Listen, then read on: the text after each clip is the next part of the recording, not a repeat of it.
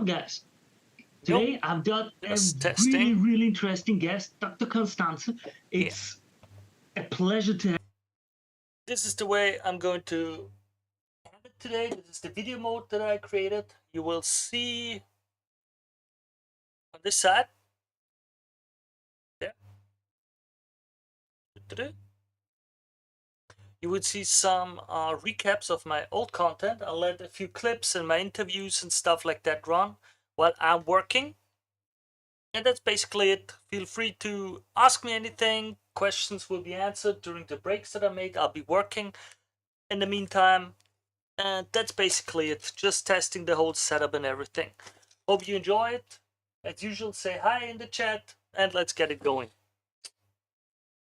Have you here to be able to interview you, to talk to you.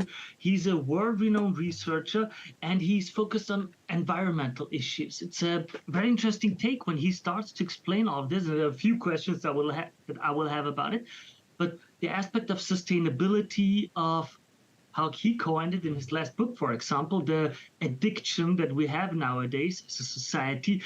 A few of those thoughts and papers really, really were interesting to me. He's done groundbreaking research and topics and works, and I would really, really like to welcome him now. Dear Constanze, it's a pleasure to have you. Thank you very much for being a guest. No, my pleasure. Nice to be here. Yeah. So, for all the guests who don't know you yet, what would you say, what you do, what is your research focused on? Tell us a little bit about that. Trying to understand and manage how this complex global system that we live in functions, and how to make it better for all of us. You know, not just humans, but the rest of nature. And recognizing that we are all interconnected on this planet. It's not humans and nature as separate things. It's humans and the rest of nature. We're as much a part of nature as any other species. And so we have to recognize our interdependence and begin to understand and manage, and particularly manage that system with that, from that perspective. So, you know, I'm one of the originators of the field of ecological economics. You know, so how do we bring economics, ecology, psychology, really a transdisciplinary study of how this complex system functions in order to be able to manage it and create a better one. That's a really interesting thing you said, because that's one of the things how I got hooked into your work, how it started for me. It was the aspect of ecological economy, whereas for the viewers that don't know or that aren't aware of that, is most of our, how should I say, KPIs, key performance indicators in the economy, are pretty much leaving out a lot of stuff that should be calculated into it. Like the GDP is like, oh, our economy is growing, but at what cost is it growing? What is being used up that can't be redone, that can't be recreated, for example? How much are we losing to gain a certain amount of points, so to speak, in that system? And you came up with an idea and with different systems and works that like put these things under the spotlight. And that was really interesting to me to, for the first time, to come up with, okay, wait, what are these other costs? What are these other aspects and variables? The whole, so let's see, the whole game that we play into a completely different field. Well, I think there's growing recognition, you know, that GDP was never designed as a measure of societal well-being. It's only measuring activity in the market, you know, marketed transactions. How much are we producing and consuming and trading in markets? Like you said, that leaves out a lot of stuff, and it also doesn't include a lot of things that are marketed that should not be considered benefits, but should be considered costs. So there's a lot of work going on now to create better indicators of societal well-being, not just economic activity. One of the early ones was created by Herman Daly, called the Index of Sustainable Economic Welfare, and later renamed the Genuine Progress Indicator. And we've done some work on that. And what that does is start with personal consumption, but then it weights that by income distribution. because if you're talking about welfare versus income, you can't just talk about how much money is being produced. You got to say, where's it going? And we know in recent times, most of it's been going to the top 1% or even top 0.1%. So it's not making everyone else better off. And then it adds a few things that are left out of GDP, like household labor and volunteer work, very important things in the economy. But if there's more crime, you need more police, you need more security devices, et cetera. We don't want more pollution. We don't want more climate change. All of those things get counted as positives in GDP. So you got to subtract those out. Turns out when you do that, for most countries, GPI, the genuine progress, has not been increasing, since the 1980s or so. It's been outweighed that GDP has been growing, but income inequality has been growing, environmental destruction has been growing, and so those cancel out the positive aspects of GDP growth. And so we haven't been making genuine progress really for decades now. And I think that's just one indicator of societal well-being. It's not that still leaves out a bunch of things as well. But it gets you thinking that we've been following the wrong indicator, because our addiction to GDP growth, I think, is what's led us to continue to have those negative side effects, and they're getting more and more severe these days. So we have to stop doing that. And like I said, I think there's growing interest in doing that, and thinking about what actually improves the well-being of society. And in some cases that might be more production and consumption, but of a particular kind, a circular economy kind of production and consumption that doesn't pollute as much. But also recognizing that community well-being, that treating the environment better, also contributes directly to well-being. And we've done some research looking at, well, what's the value of all those ecosystem services that are not counted in GDP, and they end up being much larger than GDP itself. So we've got some ways to go to really implement this idea of an ecological economy and what that means, how to measure progress in genuine terms, and how to achieve those goals. You mentioned right there something that you are very famous for. After all, it's the idea of the natural capital. It's like, I understand. Would it be so nice to explain in a few words or sentences what is natural capital? What should the viewers understand of that? Because as you said, when you take that into consideration, it might be much bigger than the GDPs even. So what is it? Well, it's all of the natural ecosystems that support our well-being, both directly and indirectly. And the rationale for calling it capital, and capital is a stock that contributes to a flow of benefits or resources. So just like conventional built capital is necessary to provide human well-being, and also human capital, individual people and their health and well-being, but also our social capital, all of our institutions, all of our networks, our communities. Those are all important. And natural capital, everything else in the world that we didn't have to produce, also contribute. So recognizing that those four types of capital assets are all required in a much more balanced way in order to provide sustainable well-being, and recognizing also that they're very different kinds of assets, and how we manage them, how we treat them has to be adapted to the kinds of resources that they are. And the market, for example, does not deal well with things that are non-rival, non-excludable. Natural capital sort of fits into that category. We're not making it; we're benefiting from it. So how we manage those kinds of resources, requires some different kinds of institutional arrangements that are more about stewarding and managing this complex system rather than trying to manage it in a market context. Yeah, how I understood it, or like an example, and I would like to ask you if I understood this correctly. Like an example would be, let's take a country that is very green with many many, many trees, for example. And our view nowadays, especially in the market view, would be, okay, how much is that lumber worth?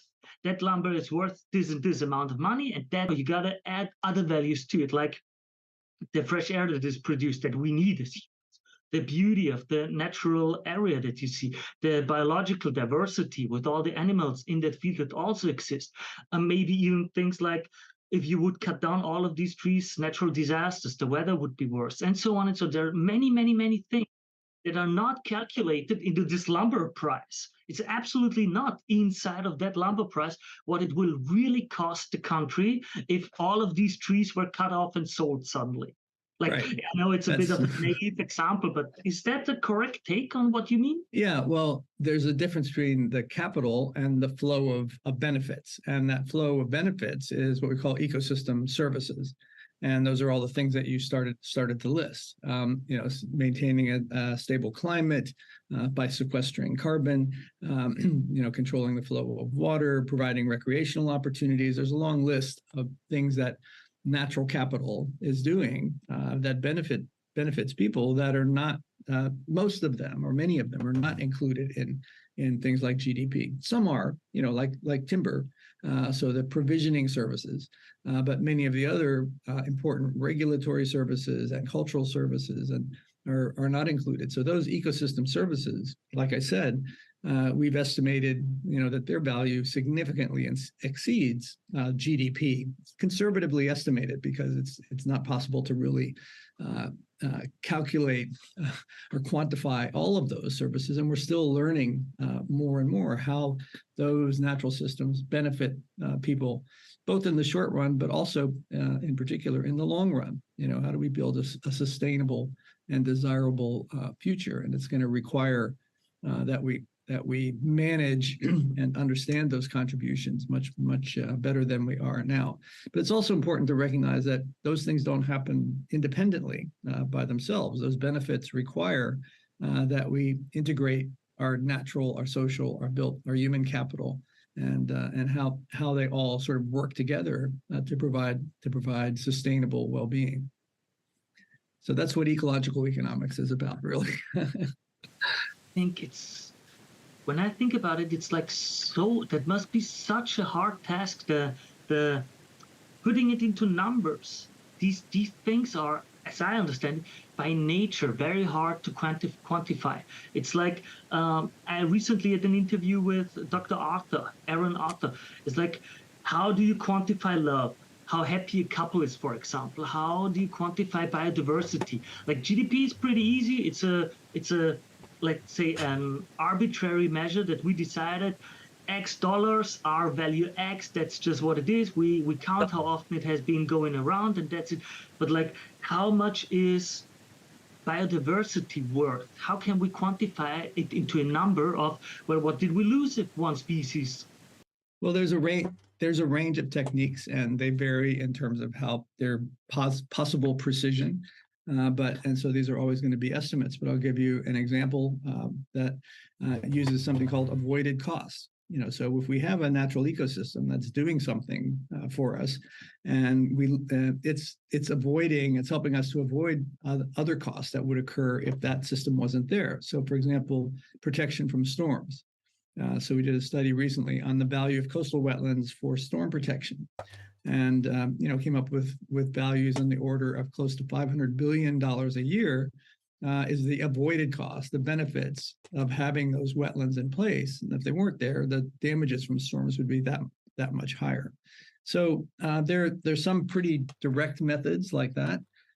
Things like replacement costs, I think, can also be used, where you say, well, if we didn't have this watershed that's producing nice clean water for the city, we'd have to build a water treatment plant.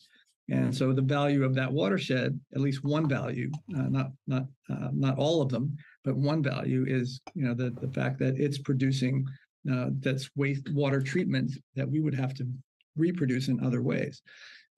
So there's a range of those kind of techniques, which I think are pretty conceptually straightforward and easy to think about how you might estimate them. And then it goes from there.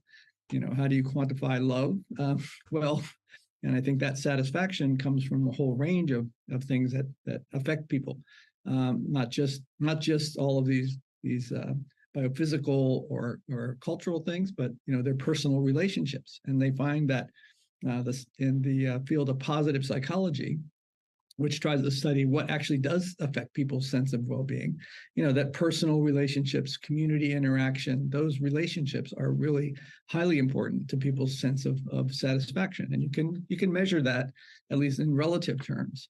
And they've been doing a lot of research along those lines as well. So it's not like these things are impossible to quantify. They can be estimated in various ways. Recognizing that you're never going to get the answer. You're going to get an approximation. But I think those approximations can really help us to understand what does contribute to well-being, and at least in relative terms, and how to improve it. It's an interesting take because just so you know, one of my experiences is talking with entrepreneurs or people who own businesses, and I help them with consulting a bit and everything because it's like in my niche. And a few of those talks were about, okay, how can I make my employees happier? And then it's how much does it cost and how much more profit do I make when the people are happier in my team? And it's like hard for them to get like, okay, if I invest 10,000 into my employees being happier, do I make that money back? And like that's why I thought of quantifying is hard. How much money is it worth to invest into this topic? And the second thing you said, it's very interesting that you took the water treatment plan as an example, because the weird thing would be GDP would be growing with that money and with that water treatment plant, because you would need more money, you would build that thing, people work there, they would get, and so for the GDP value, it would be better and it would be growing if those natural resources weren't as available as they are, which is, of course, kind of crazy if you think about it, isn't it? So that gives you, another indication of why GDP is not a good measure of societal well-being. It's only measuring how much marketed activity, like you say. So if we had to build a new treatment plant, GDP would grow, but our well-being would not improve. And that's true for many other things as well. Like take pollination services of bees and other insects. So if they all disappeared and we had to pollinate all of those, that would improve GDP, but it's not going to make life better overall. So it just emphasizes the need to get beyond GDP as our primary goal. But I think we are very much stuck in that mode of thinking. Like you mentioned earlier, I think we are in a sense addicted to or locked in to the current system because of all the positive feedbacks and all the policies that are dependent, policies and institutions that are dependent on GDP growing. So how to break out of that addiction? How to break out of that addiction? I think is really one of the key problems that we're trying to address now. First of all, recognizing that it is an addiction, and that simply pointing out the problem and even pointing out the solutions is not necessarily enough to get behavior to change. You've got to take a more nuanced view of what's actually underlying that behavior and how to modify those and what kind of therapy really is going to be effective in making those behavior changes. I would like to ask you something there, because I'm of the younger generation, yet not completely young, I know, but from the younger generation. I'm curious what you think, since you've been researching this for many, many years by now. What is your personal take on how it has developed over this time? Because if I compare it, like for 100 years ago, we didn't even consider environmental issues. On the other side, like the ozone hole, and the world got together and found somewhat of a solution with no FCKW anymore. Like we took care of some things, even if they're too slow. Do you think that over the last 30, 40, 50 years that we have developed into the right trajectory, even if too slow maybe, but that there is hope that people understand the research that you and others make and the issues that we face, where it's like, just a big oil tanker that has slowly to change course? Or do you think, no, it hasn't gone into the people's brain at all how important it is, and that we're still at step number one with, as you say, we only care about GDP and people don't even understand yet that we have to move past it? Like, where do you think we are as society? Well, that's a good question. And I think these kinds of societal changes happen as tipping points. They don't happen as a gradual transition necessarily. You know, there's a slow buildup and then there's a sort of rapid transition to something different. That rapid transition could very easily be to something much worse. You know, so historically, societies have collapsed, you know, because of resource depletion, because of political turmoil for various reasons. So I think our challenge today is to make that transition happen in a more positive way. And I think there is a growing recognition, as I said, especially among young people, that we're headed in the wrong direction. And we have to fundamentally change the way the system operates, not just tweak it a little bit, you know, but say, okay, we need a whole new set of, you know, what works at the individual scale to overcome addictions. And what could we learn from that might apply to the societal scale? It turns out that one of the most effective therapies, as something called with the problem, starts by engaging them in a discussion of their life goals. You know, what do they want to achieve with their life in a few years in the future? Take them out of the present circumstances and say, what are your goals? Once that's been established, then you can argue, well, is what you're doing now helping you achieve those goals, or is it headed in the opposite direction? And it can help to motivate the very difficult changes that have to be made to overcome the addiction. So the obvious analogy at the societal scale is, how do we create, you know, alternative societal goals? How do we create a shared vision for where society really wants to go? And I don't think we've done that yet, although there are some interesting things headed in that direction, like the UN Sustainable Development Goals process is definitely a set of goals that all countries in the world have agreed to, that are much broader than simply GDP growth, even though that's still one of them. But you know, it embodies, I think, a lot of the elements of a well-being economy. I think that people really want. So I think there's movement in the right direction in building this shared vision. And I think that once you get a critical mass of people sort of on board with that alternative vision of where we want to go, and not the conventional business as usual vision, then I think the process can begin to shift, and it can probably shift quite rapidly. You know, we elect a different kind of politicians that are really, you know, bought into that vision, rather than the ones that we have now, who are supporting, you know, fossil fuel subsidies and the kinds of things that keep us locked into the system that we're in. Absolutely. That's very interesting take with the tipping point, and that it then happens fast. And you mentioned two things now that I think both are very interesting. The SDGs, Sustainable Development Goals. I would like to talk with you a bit more in detail in a few minutes. But first, I would like to ask you about your opinion on something. As you said, the interviewing technique for addicted people is one of the best therapeutic methods. But you also mentioned something else, like the fossil fuel money and the PR that they do and the lobbying. So I imagine it like you have that addicted person with his therapist, and the therapist is trying the best to, like, come on, let's try to make you move past that addiction.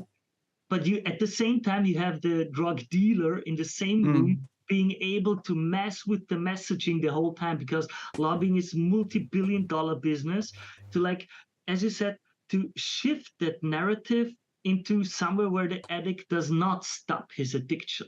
It's, after all, that's the money that's all been taken into account. What are your takes on that kind of issue? Is there anything, like, I don't want to be negative, I want to be an optimist, I want to have a hopeful view of the future.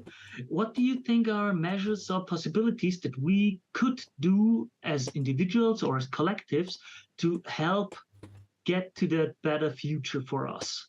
Well, I think it has to be as a collective. I don't think there's anything that any one person individually can do.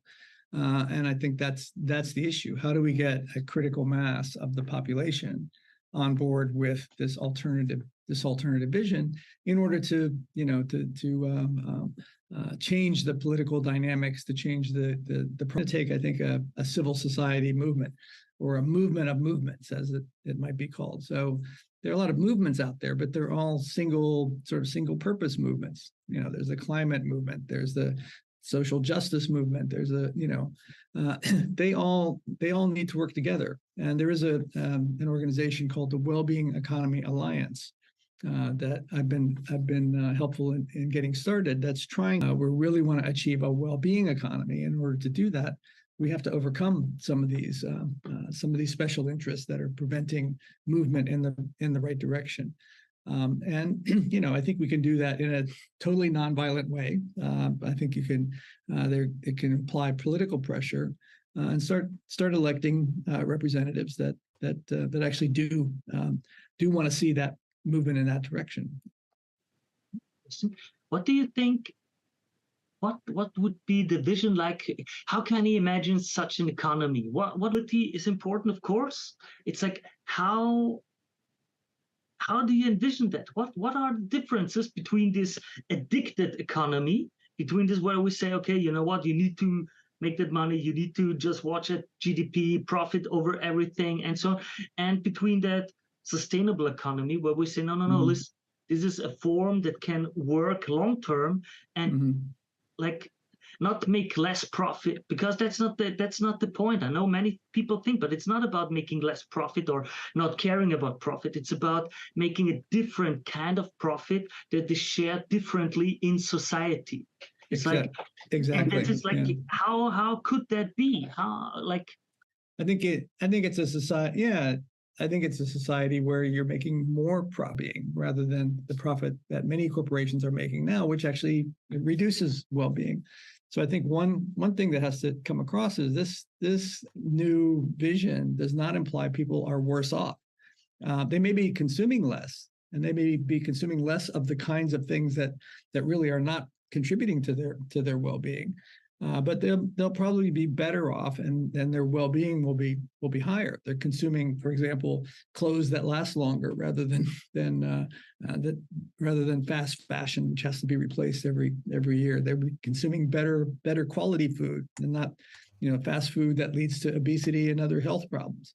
So I think quality will go up. And in fact, profits can increase in situations like that, even though the level of output can actually go down. So the details of what that world would look like, I think, are very important to communicate with the general public. And I think that's one of the missing elements too. How do you engage people in thinking about what life would be like in that kind of world, and why that kind of world would be better, would be happier, would be a higher state of well-being than the situation that they're in now, or where we're headed towards. Even though consumption levels might be lower, their well-being will be higher. How do you present that? So we've been working with filmmakers and others, that in ways that you can sort of present it. There would be less inequality. There would be more, life satisfaction might be higher, but list of bullet points. But that doesn't really engage people, I think. That doesn't make them feel, yeah, you need to see, well, what is that going to feel like? What would life be like? Am I really going to be happier in that kind of world? And so I think that's a challenge going forward. How do we present that? So, if we just had some and better future, I think that would help. But, some ways to engage the general public, because that feeds back to, well, if you could do that, then you could, increase to the critical mass of people that share that vision, that really want to see that kind of world created. It seems a bit like the old science fiction movies had more of that utopian future vision, like Star Trek, but like, okay, what is your talent? What do you want to contribute to society? Like, yeah. Of course, it's always with these technological miracles, so to speak, but it's gotten rare in the last, I don't know, 1 or 2 decades in the media to have anything like that portrayed at all, it seems, weirdly. I don't know why. Well, it's like, there's a good book that just came out by Kim Stanley Robinson called The Ministry for the Future. I don't know if you run across that one, but he talks about, and in a very realistic sort of way, what could happen to create this the world where climate change, is addressed, and many of these issues become can be handled. There was a film called 2040 that came out not too long ago. Kind of, I think, a few of these kinds of efforts going forward. But I think that's what we need to really get to that tipping point. That's cool. And now I would, because we don't have time forever, I would like another question that's personally for me something confusing or worrying. You use the word of stewardship in your papers and in some of your works. And to me, it's always like a very curious question of nature is such a complex system. Like we still don't really know a lot of things. And the last few times, or like in these totalitarian systems, like in China back then, and in Russia and Soviet Russia, and also can we as humans become careful, observant stewards of something as complex as the world, even though in some kind of capacity we have to evolve as a society into this role? It's like, how do you think, can we do that, and what should we watch out for to make as few mistakes that have as little consequences as possible?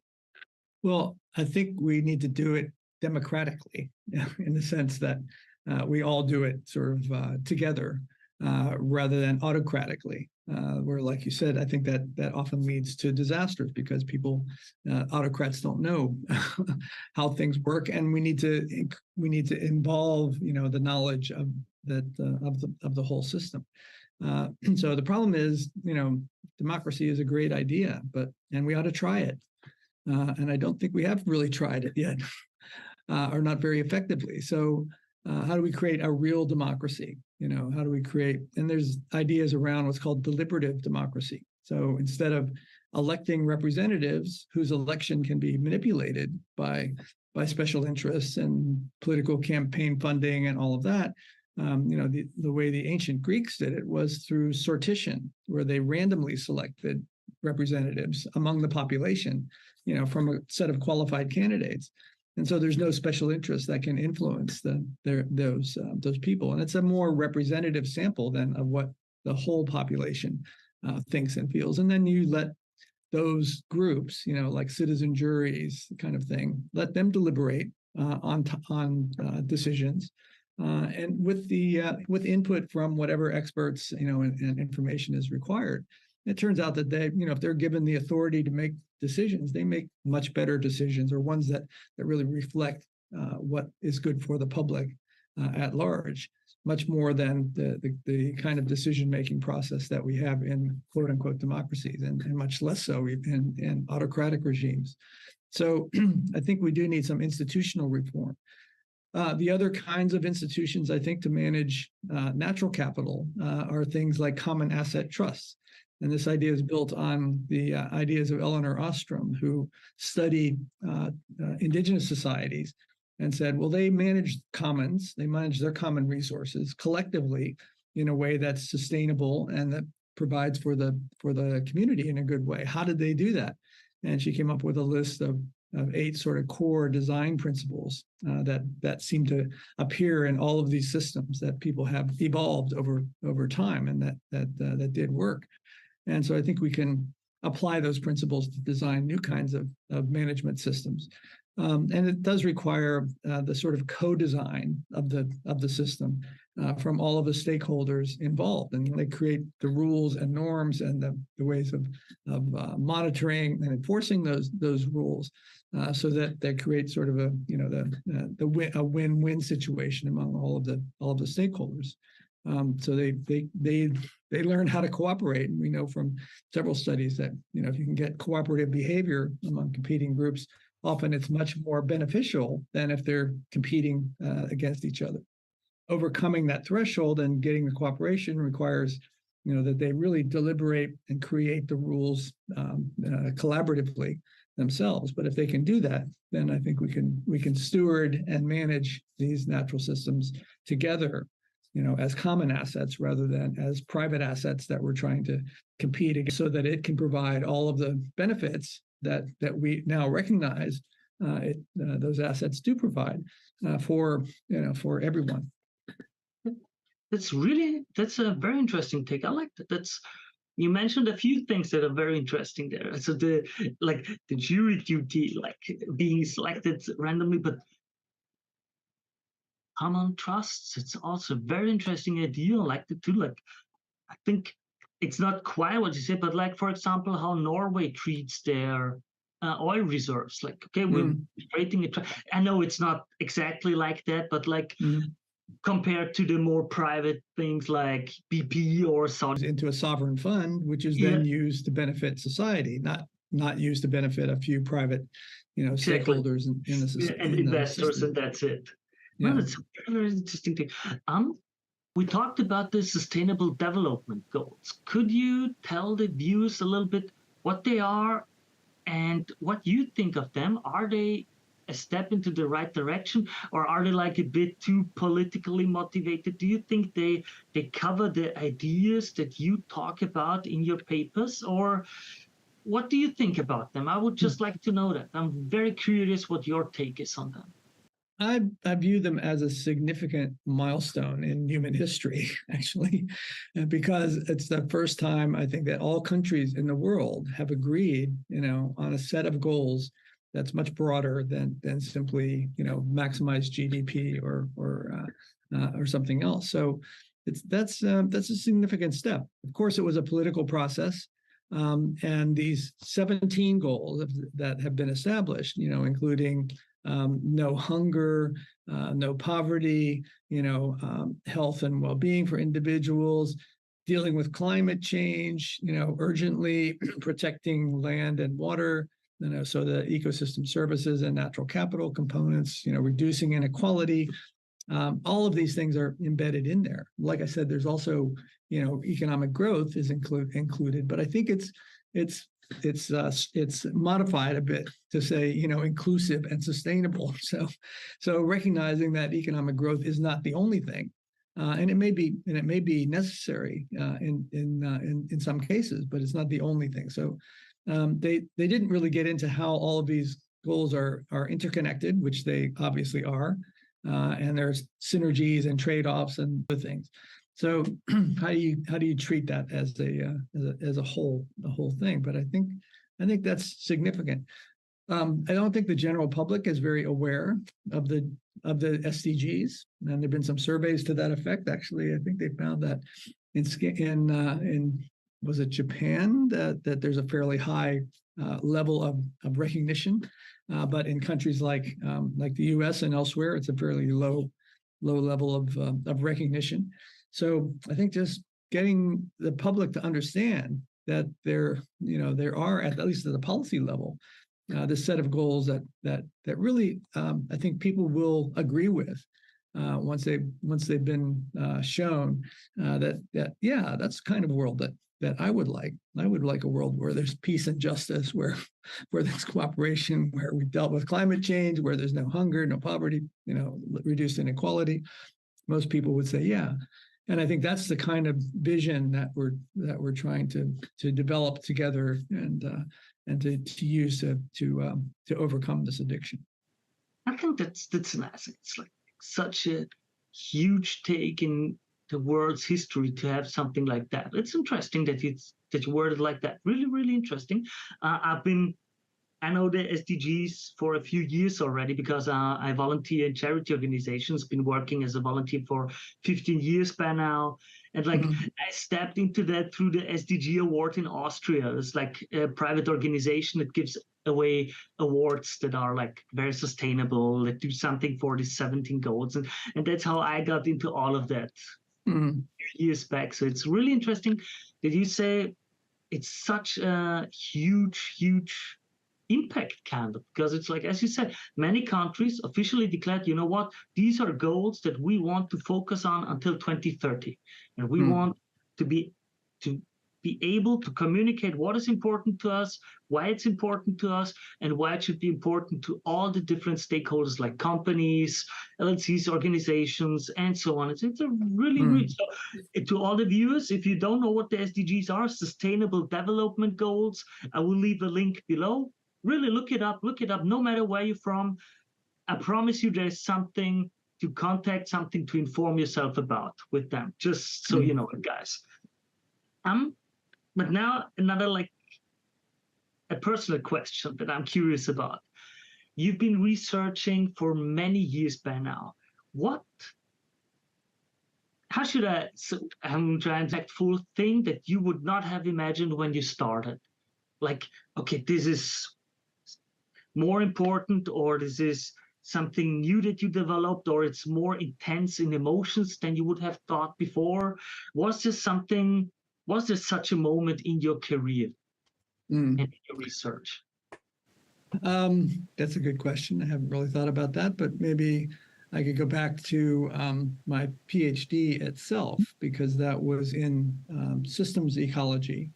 And so I think opening my mind to the idea that the world is a complex system, that it's all interconnected, that we can't understand it, just looking at the individual pieces in isolation.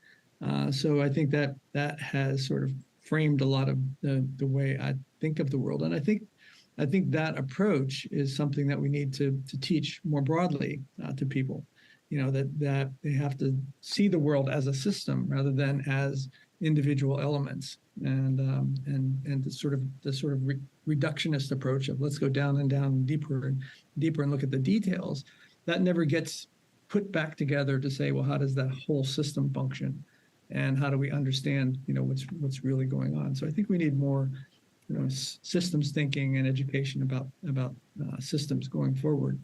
And then the paper that we did in 1997 about the value of the world's ecosystem services, going into that, I wasn't aware of what value was going to come out, and it ended up being quite a large number, and again, conservatively estimated. I also wasn't prepared for the sort of level of feedback, both positive and negative, for that study, and the amount of attention that it's gotten since then. So I think it did surprise me a bit that it got as much attention as it did. But yeah. Wow.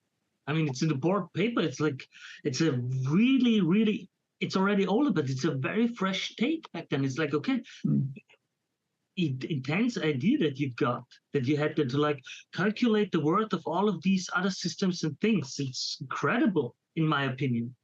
Really, really. For anyone, I will also link the study and the paper below. Take a look at it. It's a really eye-opening way to look at all of these things nowadays. I think it's really interesting. Constanza, Go ahead. I sadly have to say it's getting tight. We don't have that much time left anymore. I thank you very, very, very much for your appearance, for taking your time for this interview. I thank you very much, and wish you just the very best. Maybe you want to say something to the audience before we cut it off, but I want to really tell you thank you very much for taking the time to answer some of my questions. Thank you. Yeah, the future. And so let's create the kind of future that we want. And to do that, we have to first envision what that future should look like. Thank you. So, next article is from Microsoft Bing blog directly. Yes, Bing is a search engine. It's important for those who want. So, today we start with website migration SEO best practices to preserve rankings and avoid common pitfalls. What does that mean? Often we have to migrate with our website from another domain A to domain B, or do something else with the page if we have created a new page or something. It could be the same domain, but still there's a few things that can be done. I'm not sure which of the two this is going to be about, so let's go through it directly.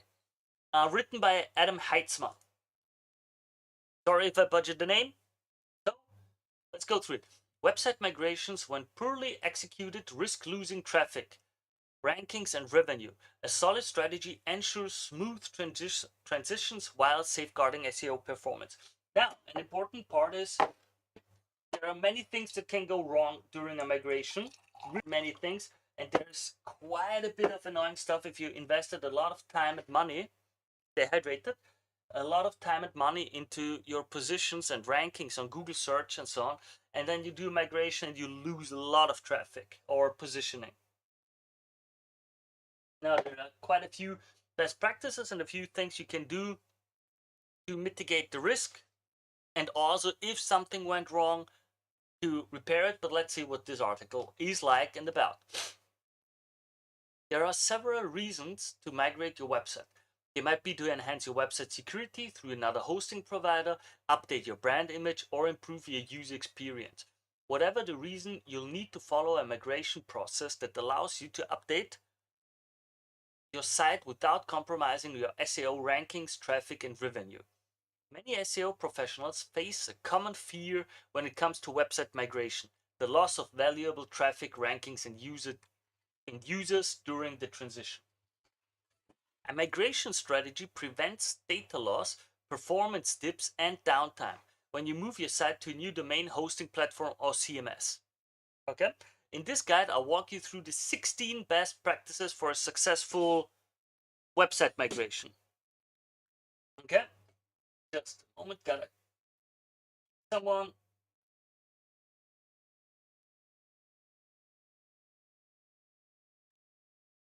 So, kick. Shame. If so many bots on these platforms, it's insane. The website migration process, a 16-step checklist. Oh, and by the way, I see all of your comments in the chats, but I have disabled it for now because last time I was told it's a bit confusing if I allow the chat to be seen in the screen. So for now, I cut it out. You can tell me if you want it to be included again or not.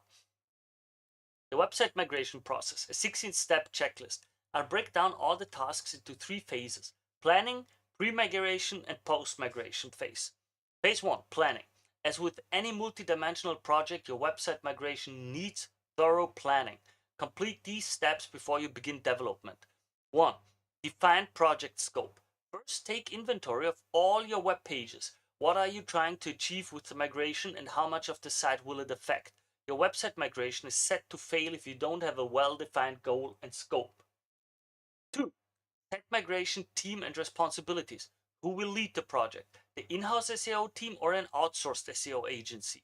If you're managing the project internally, be sure to set up a project management framework so everyone can keep tabs on tasks that belong to them. Okay? Legit. Just get it done and organized well so everybody knows who has to do what, when. Okay. 3. Manage cross-department and stakeholder expectations. Which other departments will the project impact? Identify all stakeholders involved in the migration process. Alongside the SEO and dev teams, this often includes designers, IT staff, quality assurance testers, content managers, product designers, and marketers. It all depends on what your company is and how many department needs to be involved in any activity like website migration. You can schedule a meeting to explain why you need it and what you aim to achieve. This is also an excellent opportunity to gather feedback on the specific needs, which could help you choose a better domain or CMS that serves your future needs. Tip: be transparent about the migration process and what they should expect in terms of functionality, design, and performance. And also warn the client or the boss or whoever it is that you're talking to that it is very likely that for a while the traffic will be down. It's just very, even if you did everything correctly, it might take some time, 4 to 12 weeks usually. So even if it was done properly, you might see quite significant drop of traffic, like 10%, 30% easily. Okay, it usually goes up again to the old values in a very short time. Define your timelines and launch date. Ideally, your new site should go live when site traffic is at its lowest, and your team has the capacity to respond to any unforeseen hiccups. Exactly. Don't do it like at the day of or the day before a big big marketing move or something like that, or some big email campaign, or like like like just anything that would draw in many people that you pay for, even worse with advertisement, and then the page doesn't work because of who knows what. Choose a day that has the least impact on your business. This can be during off hours or when you have little to no low business activity. You can also do it batch by batch rather than migrate all your pages at once. Phase 2, pre-migration stage. This is an extension of the planning stage. It's where you set the foundation for a smooth transition and minimize during or post-migration risks. Okay, run a detailed risk assessment. Audit your web pages to spot potential issues before, during, and after migration. This could be traffic loss, disrupted user flow, broken links, or other technical SEO issues. Rank these risks by their impact on your business using a simple low, medium, high scale. Then tackle the most critical first. Then create an effective mitigation plan to minimize the severity of the risks. Some effective techniques are: backup all content, metadata, and configurations before migration. Use a risk assessment matrix to measure the risk involved in the website migration process and its impact on your business goals. Use a staging environment to test changes before it goes live. Implement 301 redirects for all the change URLs to maintain their SEO value. Okay. Another point I would say and put in is, it was mentioned, but really think through it, brainstorm it, and consider what are the different steps that we have to do, and then create a checklist for it. I love checklists. I love working with checklists. And to me, in my business and in my projects, a checklist is only good if I can give it to a trained monkey and say, here's the checklist. I don't want you to think about anything. Just get this solved. Just make sure that this is checked. And so you have an SOP defining each step, what it's done, which tool to use, how it's done, and so on and so on. I personally prefer even doing little videos about it, so that internally the team has these videos about, oh, how is this supposed to be done, so that you could theoretically give it to a new hire and say, hey, here's everything you need to know. I don't need to talk a single word with you. Just get this job done. Everything is listed in here. For example, a few clients of mine were pretty surprised last time when we did a live event, and I pulled out my checklist for the live event, and it was like over 1,600 checkpoints. They were like, oh, that's a lot. And yeah, it's a lot. Of course, it's a lot. You want to have everything done properly. But just as an example, take your time, really be willing to go through it step by step by step by step. Each little counterpoint so that you have checked, checked, checked, checked. Define performance benchmarks and setup tracking. Build a detailed picture of your site's existing performance so you have something to compare your new site with. At this stage, it's a good idea to back up your existing site in case you need to restore it during the migration process.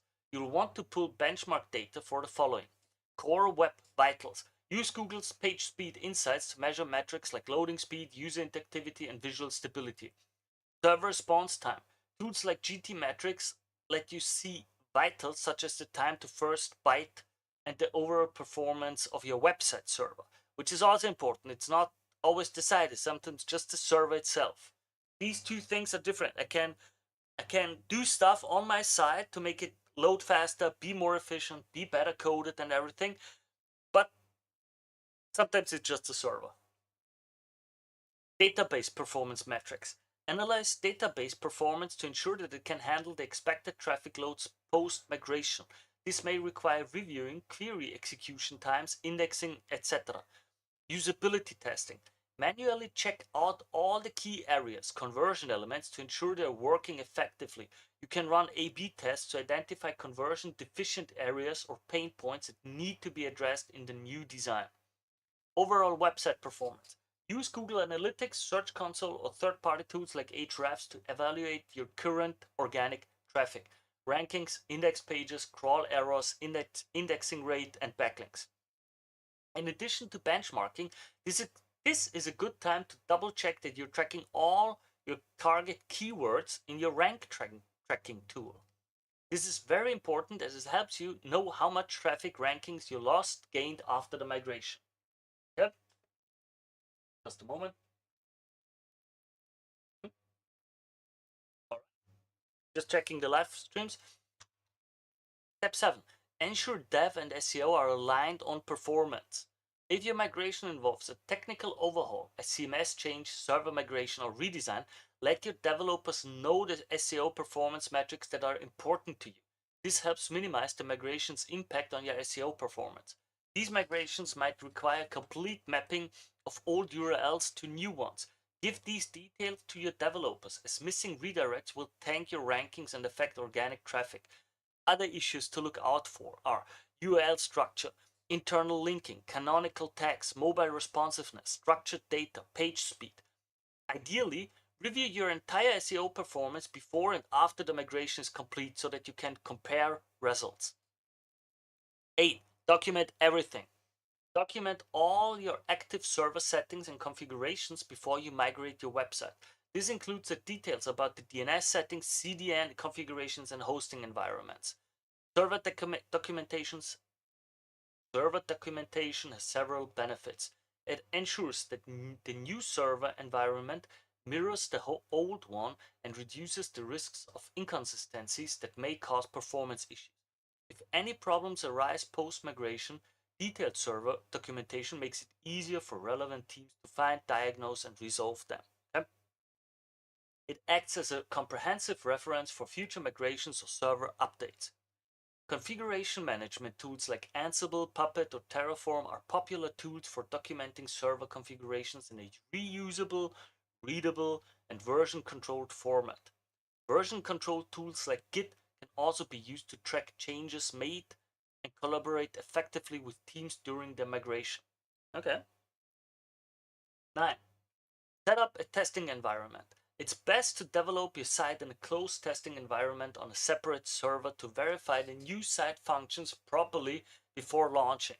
This is called a staging website. Okay. Often agencies that are good will do that. They put the whole website, the whole page on another server and go through it there, test the links, let the crawler, let the bots run through it, test it by hand and everything. And only if all of it works, only then will they move it over to the server that it's supposed to be on. It is a clone of your website where you can try all your functionalities, themes, calls to actions, plugins, etc., without disrupting operations on the live website. A staging website also allows you to identify and fix any potential issues or conflicts before the migration process. Of course, you'll need to block public access to the testing environment and prevent search engines from indexing your new pages too soon. You can either create a robot.txt file to block search engines like Google, add the no index tag to your new URLs, or set up password protection in HT password. It looks like this. Meta name, Robert. For details, those who want to go into detail of how to set up the robot.txt and everything, feel free to leave a comment below. I can go through it in a live session once if you want. Once you have this all set up, run a technical SEO audit on the staging site to find and fix issues before migrating to your live site. Watch out for little foxes like broken site links, missing alt text, meta titles, duplicate URLs, etc., and fix them before migrating to your live website. Third-party SEO tools like Ahrefs, SEMrush, or Screaming Frog can help you achieve this. Tip: ensure you have a recent backup of your website after the clone. This way you have a version to revert to if needed. Seen it a few times, people just delete the old version. Bad idea. You want to keep it, like for a long time. 10. Conduct a content inventory. Now it's time to build a complete overview of your existing content and pages. The content inventory lets you identify if anything goes missing during the migration.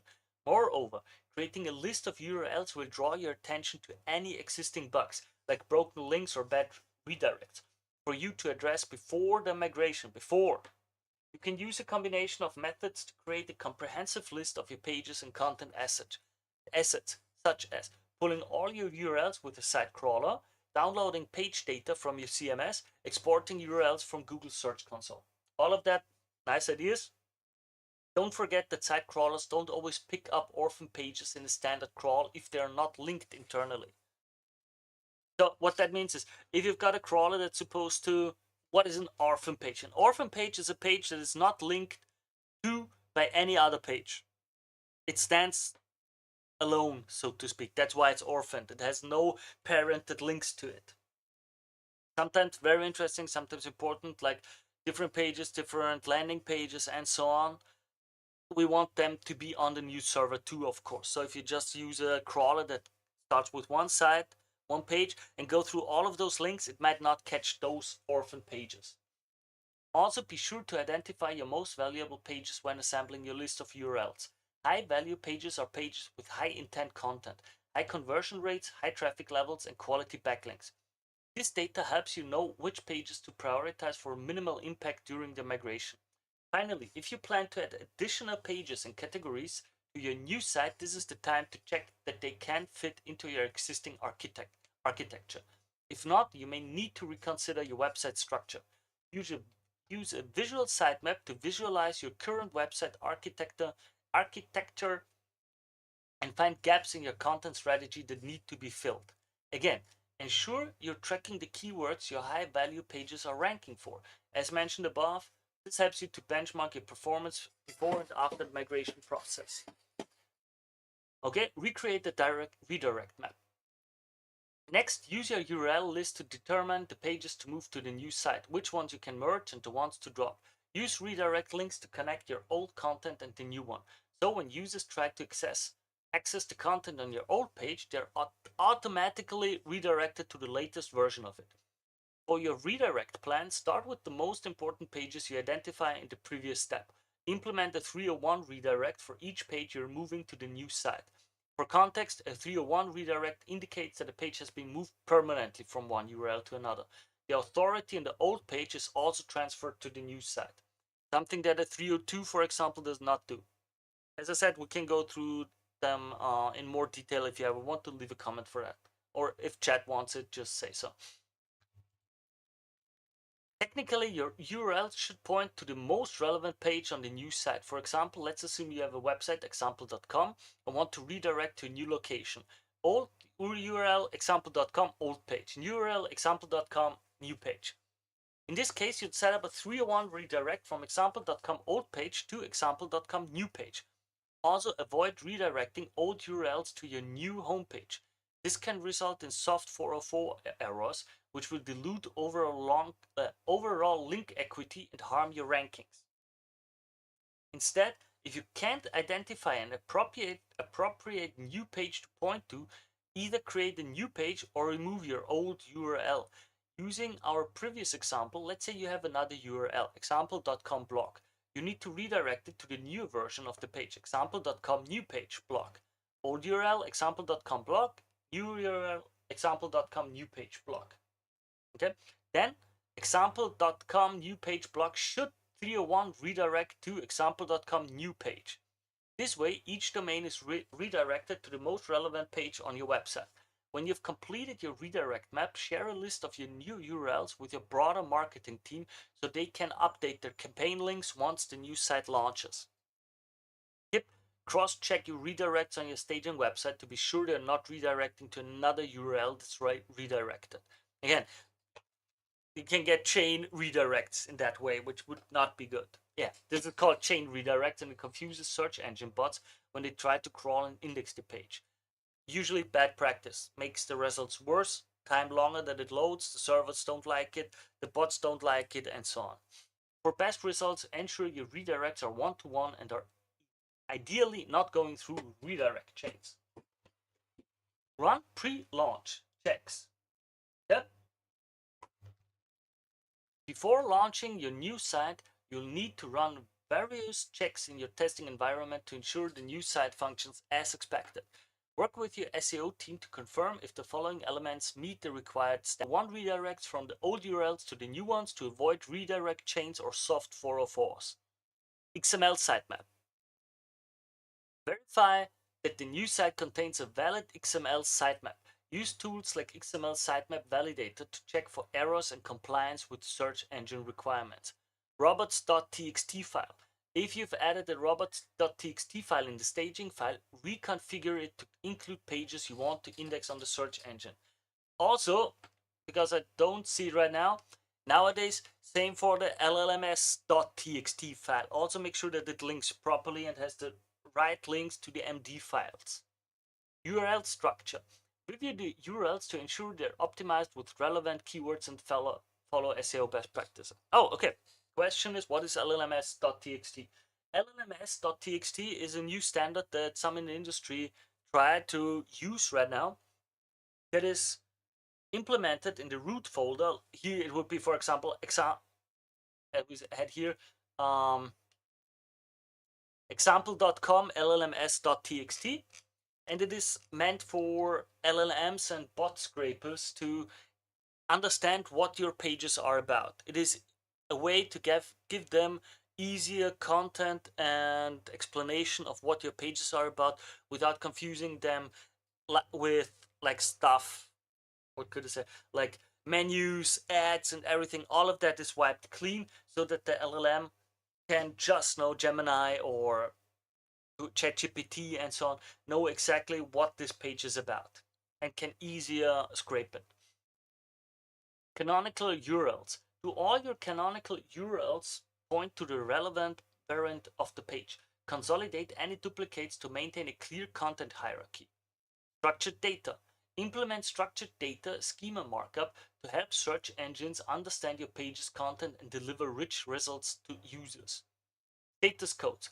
Check the HTTP status code for all pages to ensure they return the correct responses. Address any 404 errors or other related issues immediately. Internal linking. Internal links create connections between your web pages and distribute link equity. Review all internal links to ensure that they are intact and redirect users to the right content.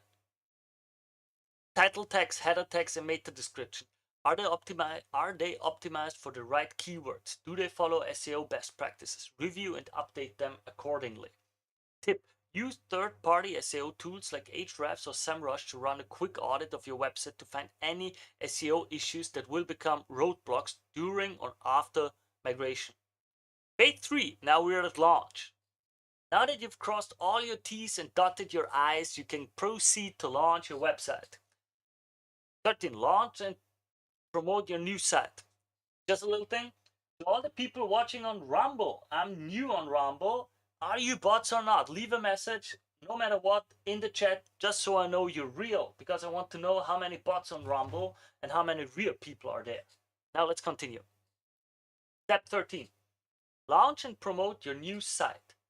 When your site goes live, you'll need to lift any user and search engine restriction you set up during the development phase. Remember, the quicker you implement the migration, the better. Little thing here, watch out that you get the robots.txt clean. I've seen a few migrations in my lifetime where the people copied from the staging site and copied the robots.txt that has no index for all of the sites. Big mistake. Your site will temporarily go offline during the migration, so minimizing downtime will reduce the impact on traffic and revenue. Remove all the limitations you've placed on the staging site so that search engines and users can access it. This includes robots.txt. This allows no index tags and password protections. Also, ensure your DNS records point to the right server after migration. Also a mistake that's happening way too often. It's also a good idea to plan PPC campaigns to coincide with the site launch. Not only will this spread the word about your new site, but it can also help make up for the short-term organic traffic dips you experience during the migration process. Phase 4. Migration. I gotta say, I'm not sure about the PPC campaigns, because if you pay for it already, I personally, just my opinion, I prefer to have a bit of a time buffer between going live with the new page and doing any paid ads, because the paid ads would be thrown out and burnt money if anything during the migration worked badly and the page is not up to snuff. Just saying. I personally prefer migrating, doing another complete checkup, complete once more through all of it.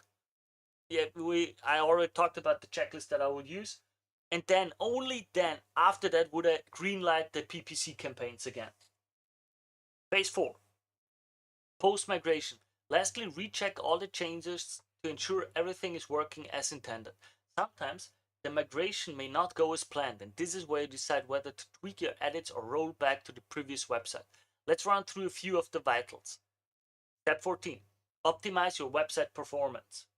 Monitor the new website closely to verify if everything is working as it should and check critical aspects of the site, including your new robot.txt file, XML sitemap, usability, and analytics. Also, check your website performance compared with your old site. It's natural to experience a dip in performance for a while, but as the weeks go by, your rankings and traffic should return to the original level. As I said, usually like 4 to 12 weeks. To optimize your website, use website caching to store content data so users can access it faster, and use a CDN, content delivery network, to reduce latency and improve content delivery time. For best results, minify your JavaScript, CSS, and HTML files to improve content delivery network CDN performance. You can also use IPv6, Internet Protocol version 6, to improve routing efficiency and reduce content delivery times. Optimize your database systems to improve query speed, user experience, and overall website performance. Best practices such as proper indexing, data tables optimization, query restructuring, materialized views, vertical scaling, etc. can help the database handle complex requests without downtime. Learn more about database performance tuning. You guys want to read a bit about that later on? Well, step 15. Update technical documentation. Now that you've launched your website, you need to revise your technical documents to ensure it's accurate and up to date. This documentation guides the migration process and can mitigate risks such as duplicate lost content, missing broken links, etc. Also, it allows for faster collaboration between cross-functional teams and stakeholders. Your documentation should include a spreadsheet or a map of your 301 redirects, including the old and the new link. An updated XML sitemap that lists all necessary pages. This is important for search engine indexing. Title tags and meta description for all pages on your site. A report showing performance metrics before and after the migration. You can also add your primary keyword rankings as well. The state of your robots.txt file to ensure only the right pages are indexed and on the search results. Step 16. Implement basic maintenance practices. Lastly, set preventive maintenance practices to keep your website functioning properly after the backup. This helps you catch and resolve potential issues before they become a bigger problem. Use third-party SEO tools like Google Search Console, Screaming Frog, Ahrefs, SEMrush, and so on as monitoring systems to track your performance metrics and detect anomalies that affect web performance. These tools also give insights into your user activity on your website and your overall performance strength on the search results. Tip: since migration impacts search user experience, recrawl your new site to ensure it's performing as required. And if your key performance indicators, key KPIs, don't improve, troubleshoot the causes. This could include pages on your old site are still being indexed, slow load times, bad redirects, missing internal links. Activate specific alerts on Google Search Console to highlight issues that could affect performance so you can fix them as soon as they occur. Final thoughts: website migration can be a complex undertaking. Following the above steps will set you up for success and allow you to prepare, execute, and monitor your migration while minimizing associated risks. VIP contributor Adam Heitzman. There he is. Does he have? Yeah, he has them. Well, that was an interesting article, a bit basic, but I know sometimes I go through a bit more basic stuff because it helps the newer viewers. Also gives chance for me to reflect and maybe say something. I hope you liked it in general. So if you like what I do, if you like that I go through stuff, you can like the content, you can subscribe to the channel. It's just 1 or 2 clicks. It's the easiest way to support this channel, and I will just leave a little nice. Yeah, I want to follow him. Article on. I think we can post stuff on the internet and be nice to each other. Like if someone did something nice, we can do it. Yeah.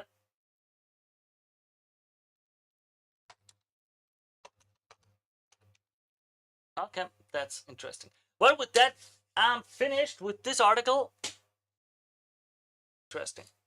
Amazon pulls out of Google shopping ads. This is an interesting header. This is an interesting information written by Anu Adekbola. Sorry if I butchered the name. So, Amazon's disappearance from Google Shopping is reshaping ad dynamics. Will competitors capture cheaper clicks and greater visibility? Amazon has abruptly exited Google Shopping ad auctions, a move with significant implications for Alphabet's ad revenue and retail advertisers worldwide. Mike Ryan, head of e-commerce inside SMEC, calls the shift colossal and compares it to the dramatic pullback Amazon made during the pandemic lockdowns. What's happening? Ryan said about the news, Amazon has made a dramatic international exit from product advertising on Google Shopping. They are a massive source of revenue for Google parent Alphabet Inc. and also serve as a tide that lifts all boats in terms of auction prices. So this has to sting. While Amazon has been cooling on Google Shopping for about a year, the shift from a slow retreat to a total stop is a major inflection point, Ryan added. Amazon turns off Google Shopping ads at home abroad. Amazon.com, Amazon.co.uk, Amazon.de. Wow. Now, for those of you who don't know how these platforms work, it's an auction-based thing. That means Google has a place where they can place an ad and they say, hey, who wants to get that ad? And then different people, let's say 3 companies say, hey, I want to have this ad. I'm willing to pay €1 or $1 for this. And Google says, okay, you get it for that $1. Then another company says, no, I'm willing to pay $2 for that. And Google says, oh, wait, this company, they paid $2 for it. Okay, now they get that spot for $2. And so it's an auction base. The more people want to do ads and the more people they want to see ads and are willing to pay more, the more the price gets high and Google gets more money.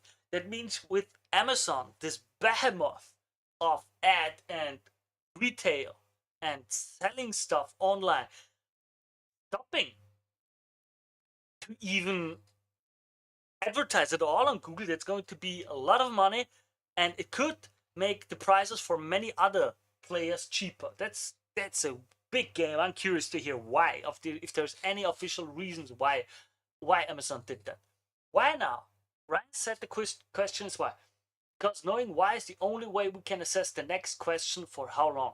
He speculated about reason ranging from Amazon's desire to cut funding to Google to potential internal shifts linked to AI or advertising strategy. Zoom out. The news might be less exciting for brands and sellers who benefit from Amazon advertising on their behalf, Ryan warned.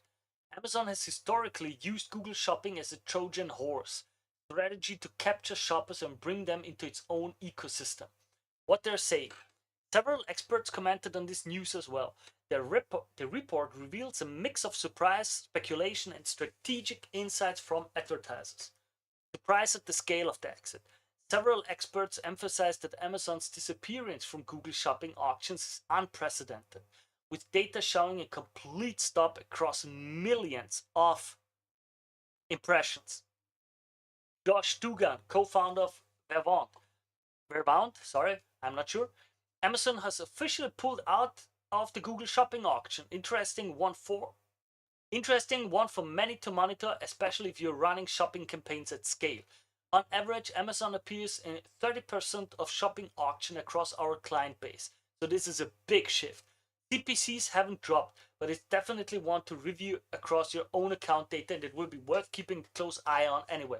See, click per cost. CPCs are click per costs. Now, is Google going to be transparent and honest about this? We will see. Like, they could pretend the price is still high. You know, they could.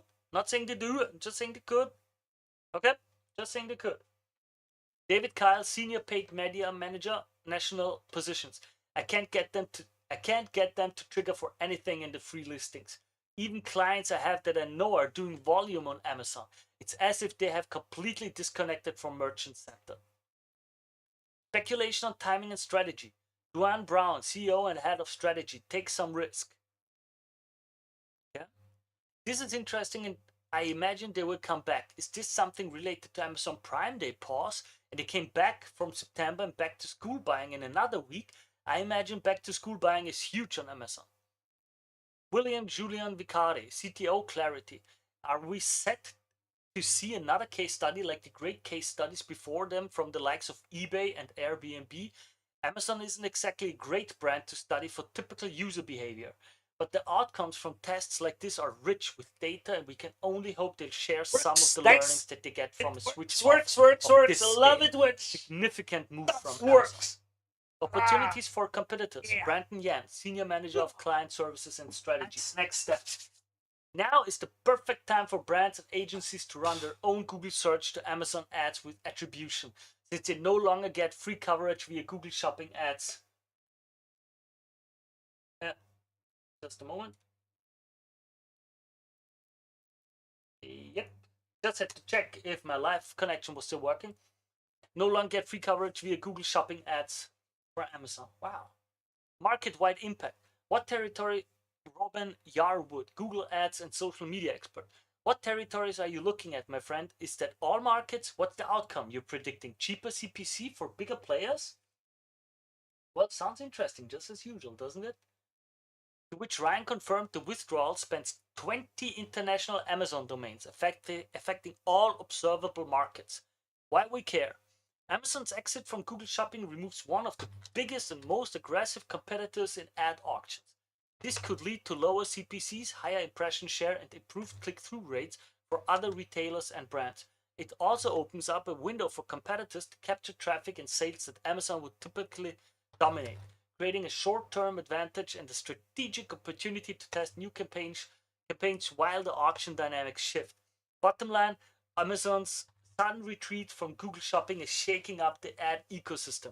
For now, competing retailers stand to gain, but the real question remains, is this a temporary pause or a long-term strategy shift? Interesting article, well written. Anu has done well. I'm gonna connect. Done well to get many insights and many different quotes. Yeah, let's follow her. I want to follow.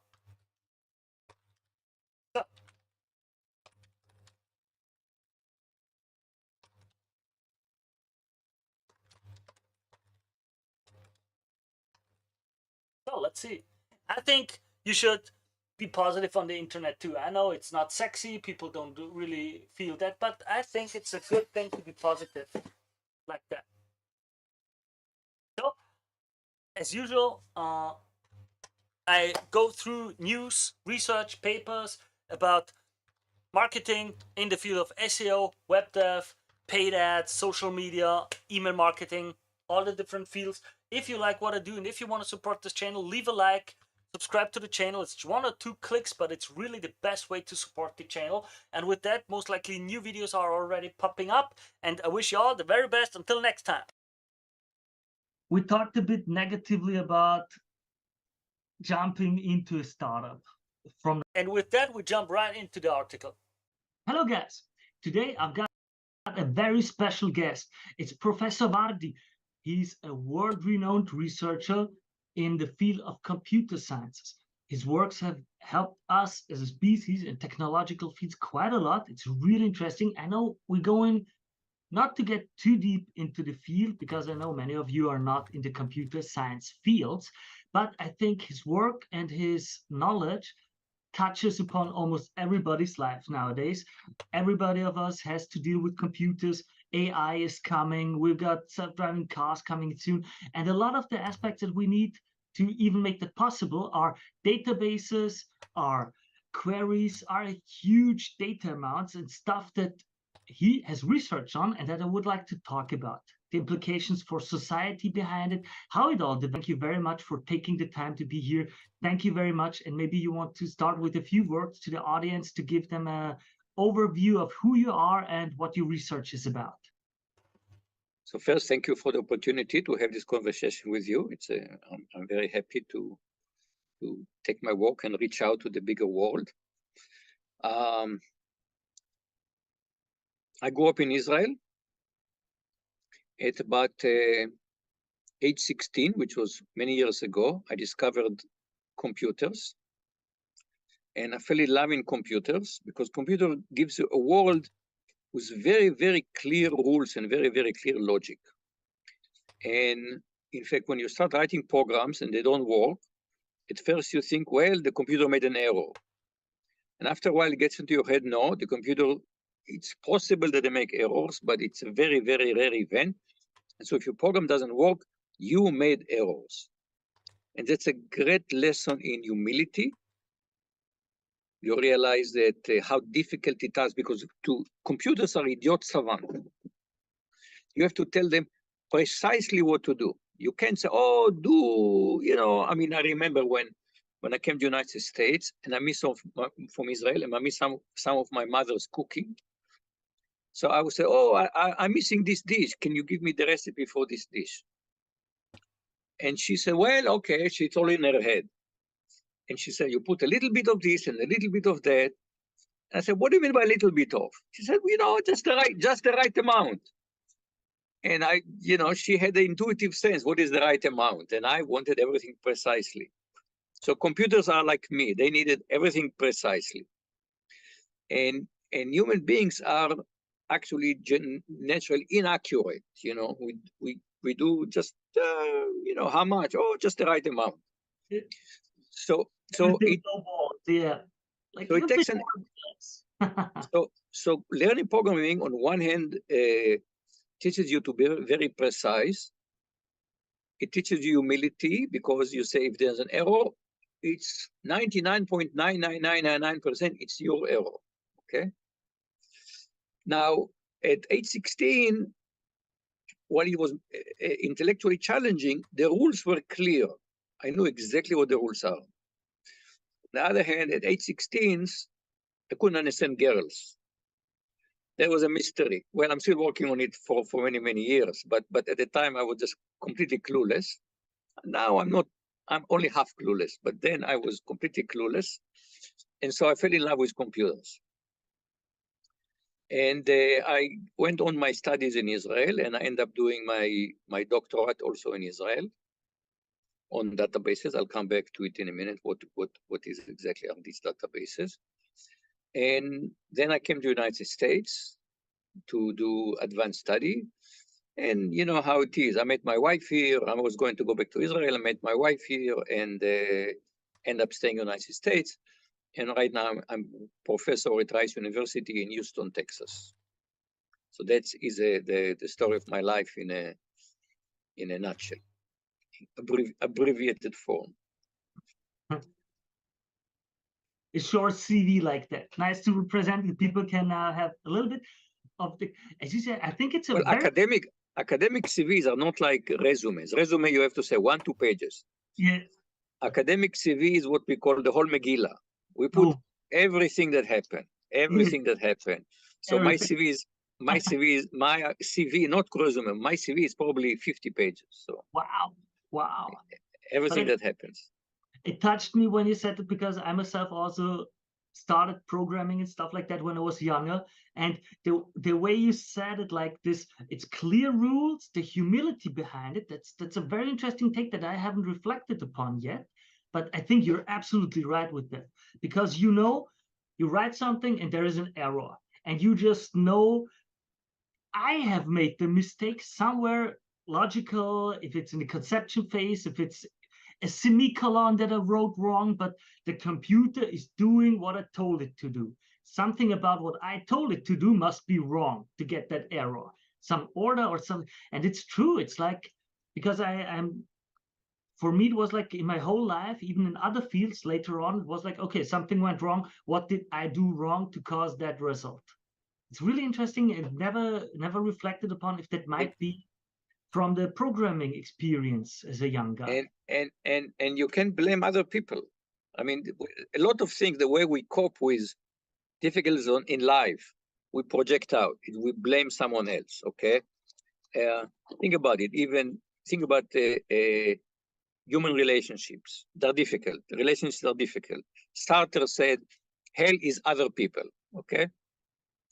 So what happened? You're in a relationship and other person does something you don't like. You get upset. And you get upset at them. They did something. But But the basic principle, and I have to say my wife taught me that, if you get upset, you are the reason for you getting upset. Now, the other person may have done something. It may be positive, not positive. But you getting upset, it's always on you. Yeah, it's your choice, your decision to It's get upset. It's always on you. Okay. And a friend of mine said, no, I don't understand it. I said, look, suppose I tell you that I think you're an idiot. Are you going to get offended? He said, yeah, of course I'll get offended.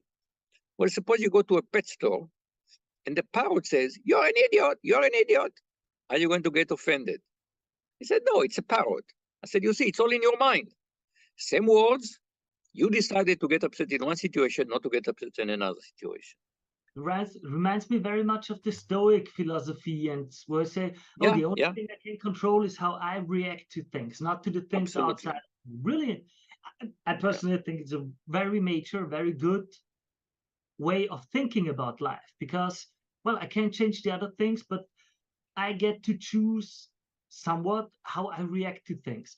Are these trouble or are these challenges? Is that really awful what happened to me, or is it just, wait a moment, it's annoying, but my life is good overall. I don't need to react as if this was a big catastrophe now. It's just an annoying moment, or it's just a stressful day at work. It's not like my life is bad because of that. And I think this putting it into perspective of the whole life and situations and so helps a lot alleviate this highs and downs of emotional trouble. It's just my personal opinion on that. So the computers are never trying to do something to you. Yeah. It does what it does. It's like the universe. Bad thing happen. Bad thing happen to good people.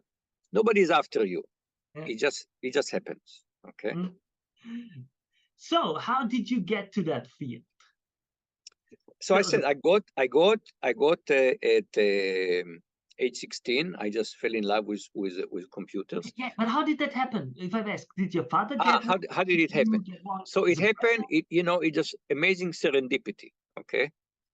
I just am glancing in the newspaper. It caught my eye, an advertisement that the Tel Aviv University is going to have a programming 1 week intensive programming course. Okay. Now, this is 1970. I know nothing about computers. Nobody has seen a computer at this point. There are computers, but our computers are all the so-called mainframes, and they are in certain what we call glass houses, special air-conditioned rooms. I mean, I've never seen a computer before in my life. I kind of vaguely knew there are computers, but I had very little knowledge. What is a computer? Suddenly you can spend 1 week in the summer intensive course on programming.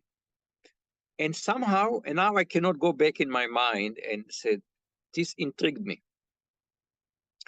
So I went to my father and asked, it was going to cost some amount of money to register.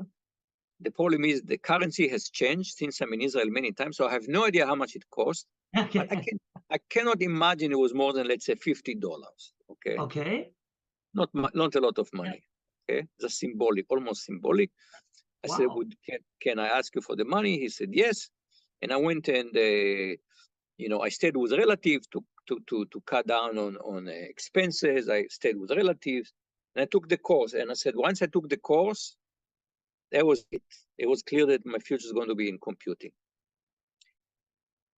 Now, academically, there were no computer science programs yet at that point. Computer science programs started in the early 70s. So by the time I go to college, which is actually I went to college about a year. When did I go to college? About a year later, I went to college. And they have a minor in computer science. It's a minor, so it wasn't even a major. So I majored in physics with a minor in computer science. Okay, because it wasn't a major, it was just a minor. Yeah. So in the United States, the first computer science program started in mid 60s. Okay, mid 60s.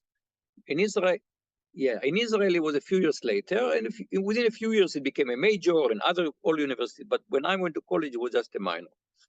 So I did major in physics with a minor in computer science, and then I had to do my military service. And then, by the time I finished my military service, now it's 1978, and now I want to go to graduate school, and now I have to decide: do I continue in physics? I said no, I'm going to computer science. So. But at that point, I went back and I went back in computer science. And actually, the 70s was a years of very, very dramatic change because the microprocessor was in the microcomputer. I just, for 4 years, I was out of this academic scene. So now I go back and there are microcomputers. And so the world has changed in a significant way. And I still look back at this young man who decided, no, computing is the future.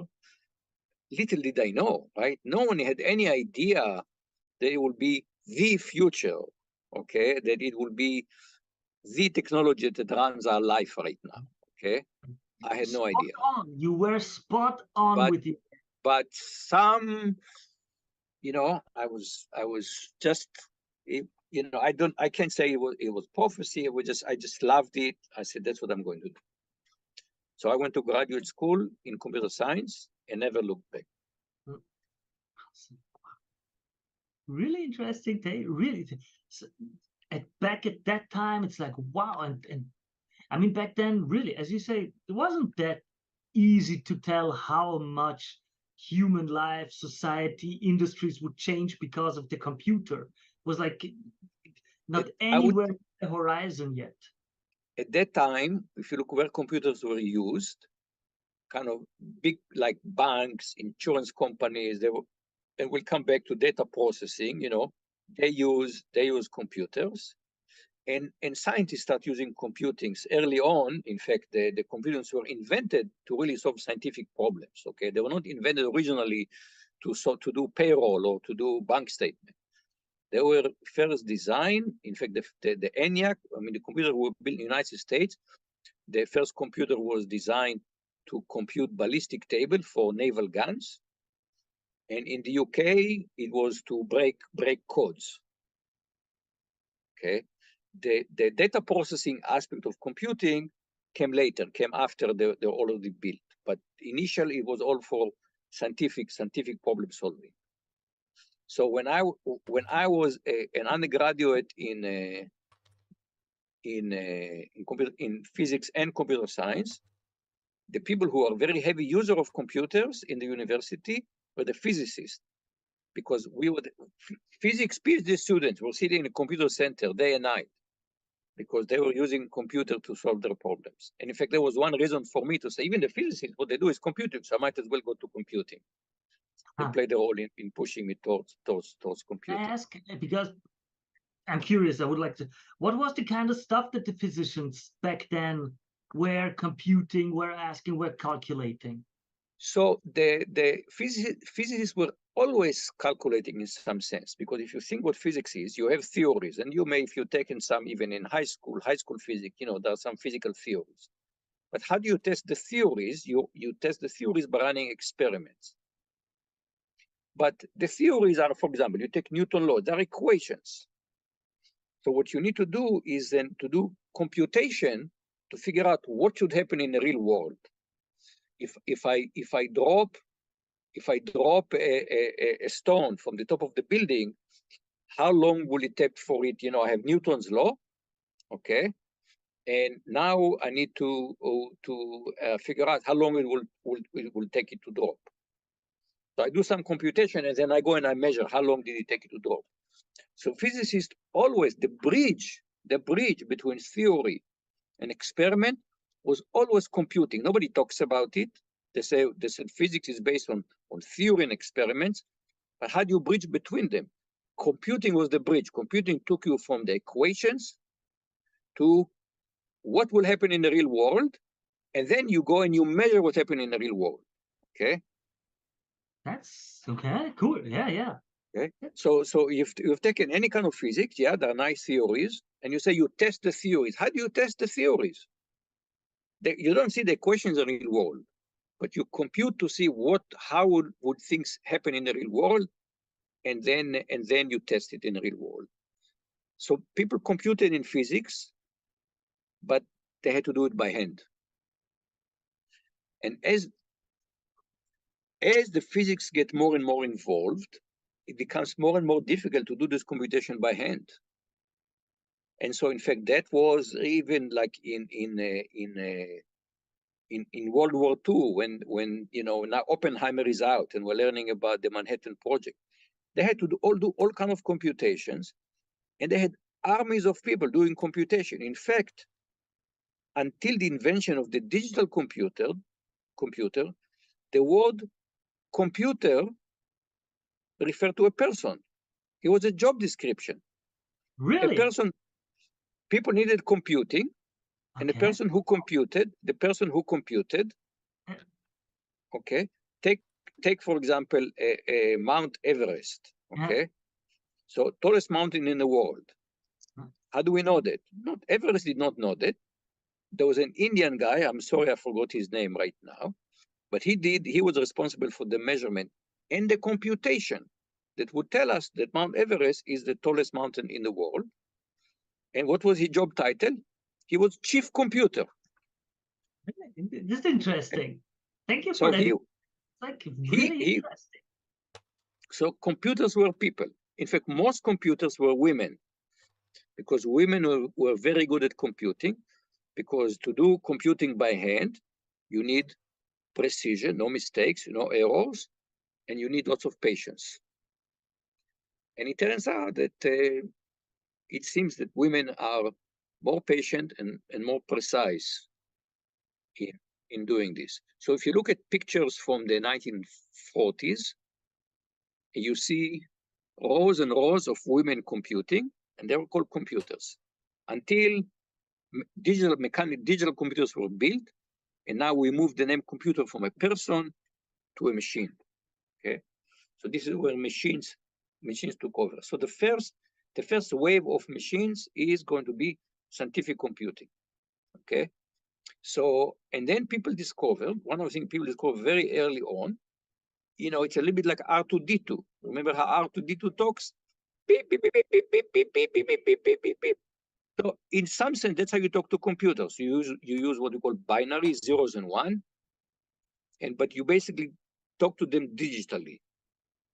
And for people, this was very hard. So people gradually start to develop what we call higher level programming languages.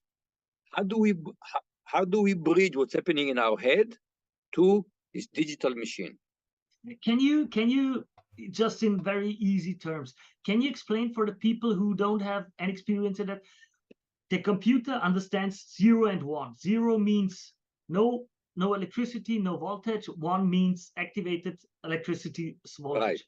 Right. How do people tell this little thing that only understands 1 and 0 what they want? Like, for example, I know we've got the assembler, and then we've got the higher languages like C#. So we got this went by sequence of steps. Yep. Okay.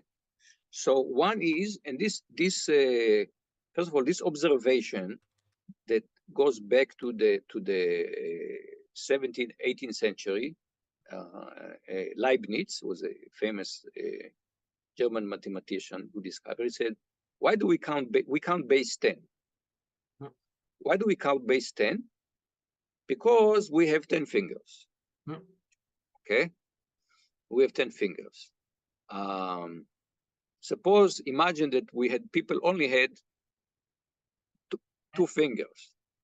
They would count base 2. So you can count in different bases. And what do I mean by a base? If you write the number 100, you write 000. Yeah. So the rightmost 0 refers to single digits. And the second 0 refers to tens, how many tens. And the third digit refers to how many hundreds. So we write 100 is 100. 900 is 900. We can write 999, it's 900. 99.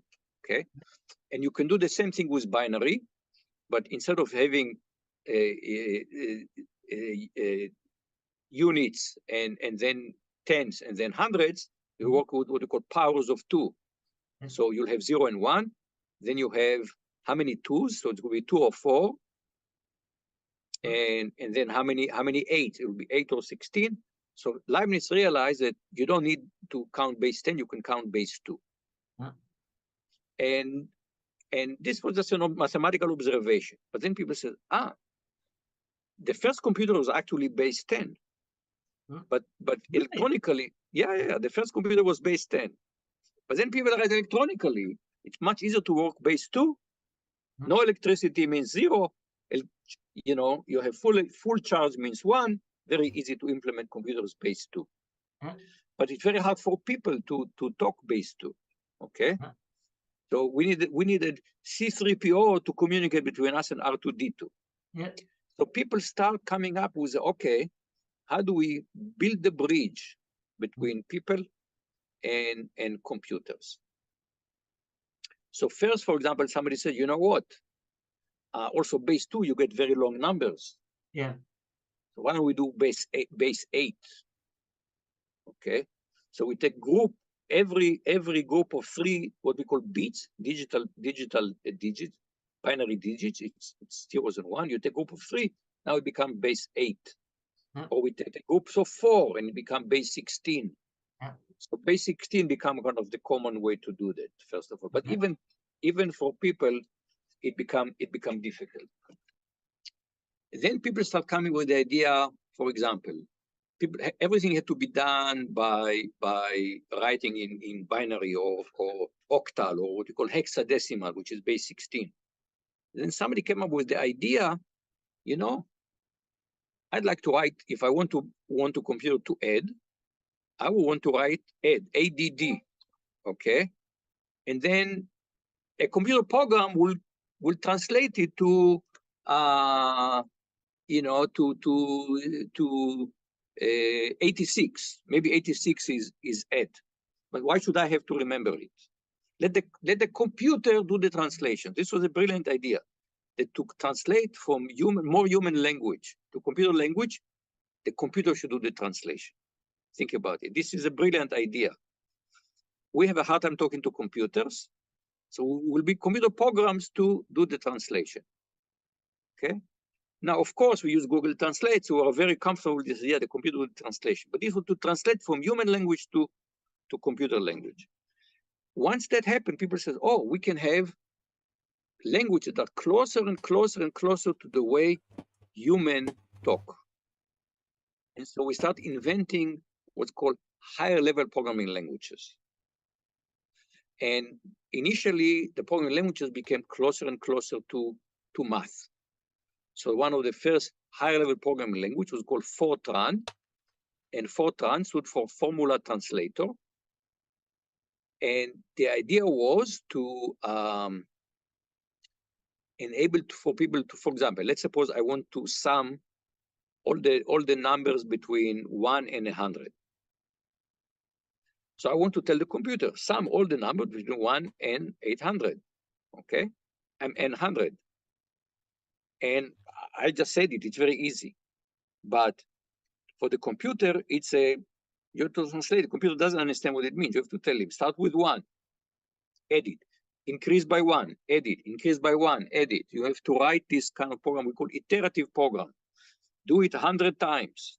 Each time increment by 1 and edit, increment by 1 and edit. So Fortran enable you to say it almost in a way much closer to how a human think. Because the difficult for us with computer is to bridge with the way we think and the way computers think. And so then this started the whole, today, one major field in computer science is programming languages, which is how to make programmers more effective. And what does it mean more effective? We want to make it, on one hand, easier for them to say what they want, but at the same time, we want the programs to be efficient, to run fast, and we want to minimize errors. Remember, errors is the thing. When you write program, one of the first things you discover, it is very, very hard to be so precise because we tend to be, human beings are sloppy. Really interesting.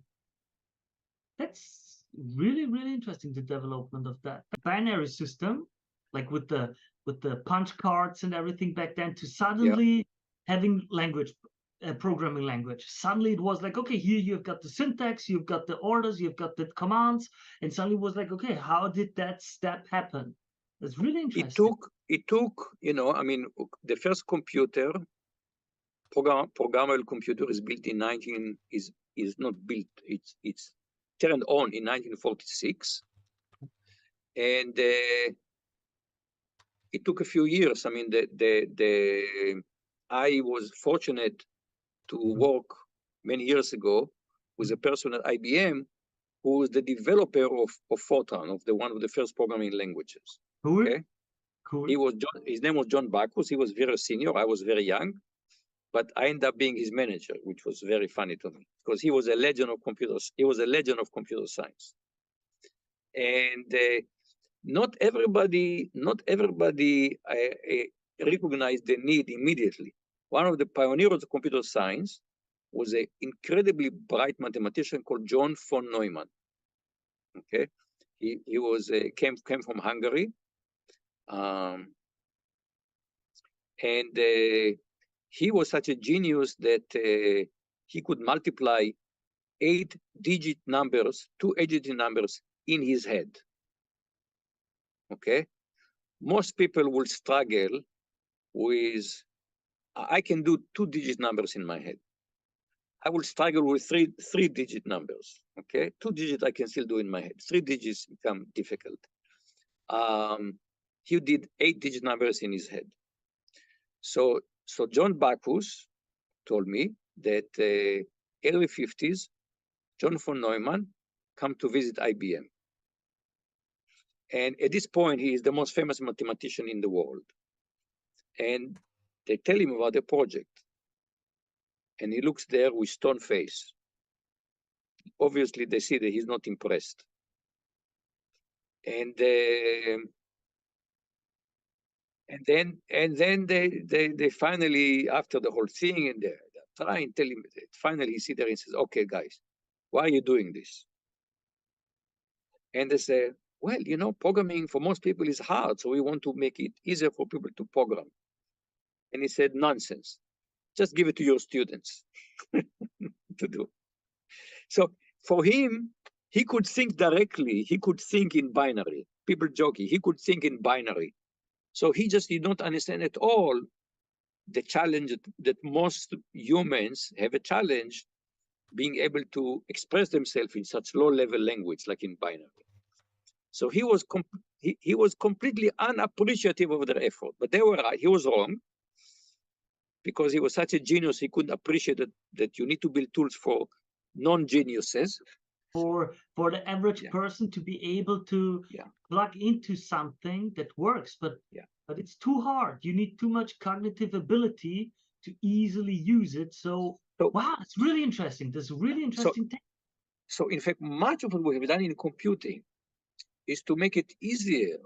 You don't have to be a genius to use computers. Think about it. Today, practically, everybody has a smartphone. Yeah. Everybody is using computers. And they don't need to know computer science. This is the beauty of it now. They don't need to be computer science. They just need to be able to swipe left and right. Yes. They No, swipe left. you don't need to know anything about TCP/IP protocols to surf on the internet. Nothing. You swipe left, you swipe right, and you go on a date. Okay, that's it. Yeah. Okay. So we started with me at age 16 not understanding girls and building this technology, and today this technology helps you to get a girl, right? So to speak. So one of our really the major accomplishment is we took technology that used to be considered very, very difficult to use computers. When I got involved, to use computers, you have to write a program. It was very difficult. And today we have technology that is used by the masses. And we spent now, since the 1946, we celebrated just if you think about it, 2 years ago, it was the 75th anniversary of 2021. It was the 50th anniversary, the 75th anniversary of the first computer. So we have learned to build a technology that can be used. And of course, you still need the people who design him, have to know more about computing. The people who build program have to know more. But we have now billions of people use computers, and they need to know very, very little about computers. It's an amazing accomplishment. If you think now, who can design a high-rise building? Well, you said, engineers, architects. And now we have made these tools so easy that anybody can design, so to speak, a high-rise building. Yeah, it's great. That's also the same, like I had that when I learned mechatronics. It was like electricity, the light bulb, all of these things. There's like, be the first one to come up with the idea of a generator or of all of these things. Same with the computer. We're living and using stuff that is way above our level, to say it like that. Like, the collective has managed to build something that we as individuals take granted or like use without us as individuals having any clue or any ability to single-handedly rebuild it. Like, I could not come up with the computer on my own or build the assembler language and so on. It's really interesting how we as a group evolve further and further and further with our technology and stand on the shoulders of giants, so to speak, with each generation. So this idea of shoulder of giants is one of the most amazing inventions of humanity. Okay, think about it. People during COVID, all these people say, "Oh, I do not believe scientists. I'm skeptical. I'm skeptical of the science." And I think, wait a minute. Suppose you're diagnosed with cancer. Are you going to say, we need to take chest X-ray to see if you have lung cancer? I will say, no, I don't believe in chest X-ray, because who knows, what is X-ray? I don't believe scientists. All our life today, everything you do, you go on an airplane and you fly. Okay, you get into your car and drive the car. This is all based on the work of scientists and engineers. Okay, and if you say, no, I don't believe them, okay, go back to the cave. I mean, what if you say, I'm not believing science? The answer is fine. Go back to the cave. That's the only thing left for you to do. Okay, nobody says, no, I'm not going to turn on the light because I don't understand how a fluorescent light bulb, or not even more, now you have LED bulbs. I do not understand LED. Incandescent bulb, you can still somehow understand heat and light, okay. But LED bulb, okay, no heat, how is light generated? I see no one say, no, I'm going to sit in the dark because I do not believe in the science. I don't trust it. And let's be honest, there are even such people with building up and building upon what others have built and to upgrade it and to reiterate the better and better and better version and easier and easier and easier version. And now we're on the, I don't know if it's too romantic, too optimistic or not, but like, we are on the brink to the next step of the singularity of achieving general AI, to be at that point where we think, it's not like in the next year, but it seems reasonable in this lifetime that we will be there. Seriously. Isn't so it crazy? Here is my biblical perspective on it. Okay. I'm curious about your opinion. Biblical perspective. So read, Genesis chapter 2. So what happened? God created man and woman, and he put it in the Garden of Eden, and they eat from the forbidden fruit. Okay? So they ate from the fruit of knowledge. And he says, now there were two fruits. One is there was a tree of knowledge and there was a tree of life.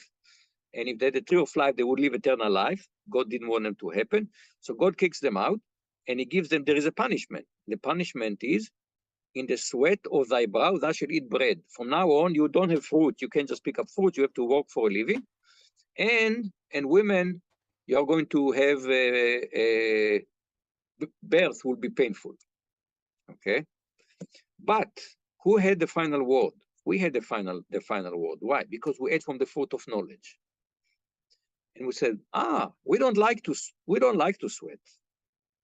Essentially, if you want to understand humanity, is we don't like to sweat.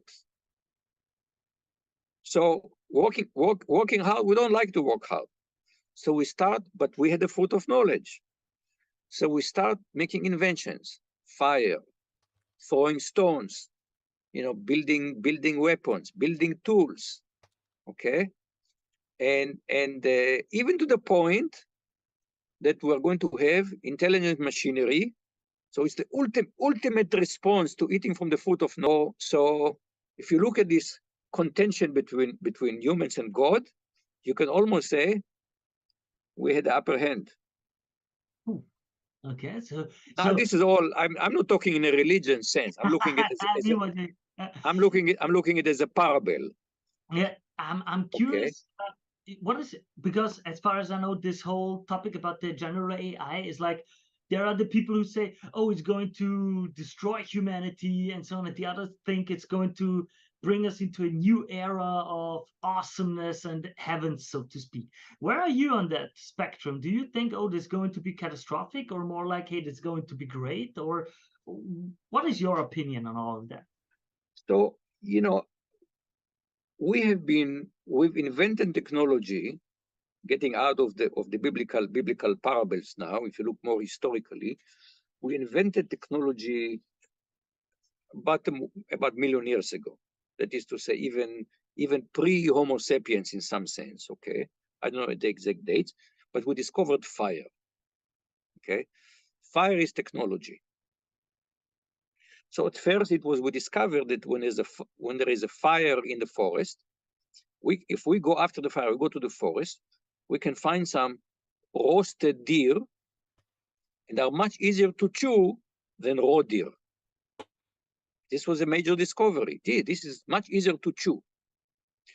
So if you've seen some reconstruction of Homo neanderthal, they have big jaws. We have tiny jaws in comparison. Why do we have such fine jaws? So people ask, what is the natural healthy style of cooking? What is natural cooking? People argue about the paleo diet, whatever. The real answer of what is paleo diet, they spend hours a day chewing because it's raw food. It's hard to chew. Imagine that if you wanted a steak, you get a raw slab of meat, and you have to chew it. Okay, that's what people have to do. Way back. I'm vegetarian. I don't have these problems. But people imagine chewing raw steak. Okay, so fire was an amazing invention. This really put humanity on a totally different trajectory. And in fact, in Greek mythology, it is viewed as such a magical point. Where did fire come from? Prometheus stole it from the gods. So this is the only way. How can we? Yeah, every culture is that important myth, important figure of how did humans get fire and how it changed from like these caveman dwellers or animalistic life to a human civilized human life. right? So this is just connected with fire. And in fact, to me, even the biblical story is kind of a parable, because people wondering, well, how come we're different than all these animals? What makes us different, okay, from all the animals, okay?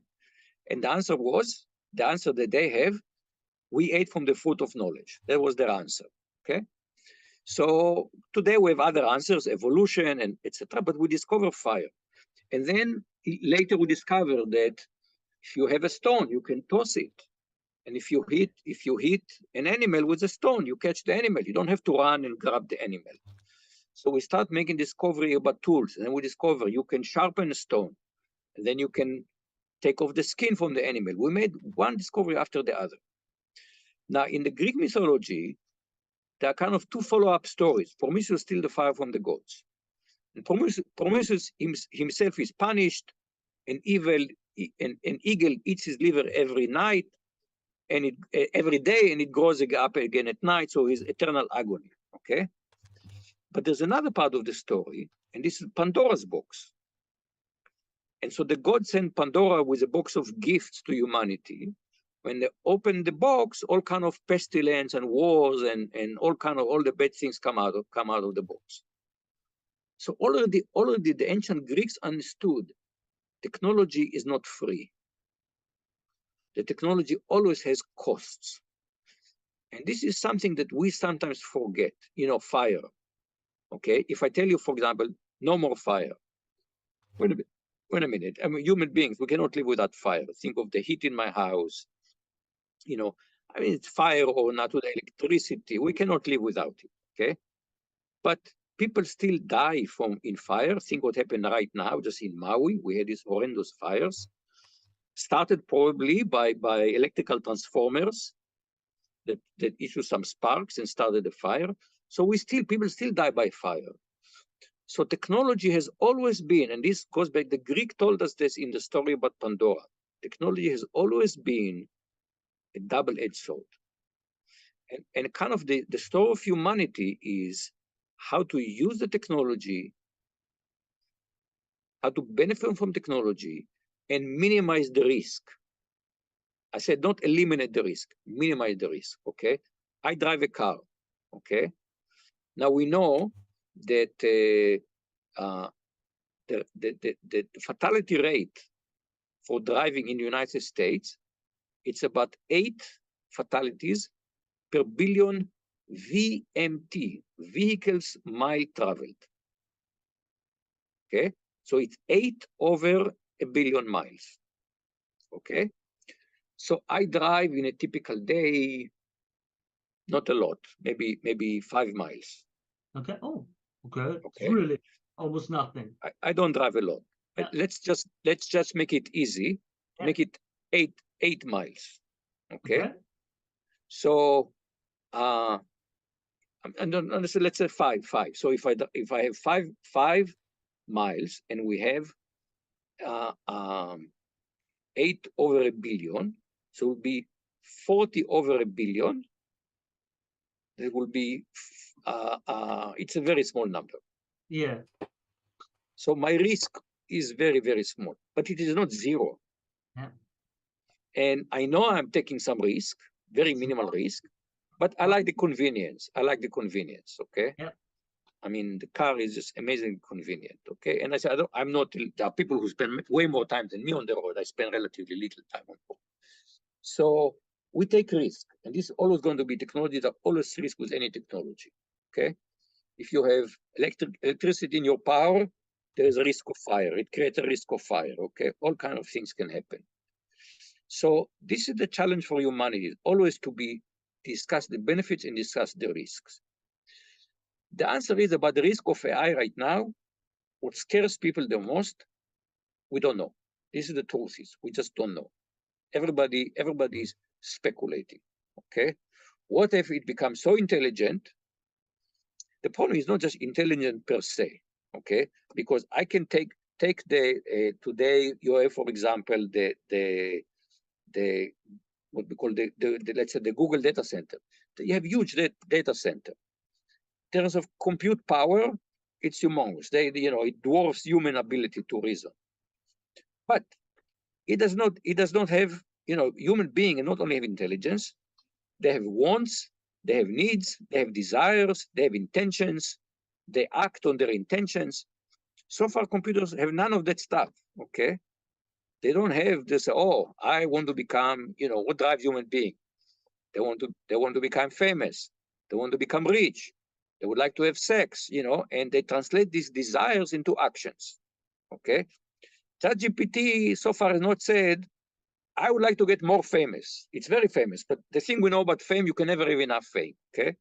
So ChatGPT said, it's the same with money, right? People don't say, oh, I have enough. Most people can say, I have a billion, I want 2 billion. I have 2 billion, I want 4 billion. ChatGPT so far has no intentions, okay? Now people are speculating what happened if we create artificial intelligence. So I said, to me, this is a little bit in the realm of science fiction. And I'm not saying we should ignore this risk, but my worry is that by focusing so much on so-called, and these people who are promoting this are called doomers. Now we have a name for these people. I call it the doomers. Yeah.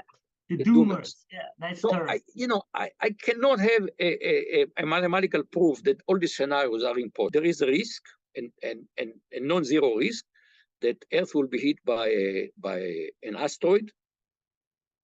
And we know it killed the dinosaur. It could be, life as we know it can be finished.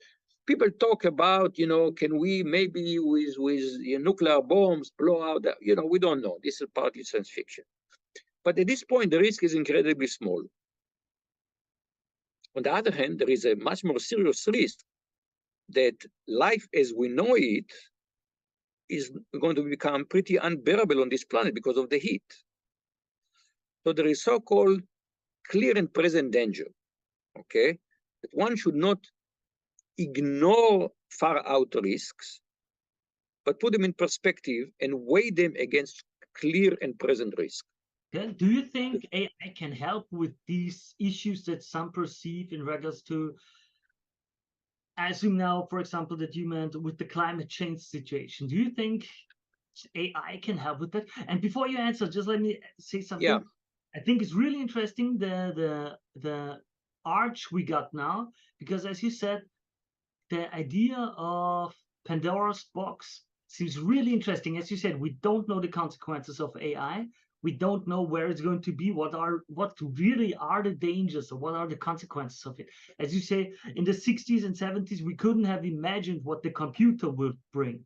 And now it's like, we could not. who can nowadays say what 2200 will be thanks to AI? We got no clue.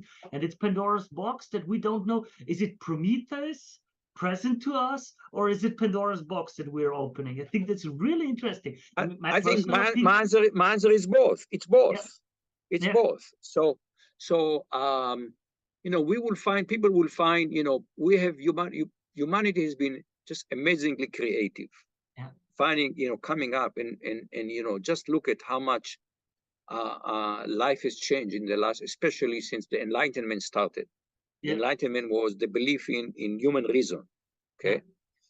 And just, you know, just imagine in particular, you know, I mean, just, you don't have to go that far. Just I look at, you know, my life, okay? And I look between this young man at 16 and the world today. And suppose that somebody had just described today's reality. Imagine that I get just the New York Times for today. Somehow I get to read unimaginable. You'll tell them everybody will have a computer in their pocket.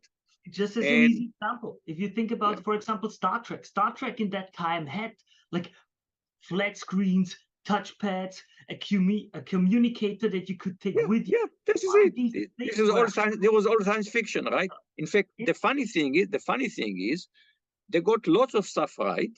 Yeah. Of course, the beam me up Scotty has not happened yet.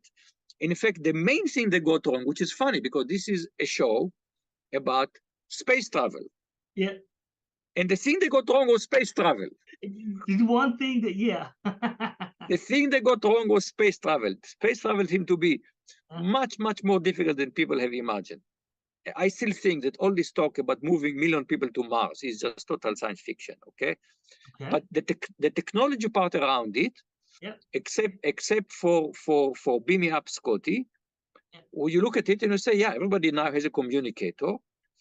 And yeah, much of the stuff much of the stuff has happened, okay?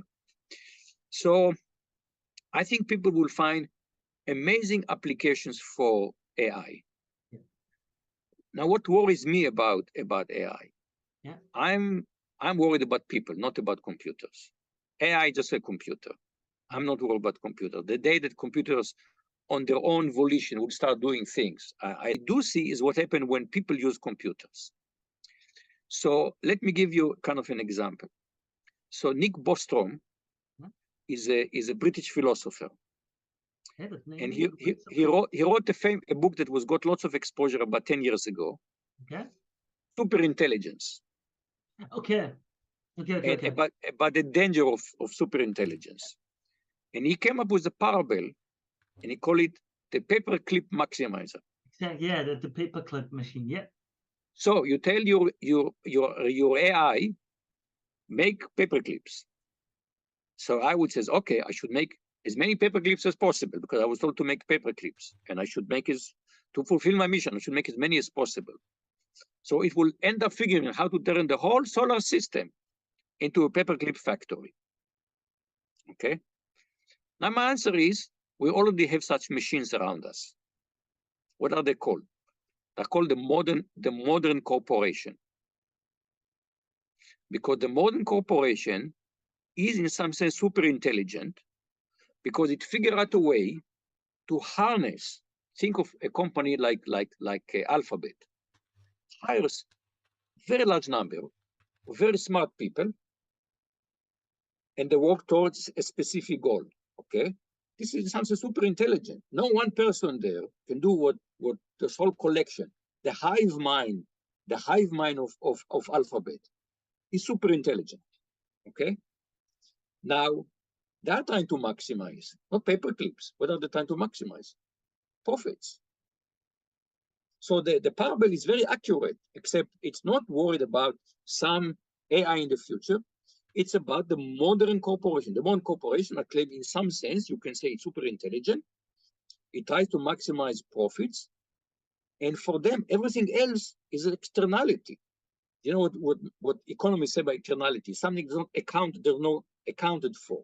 So then the sustainability, it's not accounted for. Environment, it's not accounted for. So we're turning the hairs. We are now in August. We have now more than 3 months of temperatures that are above 40 degrees centigrade. Okay, this is, I mean, summer here in Europe, and we have humidity of 90%. You know, we are now celebrating. You know, we measure things in Fahrenheit, and today we said, "Ooh, today we are going to be just in the high 90s." Yoo-hoo! What a wonderful celebration! Today we're going to be in the high 90s rather than in the 100s. We've seen 110 here. So, what happened? Well, we have optimized for profits, and we did not take sustainability into account. That's what worries me. This power of AI. All these companies that are now investing billions in AI, OpenAI, Microsoft, Google, they're going to try to make money off AI. This is what worries me. What worries me is what are they going to do to society in the quest of profit using AI? This is, to me, is the big risk. It's not AI by itself.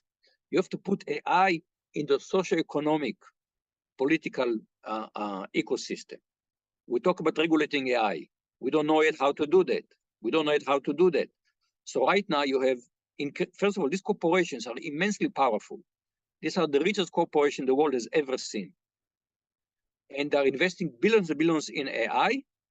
And guess what? They're not doing it out of the goodness of their heart. They're doing it, and it's not for the betterment of their kind. It's for the betterment of the bottom line. Why? That's the way they work. That's the way our society works. It's crazy. I mean, thank you very much. I read about the paperclip. I've been studying these AI issues for a while. They're very interesting topics. I'll link some of the issues and the videos and such down below for the views. But you made a connection that I have to admit I have not made yet. It's like the paperclip machine is so dangerous because it's an AI that focuses only on its goal. And it's willing to do everything to achieve that goal. Like, and stop anything that could stop it from maximizing the amount of paper clips it produces. But as you said, companies are exactly the same with their profits. They want to make profit, and they will do whatever possible to stop whatever stops them from making profit. And now we've got the connection with these companies, these corporates will have that AI to achieve that goal. It's achieve that goal. Achieve that goal. Yeah. So my worry is not proxy. My worry is not the AI by itself who decide to make paper, to turn the whole solar system into paperclip factory. It's a company deciding how to use AI to maximize their profits. And they do everything legal. It's up to society to say no. This is okay. This is not okay. This is not okay. Yeah. We in fact, take, for example, people talk about the free market. The free market is an amazing marketing term. Why? What is people say the free market? Keep the state out of the free market. That's what they say. Keep government to stay out of free markets. Now, what are the two fundamental bases? There are two important foundations for the free market. Number one is property rights. Okay, this is mine. I'm willing to sell it to you. You have to give me your money. Okay, this is mine. Okay. Now, who enforces property rights? Who defines property rights? And who enforces it? If I have a mortgage on my house and I don't make payments, the bank will foreclose.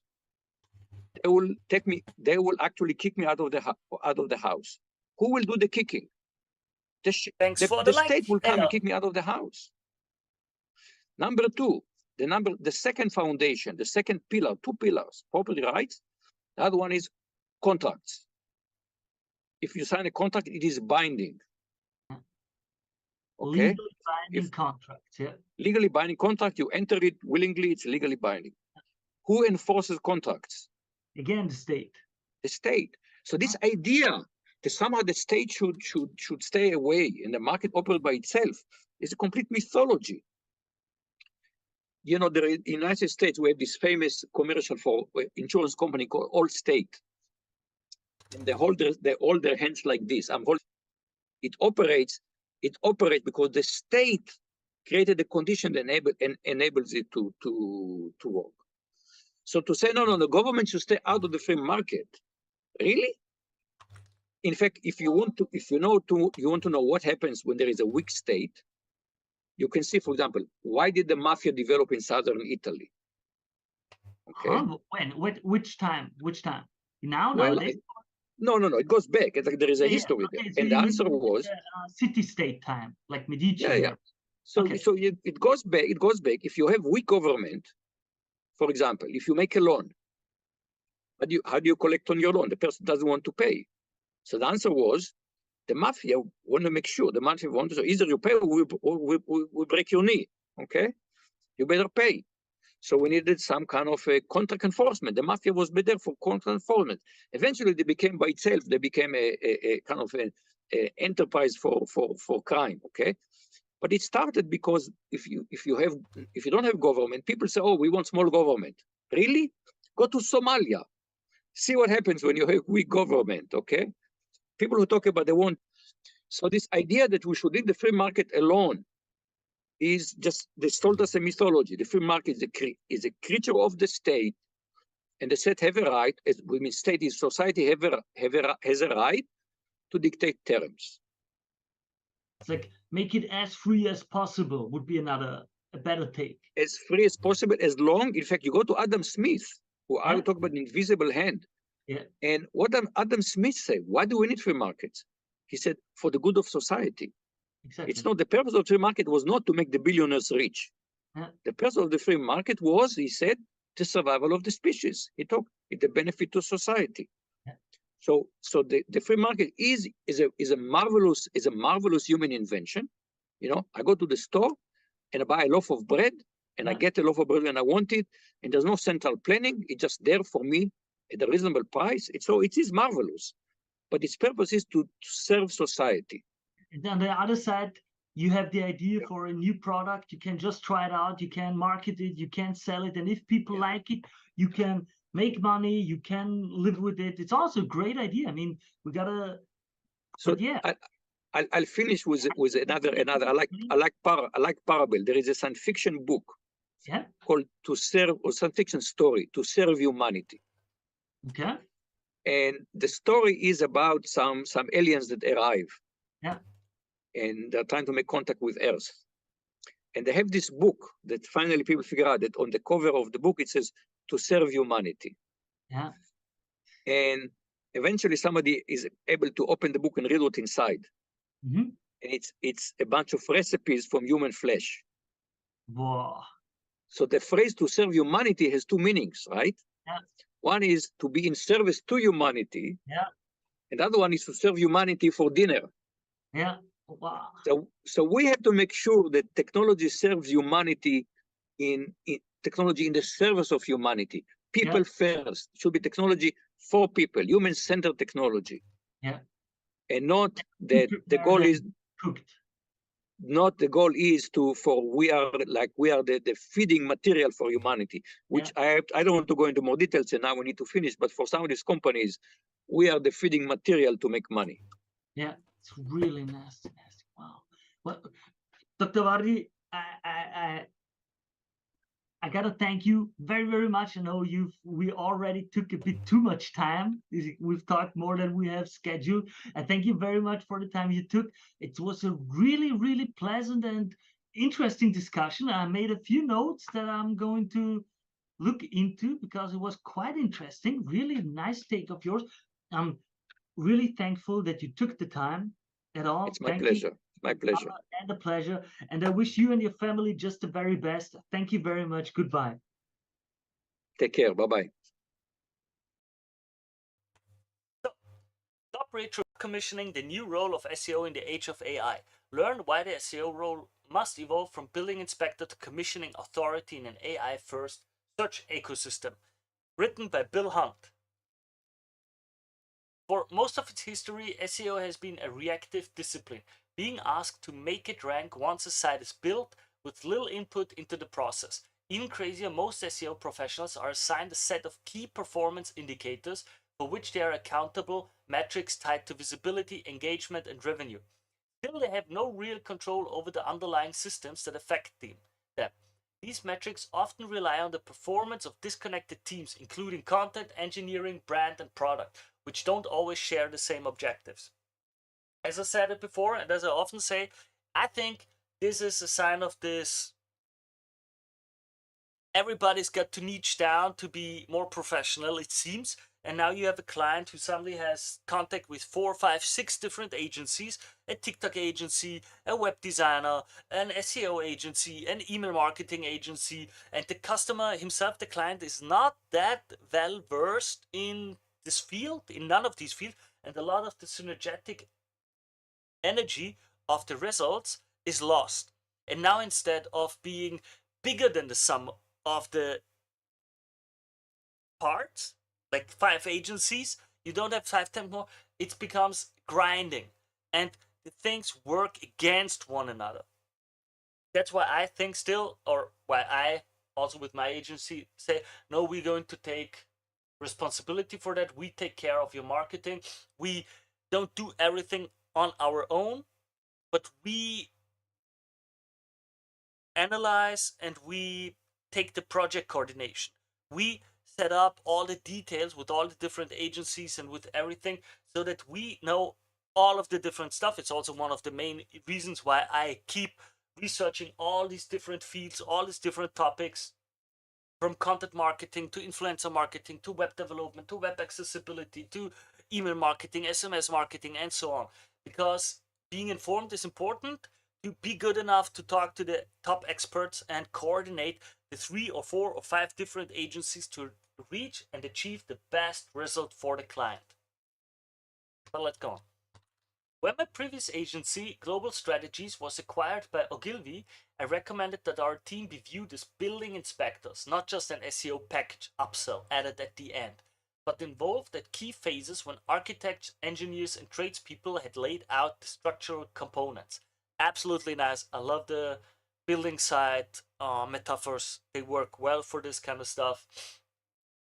Ideally, we'd come in after the site framing, wireframes was complete, reviewing the plumbing, information architecture, electrical, navigation and links, and foundation, technical performance, but before the drywall and paint obscured what lies beneath. We would validate that the right materials were used and that construction followed the standard fit for long-term performance. However, in reality, we were rarely invited into the planning stages because that was creative, and we were just SEO. We were usually brought in only after launch, tasked with fixing what had already been buried behind a visually appealing design. Despite fighting for it, I was never a complete fan of this model. It made sense in the early days of search when websites were simple and ranking factors were more forgiving. SEO practitioners identified crawl issues, adjusted metadata, optimized titles, fixed broken links, and retrofitted pages with keywords and internal links. That said, I have long advocated for eliminating the need for most SEO actions by integrating the fixes into the roles and workflows that initially broke them. True, a good SEO, a lot of stuff that I see where a company hires our agency or me to take care of SEO is in my opinion, not even the job of an SEO. It should be a good web dev who does that. And that they miss at the construction phase of the page to do and implement best practices for SEO is kind of a shame. So let's go on. Same with web accessibility.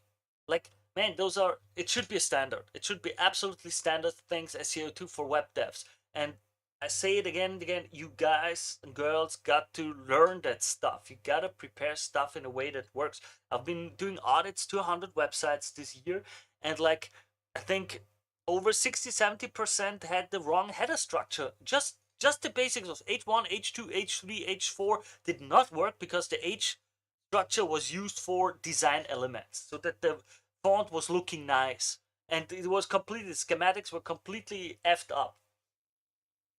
So through education, process change, and content management systems, CMS innovation, much of what SEO fixes could and should become standard practice. However, this has been a challenging sell, as SEO has often been viewed as less important than design, development, or content creation. It was easier to assign SEO the role of cleanup crew rather than bake best practices into upstream systems and roles. We worked around CMS limitations, cleaned up after redesigns, and tried to reverse engineer what Google wanted from the outset in. But that role of identifying and fixing defects is no longer enough, and in the AI-driven search environment, it's becoming obsolete. Search has changed, our role must too. Search engines today do far more than index and rank web pages. They extract answers, synthesize responses, and generate real-time content previews. What used to be a linear search journey, query, list of links, website, has become a multi-layered ecosystem of zero-click answers, AI summaries, featured snippets, and voice responses. Traditional SEO tactics, indexability, content relevance, and backlinks still matter in this environment, but only as part of a larger system. The new currency of visibility is semantic clarity, machine readability, and multi-system integration. SEO is no longer about optimizing a page, it's about orchestrating a system. This complexity requires us to transition from being just an inspector to becoming the commissioning authority, CXA, to meet the demands of this shift. What is a commissioning authority? In modern architecture and construction, a commissioning authority is a specialized professional who ensures that all building systems, including HVAC, electrical, plumbing, safety, and lighting, function as intended in combination. They are brought in not just to inspect, but also to validate, test, and orchestrate performance. A commissioning authority. I like that term. They work on behalf of the building owner, aligning the construction output with the original design intent and operational goals. They look at interoperability, performance efficiency, long-term sustainability, and documentation. They are not passive checkers. They are active enablers of success. Commissioning authority. I like that word. Why SEO needs commissioning authorities? The modern website is no longer a standalone asset. It is a network of interconnected systems, content strategy, CMS structure, design and front-end frameworks, analytics and tagging layers, schema and structured data, internationalization and localization, page speed and core web vitals, AI answer optimization. Today's SEO, or whatever the latest alphabet soup acronym du jour is, and especially tomorrow, must be commissioning authority for these systems. That means being involved at the blueprint stage, not just post-launch, advocating for search visibility as a performance outcome, ensuring that semantic signals, not just visual elements, are embedded in every page, testing and validating that the site performs in AI environments, not just traditional search engine result pages, SERPs. The rise of the relevance engineer. A key function within this evolved CXA role is that of the relevance engineer, a concept and term introduced by Mike King of iPool Rank. Mike has been one of the most vocal and insightful leaders on the transformation of SEO in the AI era. And this view is clear. The discipline must fundamentally evolve, both in practice and in how it is positioned within organizations. Good. I personally think the whole of marketing has considered this to be more of a holistic approach of constructing a house. where you say, yeah, you need the different people, but you also need someone who's overlooking all of these different people and knows enough of each of these traits to be able to judge if they did their work well or not. And to tell them, hey, listen, the plumber needs to do this. Your electrical plant, they don't work. Please adapt this. You two talk to each other. Oh, I see this problem will come up in this and this step of the construction.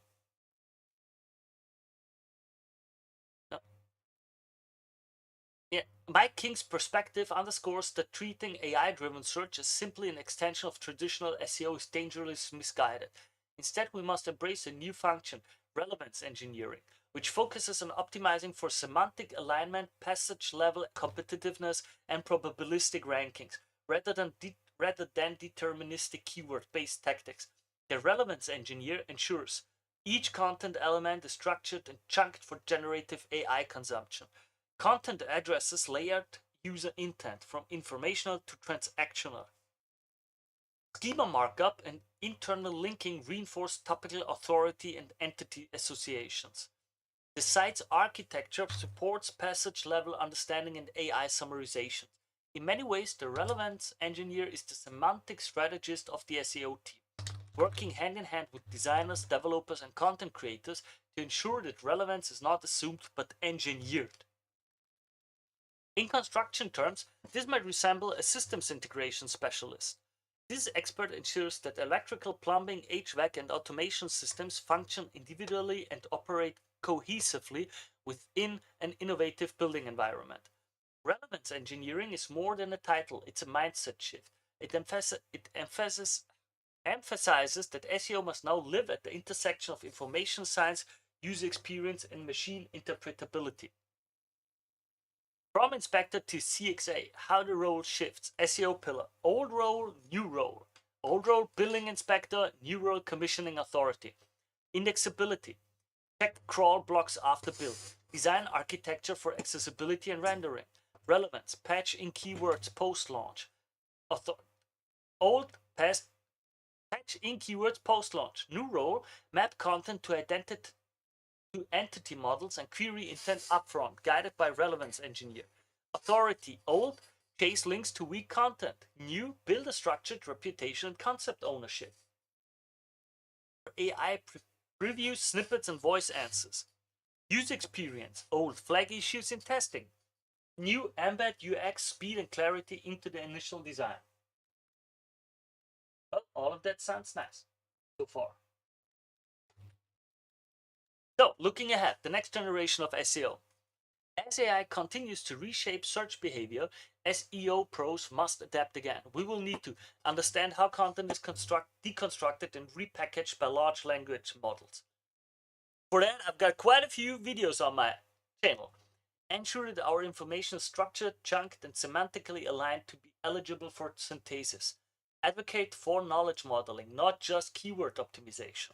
Encourage cross-functional integration between content, engineering, design, and analytics. The next generation of SEO leaders will not be optimization specialists. They will be system thinkers, semantic strategists, digital performance architects, storytellers, performance coaches, and importantly, master negotiators to advocate and steer the necessary organizational, infrastructural, and content change to thrive. They will also be force multipliers. Individuals or teams who amplify the effectiveness of everyone else in the process. By embedding structured AI-ready practices into the workflow, they enable content teams, developers, and marketers to do their jobs better and more efficiently. The relevance engineer and commissioning authority roles are not just tactical additions, but strategic leverage points that unlock exponential impact across the digital organization. Okay. Final thoughts. Too much article space has been wasted arguing over what to call this new era, whether SEO is dead, what the acronym should be, or what might or might not be the part of the future. Meanwhile, far too little attention has been devoted to these structural and intellectual shifts organizations must make to remain competitive in a search environment reshaped by AI. I would go a step further. It's not just search environment. I think the whole field of marketing needs that. It's the same with content creation or with PPC campaigns or with email marketing campaigns, it is not interlinked enough. It is not communicated enough. It is not strategized enough to make a holistic strategy out of it. Suppose we as an industry do not start changing the rules, roles, and mindset now. In that case, we'll again be scrambling when the CEO demands to know why the company missed profitability targets, only to realize we're buying back traffic we should have earned. We've spent 30 years trying to retrofit what others built into something functional for search engines, pushing massive boulders uphill to shift monoliths into integrated digital machines. That era is over. The brands that will thrive in the AI search era are those that elevate SEO from a reactive function to strategic discipline with a seat at the planning table. The professionals who succeed will be those who speak the language of systems, semantics, and sustained performance, and who take an active role in shaping the digital infrastructure. The future of SEO is not about tweaking, it's about taking the reins. It's about stepping into the role of commissioning authority, aligning stakeholders, systems, and semantics. And at its core, it will be driven by the precision of relevance engineering and amplified by the force multiplier effect of integrated strategic influence. More resources, written by Bill Hunt. Bill Hunt, I liked your article. I think you didn't go the step further, but I understand you're an SEO expert. Let's see, you got Bill Hunt. Do I already follow you or not? Let's see. For you guys, I think it's really, really extremely important. Yeah, I'm already following him. Well, I already want to say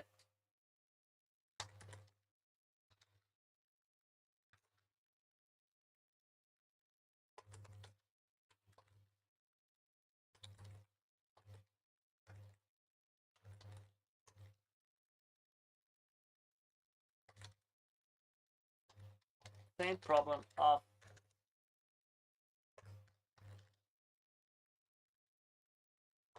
too few.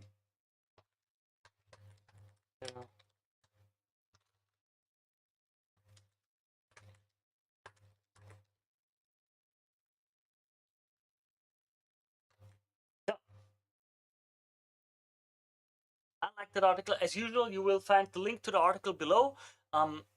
If you like what I do, I go through news, trends, research papers, studies, all kind of fields in the field of marketing, be it SEO, email marketing, content creation, social media, PPC, and so. If you like what I do, consider supporting this channel. Like the video, subscribe to the channel. It's 1 or 2 clicks. It's free, costs you nothing, and it supports this channel tremendously. And if you're curious, of course, you can sign up for my newsletter down below, so you stay informed when I go live, when events are, and everything. And with that, this article is over, and we jump right up to the next article. Okay, guys, interesting article. Validity of Pew Research and Google AI Search Results Challenge. You guys know how I love reading about research being challenged. So let's go through it, because I also know this research, this paper has been cited a lot about AI and Google search results and so on and so on. So I think it's an important one. Let's go through it. Written by Roger Monti. Pew Research Centers claim that AI overviews reduce web traffic to publishers may have been based on flawed methodology. Let's go through it. Questions about the methodology used by the Pew Research Center suggest that its conclusions about Google's AI summaries may be flawed. Facts about how AI summaries are created, the sample size, and statistical reliability challenge the validity of the results. Google's official statement. Now, think about it. Google is a $1 trillion company, or billion, I don't know exactly right now, the top of my head. Of course, they will try to calm down all the people they need, like all the content creators that are going to be very angry, and the ad people, because the companies pay ads to get on the page, and the AI overview makes it a bit. So let's take what Google says with a grain of salt. But still, a spokesperson for Google reached out with an official statement and the discussion about why the Pew Research findings do not reflect actual user interaction patterns related to AI summaries and standard search. The Okay, before I read the guys, if you've got any anecdotal evidence, any experience with that, please share it in the comments below or send it to me per email, fazula@fazula.com, because I would like to know what your experience is, especially if you wrote blogs, if you're content creators and so. Did you see any differences or not? Just purely anecdotal. I just want to see what your guys' experience is. So let's go further. The main points of Google's rebuttals are: users are increasingly seeking out AI features, they're asking more questions, AI usage trends are increasing visibility for content creators, the Pew Research used flawed methodology, leading to AI-powered experiences, and AI features in search enable people to ask even more questions, creating new opportunities for people to connect with websites. This study uses a flawed methodology and skewed query set that is not representative of search traffic. We consistently direct billions of clicks to websites daily and have not observed significant drops in aggregate web traffic as is being suggested. So Google says, nah, nothing changed, it's all fine.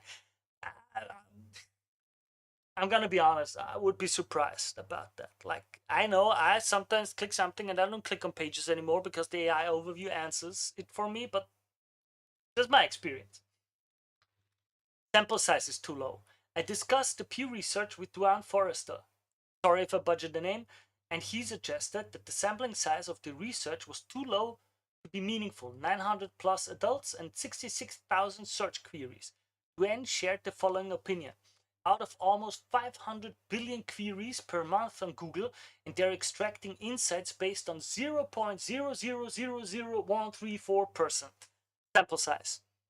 66,000 queries, that's a very small sample. Not suggesting that 66,000 of something is inconsequential, but taken in the context of the volume of queries happening on any given month, day, hour, or minute, it's very technically not a rounding error. And where in my study, I'd have to call out how exceedingly low the sample size is and that it may not realistically represent the real world. Okay, well, of course, that's really a low percentage, but let's go through it. How reliable are Pew Center statistics? The methodology page for the statistics used lists how reliable the statistics are for the following age groups. Ages 18 to 29 were ranked at plus minus 13.7 percentage points. That ranks as a low level of reliability. Ages 13 to 49 were ranked at plus minus 7.9 percentage points. That ranks in the moderate, somewhat reliable, but still a fairly wide range. Ages 50 to 64 were ranked at plus minus 8.9 percentage points. That ranks as moderate to low level of reliability.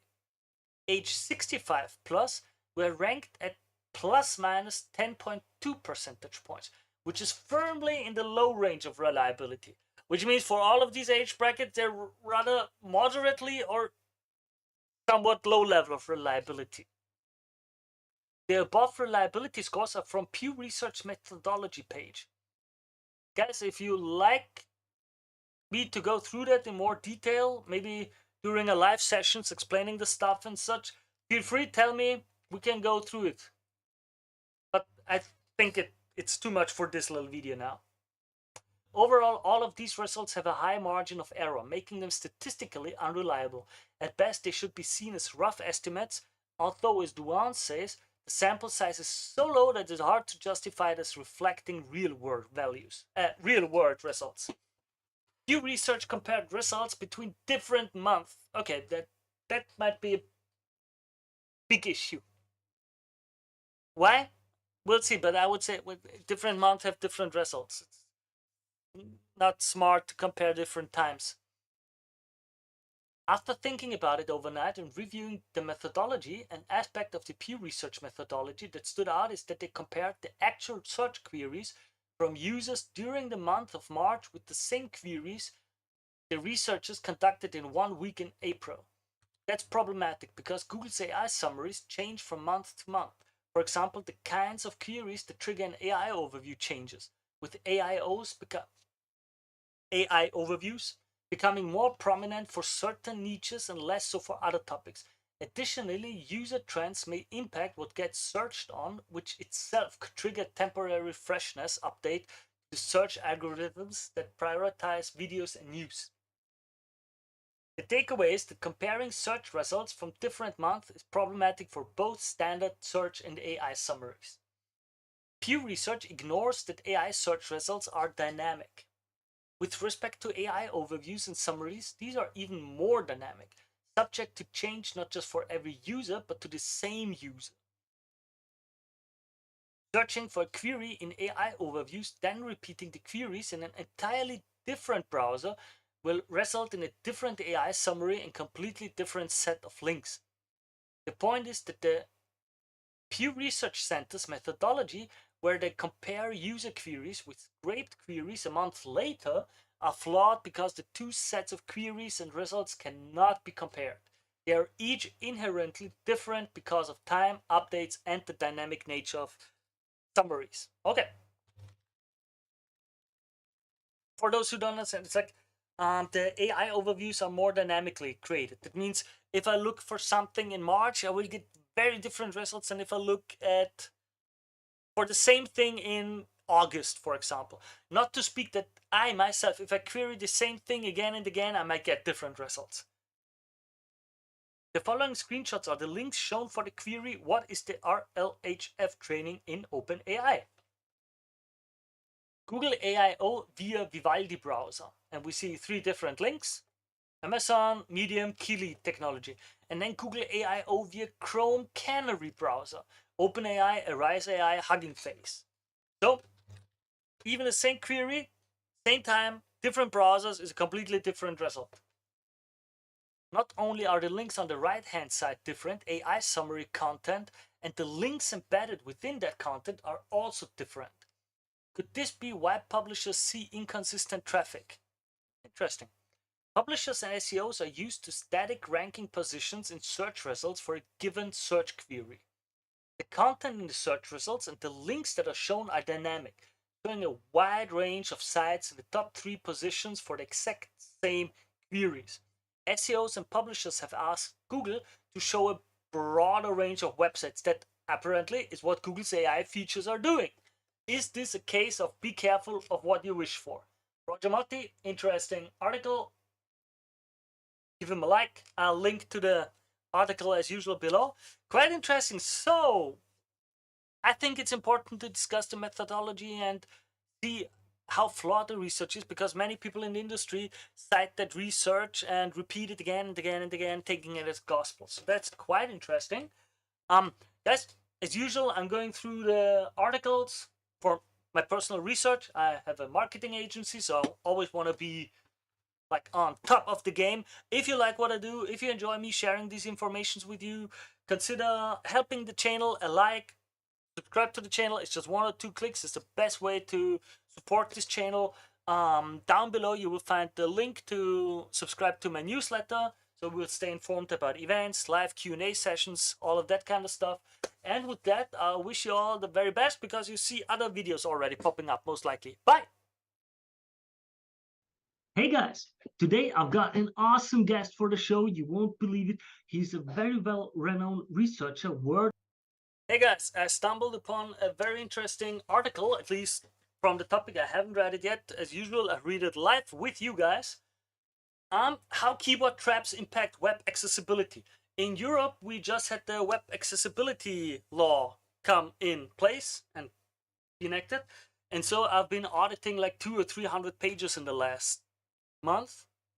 And man, many of them are screwed up and not done well in a web accessibility perspective. Way too many designers use the H1, H2, H3 structure and so on as design elements instead of structuring it for readers. So I'm very curious about the accessibility aspects. I've had interviews in German. For always want to do it well, because I think we owe it to the people who are blind, who have any issues like can't see or many different things, to make the web as accessible for them as possible. So I'm always eager to learn about blind spots that I might have had. So I hope you guys are as curious as I am, and let's go through it. How keyboard traps impact web accessibility. Discover how keyboard traps affect accessibility and learn practical solutions to create barrier-free web navigation. Written by Team A11Y Collective. I hope I pronounced the name correctly. Link to them will be in the description below. Imagine trying to navigate a website where you can enter information but can't move to the next field. Or perhaps you've opened a drop-down menu but can't escape it. Frustrating, right? These situations, known as keyboard traps, create significant barriers for many web users.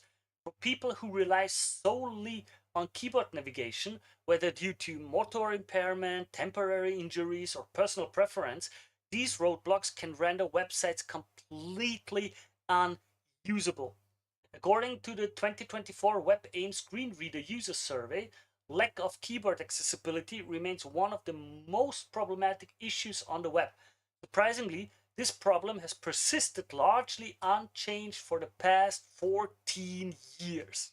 Oh man, yeah, it's so many web devs, so many web designers don't care, don't even know about these web accessibility things. Like, it's not, if you know about it and if you understand what you have to do, it's really not that much more work. When you set it up, you can take the ARIA labels, you can get all of these little things like the keyboard, the structure with the H1, the font sizes, the colors, so that the contrast is high enough.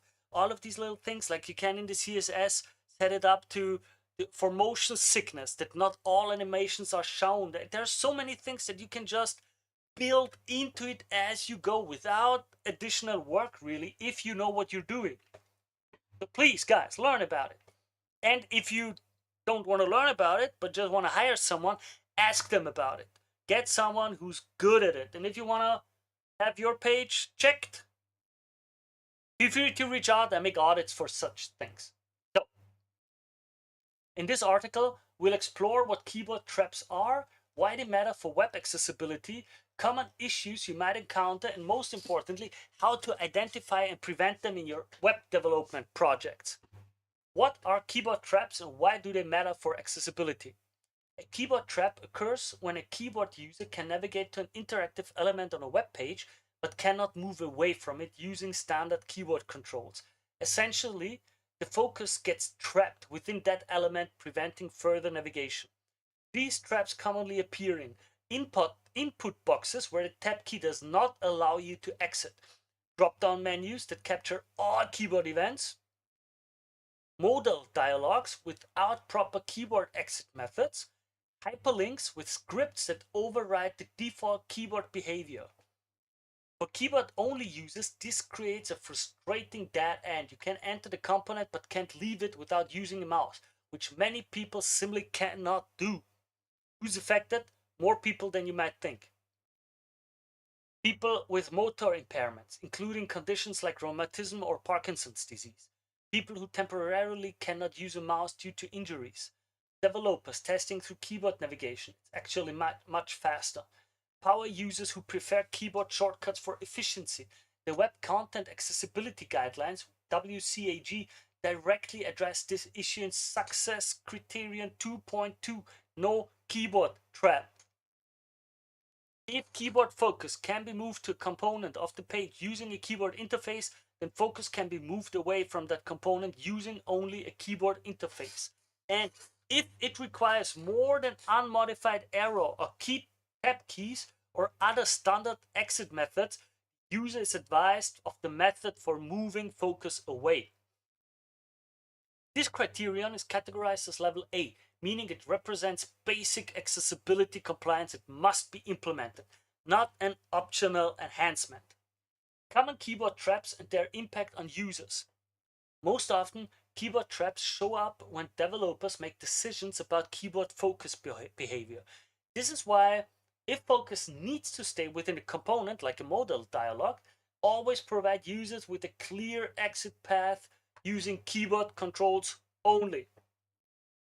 Now, let's examine some common keyboard traps and understand the specific impact on people who rely on keyboard navigation.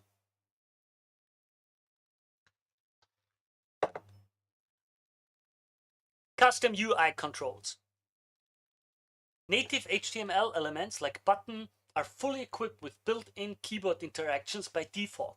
For example, a button element supports keyboard actions such as pressing enter or space to activate it, and users can navigate it using the tab key.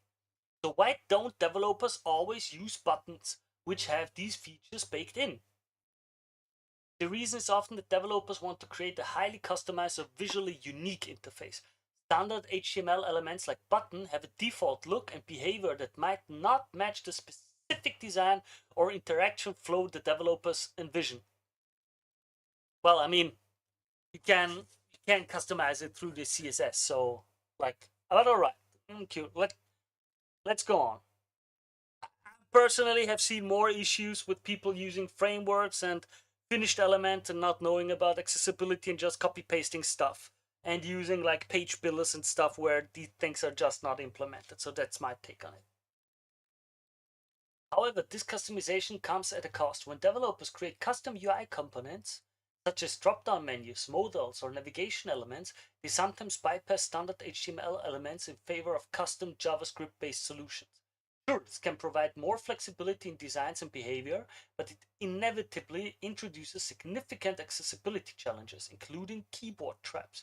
Without proper focus management and keyboard control, users can become stuck in a custom component, unable to navigate to other parts of the page. Imagine a modal dialog that opens when a user clicks a button. If the modal disables all interaction outside of itself and doesn't handle keyboard focus properly, this can lead to a keyboard trap.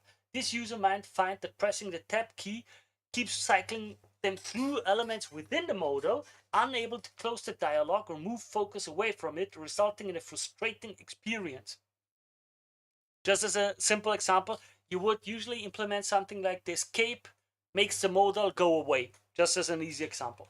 So to avoid creating keyboard traps in custom controls, use semantic HTML elements. Whenever possible, rely on native HTML elements like button, A, and input, because they come with built-in keyboard controls, work automatically. And if you're building custom components, ensure to mimic the expected behavior of those elements. Ensure proper focus management. Properly manage focus within your custom controls. When a dialog or drop-down is triggered, move focus to the first interactive element inside the component. After closing the component, return focus to the element that triggered it. For modals, grab the keyboard focus inside the modal while it's open to prevent users from tapping to other parts of the page. For drop-downs, ensure that when the drop-down opens, focus is placed on the first item. When the drop-down is closed, focus should return to the trigger button. Provide expected keyboard navigation, arrow keys. For elements like custom drop-downs, arrow keys are expected to navigate through items up and down to select. Escape key. This should close dialogues or drop-downs, providing an intuitive way to exit without using a mouse. But don't forget also adding a visible close button. Again, important. Imagine someone who's blind, they don't have a mouse to work with. They don't have it. They just use a screen reader. Okay? Things that are very easy for you with eyes to see or with a working hand to just, okay, they are tough when you're challenged, when you don't have these tools or abilities. Tab key. This key should move focus between focusable elements, ensuring users can move from one component to another smoothly. Employ ARIA roles and states. For custom components, use ARIA roles to ensure assistive technologies understand the purpose and behavior of the elements. For example, add ARIA expanded is true when a dropdown is open, so screen reader users are aware of the current state. Okay, next, media players. Media plays can be particularly problematic when they capture and don't release keyboard focus. Many video players implement custom controls that intercept all keyboard interactions, leaving keyboard-only users stuck within the player control. When this happens, users are often forced to take drastic measures like refreshing the entire page just to continue navigating, losing the place and having to start over. Some embedded players, for example YouTube, have single key commands for play, pause, full screen, and more. these can interfere with screen reader software. Solution: always preserve the fundamental tap and shift tab functionality in media players, even when implementing custom keyboard controls for playback. Users should be able to enter the player control, interact with them as needed, and then smoothly tab away. Continue exploring the rest of the page. You can disable YouTube embed keyboard shortcuts by adding a query string segment to the embed URL. That's interesting. Form elements. Date pickers and other complex form components frequently create keyboard traps. These elements often capture all keyboard events rather than just the specific keys needed for the functionality. When a keyboard user opens a date picker, they may find themselves unable to exit using the standard tab or escape key. Solution: limit event capturing to only the specific keys needed for the component's functionality. For example, arrow keys for navigating within the calendar, enter for selecting a date, escape for closing without selection. 2. Implement proper ARIA attributes. Again, set ARIA expanded true on the date picker trigger button when the calendar is open. Update to ARIA expanded false when closed.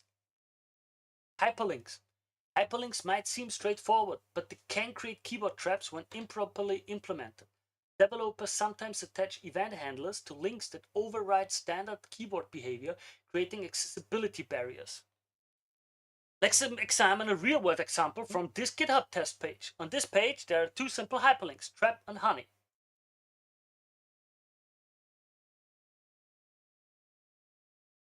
Good. There are two links on this page. If you're using a keyboard, you won't be able to get to the second link. The key down event has been used to open a new window. When a person using a keyboard attempts to move focus away from the first link, the key down event will be triggered and the resulting function will be executed. So I click tab. Yeah, and now, yeah. True. And now whenever I get, okay, cool.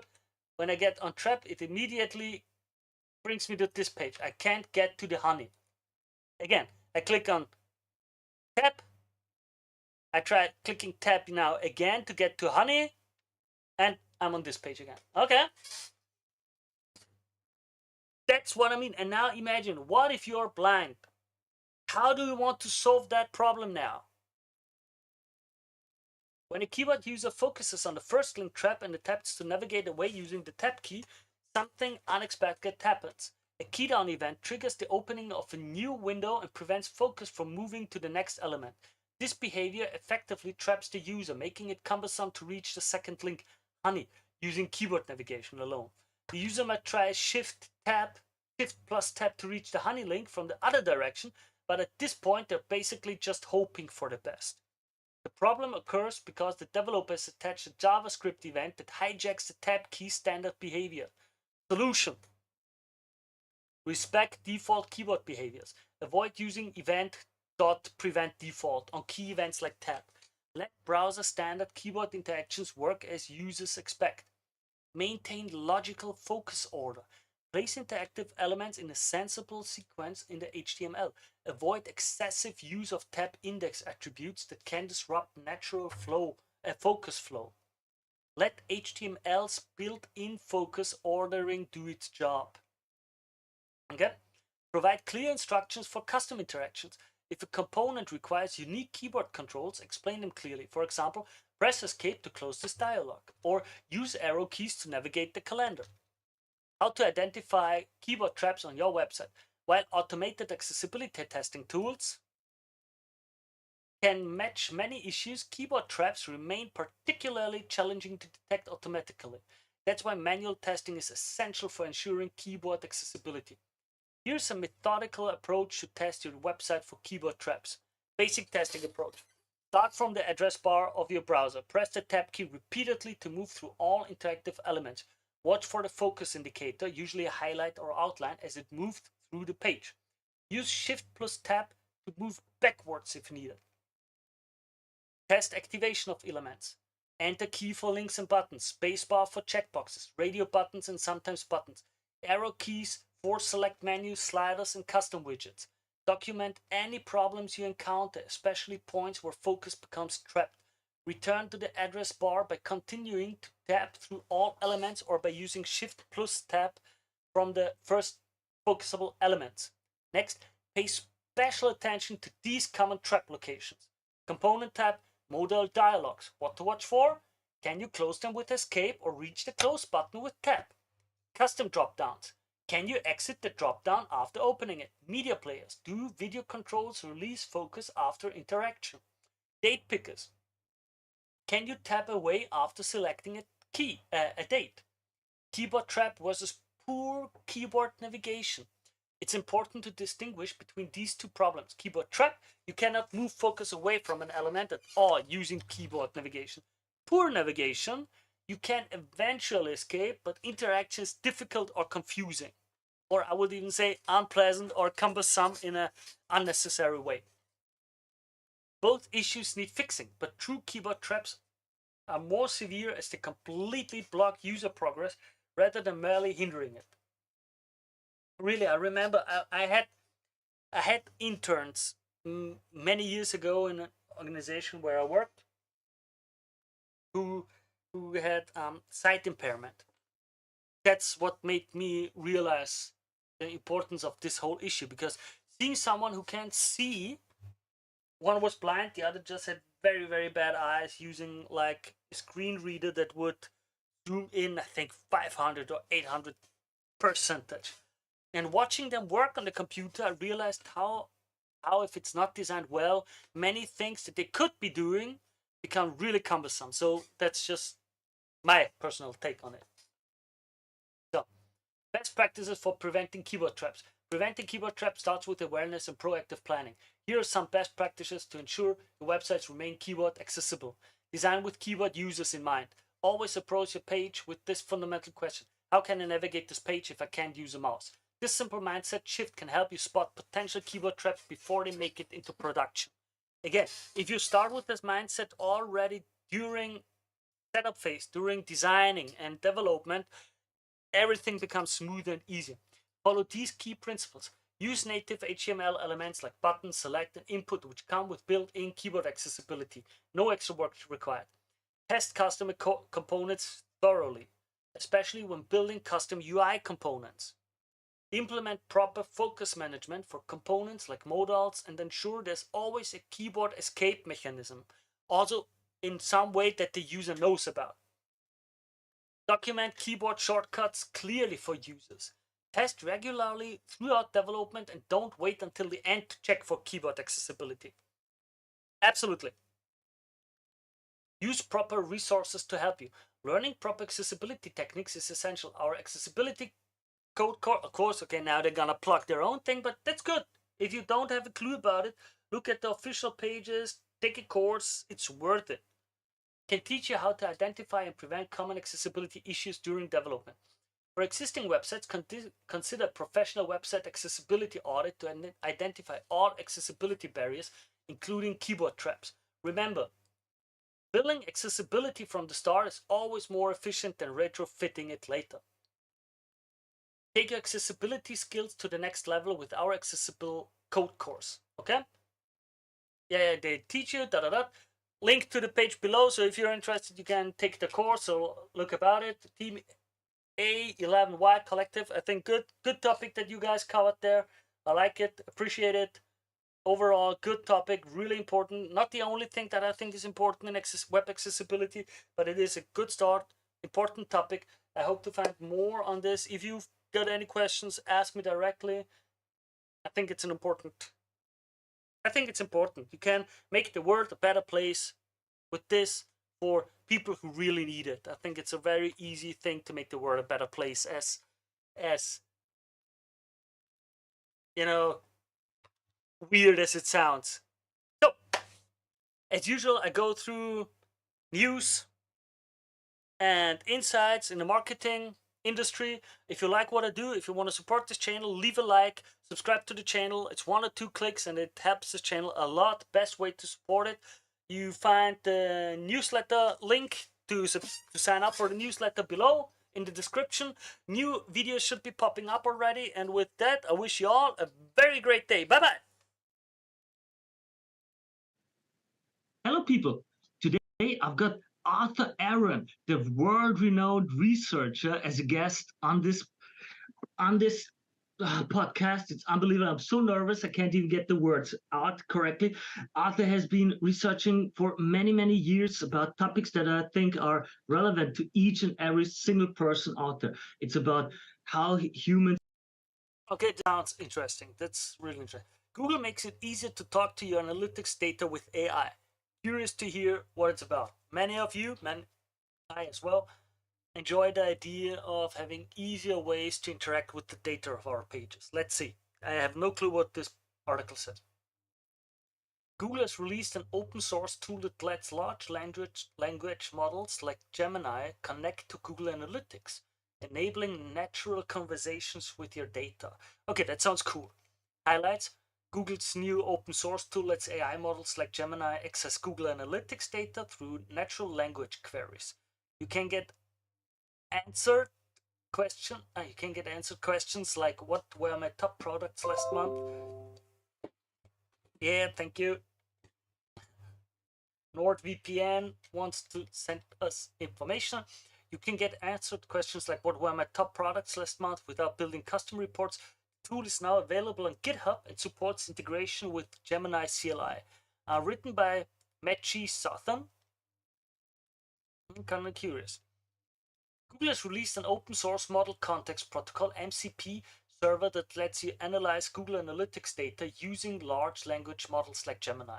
Announced by Matt Landers, head of developer relations for Google Analytics, the tool serves as a bridge between LLMs and analytics data.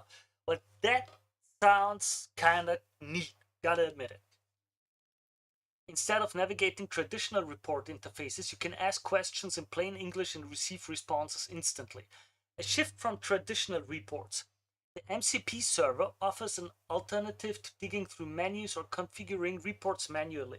You can type queries like how many users did I have yesterday and get the answer you need. Okay, that's kinda really cool. For me, immediately my mind goes, okay, how many people, how many clients, how many users would like to have the data but don't want to deal with the reports and aren't quite there. Setting up something like that for clients. Now that sounds interesting. In a demo, Landers used Gemini CLI to retrieve analytics data. The CLI or command line interface is a simple text-based tool you run in a terminal window.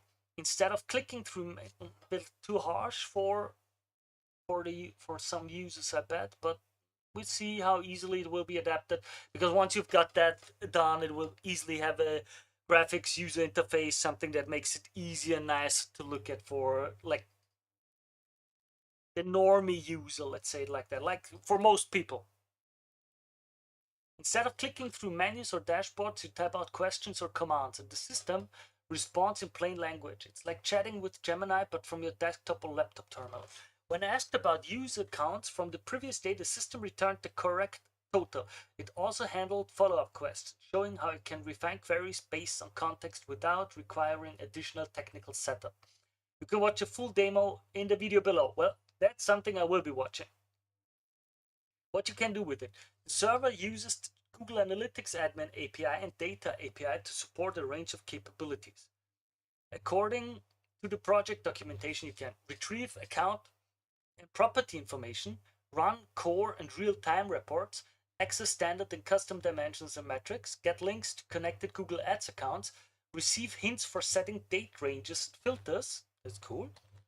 To set it up, you'll need Python, access to a Google Cloud project with specific API. Yeah, of course, they want to bind you to their ecosystem completely. Okay, annoying but fair.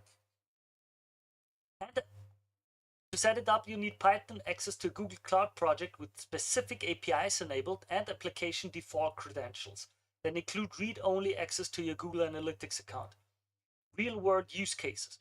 The server is especially helpful in more advanced scenarios. In the demo, Landers asked for a report on the top-selling products over the past month.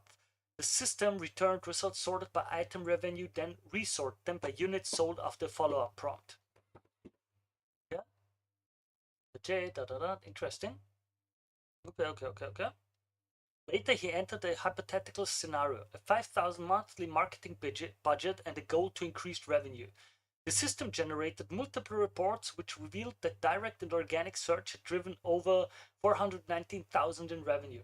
It then suggested a plan with specific budget allocations across Google Ads, paid social, and email marketing, each backed by performance data. Okay? Campaign 1, Performance Max. Campaign 2, Branded Search. Campaign 3, Non-Branded Search.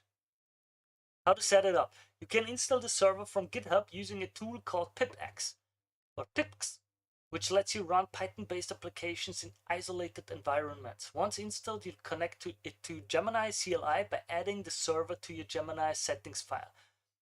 Setup steps include enabling the necessary Google APIs in your cloud project, configuring application default credentials with read-only access to your Google Analytics, and optional setting environment variables to manage credential more consistently across different environments.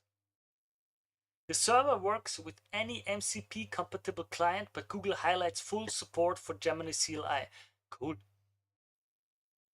To have you get started, documentations include sample prompts for tasks like checking property stats, exploring user behavior, or analyzing performance trends. Looking ahead,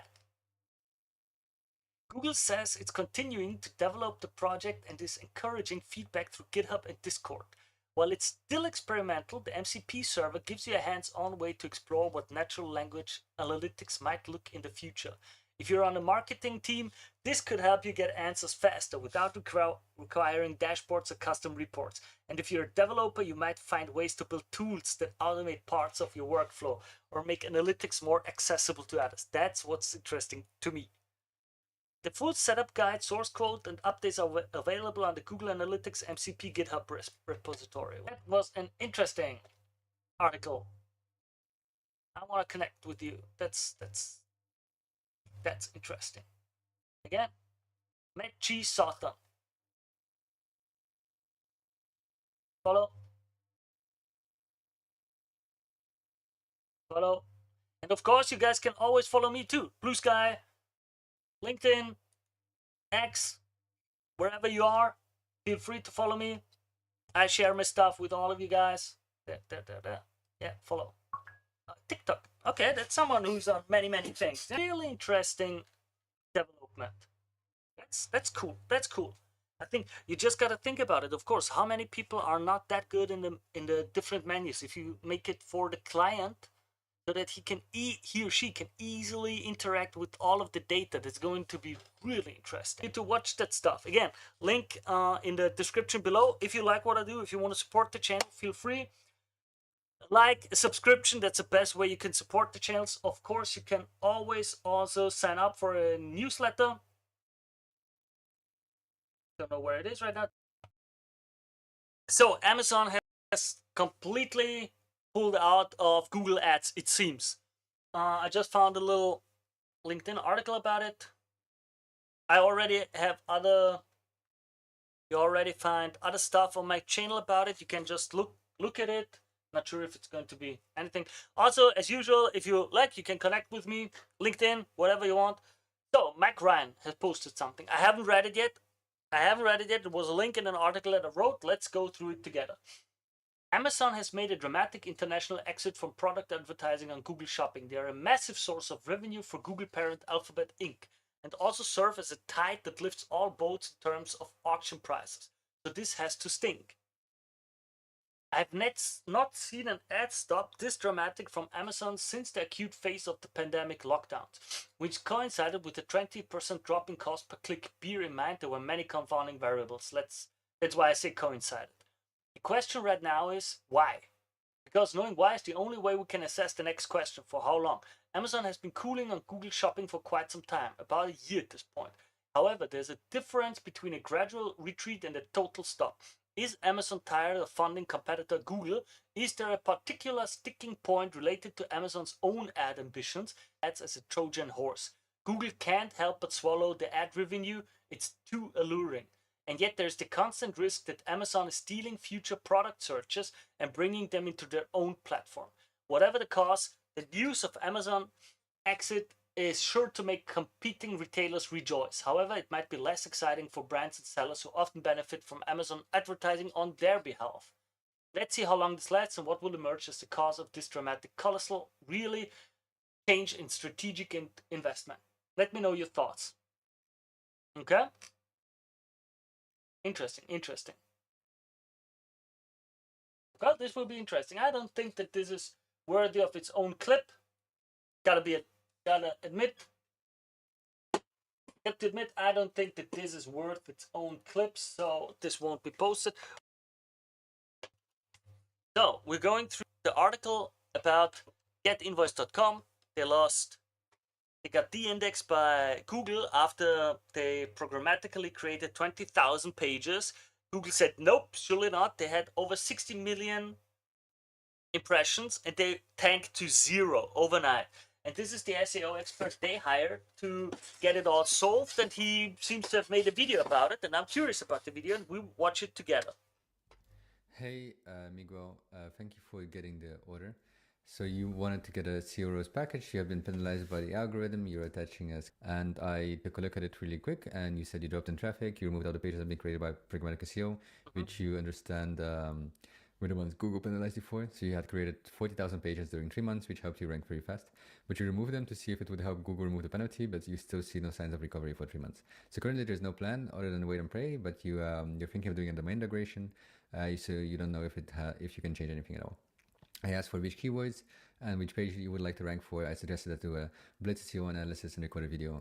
And you asked if this will fix the ban, which I said yes. I'm not sure, but it's possible. So I sent a link. You got the order. So let's take a look first at getinvoice.com and see what things we can figure out, right? So you had a bit of traffic in the past. So if we look here, you were ranking really well for these types of keywords like Nordstrom return policy. Now we see that a lot of it.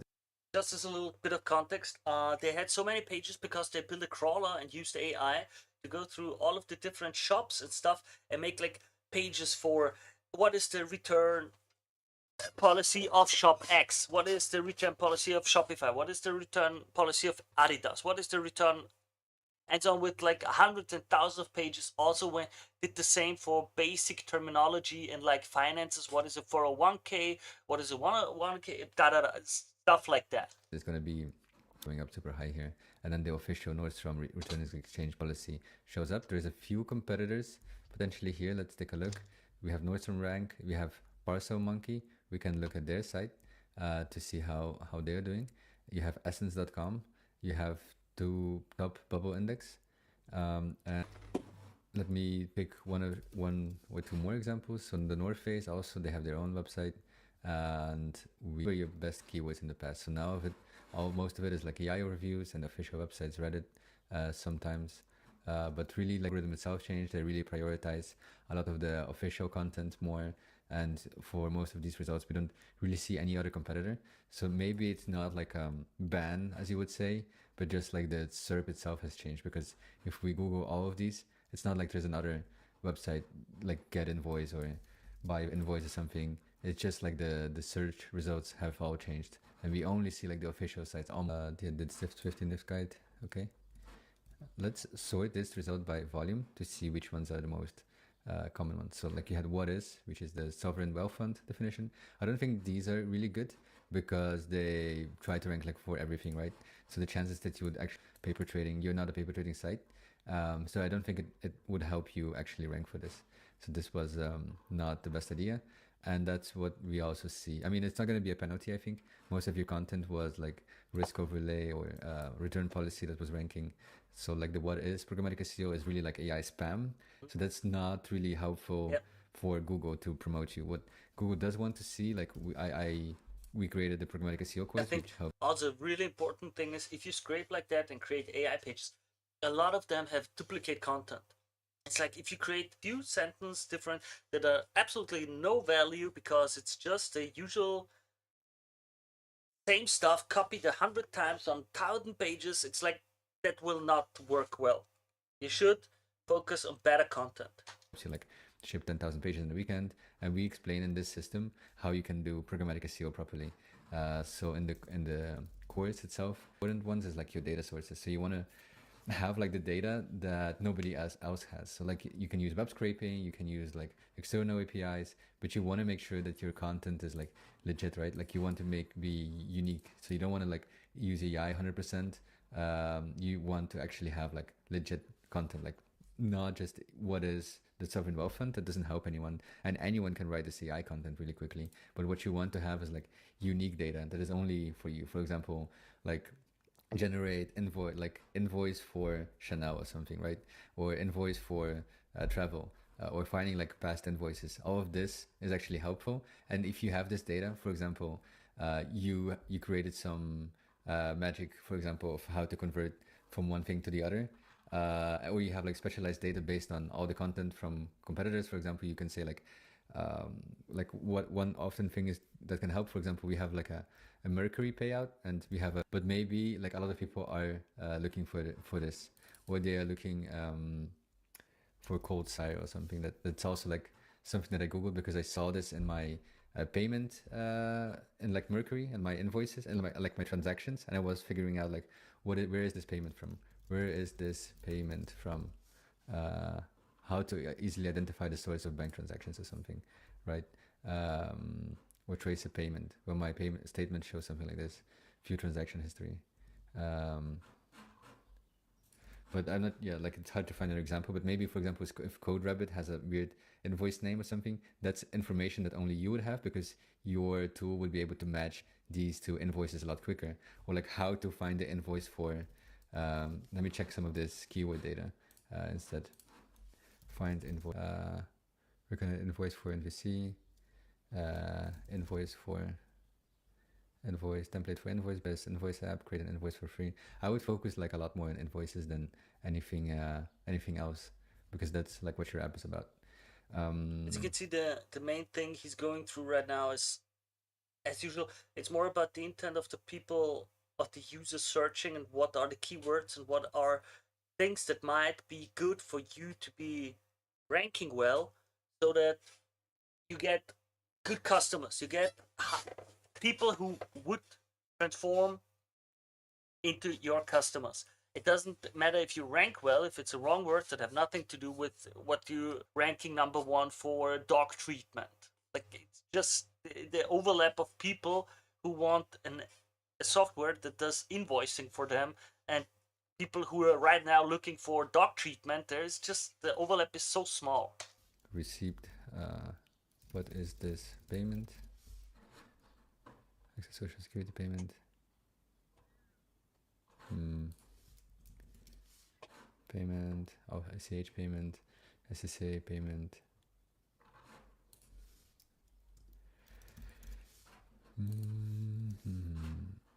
Google invoice payment. How to make an invoice template.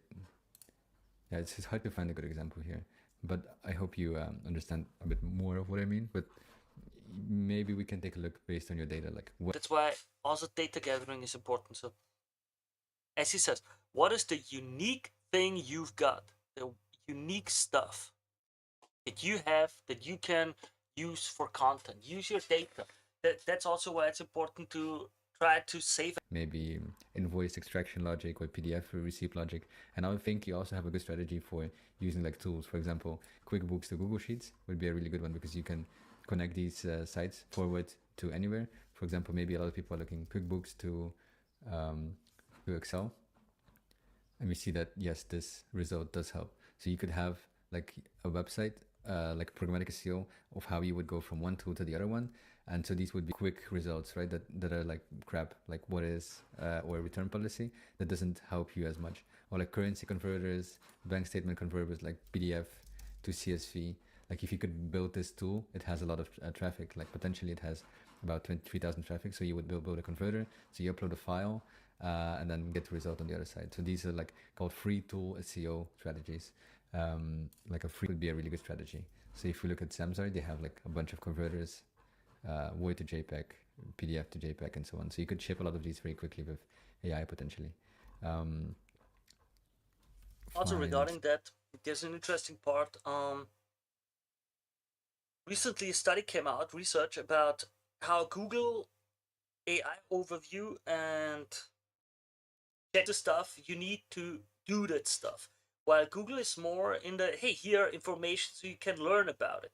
So in Google AI Overview, you will get more information about how does it work. Here's Stack Overflow, here are other information hubs for you to read into the topic. While ChatGPT seems to link more likely into tools where it says, hey, how to go. That's also important to know. You can rank very well in AI chat tools with tools. Invoice for Amazon Prime. Okay, so that's what Google gave us as an example.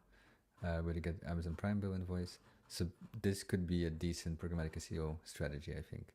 Print an invoice, where to get Amazon Prime bill. Let me check on this. So Amazon price receipt. A lot of people look for this.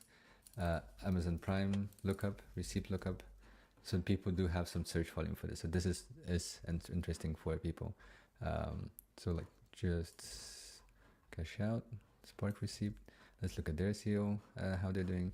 So sparkreceipt.com has an Amazon receipt, print receipt from Amazon mobile app, receipt scanners, Apple Store receipt, Starbucks receipt lookup, OAI replace accountants, good blog post, receipt organizer, how to get Uber receipt to Excel, also part of that convert from X to Y, our receipt scanning app safe, how to scan a receipt, QuickBooks integration, Zoho, digital receipt, and so on. So for this, just walk out. It just talks about the technology. So how to get billing statement from Amazon. Let's take a look at this. Who is ranking for this? It's also Amazon, as we saw like that earlier thing that happened where a lot of the competitors sites stopped getting ranked and like more of the legit sites started showing up. But we see that Payoneer somehow is ranking for it. So let's take a look at their SEO. It's not great actually. Like Payoneer scams. It's mostly like from their own site as well. Okay, let's take a look further at donotpay.com. Adam and Eve, how to cancel an order. Walgreens cashback. It's like how to cancel orders and return policies. Maybe it can help, but I don't think like Get Invoice is uniquely good for this, and I wouldn't focus on that, especially also brand policies. I mean, it's nice, but is that really like your target audience? People here seem to be more like founders, right, or accountants or SaaS owners, or they don't care about the Chanel return policy or like Nordstrom return policy because they definitely know it's for business, right? So it doesn't matter. Like it doesn't even matter that you lost the rankings here, I think. So topbubblindex.com. So they have a few similar ones. So in any case, I wouldn't worry about that loss for now. I mean, the shipping here also.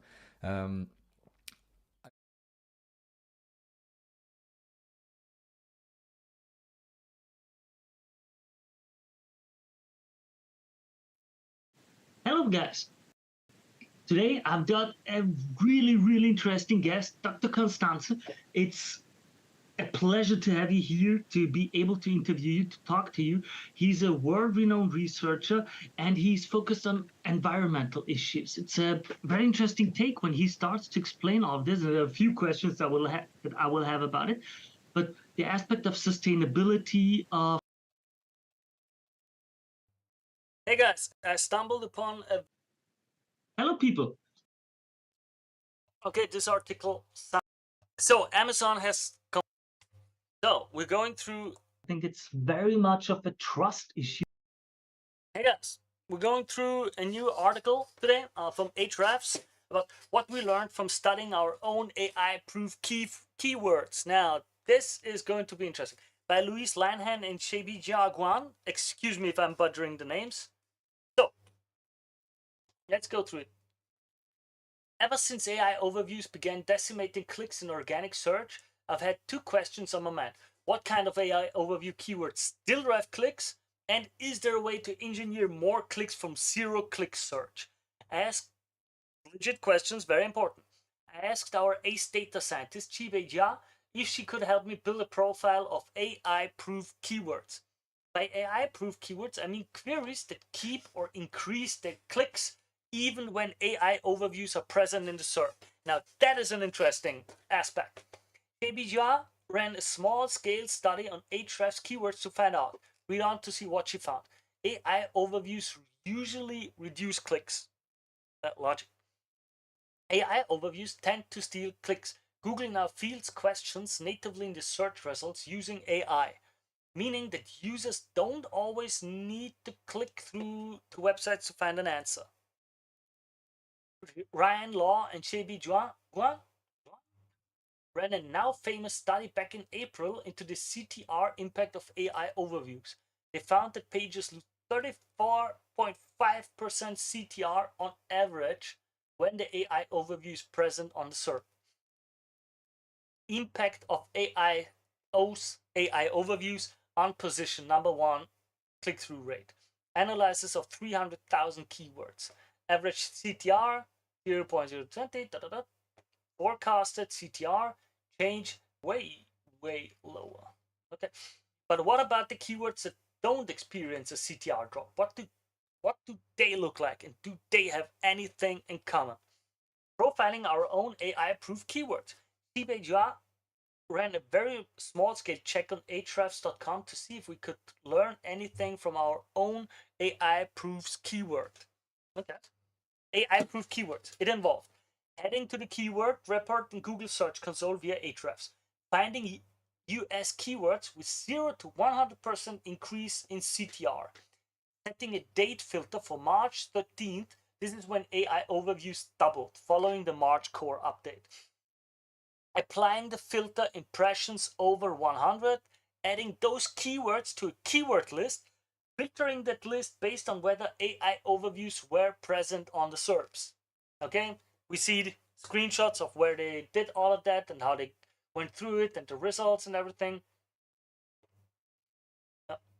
In total, 97 and out of 1,393 keywords, the 7% also ranked in a SERP topped with an AI overview. As I said, the study was pretty smart fry, but even so, Xibei spotted some interesting patterns in the data. The keywords that saw stable or increased CTR fell into 3 categories. Okay. They were free tools keywords.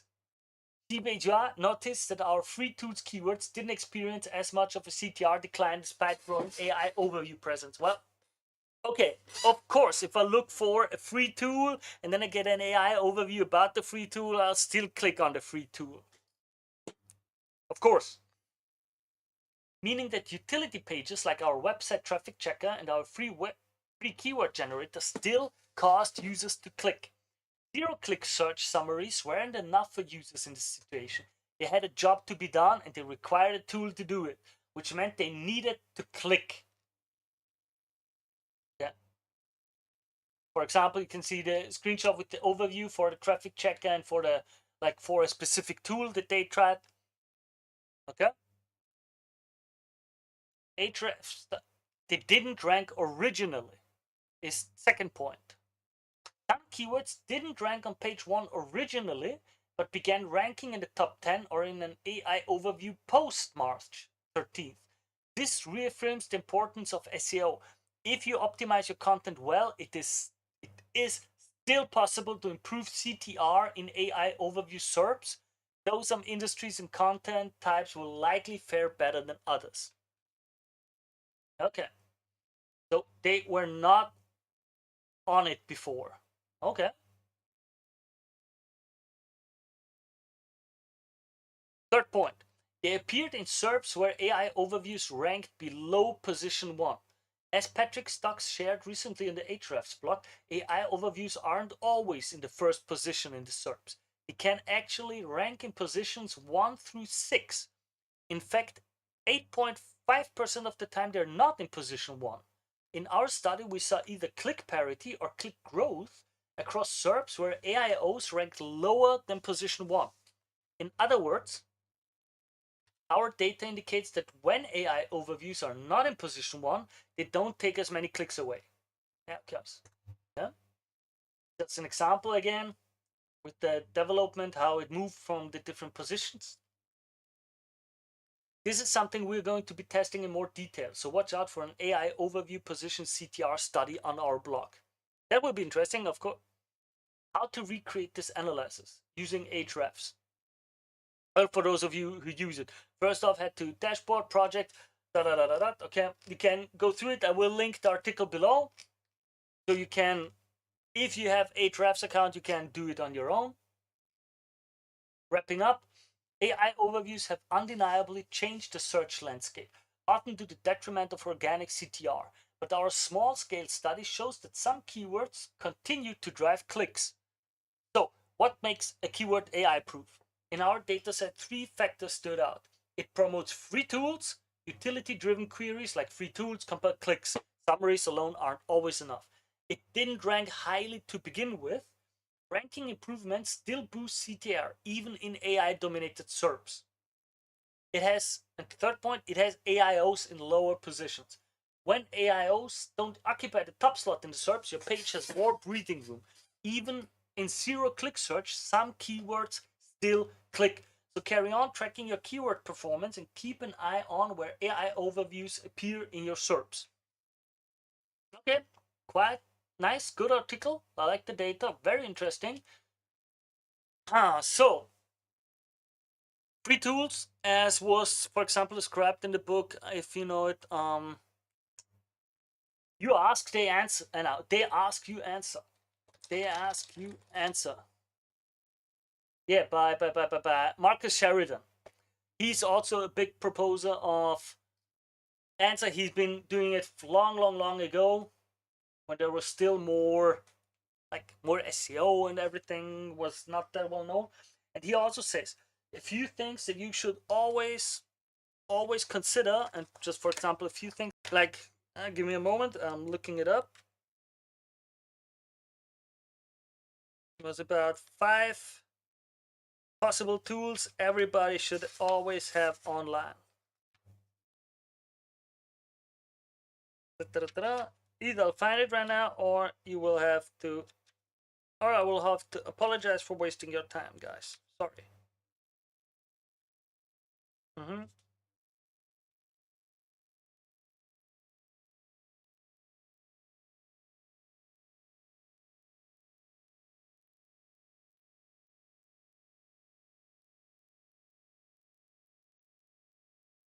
No.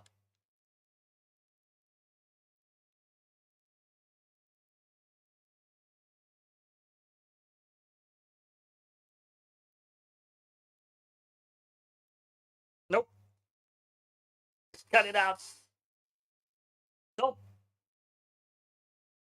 as usual, I go through the news from marketing, industries, SEOs, social media, all kinds of stuff. If you like what I do, if you want to support this channel, leave a like, subscribe to the channel. It's 1 or 2 clicks. It's the best way for you to support this channel. You can subscribe to my newsletter below. That way you stay informed about events, my live Q&A sessions and everything. And with that, new videos should be popping up already, and I wish you all the best. Bye! YouTube launches new age detection process to protect younger users. By Andrew Hutchinson. I'm reading the social media of the thing. Like official. We will use AI to interpret a variety of signals that help us to determine whether user is over or under 18. These signals include the types of video a user is searching for, the categories of videos they have watched, or the longevity of the account. When the system identifies a teen user, we'll automatically apply our age-appropriate experiences and protections, including disabling personalized advertising, turning on digital well-being tools, adding safeguards to recommendations, including limiting repetitive use of some kinds of content. If the system incorrectly estimates a user to be under 18, they will have the option to verify that they are 18 or over, such as using a credit card or a government ID. We will only allow users who have been inferred or verified as over to support kids, teens, and families. YouTube was one of the first platforms to offer experience designed specifically for young people, blah, blah, blah, blah, blah. Now, this is going to be one hell of a thing, in my opinion. Yeah. Which is probably a flawed system, but YouTube seems confident that it will help in determining. This is going money on it, if you guys want to. It will create so many false positives that so many people need to verify their account through ID. So many. Whoops! I'm not sure if it's a bug or a feature, you know. Over the next few weeks, we begin to roll out machine learning to a small set of users in the US to estimate their age. So the teens are treated as teens and adults as adults. We closely monitor this before we roll it out more widely. YouTube says that the approach measuring the above noted factors will enable it to infer a user's age, then use that signal regardless of the birthday in the account. We've used this approach in other markets for some time where it is working well. We're now bringing it to the US, and as we make progress, we'll roll it out in other markets. We closely monitor the user experience and partner with creators to ensure that the entire ecosystem benefits from this update. I don't know, unless there are additional factors that YouTube's not sharing, making an assumption based on basic account info and the videos that a person watches truly can't be an accurate indicator of a user's age. Well, I'm not sure. But then again, when you're operating at YouTube scale with billions of users, there probably are clear correlating factors that are indicative of younger user trends, and maybe mapped out over all of the interactions and engagements in the app, there are definitive patterns that can detect these users, even if they've listed their age differently on the profile. Well, that's a question. That's a really interesting question, isn't it? Like, if your training data is based on false data, meaning many people who put in fake ages, how is your AI supposed to really be able to check that? There will be so many false positives. And again, YouTube says that it's working in some markets already. So maybe this will prove to be an effective age detection approach. Which markets, by the way? YouTube says when the system identifies a teen user, they'll be automatically switched to its age-appropriate experiences and protections. Users who are incorrectly tagged via this process will be able to verify that they are 18 or over with a credit card or government ID. It's another example of the variable approaches that platforms are taking to determine user ages, which have become a bigger focus of late due to new laws and approaches in some regions. In the UK, for example, its recently enacted Online Safety Act imposes penalties on platforms that fail to implement age detection measures. Various other regions are exploring similar restrictions and penalties, which has prompted every platform to come up with its own way to determine user age in order to comply with such approaches. It's going to come USA, everywhere. Oh man. Oh man. Various other regions, yeah. But with each platform taking a different approach, enforcement will be difficult. And really, the only workable solution on this front is to impose a uniform, industry-wide framework for detection and enforcement, which holds the variability of these measures within each app. Nope, because that would mean I could only get the app over Apple or Google. That's not good.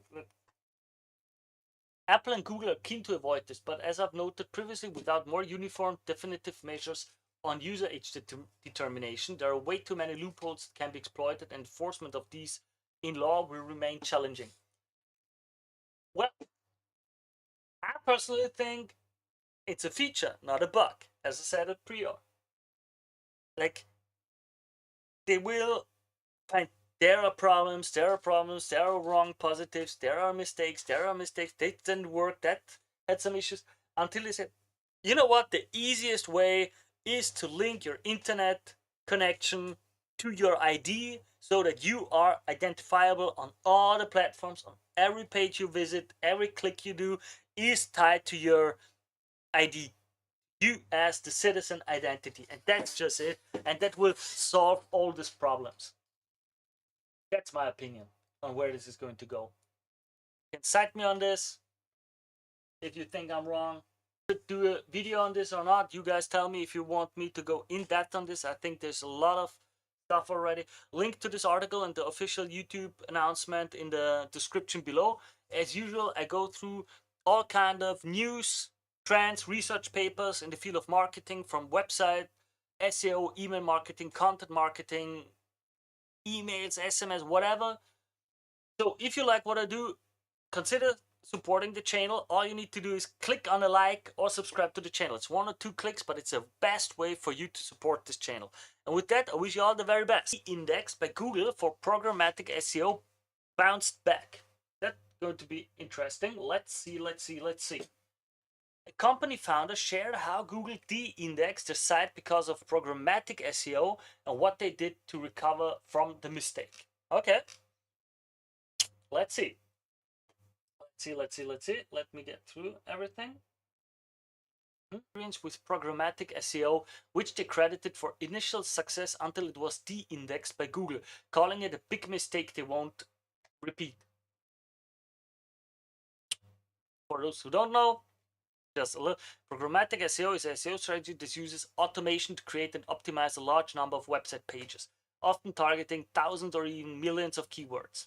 So that's so I don't waste too much time explaining. For those who don't know, some people, some companies and agencies want to rank well, and they say, well, I could use AI and automation. I can go use the AI, check out which are the best keywords that I have.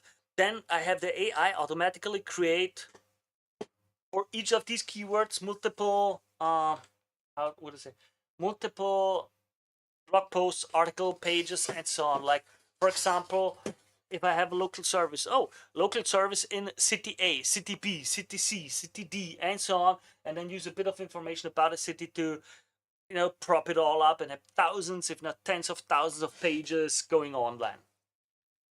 So getting out of that problem once you've done it and Google punishes you for it is interesting. Quite curious to hear how it can be done. So the post shared on LinkedIn received scores of supportive comments. The website didn't receive a manual action. Google de-indexed the web pages due to poor content quality. Programmatic SEO. Okay, he would have explained it anyway. Programmatic. Oh, by the way, article is by Roger Monti.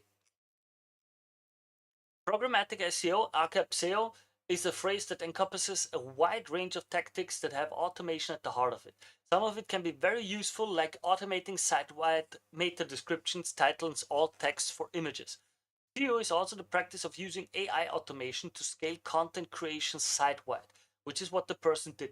They created 50,000 pages targeting long-tail phrases that are not commonly queried.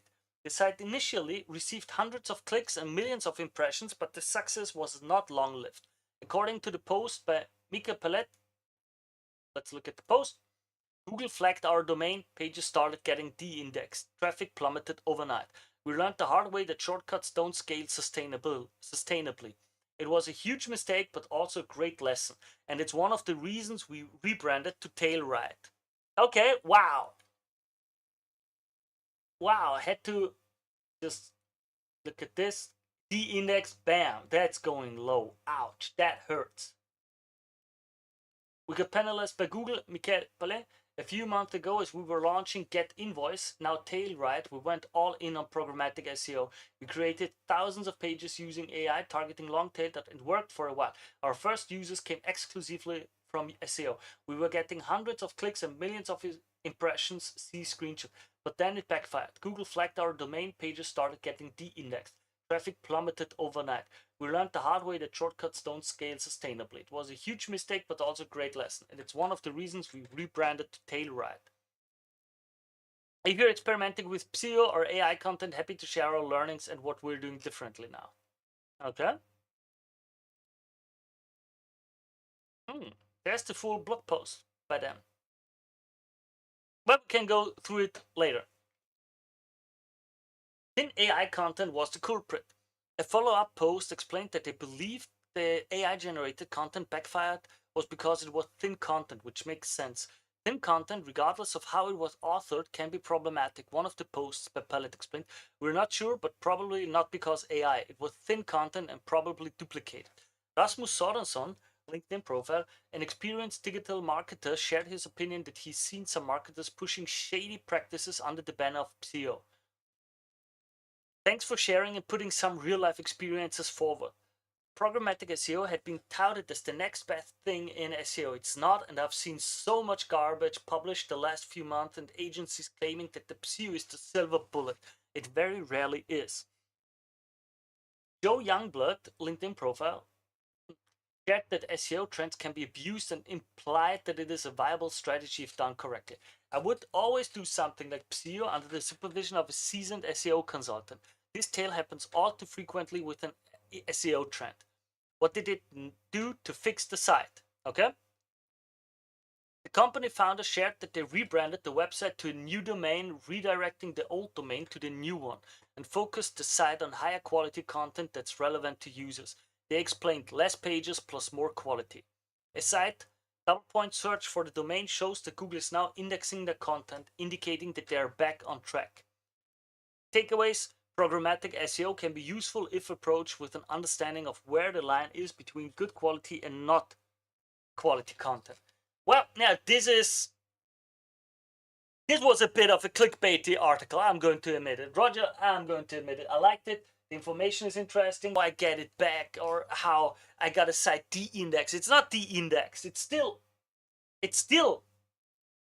didn't bounce back. The site didn't bounce back. They just made a new page. They changed the name. They changed the brand. They changed everything. And now that is not bouncing back. Okay, that is not bouncing back. It's doing a new thing and making it better the next time. It's not a bounce back, guys. But it is really interesting because it shows how dangerous these things are to do. If you use programmatic SEO like AIO or an agency that says, hey, we can pump out 1,000 articles on your site in 1 month, just pay us a little and we get that with AI and so on.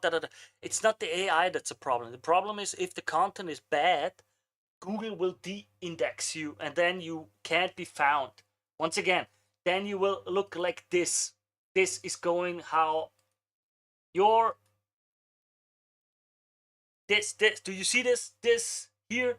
Bam, nothing. From over 60 million to zero. That's what happens if you do stuff that Google doesn't love. Learning new stuff, helping you guys, going through it with you. If you like what I do, if you like me going through articles, review papers, research and other stuff, leave that. I wish you all the very, very best. And hey guys, today I've got for you to get to know. It's a very, very world famous, renowned researcher, Professor Seidhammer. She's well known for her works in the field of service industry marketing, how it impacted back in the 80s and 90s, her work, her books. It's been tremendous. Anyone who's in marketing knows about this. So she's been working for years as a consultant after publishing her works, because so many. I'm very, very honored and very glad to be able to present her to you guys. So Professor Seidhammer, I'm very, very thankful that you took the time to be here. Thank you. My name is Valerie Seidhammer, and you can call me Valerie if that's easier. I have been a student of services marketing for at least 55. A lot of service businesses when I was younger. I was a babysitter and a lifeguard and for a long time. Now, one of the things I thought about it was that it wasn't the same as products. So that's why I spent the last 45 years researching service. May I ask right in there for the first question, what are, in your opinion, the differences between product marketing and service marketing? What is the huge difference there? Well, the traditional differences we used to talk about were four things. Services are perishable. Mm-hmm. For example, if you don't sell airline seats, they're gone. Okay. Services are heterogeneous, meaning depending on who you get to cut your hair, mm-hmm. it might work out or it might not. Now, maybe you don't care so much about that, but I care a lot about it. Okay. So heterogeneous, perishable, there are two others, and I'm having trouble remembering them because this goes back a long time. Yeah. Will you let me remember them later? Yeah, okay, no problem. Let's get on. Like in a basic idea for the people who start with the company or who start with marketing, what do you think is important to keep in mind in the difference of services and products? Like what is the big difference, not on an academic level, but more on a to-do hands-on level? Okay. Well, first of all, days, it was very easy to measure the quality of physical products. You know, you can get out a scale. This is how much it weighs. You can get out a ruler. This is how tall it is. This is how wide it is. That's why you had to measure them perceptually, which is why we developed ServQual. ServQual is a perceptual measure. The second big thing is that delivering service in a company of any size, and the bigger, the harder, is extremely difficult. There's the question about the serve call that you develop. It's an important difference, the gap between the customer expectation and the customer experience. What is that gap about? Okay, first of all, let's say that what is a service that you typically use? I personally, I would say, for example, let's say business consulting is something that I often do and take into. Very good example. Yeah. Okay. If someone wanted to hire a business consultant, they would have expectations about what that business consultant would deliver. That means they would think, what should a business consultant offer? What will they offer? Okay, those are expectations. Now, when they actually have the experience, those are the perceptions. And very frequently, there's a difference between the perceptions and the expectations. Yeah. Okay. How should we try to get, or let me ask a different way. What should we as business people do? Should we try to get as close to the expectation as possible? Or do we just have to communicate better to say, well, customer, your client, your expectation is just unrealistic? Which of the two? No. Neither of them. Neither of them, okay? Bad. Okay. First of all, we don't want to promise what we can't deliver. Yeah. Okay. So that means, some people used to say under promise and over deliver. However, I believe that you should only promise what you can deliver to you and wants to use your services, and you know that you can't deliver what they want. Have a meeting, and we're going to find out what you want. And then we're going to talk about how you will measure that. And then we're going to talk about, we're going to get together maybe 4 times in the next year to decide whether we have met your expectations or not. Okay. So to set up with your client or with the customer or with the one who's offering the service, we can do it both as the one who's offering the service or as the one who's ordering the service. We can say, listen, I want to talk to you. I want to set a few rules or a few guidelines to see if what we're doing is measuring up to what we discussed at the beginning. Do you understand that correctly? Yes. Okay. How did you get into that field, if I may ask? Like from the very beginning on service quality work research, it sounds like, how did you get into that back in the days? May I be honest? Yeah, please be honest. Probably the most important thing was that I was a lifeguard. Really? Okay. Now, I wasn't a Baywatch lifeguard, if you know what that was. Yeah. No.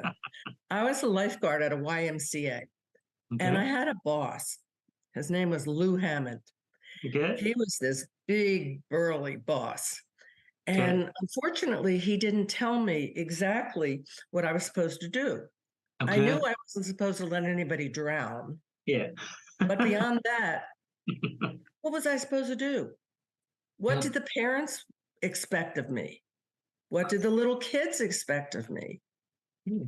What did Lou expect of me? So I was sitting there in my lifeguard chair, and I was thinking of different things. Okay, the kids probably want me to be nice and funny. The parents want me to respond if they have any questions or concerns. So do you have any idea what these things are sounding like? Well, how do you come up with the terms of doing good or bad job on your own? It's like, it sounds like bad onboarding of Lou's case, I gotta admit. You don't do it on your own. You do it by talking to customers. Okay. Now, those things that I came up with at that time were just things that I thought of. Yeah.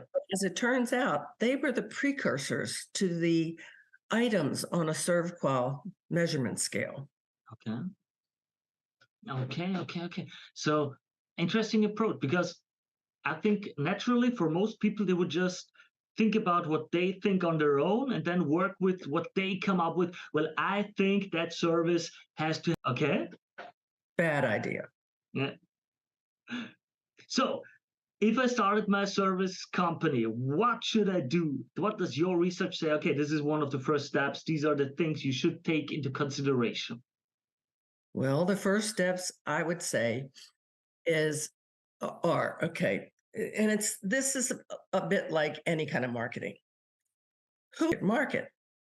Focus group interviews, in-depth interviews. When we came up with South, East, West, some with men, some with women.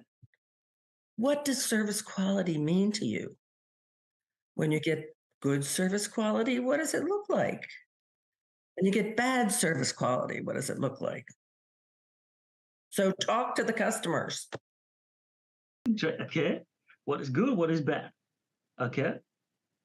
So you guys know, you can look it up. It's really interesting work. You have a whole schedule of questions and impulses and ideas on what you could start with to get your service product. It's not a product, but your service agency, your service offering company working better. Your Yeah, service offering. Thank you very much. offering. Yeah, that's as an agency. I witnessed most people, that's why I was so curious to have you on the show, was most people that I know that have an agency or have any kind of offering, like videographers, graphic designers, web developers, the whole industry, like goes through that and says, well, I will just come up with what I think the customer wants. I will just come up with that, and those ideas that I have about the client, I will try my best to get the best at that kind of thing. And when I talk to people, because I'm more the guy who goes out, drinks a coffee or a beer with the people, meets with them, talks again and again and again, thousands of times, I made the experience that often what an industry thinks is important or what people are taught is important isn't really important to the client. They look at a completely different set of values that are important to them. And that's a bit how I got into your research and how I stumbled upon your book and everything. And that's why I wanted to talk to you about. Why do you think is that? Why do you think people come up with such different values than what the client really has? I mean, you've been consulting many companies by now. Is there some kind of red tape where I think, oh, that's a common mistake they do? Okay, have you ever heard of the GAPS model? Yep. But what is it for the audience? Yeah, of course I've read it. Okay, well, so one of the big gaps in delivering service quality is assuming that you know. Now, they assume because it might be easier for them to do that, to make an assumption. But there are lots of examples where assumptions are wrong. For example, do you know the average life of a restaurant, the average lifespan of a new restaurant? What a lot of them are closed in the first 3 years, as far as I know, but I don't know the exact numbers. 6 months. 6 months. Wow, that's much shorter than that. Wow. Why? Well, because people say, I really like this kind of, I like to, to do this kind of food. Yeah. My mother cooked this kind of food, and I'm going to have a restaurant like my mother cooked. Yeah. Well, how do you know some people are going to like that? Yeah. Okay. Interesting. So for the viewers that don't know, the GAPS model is a bit of on a basis on what the client or the customer might want. And then the product is designed in a specific way with these theoretical assumptions made in place. Their educated idea of what is wanted is completely wrong compared to what the market really wants. As Professor just mentioned, and for a very low price, and that is going to bring many people in because people like to eat big portions. And virtually all restaurants that tried this approach, for example, failed because they realized, oh, there is a reason why this idea is not common. Often startup, let's assume I'm a startup, I'm beginning, I don't have the money to like ask a lot of people to do all of this marketing research. I could only work with educated guesses. So with the method you proposed in the surf call, it's like as small a business as possible, because I always like to try to get my viewers an idea with the smaller startups. If you're a company that gets VC funding with a few $1 million, it's easier to get an agency or to build up an internal department to get these things done. But how could I do it as a bit of a smaller startup? Okay, you could use SurfQual itself, and you could adapt it, excuse me, to the business that you have. Now, I have to tell you that there are some people who believe and are successful with the idea that they can come up with the right thing. Apple is an example. Said, I don't need market research. However, he didn't use market research on his physical products, but they did use market research in the stores. Okay. So, but you can find a lot of adaptations of SurfQual that suit different industries. For example, there is a hospitality version of SurfQual and a restaurant, Google Scholar. Are you familiar with Google Scholar? Yes, I am, of course. So if you go to Google Scholar, you look up SurfQual, and underneath SurfQual, you will see a lot of different papers listed. They could go through those papers until they find one that fits the industry they're in. Perfect. That's what I wanted to give the viewers a bit of value, how they can use what you came up with, of course, what others also came up with. It's an evolution taking place over the years, of course, but it's really, really interesting to think about that. So why or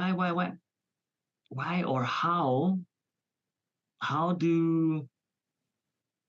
should I say it? It's a bit complicated for me to ask that, because it might be a bit out of the boundaries of the questions. I know it's not a specific research you did, but to me the psychological aspect of all of your work is pretty interesting. Like I understand the survey doing, I understand the asking of the clients and to getting the feedback, but I would like to get a bit more of your knowledge, of your experience out of that. I mean, you've been implementing it for years for many companies. You've been hired as a consultant quite often. So could you talk a bit, like, of course, without naming names or anything like that, but like, what are your experiences on the benefits, on what people often make fault, what are the mistakes that people make, and what were some of the benefits that could be applied to business tactics?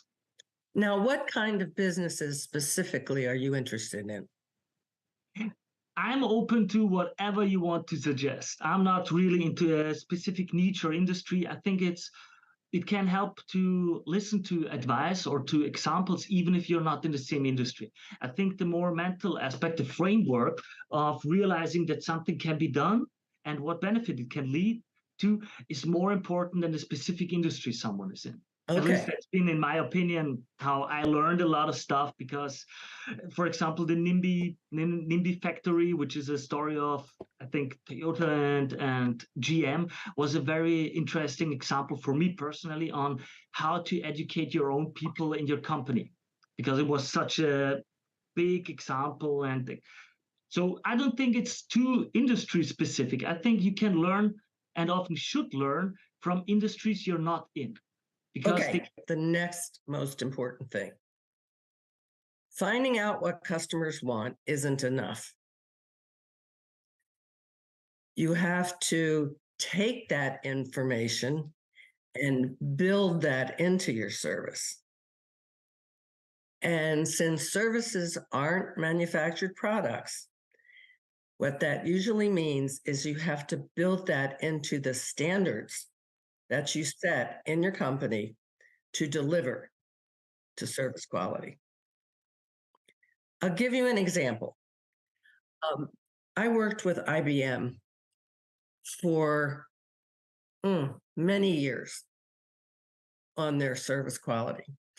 And one of the things we found out was that customers felt they would call their rep in IBM and they wouldn't get a response. So we established a standard that the rep had to get back to the customer within 2 days, even if it was just to say, I don't have the answer to what you want yet, but I will have it and I will get back to you. That's a standard. Okay. Federal Express had a standard that was built into what their customers thought was most important. And that was right first time on time. Okay. So that meant it went to the right house on the time that it was promised. And FedEx used to have promises like 8:30 or 12:30. Now, UPS, I think, is better at that now, or Amazon is better at that now. You know, when I order something from Amazon, it tells me, okay, you're going to get it tomorrow between this time and this time. That's a promise. So that's gap 2. Gap 1's finding out what customers want. Gap 2 is setting up standards to have it done. Gap 2 also involves new product or new service design. Meaning, okay, suppose the company is a company that makes invitations for bridal showers. All right. It needs to have a process by which, and there's a very important tool for that called blueprinting, service blueprinting. And the customer and the people who deliver it all get together and they make this up together. I think that's a really interesting take, because you said about something, procedures, operations, and standards. It's a really interesting topic, because if I may ask you, with the service industry, it seems, at least what I experienced with people whom I talked to, with clients that I had and such, there is a huge challenge when you're small and you offer a service. It's more individual. I'm a consultant and I can adapt myself to deliver the product in a way that I think is good. So it's like a personal style that I've got or something like that. But once I want to grow, I want to get employees to work for me. A lot of them start to mess it up at that point, because they don't have the clear standards, they don't have the clear procedures, and they don't know how to outsource that thing that made them individually successful. Exactly. And that's gap 3. Okay. The difference between the standards you set and what your employees or your franchises deliver. Yeah. Okay. So I have a wonderful hairdresser. Okay. Right. She has her own process. The process is, well, it's probably bad to give you this example because it looks like you don't care how your hair gets fixed. Well, let me give you a hotel as an example. Unfortunately, the hotel I'm using as an example just was hurt by the flood. It was in Cedar Key, Florida. But it was run by a small family. And so it knew exactly what its customers wanted because it asked on the phone. When you got there, it did everything just nice. And then the family itself did the delivery. Okay, one place. What happens when you are Marriott Hotels and you have to deliver that across the world? But Marriott has its standards. And actually, one of Marriott's possessions is, what's that wonderful hotel called? High-end hotel, think. Can you think of it? I'm not that well versed in that industry, I gotta admit. I know Okay. Hyatt, Hilton, Oh. I know that Hyatt. No. It's it won the Malcolm Baldrige Award, but I can't think of the name of it right now. The very best hotel you could possibly think of. Okay. And this hotel happens to have just the most wonderful standards. Okay. And one of the standards is that the the person that greets the customer has been told who's coming into the hotel that day and says, hello, Dr. Zeithamel. Please come right in. We've been waiting for you. Go up to the front desk and, they know who you are. When I stayed at this hotel, in fact, they have a system of collecting information about what frequent guests like. And one time I went in there and I always eat oatmeal for breakfast. I ordered room service oatmeal and I said, but I want cinnamon to go with it. Every time I stayed in there afterward, they sent cinnamon up with my oatmeal. Well, that's exactly what I mean. This is the little special extra thing that makes it so much more appealing to the client or to the customer.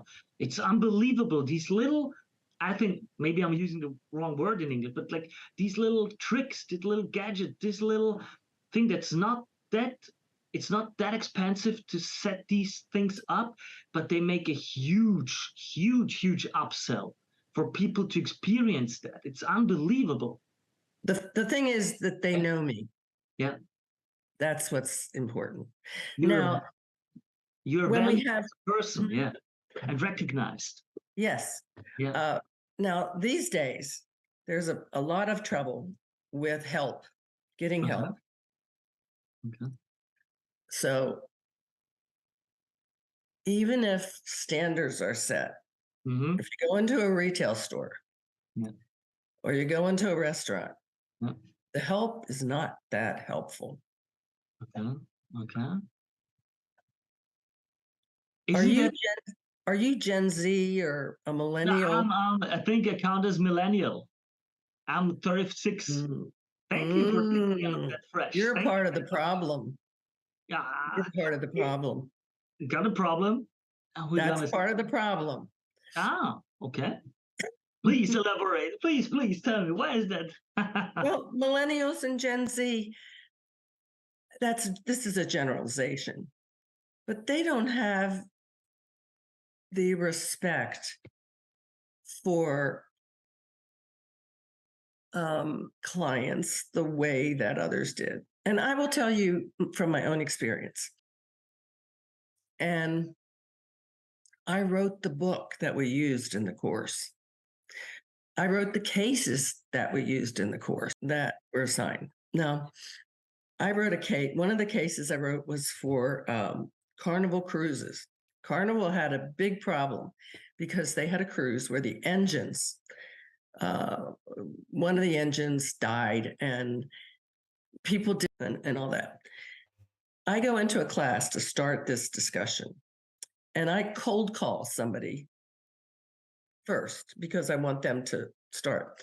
And I cold call Sam. I don't remember his name, but I cold called Sam. And he said, first of all, this is a terrible case. I found on Google that what they said about this case was wrong, that a lot of people had great meals on this case. So I don't know who wrote it, but it's wrong. I wrote the case. This is my student sitting in there. Okay. Okay, not all millennials. Yeah, of course not. It's like a general. Yeah. I understand. It's something I didn't know it was in America. Like it's pretty much. I'm from Europe. You're from. It's a difference. It's a big difference because I know I've hired a lot of people. I also know the difference between hiring someone who's 40 and someone who's 20, and it's generalized as you say, but the identification with work is way different because I think the boomer generation is more taking pride. I identify with the value of work that I created, while for many young people it's not like that.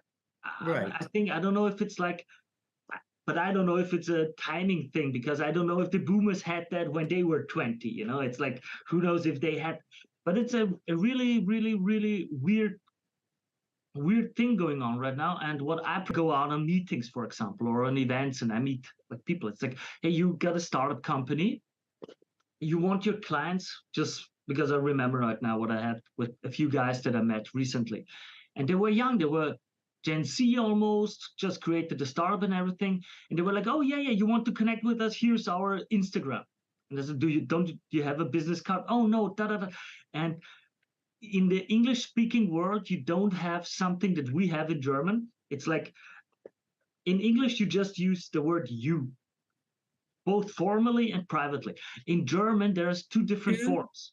Yeah, there is du and sie. It's like one is the very polite form of you. It's like you only use it with clients or with people you don't know, that you're polite with colleagues, with your boss, and so on. And the other form is the form that you use with family, with friends, with people that you know well. And over the last 20 years or so, because of the American culture influence, it's getting more and more that it's only using the informal way. And now a lot of people that are like 40 or 50 or wearing suits or working in companies are like, I don't want someone to use that informal way of addressing me. While others are like, I don't want to work for companies where I have to use that formal version for my superior. Why should I? He's just above me. He's not more worth than me as a human. So there's a huge cultural thing going on here that's like very weird in my opinion, because I'm like, I like to go with the formal, polite way because I just think it's the right thing to do. But I'm fine with the informal way too. But I think it's like, the reason why there are these polite forms and everything. And I'm not, but we'll see how it develops. I don't want to give a moral value on it. Like I don't want to have people screeching at me in the comments and attack me for that. Oh, I know. Really? Okay. So, I mean, I had a lot of different jobs when I was in high school and when I was in college, and I was just grateful. Okay. And you think today it's not that way anymore with the younger people? Well, I do know that young people have certain criteria for a job. Let me be just general about it. And I mean, there's always a bell curve, right? Always a bell curve. But they want meaningful work. They don't want necessarily to work for something they don't believe in. They would rather, I shouldn't be generalized, high heels. I'm going to be honest with you, okay? And I will put this online. I don't care. I want people to know my thoughts on this. I'll be honest. I'm the child of a migrant family. So I grew up with almost no money. It was 5 children. We were poor, dirt poor, really. And I mean it, like really, really poor. We didn't even have a room for every one of us. It's like poor. And to me, work, I was brought up and I grew up with work is money. You need money to survive. You need a job to survive. That's it. Like a job has to be of value, to be fun or anything. It was like, are you out of your mind? You get money for your lifetime and you work and that's it. And the only thing you can do is make a deal to get as much money as possible for the time you give away. The only thing Exactly. there is to consider is don't be an evil person. That was like my mom was like that. Like you gotta be able to look into the mirror. You know, like don't screw up people, don't do anything that's malevolent to the people. That's how I was raised.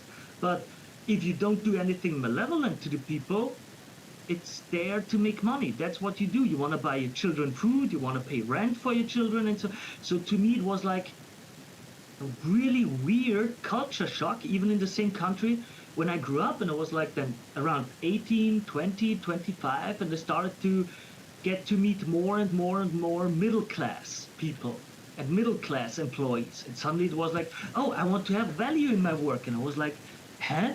It was like, oh, I'm frustrated because I don't see the value in this work that I do. And I was like, what value? I'll do it. I don't care about the result. I'll do it as good as I can. But it's his job to decide what we got to do. And so it was a real weird culture shock to me to be faced with these kind of people then. And when I started my own businesses, then I started with a few other things, charity organizations, and I had to hire people. It was really like it took me a few years to shift mindset to understand what the problem was for these people. Mm-hmm. And in Austria, it's like we've got a way better welfare state than you guys got in America.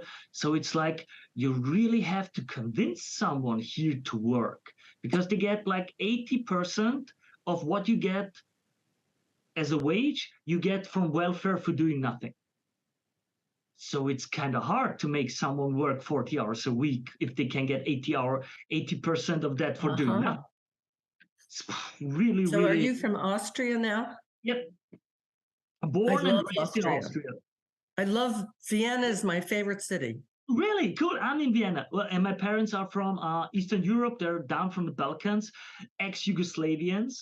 So, you know, in the 90s when there was the war and everything, a completely different way of growing up. It was a completely different way of growing up, going down to meet the family and to have to think about where they bombed, where they killed, was anything destroyed, they need, and you come back here and suddenly people are like, oh, I want to be an artist because I want to express myself.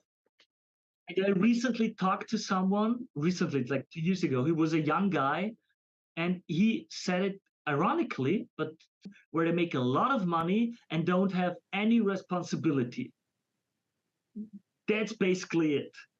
And that's like, if that is what you want, you're going to fall down pretty hard once you start working. It's going to be quite a crash to be confronted with reality. Like, but we'll see how it works. We'll see how it works for this generation.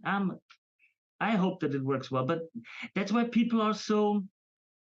I recently had a discussion with a psychologist about that in the research. It was like 50 years ago, you had two personas. You went outside of your home and you were someone else. You put on your clothes as a uniform, as a mask, and you were someone else for your colleagues, for the outside world, for the cafe, for the barber.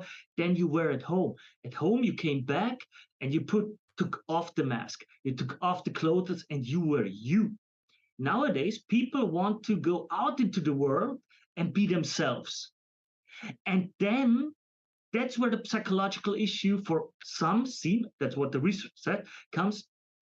You go out and this is something prior generations didn't have because they were not themselves in public.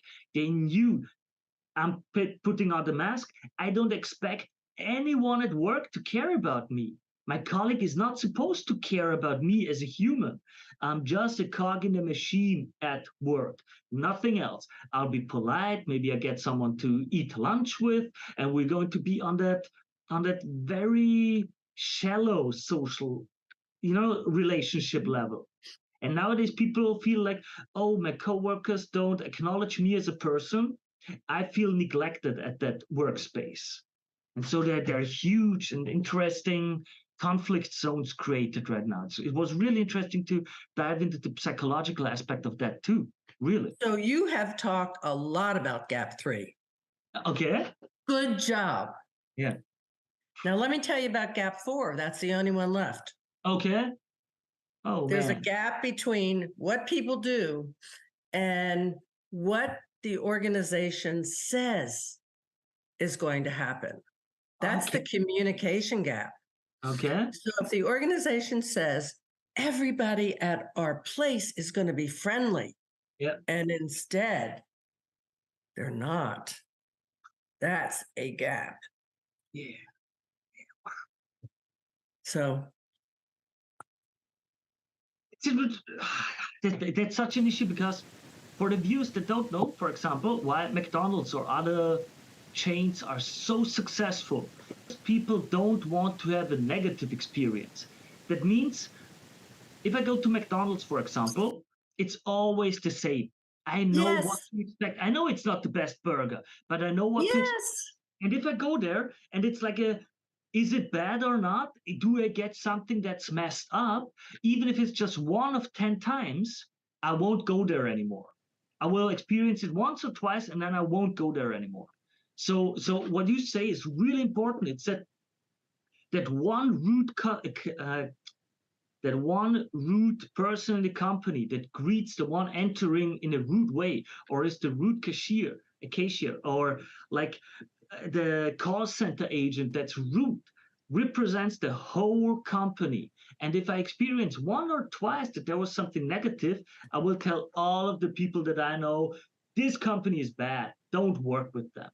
So it's really tough to set up these procedures and standards, as you said. It's really, but yeah, think Disney.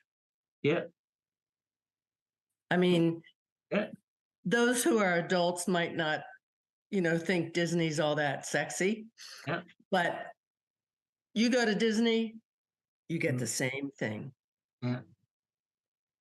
Well, The at least for a children, long time, it was like that. As far as I heard, I'm not too experienced. They shifted slightly in the last like 5 to 10 years, or is that wrong? With the experience in the parks and everything, as far as I heard. no. Now, Okay. Disney Europe, Disney France is Yeah. different Okay. because Okay. Disney France, Yeah. people in France don't like, workers in France Yeah. don't like to be told what to do. Okay. Okay. Disney Hong Kong's great. Disney in Okay. the US, superb. Okay. Okay. So you think there are also regional differences for companies, how easy it is to enforce these standards and these procedures? Well, we do know that when Disney went to France, they had a lot of trouble. And the trouble was with the workers, trying to get the workers to smile on cue, and because people felt like, I don't want to do that. Okay.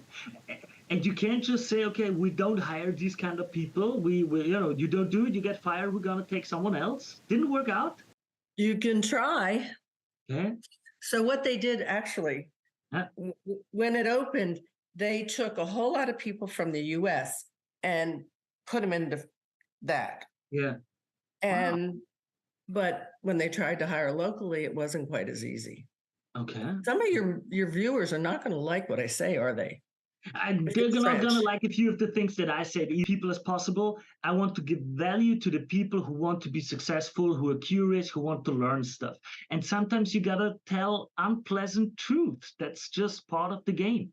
I'm gonna be honest. It's like I'm in consulting. I often work with companies. I often work with clients. And one of the things that I myself, as a brand, so to speak, have developed was I'm not going to sugarcoat stuff. I'm not going to come to you and say, oh, you're all so awesome, and hey, your feelings and everybody's valued.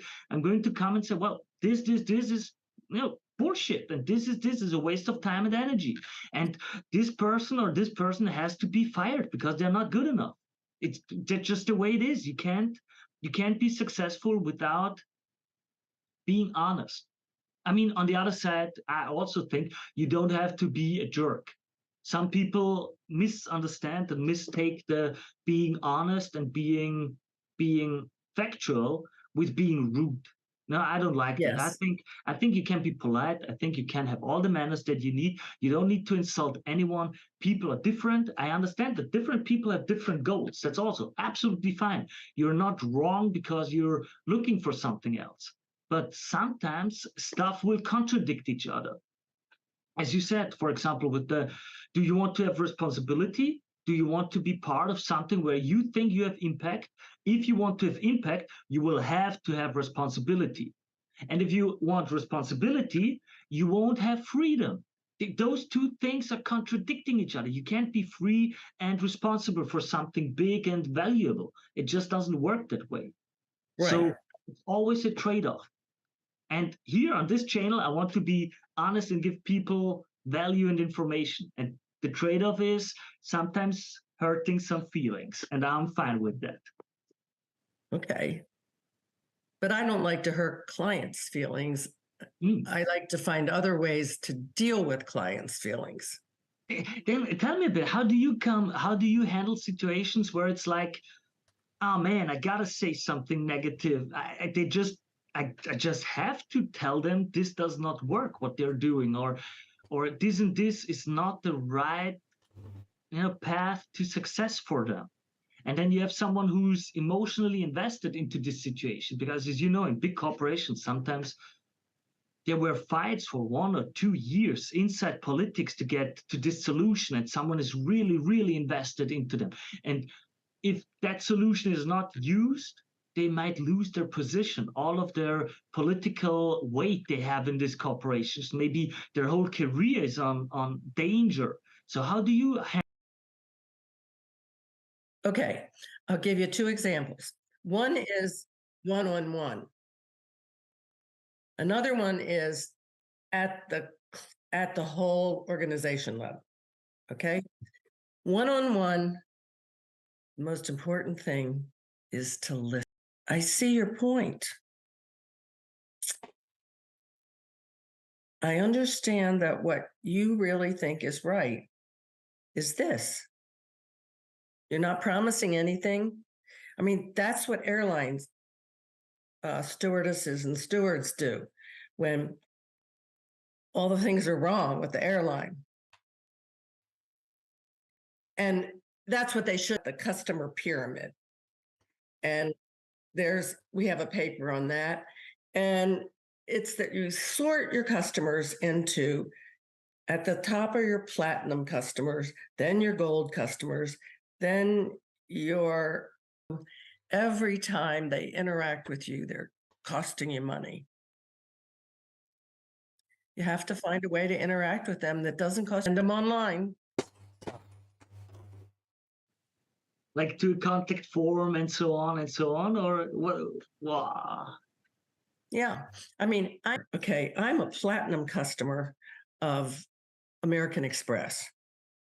I have my own telephone number that I can reach their contact center if I have anything I need. All the other levels can't do Okay. Okay. I gotta ask you, because you mentioned something, and I know we don't have that much time, sadly, because you're really interesting to talk to you. I've had a lot of fun, pleasure talking with you. But you said something that I want just to focus a bit on before we have to quit: the aspect of online.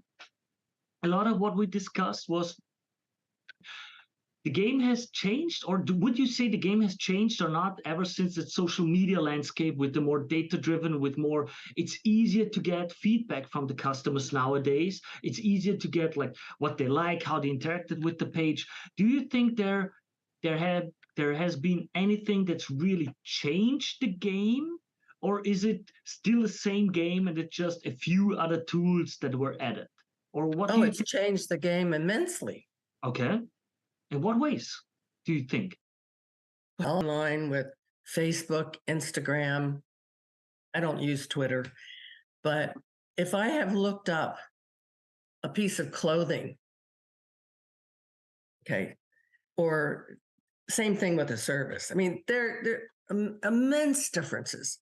And people tried to use ServQual to measure that stuff. And we said, ServQual is not the right thing. That's why we came up with ES quality. What would you say, how could you explain to a layman what the differences are, like in general? Most important thing online is efficiency.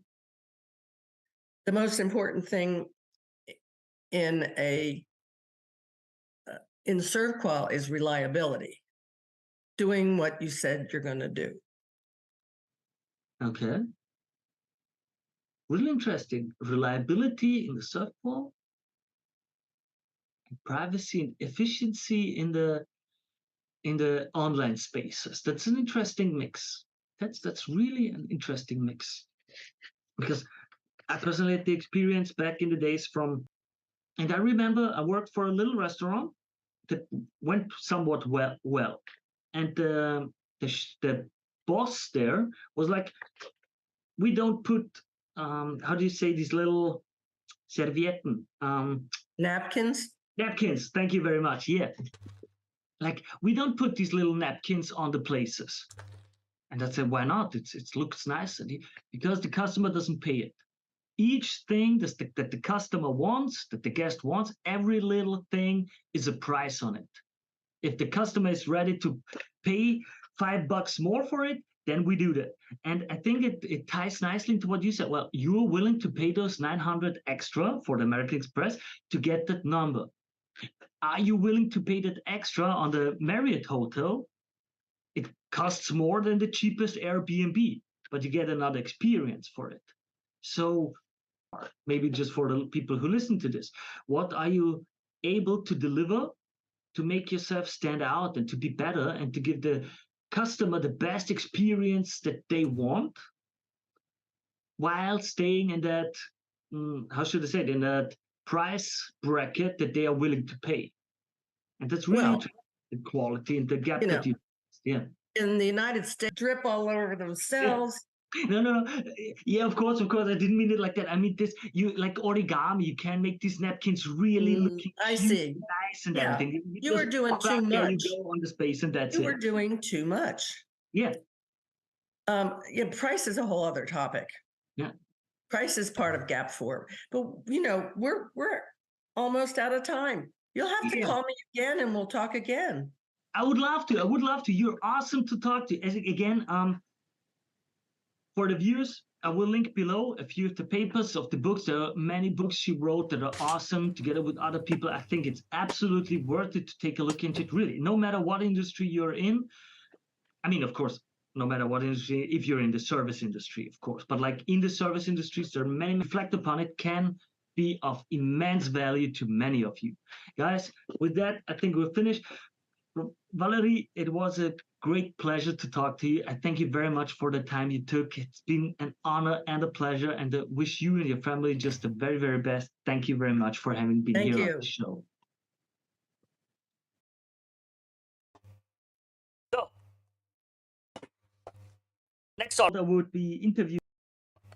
Next article: the importance of. I have seen there are so now many videos that have the wrong. Why your SEO isn't working, and it's not the team's fault. Okay. Is this out of the view of the client, or is it an in-house SEO team, or what is it? Let's see. Written by Bill Hunt. Bill Hunt, you've got my attention. Good SEO teams fail when the system fails them. This piece looks at the hidden forces behind stalled search performance in organizations. All right, let's see. Over the years, I've been asked to audit numerous enterprise search programs, transforming and executing the playbook, but the results weren't materializing. Okay. Rankings were volatile, organic traffic plateaued, the executive team grew frustrated. Eventually, someone asked the inevitable: is our SEO team underperforming? Most of the time, the answer was no. The team wasn't failing, the system around them was. As someone who has not worked in internal marketing and is known as a consultant and expert who can go in with a bit of arrogance, I'd say it like I tell my clients, hey, listen, either you listen to me or we don't work. I'm not here to sugarcoat anything. I don't know about these problems. I don't even want to consider how much politics are needed. Because the team wasn't failing, the system around them was. Well, the team, in an ideal world, the team would be responsible to tell the system, hey, we need X, Y, Z. So let's continue. Let's continue. Not saying the team is fault. I'm just curious. Also, you leave your stories and frustration below. This article explores the structural, organizational, and leadership level reasons why SEO fails inside even the most sophisticated enterprises. Spoiler, it has little to do with keyword research or broken links. It's everything to do with the invisible walls that constrain real performance. It builds on themes from my article, The New Role of SEO in the Age of AI. We'll explore how SEO is evolving into a broader organizational discipline, one rooted in systems thinking, structured content, and strategic alignment. Misdiagnosing the problem, SEO as a siloed function. In most companies, SEO is still viewed as a technical function buried within marketing. It's rarely integrated into upstream product planning, development processes, or digital governance. So when organic traffic and performance lag, leadership looks at the SEO team's workflows, agency partners, or performance dashboard, not at the system that surrounds them. That's like blaming the pit crew when the car hasn't been upgraded in years. 5 structural reasons SEO doesn't deliver. And now, in the AI era, there's a new layer of complexity. The platform itself may be working against you. Generative engines and search assistants are not just routing traffic, they're rewriting how discovery happens. If your content isn't structured to be consumed and credited by AI, then even the best efforts by your SEO team won't yield results. Visibility isn't just earned through optimization, it's granted by systems trained to synthesize, summarize, and sometimes sidestep attribution entirely. Here are the most common issues I see inside underperforming organizations. Okay. I think a really important point to consider is that a lot of those low intention keywords that we had back in the days that we could use just don't work in marketing. What is influencer marketing? 5 tips for content marketing. All of these things are now already in the AI overview. ChatGPT answers it directly. Back in the days, you saw 5 pages with the title, and then you clicked on all of them, read through them, and decided which was good, and they had the possibility to hook you into taking their service.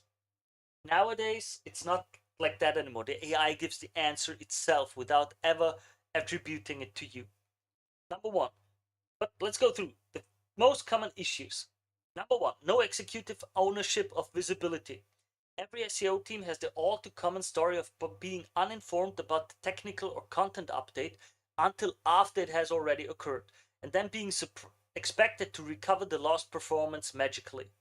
It wasn't isolated oversight. It was an artifact of a siloed organization that didn't truly value SEO. When significant changes to the site's architecture, platforms, or content workflows occur without input from search specialists, visibility suffers, regardless of the team's skill level. SEO success often hinges on decisions made far outside the SEO team's control. Site architecture, content management system, CMS, capabilities, translation workflows, and lead decision inertia.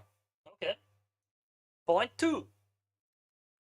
Misaligned incentives. SEO is a long game discipline, but quarterly performance, traffic deltas, and campaign outcomes are the metrics most teams focus on. When teams are rewarded for volume, not visibility, they focus on what's easy to publish, not what's hard to get discovered. Okay? Well, that's for all fields. It's always the question of what are the KPIs, what do we measure? Because what you measure becomes the goal. So people game the game to get good metrics. Real important. 3. Content without strategy. In today's search landscape, content must not only be helpful, but it must also be interpretable by machines. AI systems increasingly determine what gets surfaced, cited, or synthesized into answers. If your content lacks structure, clarity, or semantic relevance, it may never reach the end user. This isn't a failure of effort, it's a failure to adapt to how visibility is brokered in an AI-first environment. Well, I think this is on the SEO team. This is an issue of the SEO team if they haven't yet adapted. Companies often produce massive volumes of content with little to no strategy for discoverability, relevance, or user need. One of the biggest mindset shifts needed is moving from just accurate to genuinely helpful content information that not only ranks but also resolves a user's need, aligns with their search intent, and builds trust across formats and platforms. If content isn't structured for AI interpretation, indexed efficiently, or mapped to actual search behavior, it's noise, not value. 4. Tech bottlenecks and CMS handcuffs. The SEO team may know what needs to be fixed, but can't implement changes due to rigid CMS limitations, lack of dev resources, or cross-team politics. SEO becomes a report generator, not a performance enabler.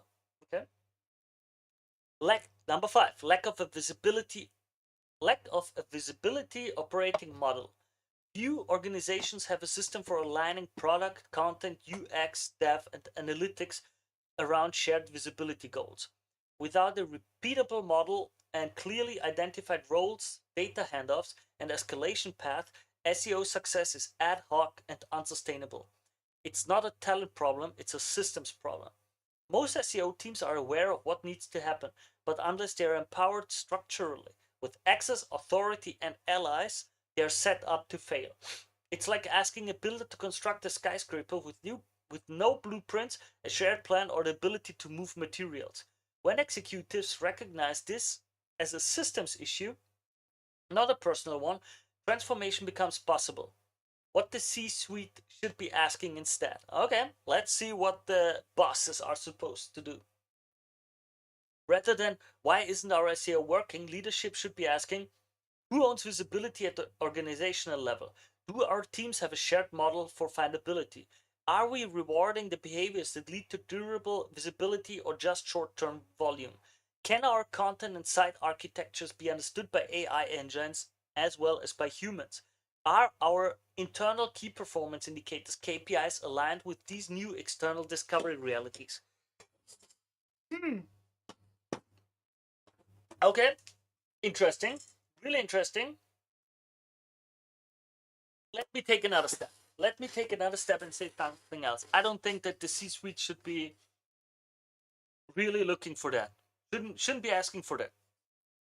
It should only ask, what is our bottleneck and what do we think that is the most important thing to do to get to the next level, to get to the next results? That's the important thing for the C-suite. Who needs what to get it done? Who do we need to give what kind of mission, with what kind of resources, and with what enablement so that they can really do something? That's the most important thing. All of these detailed questions, they are further down the pipe, in my opinion. Shouldn't be C-suite questions that are asked like that. Reframing SEO as infrastructure, not just a channel. Modern SEO now sits at the intersection of content strategy, data modeling, and AI accessibility. If you're not designing your digital presence to be ingested by large language models or cited by answer engines, you're ceding control to the platforms. You're optimizing for a web that no longer exists and leaving performance on the table for competitors who've embraced AI mode discoverability. The most successful organizations treat SEO like digital infrastructure, a foundational capability embedded into everything from product design to knowledge management. They invest in schema and structured data governance, visibility service level agreements, SLAs across departments, shared taxonomies and content architectures, measurement frameworks that include AI surfacing and non-click impact, collaboration and knowledge sharing. Final thought, clear the path, then judge performance. If your SEO isn't delivering ownership, then and only then can you ask whether the team is performing, because even the best F1 driver can't win a race if the vehicle they've been given is unreliable, outdated, or built without alignment between the systems. Editor's note, this article is the first in a series from Bill Hunt set to be published monthly. Each article will build on the others. The series offers a clear, differentiated voice, speak the language of senior leadership while honoring the technical integrity of search. Okay, Bill Hunt, was it nice? Not a bad article. Bill Hunt. Bill Hunt, yeah, you're on. I'll follow you on LinkedIn. Why not? Why not? Why not? President of Breathlang, Bill and Beck. All right. Well, I'll leave him.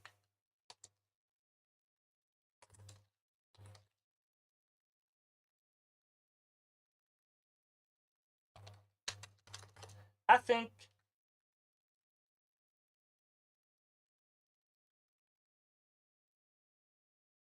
we can give positive feedback to people who do something. You know, follow. Oh. No. Following. Great. I like that article.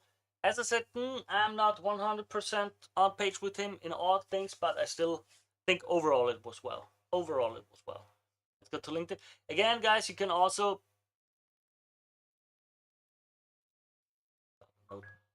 feel free to connect with me over LinkedIn if you want, Twitter, and so. I don't think he's posting much.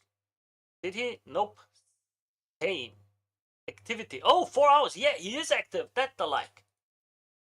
That's nice to hear. Well, guys, as usual, I go through all kind of articles with news, trends, research papers in the field of marketing, be it SEO, web design, web development, content marketing, influencer marketing, email, and so on and so on. If you like what I do, if you want to support the channel, feel free, like the video, subscribe to the channel. It's 1 or 2 clicks. It's the best way you can support this. And with that, I wish you all the very, very best. This seems interesting. The company got hit by Google. We got hit by a Google penalty after publishing 22,000 AI pages. Here's what happened. How we lost all our organic traffic overnight after publishing 22,000 AI generated pages, what we learned from the penalty, and how we rebuild with a better approach. Again, the image is already closed image. Written by Mickey Palais. Here's the image. As you can see, they had over 60. We got hit by a Google penalty after publishing 22,000 AI pages. Here's what happened.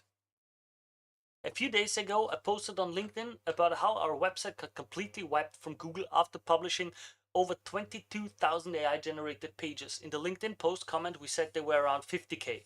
We stand corrected. I thought it would just be a quick story to share, but it got way more traction than expected. More than 600 comments and 500,000 impressions. A bunch of people asked questions in the comments or DMs, so I'm writing this to go deeper and explain everything, what worked, what didn't, and what we're doing differently now. We got penalized by Google a few months ago as we were launching Get Invoice, now Tailride, and that is also the reason why they had to rebrand. We went all in on programmatic SEO. We created thousands of pages using AI targeting long tail keywords we knew our ideal users were searching for. And it worked for a while. Our first users came exclusively from SEO. We were getting hundreds of clicks and millions of impressions, see screenshot, but then it backfired. Google flagged our domain, pages started getting de-indexed, traffic plummeted overnight. We learned the hard way that shortcuts don't scale sustainably. It was a huge mistake, but also a great lesson, and it's one of the reasons we rebranded to Tailride. If you're experimenting with SEO, programmatic SEO, or AI content, happy to share our learnings and what we're doing differently now. This is not meant to be advice, just our experience. If you're thinking of doing SEO with AI or trying to grow a startup through SEO, maybe it will help. The beginning. Okay, just a moment. Let me go through the chat. All right. Let's continue. The beginning. We launched Get Invoice, now Tailride, in the 3rd week of November 2024. It's a product that pulls invoices from different sources like emails and portals, extracts the data, and forwards the information to accounting softwares or other destinations, mainly useful for automating boring finance stuff for small companies. From day one, we needed a growth channel. No audience, no brand, no money to throw at ads. So we decided to test programmatic SEO. I had been reading about AI plus SEO and how some companies were ranking fast with long tail, low competition keywords. So we said it wouldn't hurt to try it.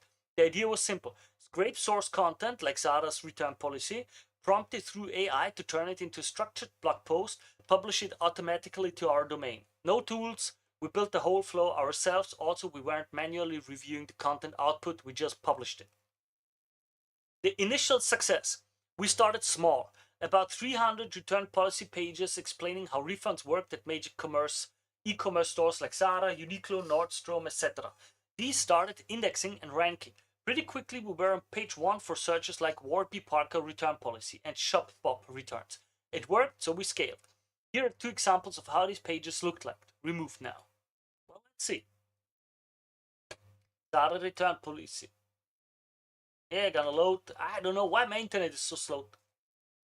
You can see that these contain very little content, around 200 words, and there's a section that is the exact same one in each of them. Is the how to return section. Well, I'm gonna.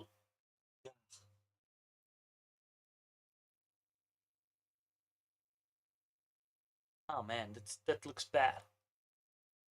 Okay, return policy summary. How to return. It's the same. Okay.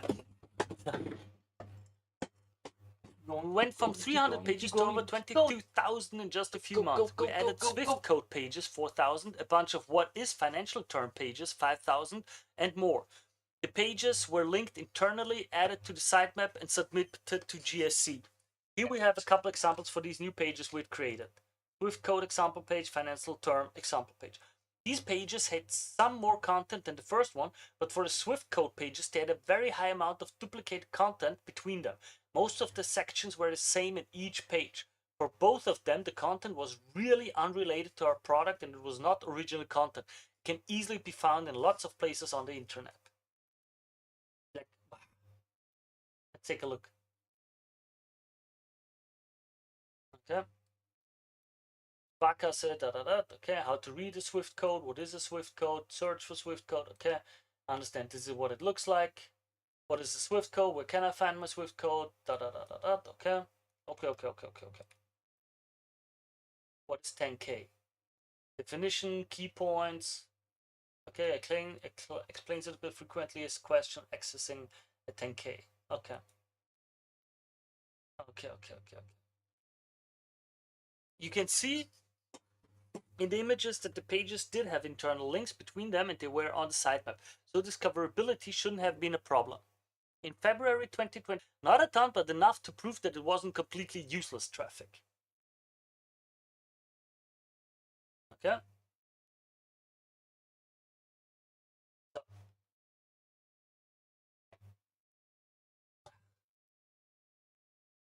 Yeah, thanks to everything being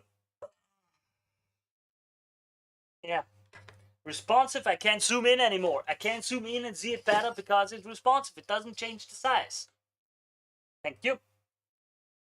So here, get invoice, we see the pages, the clicks, and everything. It did work. Okay. Just wanted to see that and know that. So, caption, screenshot of Google Search Console's queries that got us the most amount of clicks in the last 12 months. At the time, we were excited. We thought we were onto something, but in reality, we were about to get crushed. The penalty. On February 28th, the traffic dropped to 0, literally overnight. Someone suggests it's fake. You can see, guys, it's over 60 million. This line right here is 60 million impressions here. They're at 60 million. Over 60 million were there. And overnight, it's nothing. At first, we thought it might be a bug or a crawl delay, but the index page count started falling too. Over the next 6 months, we went from 20,000 plus index pages to 1, the homepage. We still don't know exactly what triggered it, but we're pretty sure it was algorithmic. No manual action, just a quiet kill. Some people asked if we got hit by the March 2025 core update, which Google started rolling out on March 13th. But I don't think that's what happened. Our drop started on February 28th, 2 weeks before the update even began. That's why I'm convinced this was algorithmic, but unrelated to that specific core update. June 2025 core update, March 2025 core update. After the traffic drop, we also made sure to remove all the pages we had created with this method, hoping that Google would not notice and would somehow remove the penalty. This didn't happen, and there were never signs of recovery. Never recovered again, the page. Ouch. That hurts. Ouch. Never.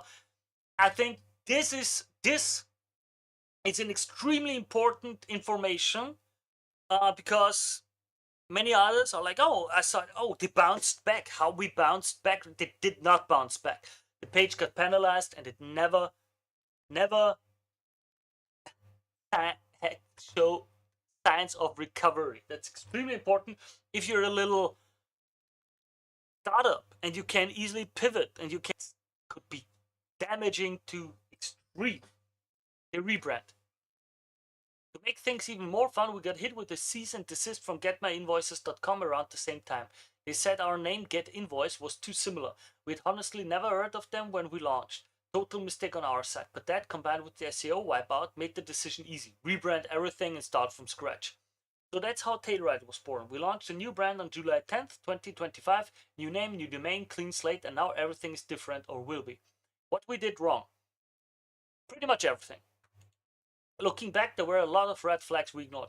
We published way too many pages, way too fast, with basically no real insights.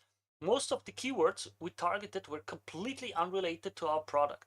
We ranked for stuff like dual digital option and forever 21 return policy. Cool for traffic and some conversions, but Google didn't like it. We didn't build trust. To Google, we probably aggressively on a weak domain that did it. Was AI the problem? No, AI wasn't the problem. AI is just a tool. The way we used it was the problem.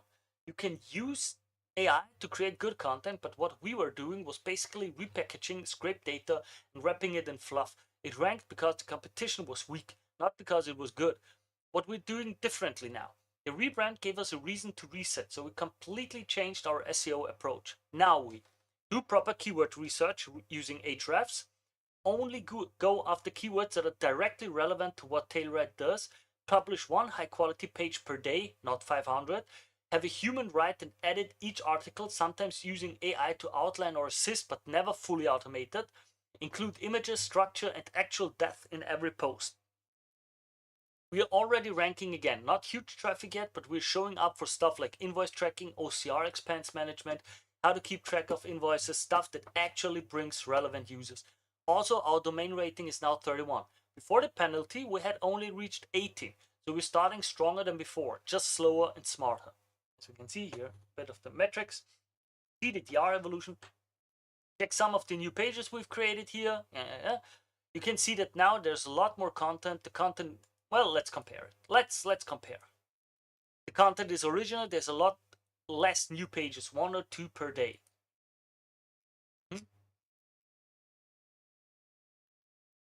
So as you can see, yeah, a lot of text and that looks nice. Okay, cool. The other page, same image, text. Yeah, okay, it looks nice. Design technique, not the best, but it looks nice. All right, I can respect them. So questions we got and our answers. A lot of people asked, and spammy scale will kill you. Focus on content that actually helps your user, not just content that ranks. Was this because of AI? Not directly. The issue wasn't AI, it was scale plus quality plus trust. We tried to automate something that really needed more care. Could you have avoided it by posting slower? Probably. If we had done 1 or 2 AI assisted articles per day, we might have been fine. The speed made it obvious to Google that we were gaming the system. Here's the question, is that true though? I mean, they had, what, 20,000 pages. If they published 1 page per day, that's 20,000 days. I mean, 20,000 days, just consider how many years that would be, okay? What, 20,000? I'm not bad. In my head, 300,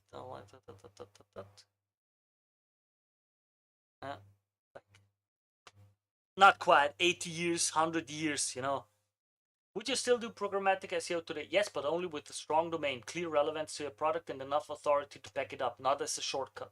What would you do differently if you started again? We'd do keyword research first, focus only on queries related to our product, build authority with fewer, better articles, and ignore everything that doesn't align with user intent. Final thoughts. Getting penalized sucked. There's no sugarcoating it. We lost all our traffic overnight, had to rebrand under legal pressure, and basically restarted the business from zero. But honestly, it forced us to get serious, to stop hacking things together and start doing things properly. Now Tailride has a clear identity, a cleaner strategy, and an actual shot at long-term growth. We're still small, but at least we're not invisible anymore. Respect. Okay, respect. I can respect that. If you're using SEO, programmatic SEO, or AI content at scale, I just say this: build trust, add value, and don't rush it. If it feels like a hack, it probably won't last. And if you're curious what we're doing now, you can check us out at Tailride SO. We're building a simple way to manage your invoices and expenses automatically. Bonus, we paid Lias LSM to record the 20-minute video audit of our domain. If you're curious, you can check it out here. Well, that was an interesting article. Okay. So, what do we learn from that? Don't use hacks. If it sounds too good to be true, if you think that you can rush out all kinds of stuff and use automation to get rid of everything, it is very likely to bite you back in the ass. And I mean, look at that, dropped like nothing. Like nothing. Wow.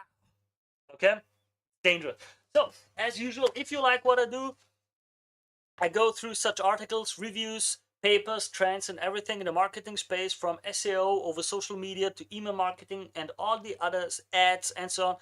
If you like what I do, consider supporting the channel. Leave a like, subscribe to the channel. Both of those things are just 1 or 2 clicks for you, but they help the channel tremendously. And most likely you see other videos already popping up. And with that, a struggling AI overviews.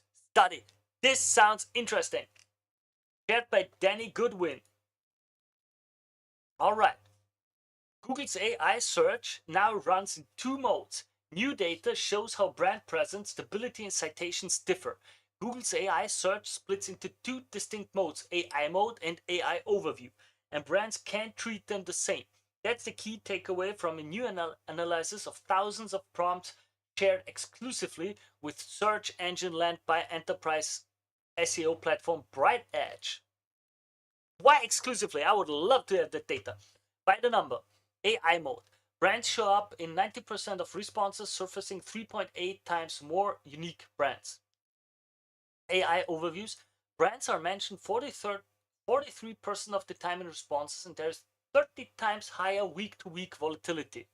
Citations. AI mode leans on 5 to 7 source cards. AI overviews have 20 plus inline citations per response. Okay. AI mode versus AI overview. Same strategy, different thresholds. Responses that mentions brands. AI mode has 90%, AI overview 43%. Why we care? Search is no longer about rankings, it's about presence. AI mode appears to give brands a reliable, wide-reaching platform. Meanwhile, AI overviews are more volatile, but you may be able to learn where Google's algorithm is heading. Okay, what's happening? This is the split brands need to understand according to BrightEdge. AI mode, a broad, stable discovery engine. Lower entry barriers, predictable patterns. AI overview, a selective, fast-shifting curator. Heavy citation density, a testing ground for visibility.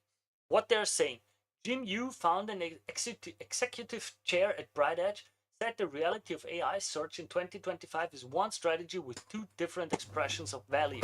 The difference in brand inclusion, opposite volatility patterns reveals Google's dual approach. AI mode provides stable, broad discovery, while AI overviews test new ranking approaches with higher selectivity. Your opportunity: build content that works for both.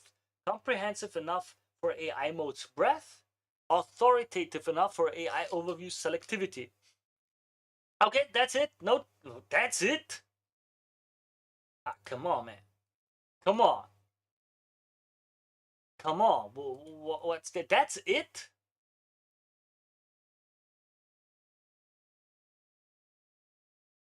Like, man, come on.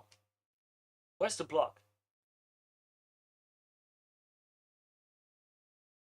Where's the blog? Where's the blog? Give me that info, man. My paper research reports. Let's see if we find anything. No.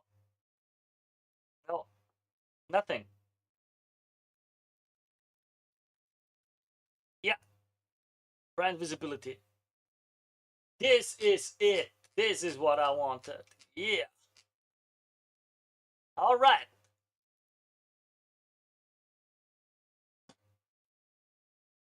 Brand visibility, ChatGPT and Google AI approaches by industry, where similarities lie and different user paths appear. Great.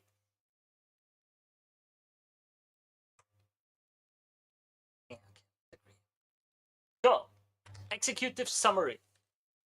Today we released new research revealing a critical turning. Of course, I will link the article below too, just so you know, so you can read it yourself. Today we released new research revealing a critical turning point in the evolution of search.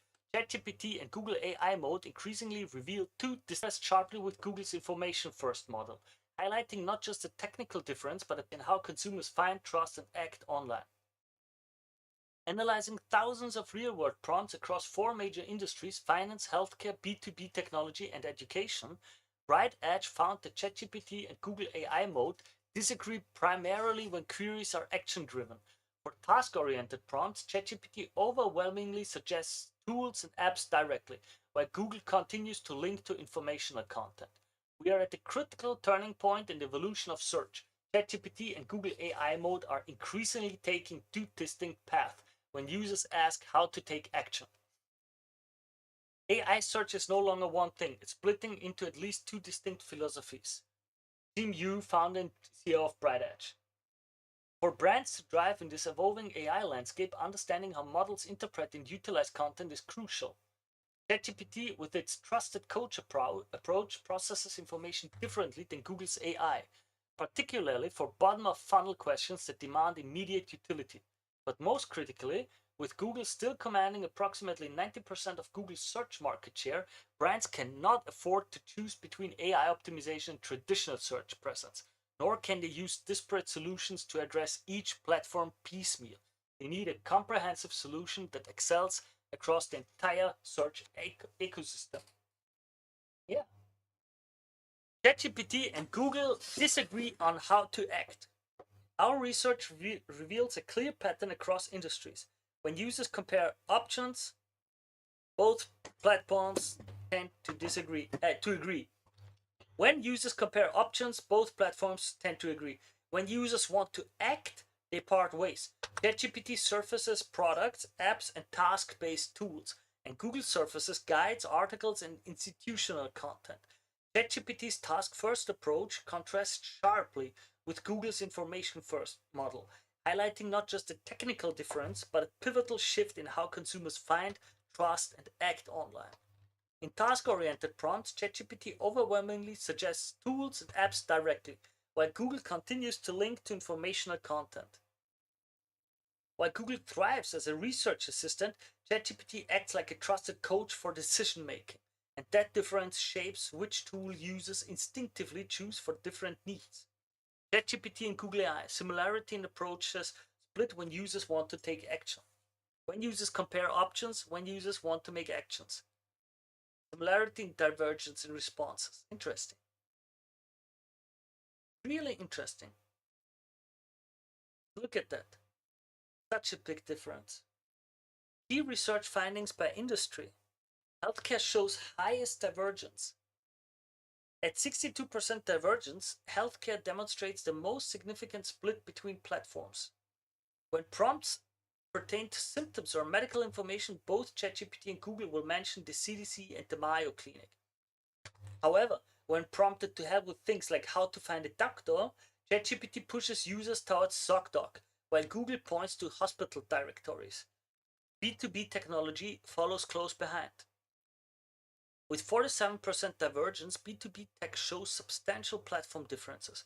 When comparing technologies such as cloud platforms, both suggest AWS and Azure. When asked how to deploy things such as specific apps, ChatGPT relies on tools like Kubernetes and AWS CLI, while Google offers tutorials and Stack Overflow.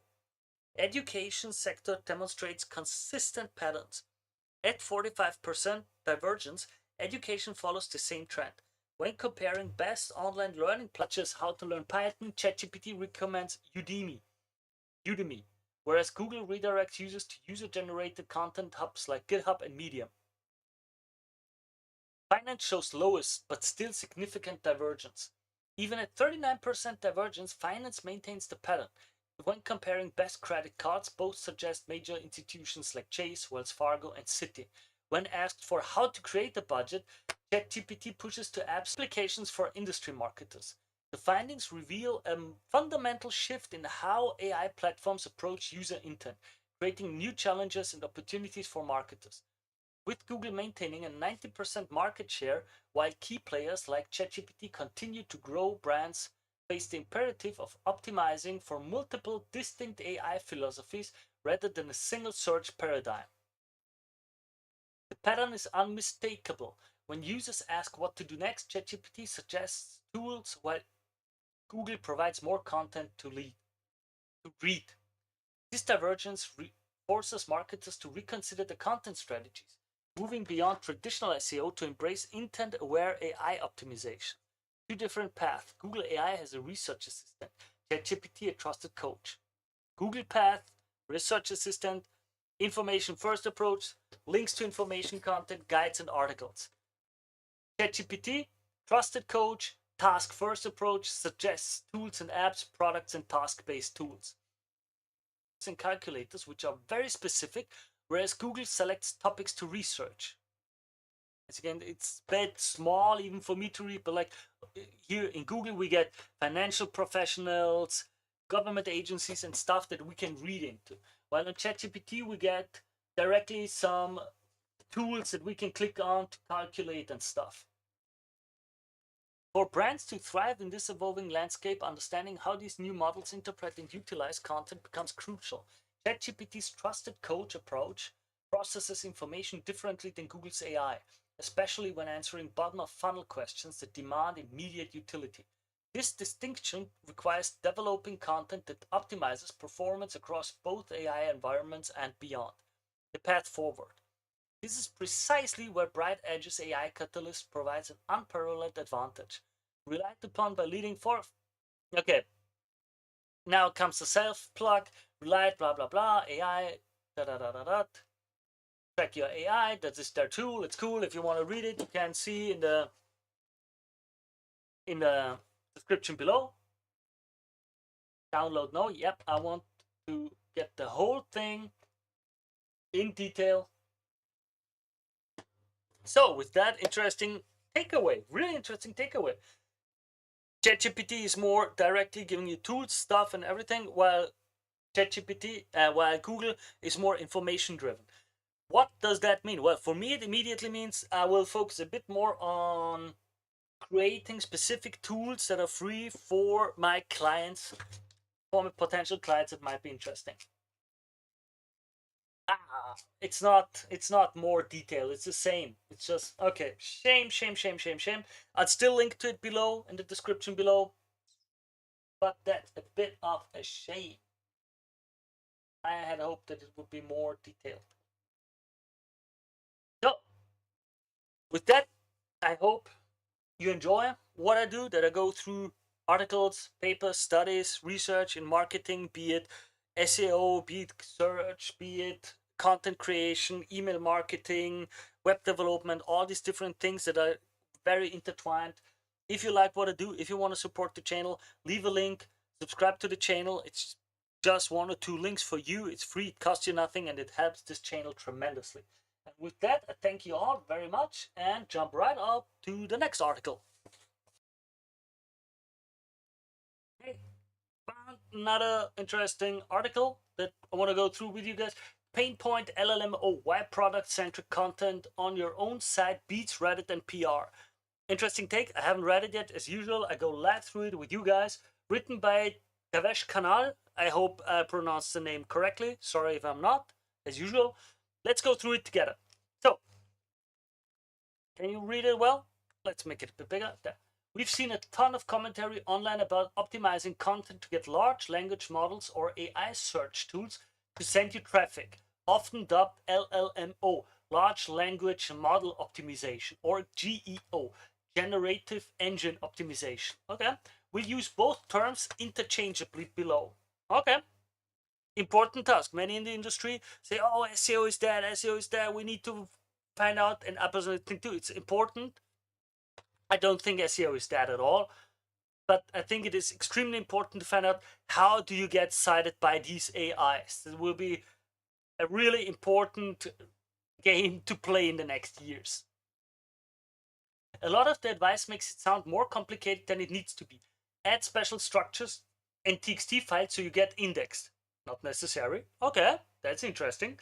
Like, I assume he means, like, for example, the LLMS.txt that is suggested by many in the industry. Structure your headers as questions because AI likes questions. Really? Get mentioned on Reddit. Okay, but how? Do traditional PR. But how much? Which publications? What should the articles say? Okay, we're going through it that way. We have dozens of clients for whom we produce SEO-focused content. You know, the Google kind. Every single one gets mentioned by LLMs without following any of those influencer-approved LLMO tips above. Personally, Grow and Convert has been getting leads, not just traffic, from ChatGPT every month for months without doing a single LLM optimization. Gotta admit, I did none of that for my agency either, Face Media, and I was pretty surprised when links came in, not links, but visitors came in, suggested from ChatGPT. Like, I said, whoa, how does that work? Why is my company in the ChatGPT system? It was pretty interesting. We've carefully thought through and analyzed how and why our clients' content is being picked up by LLMs and settled on a simple, effective LLMO strategy. We're calling this strategy Pain Point LLMO in a nod to our long-standing Pain Point SEO strategy. It focuses on 3 key elements: create product-centric bottom-of-funnel content, optimize for traditional SEO keywords, and publish on your own site, not third-party sites. Okay, interesting takes. Let's see how it goes. Sounds interesting. Doesn't sound bad. I got a few things to say to that, but it's nice so far. I like it. Below, we break down each part of this strategy and use data where possible to show why it works better than the tactics others are touting. We believe sharing this approach helps even companies that don't work with us because it's way simpler, more controllable, and easier to pull off than most of the GEO advice online. If you're interested in working with us on this or content marketing in general, you can learn more or reach out here. Good little plug there. Part 1. Produce product-centric bottom-of-funnel content based on customer pain points. The first and most important part of our strategy is that your brand needs to produce its own product-centric bottom-of-funnel content. This content should explain exactly what your product does, its features, who it's for, the pain points it solves, and anything else you typically cover in sales conversations. We are not talking about ultimate guides or generic top-of-funnel content brands have been producing for years. We mean content that unapologetically sells your products or services and explains in detail why. Why is this self-focused content so important? Because LLMs don't drive traffic from top of funnel or general how-to prompts. If a user asks ChatGPT for general advice, like help me set up a content strategy for my SaaS company, it will just answer it by itself. No links or brands mentioned. We covered this in detail in our recent post about how AI search differs from Google. LLM optimization means getting these models to recommend your brand when users ask specifically about products or services in your space, or when the LLM decides a product recommendation helps solve the user's problems. That's the only thing worth optimizing for, those product-centric conversations. And to make that happen, your most essential step is creating content that clearly describes your product, who it's for, and the pain point it solves. Without very interesting take. The Google AI overview and perplexity exception. Not worth it. Yes, Google AI overviews and perplexity are exceptions because they link to and cite sources even for top of funnel queries. SaaS content strategy fundamentals, blah, blah, blah, blah, blah. It explains it and then it links the stuff. Each point. Okay. But focusing your LLMO strategy on these top of funnel queries isn't the best use of your time because they are low traffic. Despite the Google CEO claiming links in AI overviews get more clicks, multiple studies and common sense show SERPs with AI overviews get far fewer clicks than those without. about that on my channel. I think I might link it below. I got an article discussing about how the Pew Research with the data seems to have used a bad methodology. At least Google argues that. You can then take a look at it.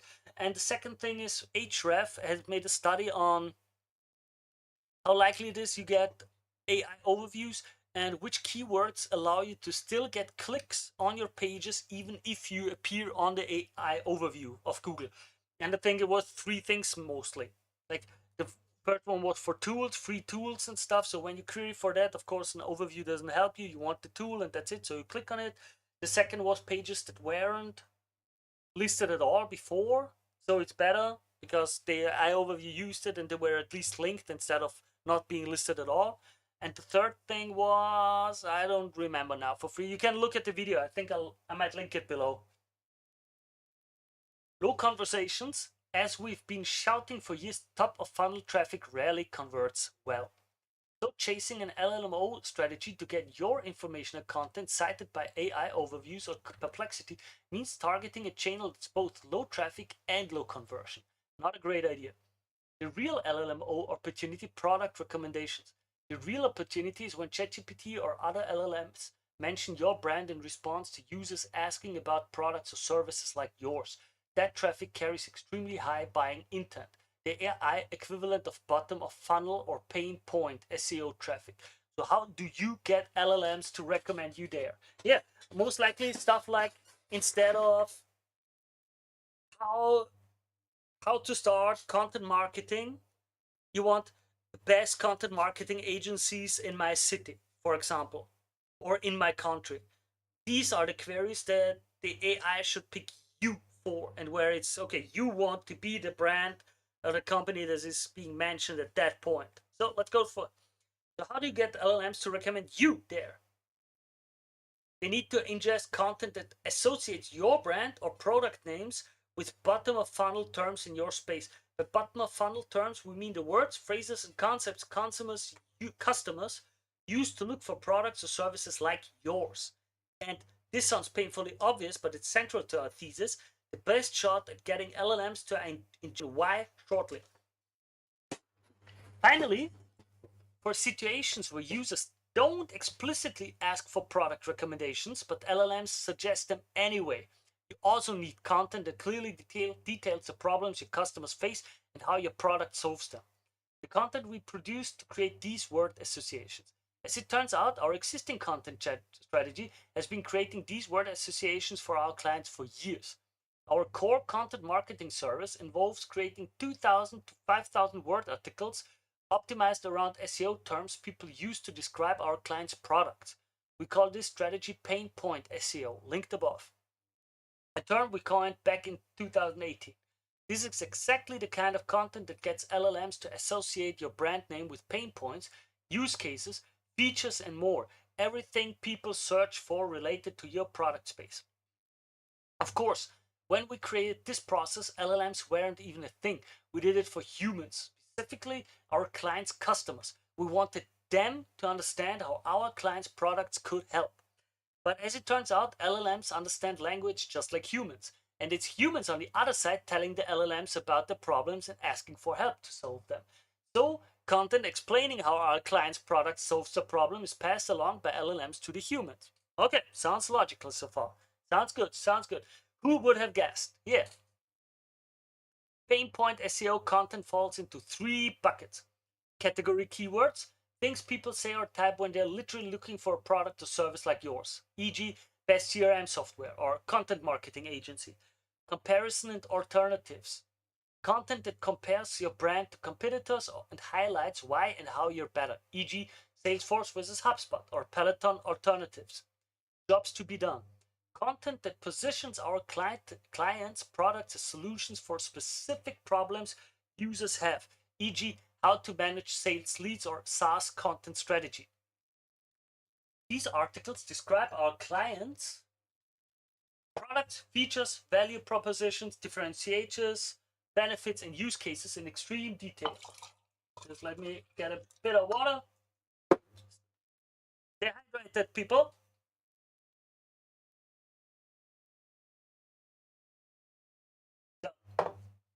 content creation process. Why the details matter? The content we write is long and detailed. For example, when we write about project management software for a client, we don't just list features. We interview the sales team to understand the exact pain points that drive customers to seek project management solutions, the specific workflows the software improves, which integrations matter most to different customer segments, and how their approach differs from competitors like Asana or Monday.com. Length isn't what matters, detail does. As Benji explained at length in his article about AI search versus Google search, people don't just type keywords into ChatGPT. They give it long prompts or have extensive conversations. This gives ChatGPT far more context about the user's exact problems than Google ever did. Here's an illustrative example of the difference. And here we have like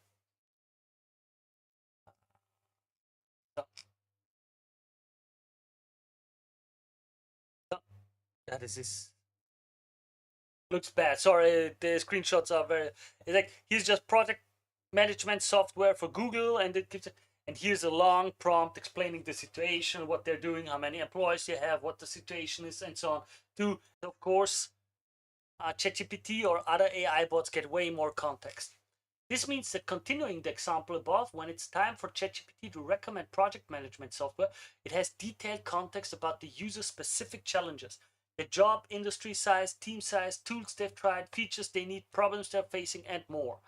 So ChatGPT will look for solutions that match those exact needs. If you've created content positioning your software as the answer, not just software, product, whatever, service, and so on, you have a shot. If not, you'll need to be one of the big brands. Otherwise, it's going to be tough. Okay? Part 2. Optimize this content for traditional SEO keywords. The second part of our process is getting this detailed content to rank for traditional Google SEO keywords. Why? Because Google rankings strongly correlate with LLM mentions. Yeah? Our recent study found that when a client ranks in the top 10 for a given SEO keyword, entering that keyword as a prompt into ChatGPT and Perplexity leads to our client being mentioned 67 to 77% of the time. How often AI mentions our clients when they rank on Google's first page? ChatGPT 67%, Perplexity 77%. When we've ranked clients in the top 3 positions, those numbers jump to 72 to 82. And we're not the only ones seeing this pattern. Researchers like Thomas Ruggi of Ziptai have also found that higher organic rankings tend to lead to more mentions by AI tools. I've got multiple videos of that on my channel, like Ahrefs studies, Search Engine Journal, different agencies. Again and again and again and again and again and again, we see this correlation. Better positions in the SERPs, the search ranking, leads to better and more often being mentioned in the AI. Overview, chatbots, whatever. That's why I think SEO is dead is a weird thing to say when a lot of what the AI picks up is based on how SEO positioned you are. AI source, search, source selection, including AI overviews, ChatGPT, Perplexity, Google organic position. Yeah, as you can see, the better positioned you are, the more likely you are to be mentioned or listed. While this isn't proof of causality, we can't say for sure that ranking on Google causes ChatGPT to mention you. It's a strong correlation backed by qualitative evidence. OpenAI and Perplexity have confirmed they use third-party search providers to supplement their data. Yep. We recently just uploaded a video about how ChatGPT was found to use, for example, Google Search and Google AI Overview as a backup to find stuff if Bing itself doesn't find stuff. You can find the video on my channel. In other words, LLMs likely pull from Google or Bing, whose results largely mirror Google's, for up-to-date information. So ranking your product-centric content on Google is a powerful way to get LLMs to ingest it. Part 3. Publish this content on your own site. As we're writing this, a lot of the GEO discussion centers around how LLMs supposedly prefer a handful of well-known forums and directories. So your marketing's efforts, golden child of this list is Reddit, often followed by Wikipedia and industry-specific publications or directories. We have no objection to the assertion that LLMs cite Reddit a lot. They do. We also don't object to the idea that if your product is consistently recommended on Reddit, that's good for your GEO. Of course it is.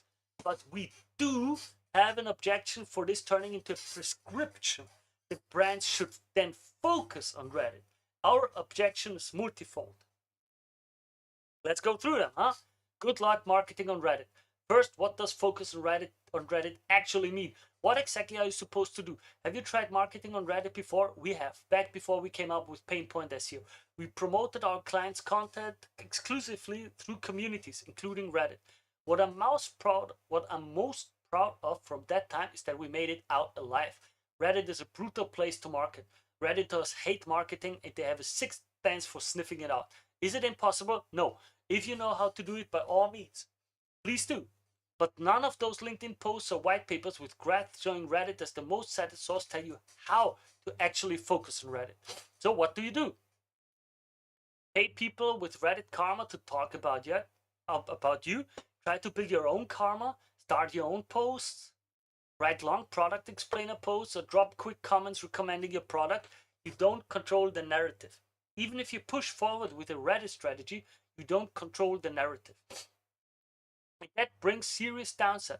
First, the risk of backlash or negative reviews. Redditors notoriously hate marketing. They'll downvote you, call you out, or flat out say they hate your product, and do it right on the threads you're trying to market on. Remember, ChatGPT and other LLMs understand natural language. All of it, including the bad stuff. Yep, that's true. That's true. Second, Reddit isn't a long-term strategy. Let's say you ignore everything we've said and pay some people with Reddit karma to mention in a few relevant subs. No one downvotes you. No one says anything negative. Great. Will this help your LLM mentions? Probably. But then what? What's your move next month, next year?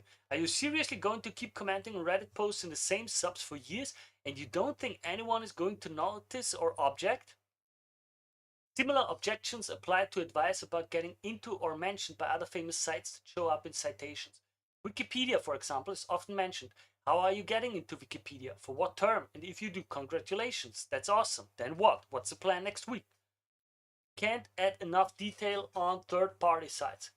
Reddit discussions and PR mentions rarely allow the depth needed to cover your product, the pain point it solves, and specific features required for an LLM to recommend you in highly specific user conversion. Conversations. Now, that is a really interesting point because as someone who has written many press releases and has been in many national news and publications and stuff with all kinds of clients and projects, this is an important point. You usually only get a few lines in to explain your service, the special thing that is going on, or whatever. So having in-depth articles, really rare that you get any of that. If you get mentioned in a magazine or popular publication, it's usually brief. Even a full feature is just one piece of content.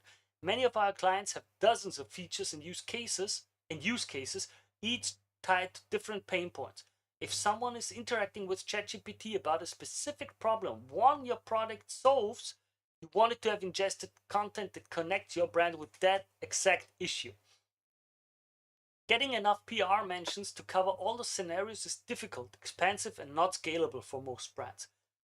Not that it's bad. Of course you can try it, and of course it will help. But as I read this, it's don't think that's the only thing you can do.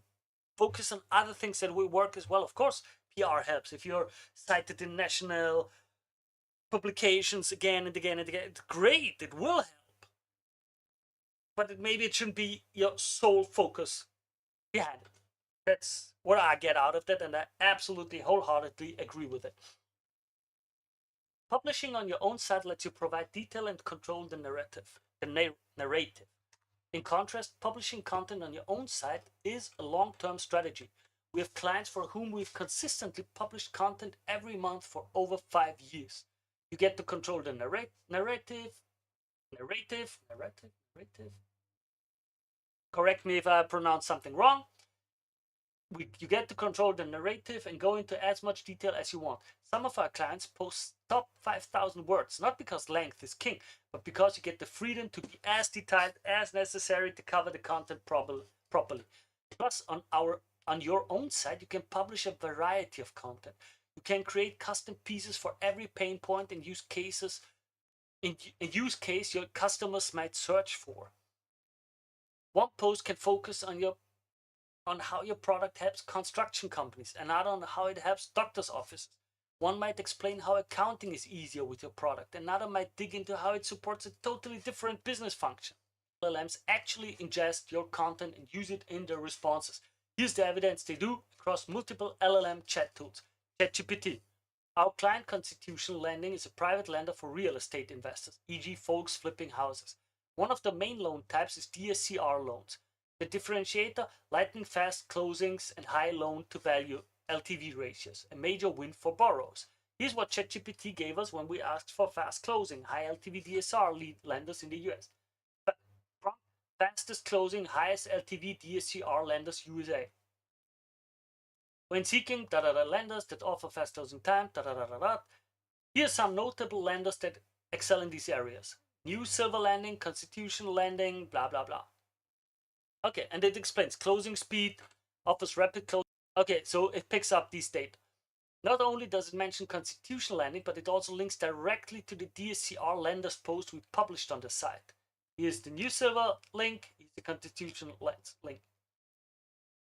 It cites the exact value props and features we outlined, like loans up to 80% LTV, quick pre-approval letters, and closing in as little as 4 days. There it is. Constitutional Lending closes. There's the whole text, a screenshot, all of that. And then send your term sheet and pre-approval letter immediately with closed DCR loans within 4 days. I mean, it also makes you realize, hey, you gotta watch out with those AIs, and it's just going to be a lot of ad speak and promotion speak and marketing sold as truth. Someone who just posts on their own website, oh, we are liked and we are fast, and the AI will say, oh, they are liked and they are fast, just because they said it about it themselves. Okay, it's not an aggregation of the internet sentiments with thousands of pages scrawled and different comments being picked up and such. So, going to be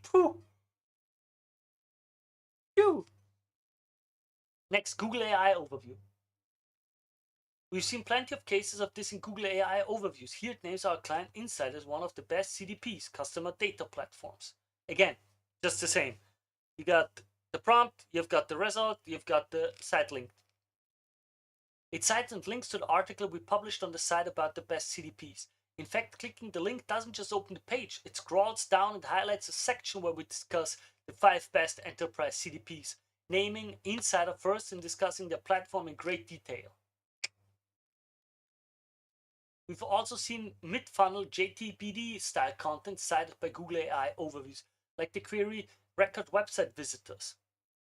Yeah. Again, and it gives a few examples. Record website visitors, and it gives a few tools that do that. In fact, all 3 articles on the left are blogs hosted on software companies' own sites, not Reddit or software review sites. Perplexity. Here's another JTBD query packed with serious buying intent. They're trying to sell the business and laser-focused specificity. Healthcare space. Our article for Axial, a company that helps business owners looking to sell find a broker, appears as the first source on Perplexity. I have a business in the healthcare that I'm looking to sell. Can you help me think through what I need to do to sell it? And then it goes, it has a few links, it explains, and then it goes through step by step by step. And here are all the links it has linked as sources. Notably, this article ranks number 1 on Google for how to sell my healthcare business. At the time of writing, Raincatcher and Viva, cited second and third Perplexity, also hold the same spots on Google, suggesting Perplexity leans heavily on Google rankings. This works best when LLMs search the web. As a final note, we found the strategy works best when LLMs actually search the web. We can't say for sure, but when they don't, they tend to default to the biggest, best known brands. At that point, getting mentioned becomes a long-term brand building game. But when they do search the web, they start citing real articles. And our data shows many of those rank highly on Google or Bing for similar topics. As an example, here's what Claude returns when asked to suggest innovation or idea management software. I'm part of the innovation team at my company, and I'm looking for a tool to help me manage collecting ideas from employees and processing them, giving feedback, etc. Any suggestions? Several platforms are specifically designed, and then it lists a few ideas. Idea scale, this, that, and so on. It didn't search the web and gave 3 dedicated innovation management platforms, but also suggested extremely general tools like Asana, Airtable, and even Google Forms. Notice, there are no links. No outside of Anthropic's engineering team can say exactly how these responses are generated, other than the usual vague, it uses its training data, which is linking directly to the article we wrote about idea and innovation software. Okay, can you search the web for more options? Then it goes, and it immediately finds it. What? Innovation cast.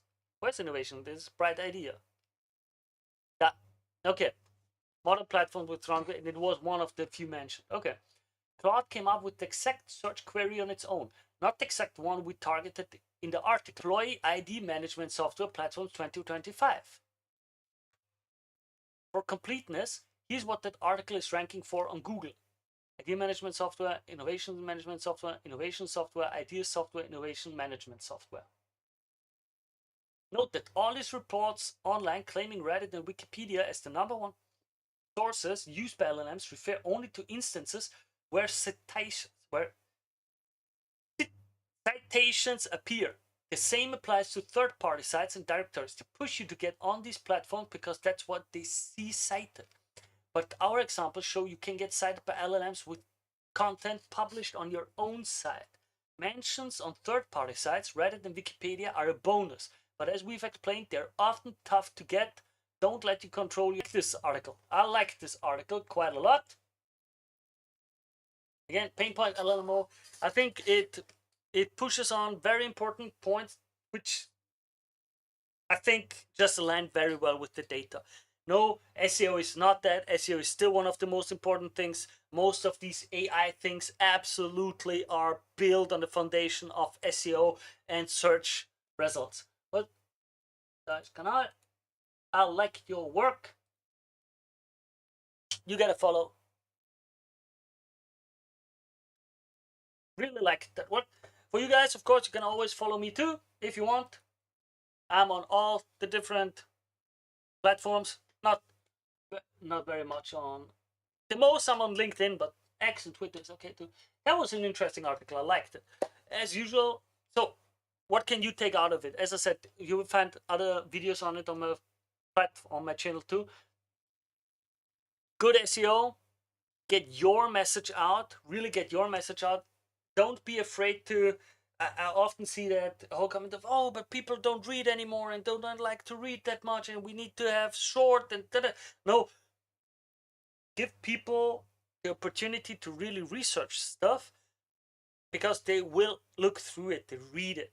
And as we see, the LLMs will take it up and read it too. And the more context you give them, the more information you give them, the better. The better it is for you to be cited. I like that a lot. It seems quite well. For example, also as he said with the LLMs.txt, Google recently just said, hey, we don't use LLMs.txt. Why? Other sources claimed that like ChatGPT or OpenAI scans their LLMs.txt like every 15 minutes. So, you know, who knows? That's why I'm saying this. No, I really like this article. If you like me going through news and industry news, events, stuff, all about marketing, not just SEO, but marketing, content, social media, SEO, email marketing, whatever brings some money into your company, feel free to follow me, support the channel if you like it, a like, subscribe to the channel, 1 or 2 clicks, and this is the best way you can help this channel and support it. And you should see new videos already popping up. And with that, I wish you all the very, very best. Let's start. First clip. Researchers discover how to SEO for AI search, in the sense of how do I set up my website, web pages, the SEO stuff in a way that I'm being found in AI search. I did not read the articles beforehand, so I'm going through it live with you guys. Researchers tested multiple AI search optimization strategies and discovered how to boost visibility in AI search rankings. Highlights: researchers from Princeton University, Georgia Tech, Allen Institute for AI, and IIT Delhi tested 9 ways to optimize for AI search engines. Okay. For those who are curious why, it's extremely important. We've got a huge chunk of traffic is not coming into the pages anymore because of queries in there, and we don't get the visitors to our pages anymore. And as businesses know, no visitors means less customers who know about our brand. So important, how do we get people still to be on our page? And even more important, how do we get AI to mention our pages, link to our pages, or mention our brands and companies and services and so on. So let's go through it.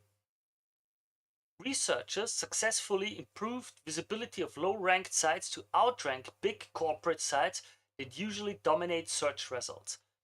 3 methods for optimizing AI search engines improved visibility better than other ways. Same methods worked best for some methods worked best for specific knowledge domains like legal, people in society, etc., showing how different topics require specific methods to boost visibility. Written by Roger Monti. Good articles. He's quite often writing something nice. So let's go through. Researchers tested multiple ways to optimize a website for AI search and discovered exactly what to do in order to boost visibility. 115%, giving them the ability to outrank larger corporate sites that normally dominated the top of the search results. Okay, this sounds good. I'm curious, are you talking about the AI overview in Google and in Bing, or make a difference between those two things? But we'll see. Maybe it's not important. We'll see. The researchers from Princeton University, Georgia Tech, Allen Institute for AI, and IIT Delhi observed that the generative engine optimization technique called GEO was able to boost visibility in general by up to 40%. 9 techniques for optimizations were tested across multiple knowledge domains, like legal, history, science, etc. And they discovered which ones worked, which ones did nothing, and which approaches actually made rankings worse. Okay, that's cool. Always good to know what not to do. Of particular interest is that some of the techniques worked especially well for specific knowledge domains, while 3 worked particularly well across all kinds of sites.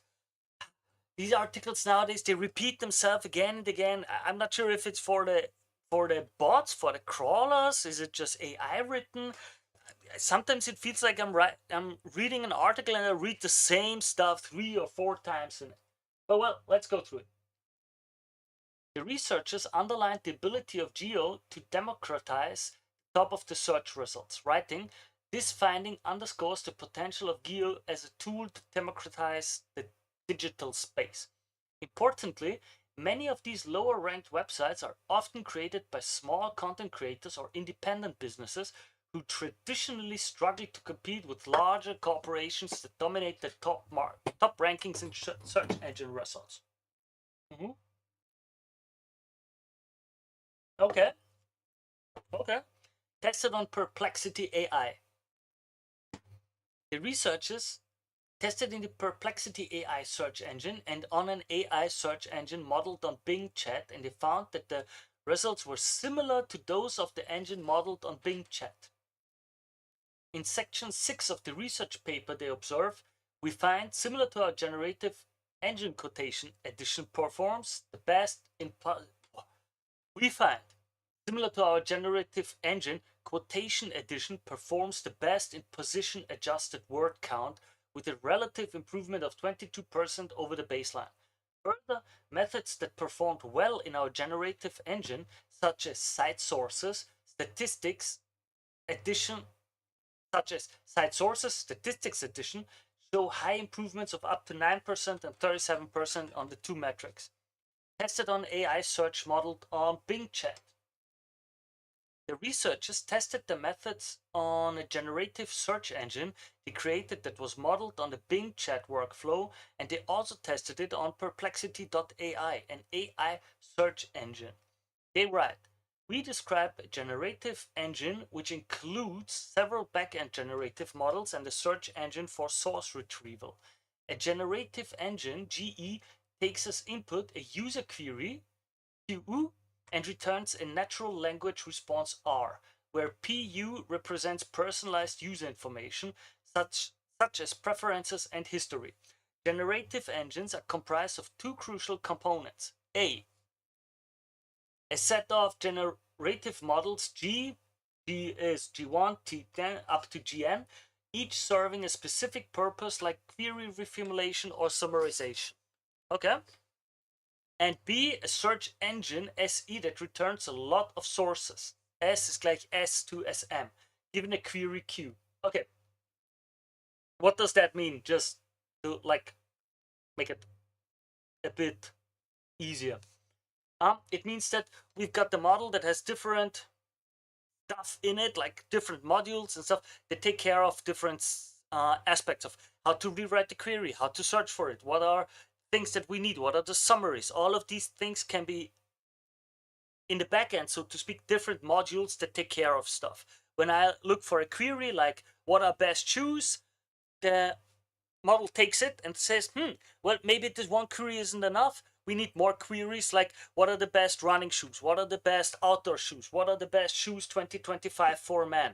And that's, for example, one module, G1 or G2, and then another one gets a result and says, okay, we have this text or string, summarize it. So a generative model, the set of all of these models are G, like no matter how many modules in the backend they have. And the search engine gives us all the results like page 1, page 2, page 3, and so on. We present a representative workflow which at the time of writing closely resembles the design of Bing that are easier to consume for the search engine. Search queries used for testing. The researchers created a benchmark from 9 different sources containing 10,000 search queries across multiple knowledge domains and different levels of complexity. For example, some of the queries required reasoning to solve the answers. The research paper explains. And guys and girls, if you want me to go through that research paper in more detail, leave a comment or just write something about it. I'll link it in the video below on YouTube, of course. But just so you know, if you want me to go deep diving through the statistics and methodology, just leave me a comment. We can do that in the next live session if you want to. Maybe not the next, but one of the next ones. So, the research paper explains the Curated GeoBench, a benchmark consisting of 10,000 queries from multiple sources, repurposed for generative engines along with synthetically generated queries. The benchmark includes queries from 9 different sources, each further categorized based on the target domain, difficulty, query intent, and other dimensions. Here's a list of the 9 search query sources. 1. MS Macro. 2. Orcus 1. 3. Natural questions. 4. All souls. This dataset contains... okay, just being distracted by the chats.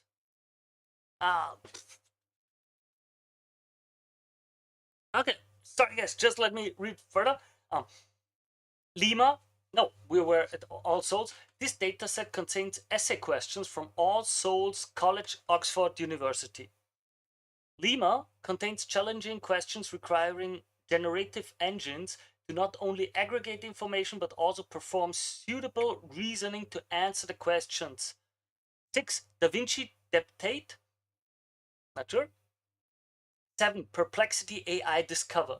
These queries are sourced from Perplexity AI's Discover section, which is an updated list of trending queries. ALI 5. This dataset contains questions from the ELI 5.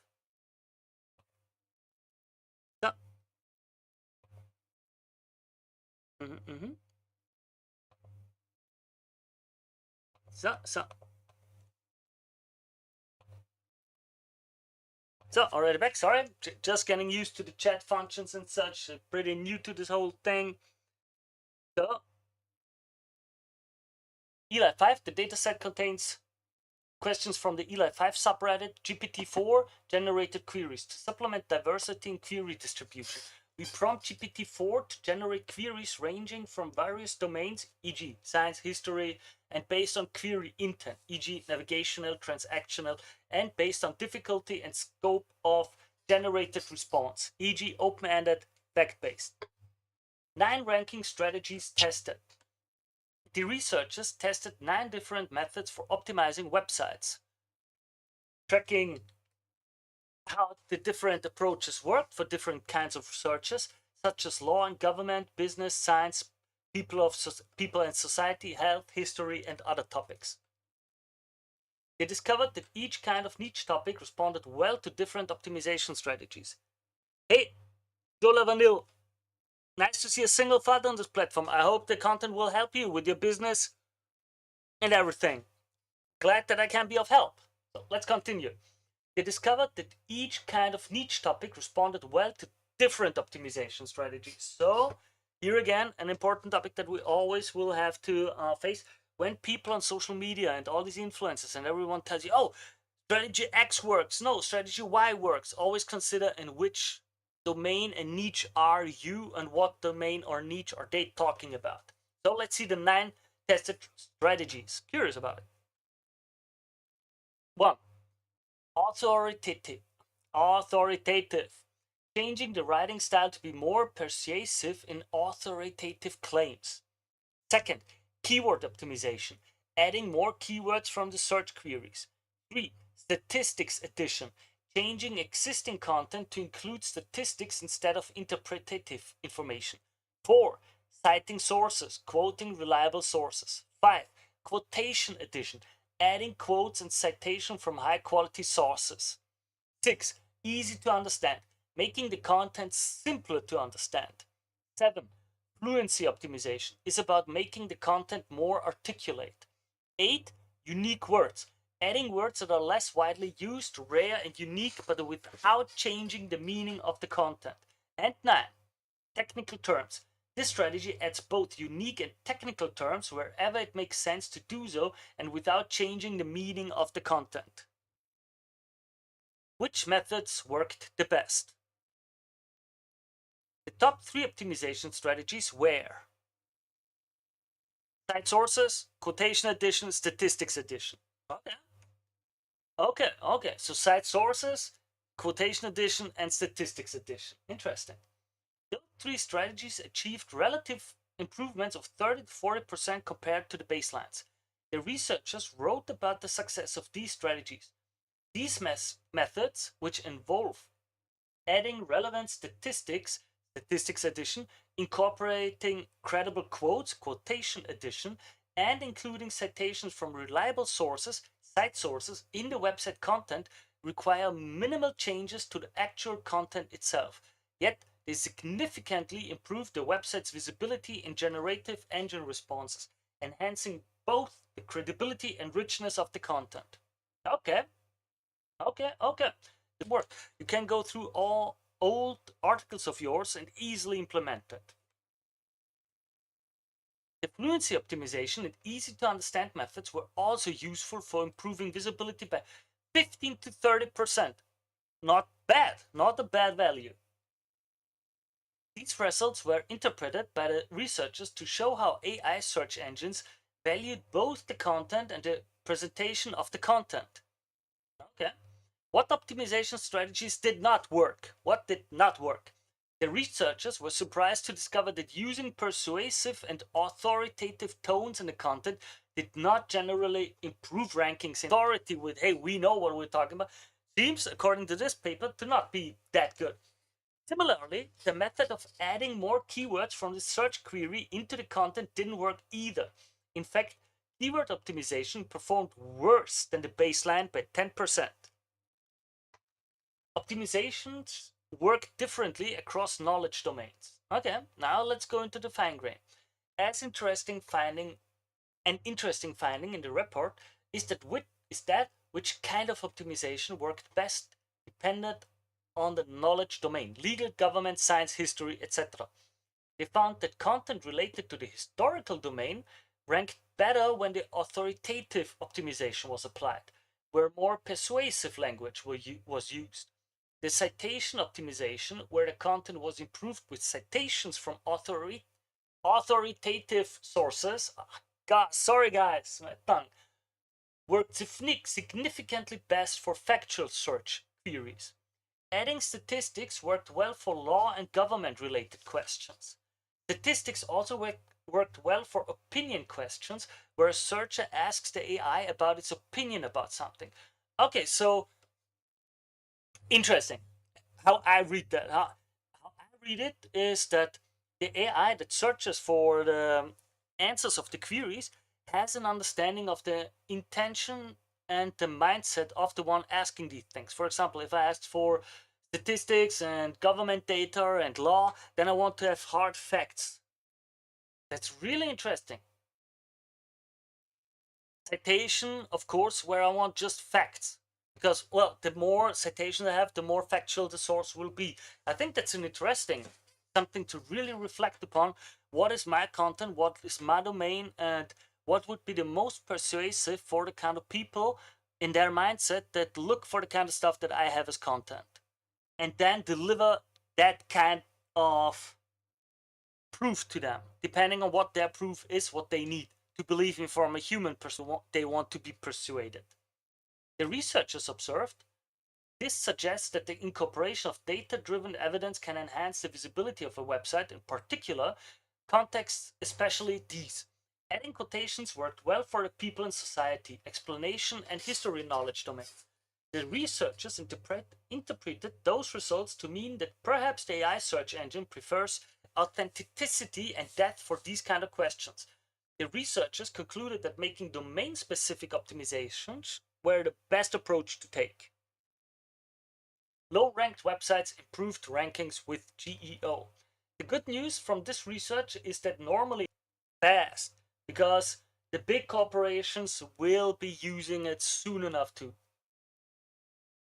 So, they concluded, interestingly, websites that are ranked lower in SERP, which typically struggle to gain visibility, benefit significantly more from GEO than those ranked higher. For instance, the site sources method led to a substantial 115.1% increase in visibility for websites ranked 5th in SERP, while on average the visibility of the top-ranked website decreased by 30.3%. Improved their visibility in generative engine responses. By enhancing the content using GEO, they can reach a wider audience, thereby leveling the playing field and allowing them to compete more effectively with larger corporations in the digital space. Okay. Game changer for SEO. This research study shows a new path for SEO when it comes to AI-based search engines. Those who said that AI search was going to defeat SEO spoke too early. This research appears to show that SEO will eventually evolve to become GEO in order to compete in the next generation of AI search engines.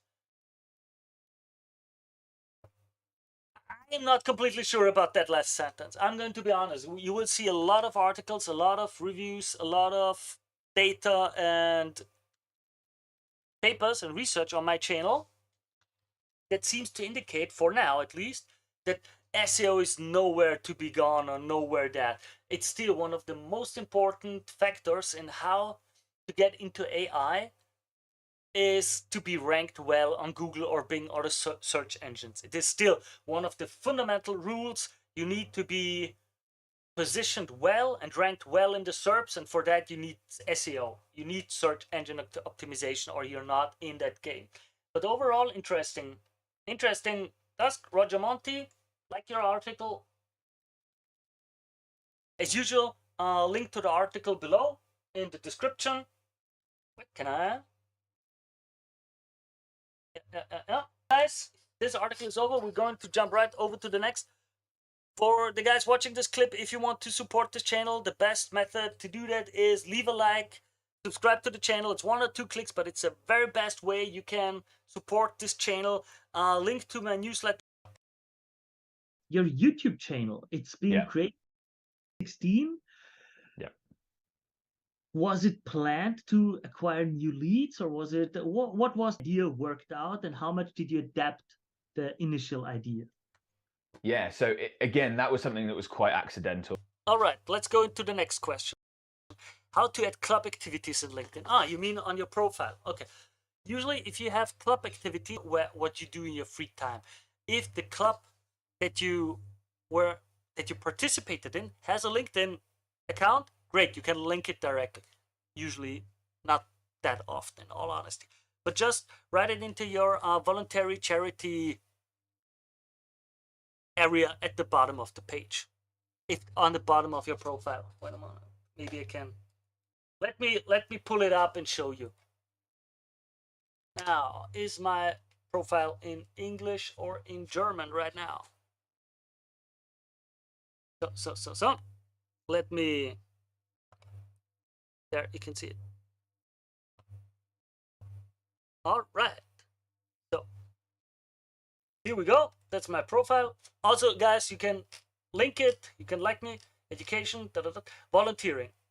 I know it does not quite fit the description, but I would here under volunteering edit.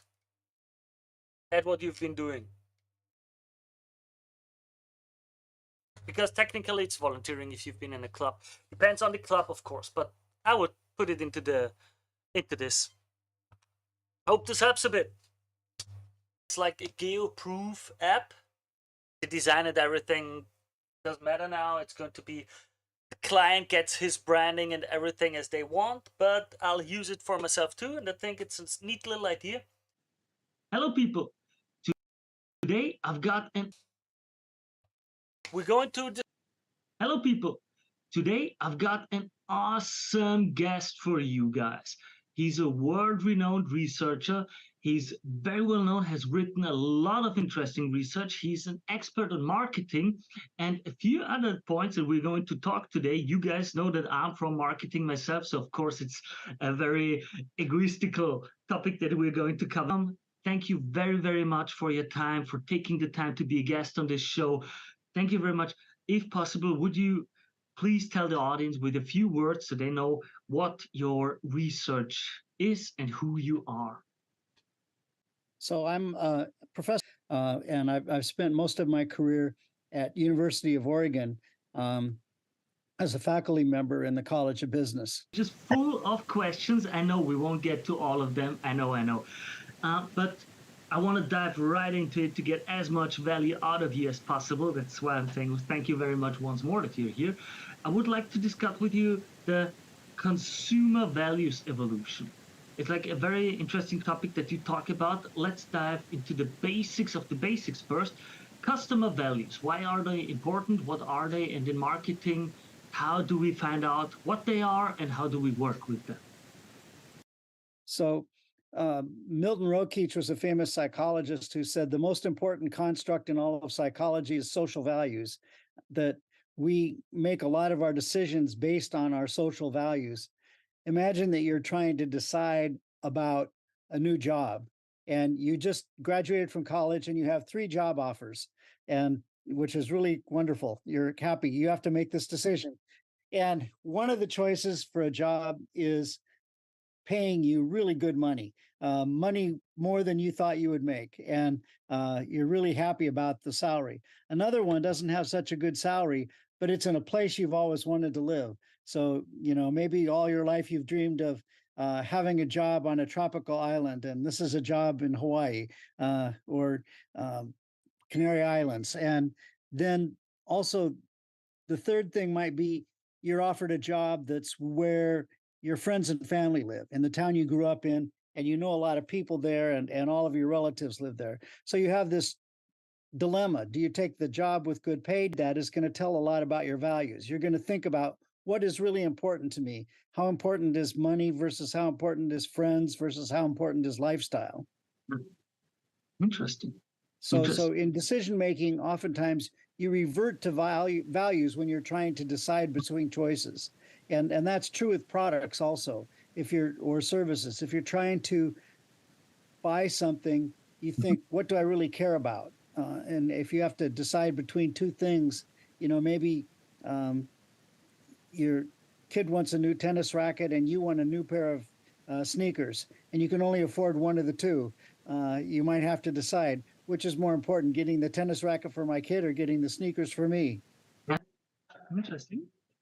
And with those values, because especially important are these values when it becomes an either or situation. As you said, if I can buy both, of either go with X or with Y, and they are contradictory or like different, it shows a lot of our values, which choice we make.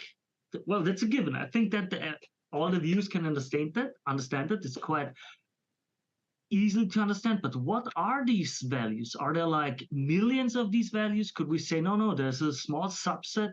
What kind of abstract categories of values do exist? Is there anything you could say about that? Sure. Milton Rokeach again said that there were about 18 values, and he had a list of 18 core values that he thought were important. We reduced it down to a list of 9 values that we thought were important. Some of the values that he had, we thought were society. Most of us think world peace is a good thing, but it probably doesn't influence when we're trying to decide what brand of toothpaste to buy. Yeah. Maybe once in a while, but and also some of the values that he had were sort of overlapping or contradictory. So we reduced it down to a list of 9 values. We call it the list of values, or LOV for short. So you could say that the work we do is a labor of love. But we use the list of values to ask people what values are important to them. Sometimes when you're dealing with a specific product or a specific situation, there may be more sense of accomplishment, self-fulfillment, being well respected, security, those kinds of things. Okay, very interesting, very interesting. So if I want to market my product, my company, or my service, I should reflect upon these values and decide, okay, which of them could I satisfy? Is that the right path? Be more effective. Okay. So if you imagine an advertisement for a cold remedy, and if you say, but if you can tie it to a more fundamental value, it's going to be, your marketing is going to be more effective. So if you can say you value motherhood and this cold remedy will make you a better mother, then this is the motherhood cold remedy. That will be probably a more effective ad than just saying this cold remedy remedies colds. Yeah. That's a very interesting take, because I talked to someone from the ad agency because you said mother, I remember. It was like these instant soups, where you just put the powder into the cooking water. And we don't go for convenience. Convenience is something for other people. We want to have the mother decide she's a good mother if she uses this product. She has no time. We know she has no time, but we want her to associate our product with being a good mother and taking care of her family. And that's why she's taking this soup. And it's really interesting that you say that. I think many people in the marketing field try to come up with such ideas. What would you say? Is it better to focus on one value, or is it better to say, oh, great, maybe my product covers 5 of these 9 values? Would it be better to communicate more of them, or is it better to focus on just 1 or 2 of these values? Also is segmentation. The different people have different values. So if you value sense of accomplishment and I value the values. So for you who values sense of accomplishment, I'm going to talk about how the computer that I'm trying to sell does a terrific job of word processing and a terrific job of accounting, and it has great access to software that'll make your business more productive. And for me, who values fun and enjoyment in life, I'm going to talk about how the same computer is great for video games, and you can do all sorts of fun things and access cool websites based on this computer. So, it's the same values. There, we're already knee deep in it because it's so interesting to talk with you about it. I've got an interesting question there, because as I take it, with the digitalization, the social media, and how ads have changed and how the whole marketing field has changed, it's become easier to target the different segments with the different ads and the different messages. For example, if you sees it. Nowadays, we can segment it better with, okay, this ad is going out only for females. This ad is going out only for males between 20 and 30 years, and so on. So do you see changes in the marketing field because of this digitalization? Is the segmentation easier or harder, or what do you think about what it's become like, the changes in the last 20 years or something like that? You're right. When you had a few TV networks, you basically were marketing to everybody. And now markets can be extremely segmented. You see this in political campaigns where they literally will figure out what your most important issue is and what your stand on it is, and then send you an ad saying, this politician agrees with you on this issue that you think is so important, and ignore everything else. So the targeting can be so much more precise in our digital world than it was in a broadcast world. Yeah. It's also, well, and there comes then the creative question, because instead of doing one ad, as you say, in these political campaigns, for example, you create 200 ads for these 200 different segments, and each of the videos or texts or pictures presents another point that is made for each of these segments. It's really interesting, really, really interesting with the values, as you say. I would like to ask a bit about the value, attitude, behavior hierarchy. It's like people have certain values and they act upon these values. Of course, status and how to present themselves in a social context is also important. It's like, how would you say, if let me rewind the question a bit differently. How much does marketing change the behavior, and how much is the behavior deciding what is marketed to the people? Do you know how much is the influence of one? Mostly you have your behaviors, and marketing just latches onto those. I don't think for the most part that marketing makes big differences. This has always been a tangle because advertisers like to say, oh, we don't change the world, we just capture the world. But then at the same time, they're saying our advertisements work, which would suggest that they do change the world a little bit. So there's a little of each, but I think in general, you can't really change a person's fundamental characteristics. We did one interesting study in Singapore, and in Singapore, pretty much everybody is multilingual. Pretty much in Singapore, we gave a survey, the value survey, twice, and we gave it once in English and once in Chinese, and we gave it to each group twice. So each group got the survey once in Chinese and once in English. And it turned out that the results were probably just didn't capture the Chinese very well when we translated from the English. But when we did a focus group and asked the people, what's wrong with the translation here? Well, they said, oh no, the translation is great. The translation is perfect. The thing is, we're different people when we're talking Chinese than when we're talking English. When we're talking English, that's the modern world. That's the world at school and education and knowledge. And when we're talking Chinese, that's with our grandmother. And when we're talking English, and I think for a lot of us, some of us may not talk multiple languages, but we recognize that in different situations, there are different demands for what you might say. Absolutely, that's interesting. May I ask, because I made the experience marketing, for example, it's like a person using Facebook.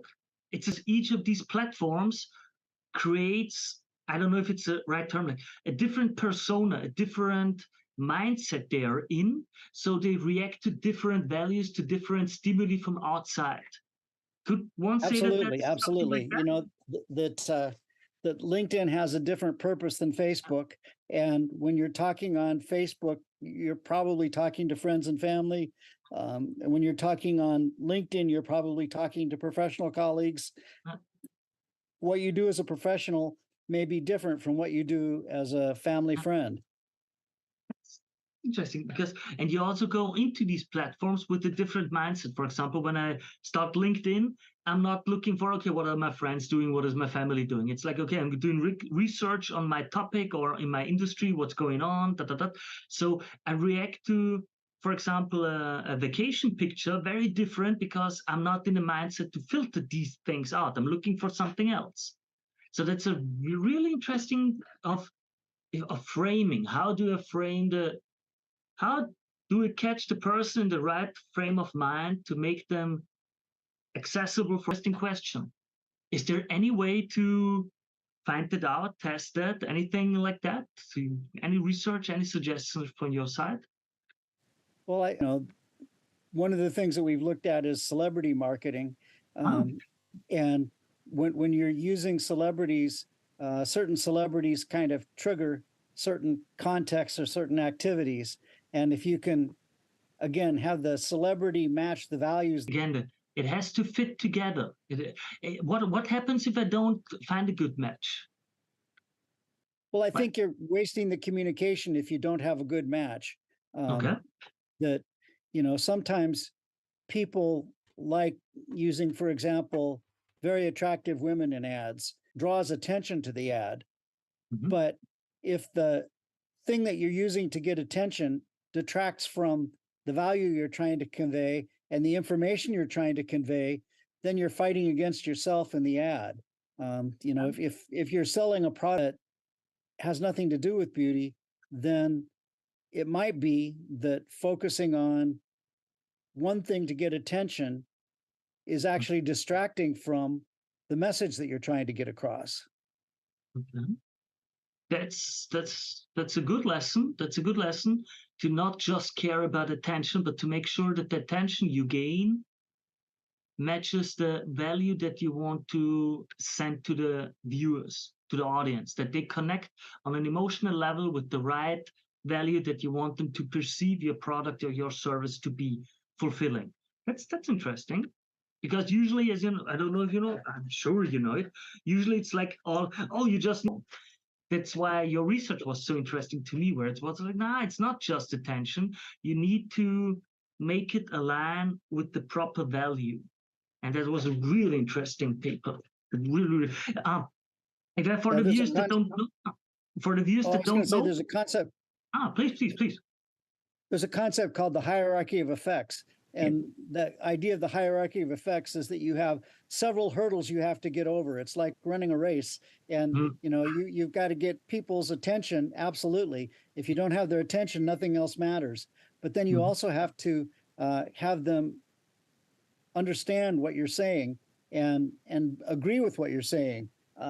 And then they have to be committed to act on what you're saying and have a way to act on what you're saying. So any given ad has a lot of different things that it has to accomplish. I remember I remember where volunteered for a charity organization for a while. They're like a food bank. They get donations for food and give it to poor people. And they had the issue for years that the message was accepted, the people liked the project, the organization, they thought it was cool, it was super, everybody was on the set, but they could not make the people remember the name of the organization. They could not, no, oh, I forgot. Like really, they had struggling hard, because even the companies that donated food to them didn't remember the name of the organization. It was a bit because there are huge organizations in Austria that are like, everybody knows them. And then, as like with Google, it's like, I Google something, and then it becomes a word where even if you use something else, you still use Google. And that same was with the charity organizations here, that you just use, here it's the Caritas, and no matter what you do, if you're a charity, you're called Caritas, and that's just it. And they really struggled with that. So getting your own brand and your own name out there is important, really, really important. And I wanted to ask you, you made the difference between the vowels and the LOV. Would you elaborate a bit on that for the people that have not read your paper research on that? Not that is popular in some circles in advertising. I think it's a good approach, and I like it, but I think that the way that they measure vals is not as tied to values as I would like it to be. So they ask a lot of questions that are sort of lifestyle questions that don't get at the core values. So lifestyles are important, but I think you need to distinguish between what is a core value and what is kind of a fading attitude. Okay. Could you give some examples, a bit of elaboration on that topic? Like what questions, for example, would be asked where you say, I don't think that's the right way to ask, or not really that well tied to values? Well, one question that they asked in vals at one point was about the legalization of marijuana. And, legalization of marijuana, I don't know as much about Europe politics as American politics, but it's a controversial issue. And in some jurisdictions, you can get life restrictions. Illegally parking your car is a worse offense than smoking marijuana, or maybe it's totally legal. And so if you ask somebody, what do you think about smoking marijuana? It depends a lot on what jurisdiction they live in. If you're going to get 20 years in jail for it, you maybe have a different opinion about it than if it's a into the cultural differences. Like if you would say, as you now use the marijuana thing, it's the same with, for example, advertisement on alcohol, where again, there are countries where it's kind of, no, you can't advertise alcohol because alcohol is like in the Arabian states or such is a very different thing than for us in the West. It's like you very differently treated and very differently seen. How would you go about, or what do you say? How could I find out what should the CEO just imagine himself, make a brainstorming session like, oh, I think we captured this value, or is to find that out, in your opinion? Well, certainly the CEO or the top executive should be thinking about what values they think they're serving. But then they ought to do marketing research where they have a survey of their target market and find out whether their views of what's important really conform to the views of the target market. Okay. I was involved in one project where somebody thought, it'd be healthier. And so the idea was to have fruit floating in tea. And said, no, we don't want chunks of anything in our tea. We want our tea to be pure. And that I've seen water pollution, and I don't want water pollution in my tea. Okay. So it was important to do the research to find out intuitively whether what the executives thought was important, was indeed important to the consumers. So data-driven is important. Get the feedback from the people, get the loop. You go out and then you see, does it work or doesn't it work? Do I get the data? Is the data saying, yeah, the idea was good, the people like that idea, or is the data saying, no, that idea was like absolutely awful? I think, as I said, with the modern variants, it seems to be easier than ever before. It's just my opinion. Like, it seems easier to make a little ad campaign and see how do people react to this new product, to this new idea, to this new service that we are representing or that we are preparing for the people to see. As I don't know if you know, with the MVP, minimal valuable product, where I say, okay, here, just a test, throw it out, alpha version, do the people like it or not? And then get the feedback. What do they like? What don't they like about it? It's a very, very interesting time, in my opinion. It's easy to do research these days if you want to. And I think usually should. Yeah, do you think people or companies do enough of this kind of research in your experience? I think some companies do, but probably on average, companies don't do as much research as they ought to find out exactly what people think. Okay. Do you any idea why? Cost Well, intensive, or don't you think about it? Or it takes time and it costs money to do research. So okay. There are where you can just literally in half a day get a sample of people and get their responses to it and analyze the data and know what's going to work. So you don't have to do a 6-month long study like you might have had to do 25 years ago. Yeah, And it that's what doesn't have to be that expensive either. Yeah, that's what I think is really, really interesting, and I think it's a benefit for our companies, or especially for small, agile startups that seem to be more willing to test this stuff if they're data-driven and test this stuff out. But I want to talk to you about something else. You researched a lot in sports marketing, and I'm curious about a few research papers that you put out. Really curious about the people that you use for advertising as testimonials and so on. There are many different variables that decide how effective they are for your marketing. That's really, really has been interesting. You also tested if their attractiveness works and other variables. Can you elaborate a bit on that research that you made, that you did? About what athletes to use as celebrities, or Yep. Yeah, well, different athletes represent different things, and sometimes the same athlete represents different things. Person has been a spokesperson for Nike for basketball shoes. And if I want to be a good basketball player and Michael Jordan wants to tell me how to play basketball better, I'm all ears. I want to hear that. I recognize that he knows how to play basketball better than I do. And if he has a point that will tell me wearing these shoes will make you a better basketball player, I'm interested in that. Michael Jordan also does advertisements for Hanes underwear. And my opinion is that I know at least as much about wearing underwear as he does. And I'm probably as good at it.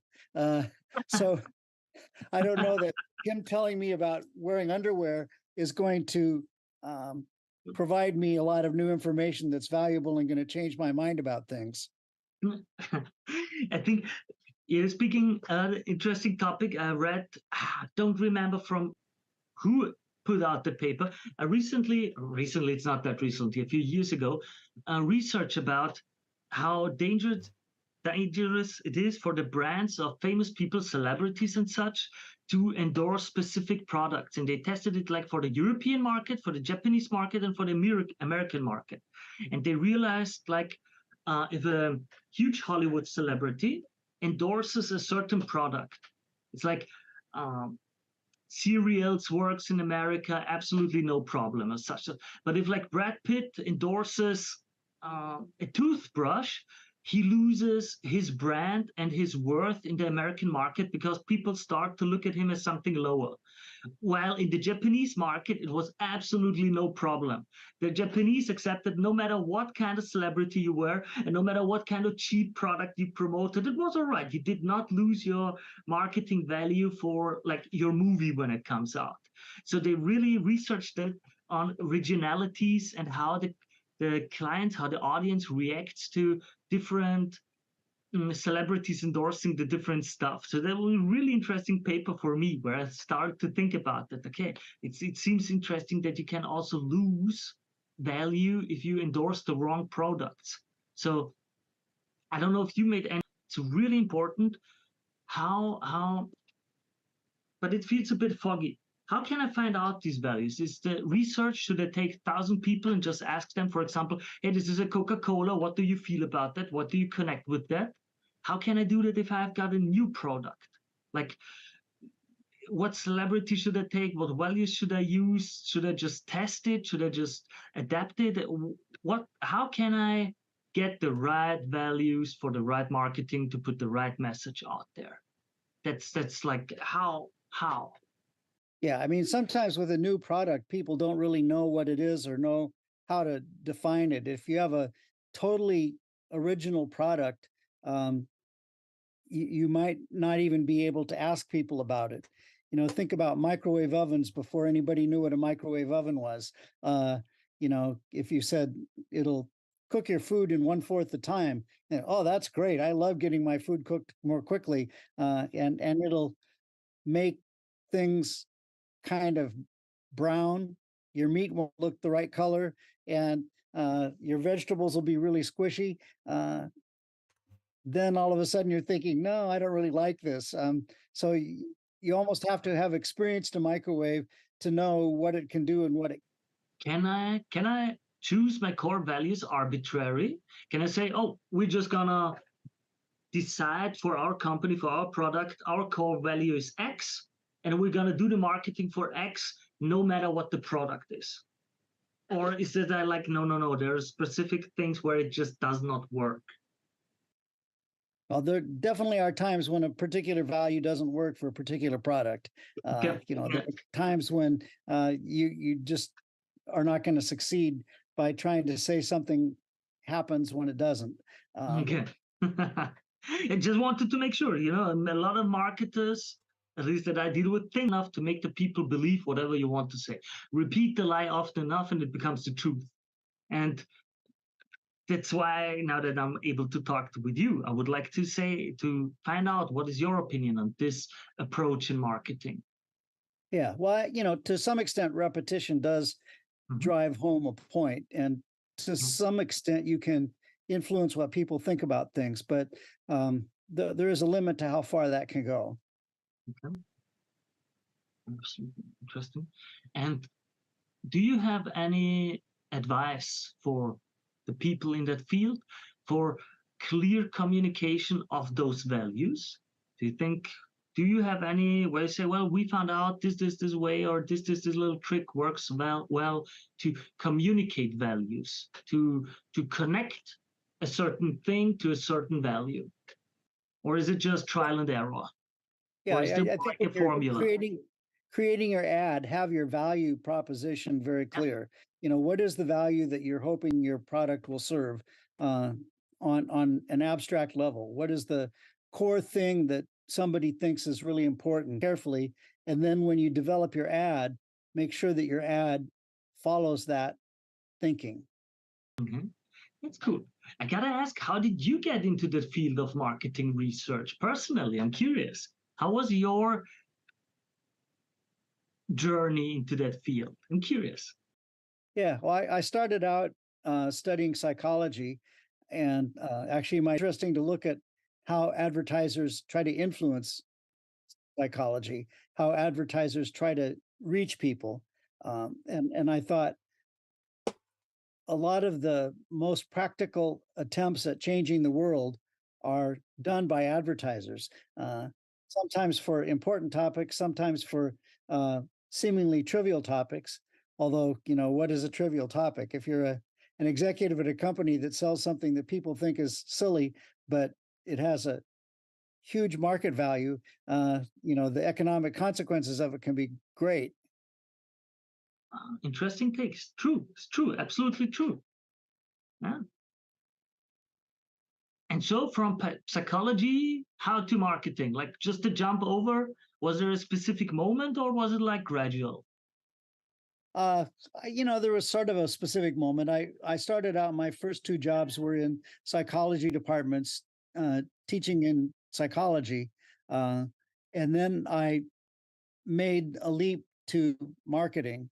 And I think I discovered that marketing was doing really interesting things, and psychology in general. I'm still interested in general psychology, but applying the general psychology to a business context, I think gives a chance to test it more rigorously. I personally think it's absolutely, as you said, a right field. Many people don't know that basically the I should say it like the invention of my nephew or a student or something, but it was someone who was closely connected to Freud and used the ideas of marketing started back then in the USA. That's how this word became even used. It's really, really interesting. This psychology, you're talking about psychology all the time. It's like, yeah, good marketing is psychology plus data mostly. And then there's the sprinkle of, so it's really interesting to talk about that. There is also the economic aspect. So, marketing is more than just psychology, but psychology communicating sustainability into these green fields, SDG, and so on, the sustainability, da da da. What do you think about it in your research? What did you find about this topic? Point of view as a human is on, and so I'm eager to promote that. And some lack of sustainability is caused by marketing. Probably marketers create demands that are sustainable. I think as marketers, we have a responsibility to try to produce good products that are a lot of examples of marketers claiming that they're doing something that's good for the environment when they really aren't. That's called greenwashing. But there are also some examples of marketers doing really good things that do promote the environment. So there is a advertising campaign in the United States from Cascade dishwasher soap.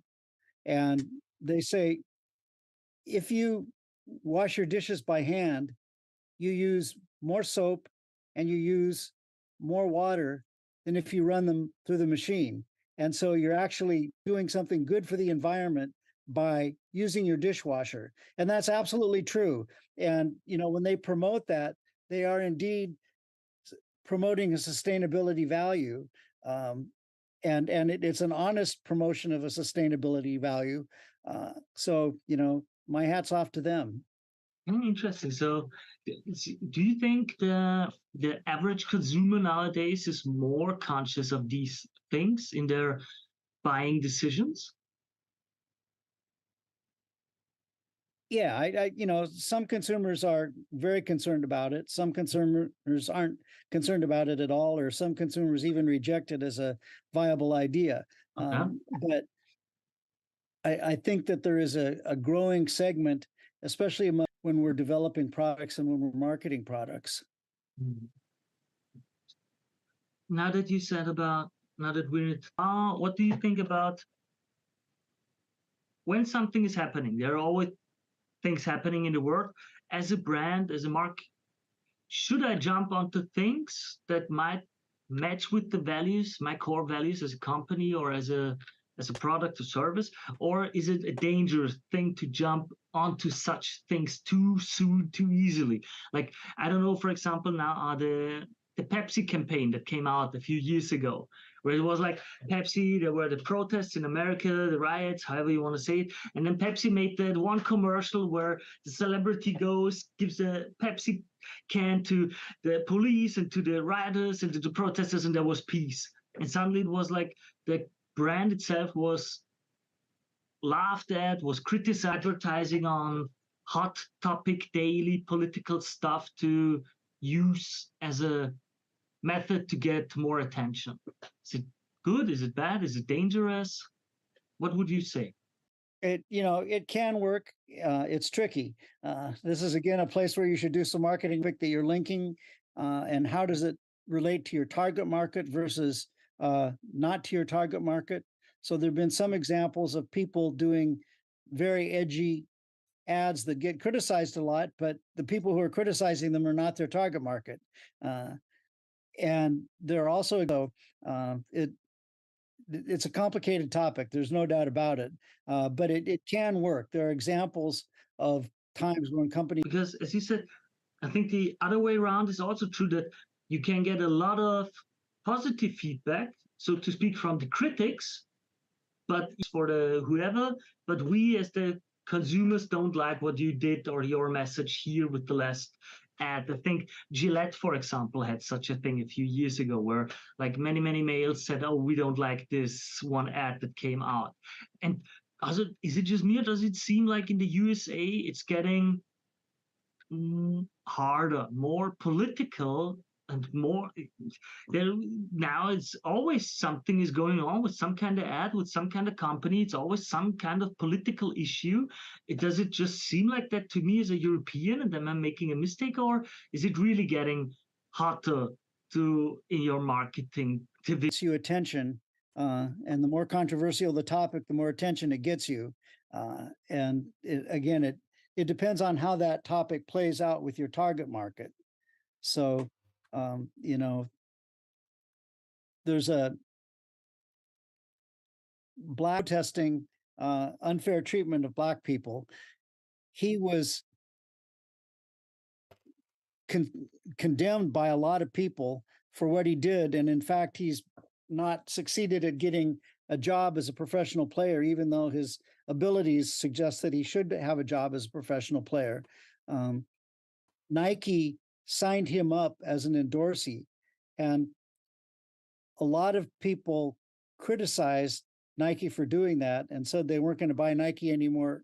But they were also people that weren't buying Nike anyway. And among the people who were athletes, the idea of celebrating his talent was a controversial ad, but with their target market, they got praised, and in fact, their sales went up as a result that offended their target market, or kind of pushed the limits for their target market, and it hurt them. So it can go both ways. You really need to understand who cares about the issue and how much does somebody care about the issue. Yeah, and really, really tough to make mistakes. It's a tough game out there to. On the other side, if you always play it safe, maybe you don't get the attention that you need to grow bigger. That's the attention, and you're overlooked all the time. That's a tough thing. That's why I'm so curious about. That's why your work was so interesting. What is a product? What is a service? What are the values that they have? And how does it resonate with the different things? And how I can get them to. I'm not sure if I'm going too deep with that question, but like, do you have any idea why the people? We've looked at that, and some of it has to do with what were the values of your parents. What if you have a religion, does that play a part in what values you develop? Or even for people who don't have a religion, they have usually some societal values. I think religious and non-religious people agree that set of civic values that we share, and certainly country values that we share. So governments can play a role in what observe what other people have, and you're trying to get along in the world, so you pay attention to what other people in the world think. Sometimes when you change social groups, for example, you graduate from college and you go to work in a corporation, you notice that the values are different among corporate executives than they are among college students, and you may modify what you think based on that. But you're always trying to summarize what are the main values of the world around you so that you can succeed in the world around you. But so there is I think, so there is an element of conformity in it also, like we're social creatures, so of course it's like if we go evolutionary, you need to have some kind of semblance to the values of the tribe that you're around with, because you need them to accept you in some kind of way to survive. Would that be a good take on that? Yeah, that's a good example. That's a good description. And of course, many of us are in several different tribes. So, which tribe matters the most, and when does one tribe matter and another tribe matter is a question also. I think we don't know as much about where values come from as we would like. Talking about the future, is there any research you're working on, any book you might be writing, anything we can expect from you in the future, if you're willing to tell us that? I'm just curious. Well, right now I'm working on a project on services marketing, and what is important in services marketing. And our concept is that emulation is really important in services marketing, that if you're promoting a service, you ought to display what it is that's important about your service in a way that people are reminded, oh yeah, that's why I like this service. Oh yeah, that's why I care about this. May I ask there? Now I'm curious. I'm a bit curious. If I try to pinpoint, okay, what is the important part about my service? Should I go for and gain why. What works better, the positive or the negative pull, and how, and should I concentrate even as a service on these 9 values that you have listed before? That, for, by the way, for the people who watch this video, down in the description below will be the link to the papers, to the work, so you can read about it in more detail, so that you don't have to re-listen to this again and again, because it's really interesting papers, really interesting topics. I think it was more than valuable to me to read that and to learn that. So, sorry, I'm talking so much. Let me ask again. Should I go with the positive or the negative, usually on average? Or do you say completely different? Depends. I think in general, the positive works better in the long run than the negative. Okay. That usually people are looking for cues about what they should do than the negative. Okay. Okay. Interesting take. Interesting. Really, really interesting. There was a lot that you talked about that I will have to reflect upon, because it's really, I'm working with a few startups every now and then, and it's like, oh, what is your target audience? Oh, we don't know. Well, what is your, what is your perfect customer? Oh, we don't know. And it's like, what are your values? What? Oh, we don't know. Well, what do you do? Oh, we've got product X. So the question is, how do you translate product X to the human need, to the human needs that the human has to communicate well? And that's the next step, to communicate well. Listen, product X gives you or helps you with value Y, this and this way. And then to communicate that effectively in the market, where a lot of people want to communicate a little bit. That's kind of what marketing is, seems to me, at least. What I hope you would say. There's Yeah, a quote that I like from Gloria Steinem, which is, "You can tell a lot about about people's values by their checkbook stubs." And I think a more modern version of that quote might be by their spreadsheets of how they spend their money. But I'm sorry, I don't know how much time we got, but that point makes me curious now. I'm not sure. I haven't seen it as a research, but maybe you have just a personal subjective opinion on that, because I think a lot of people spend a lot of time, a lot of money in a not conscious. My budget, I have to buy this product or this service, or But it's with a lot of stuff, it's subconscious. Just, oh, I want this. Oh, I thought of that. Oh, it's like, how much is it just a moment, suddenly it's there, so I buy it? And how much is it? No, you're primed subconsciously already to buy it, and you have these values, and it's not on accident that you buy. It's not how should I say it?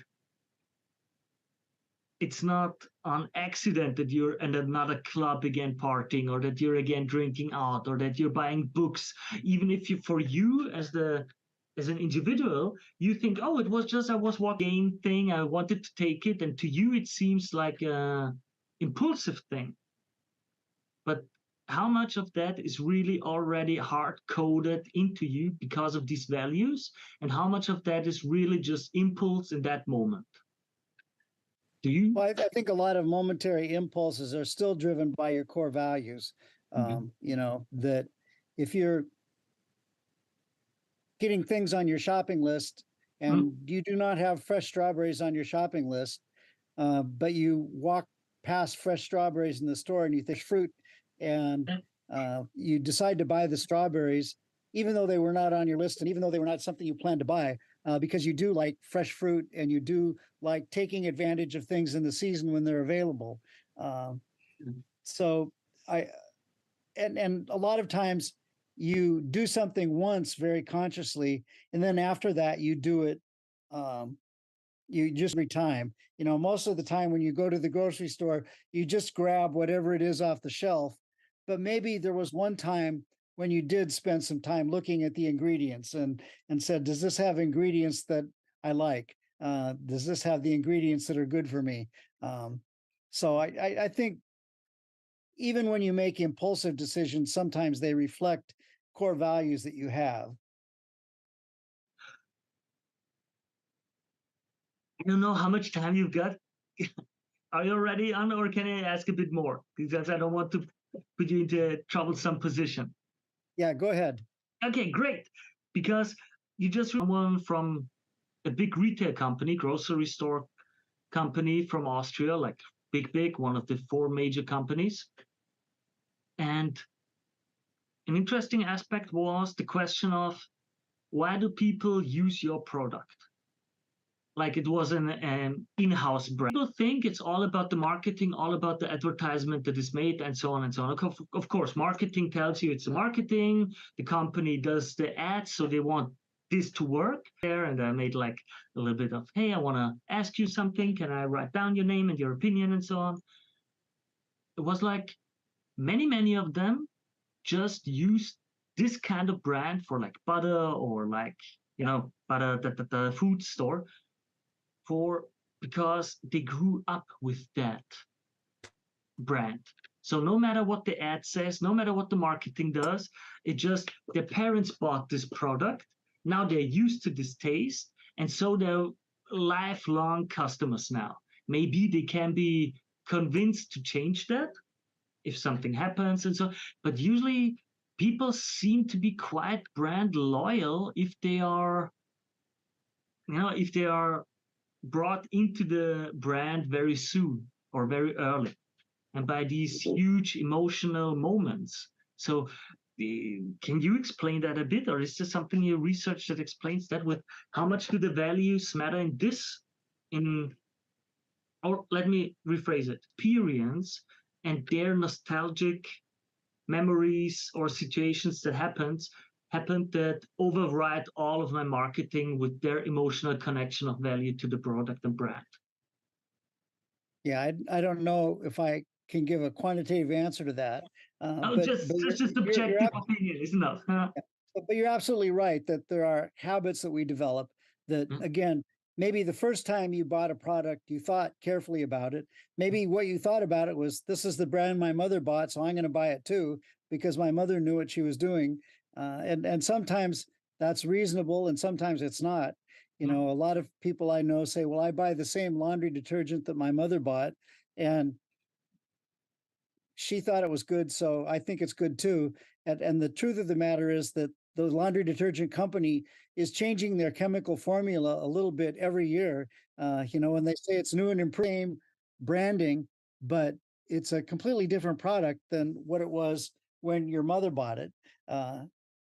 But still, you trust that brand. So once you've trusted the brand, you continue to trust it.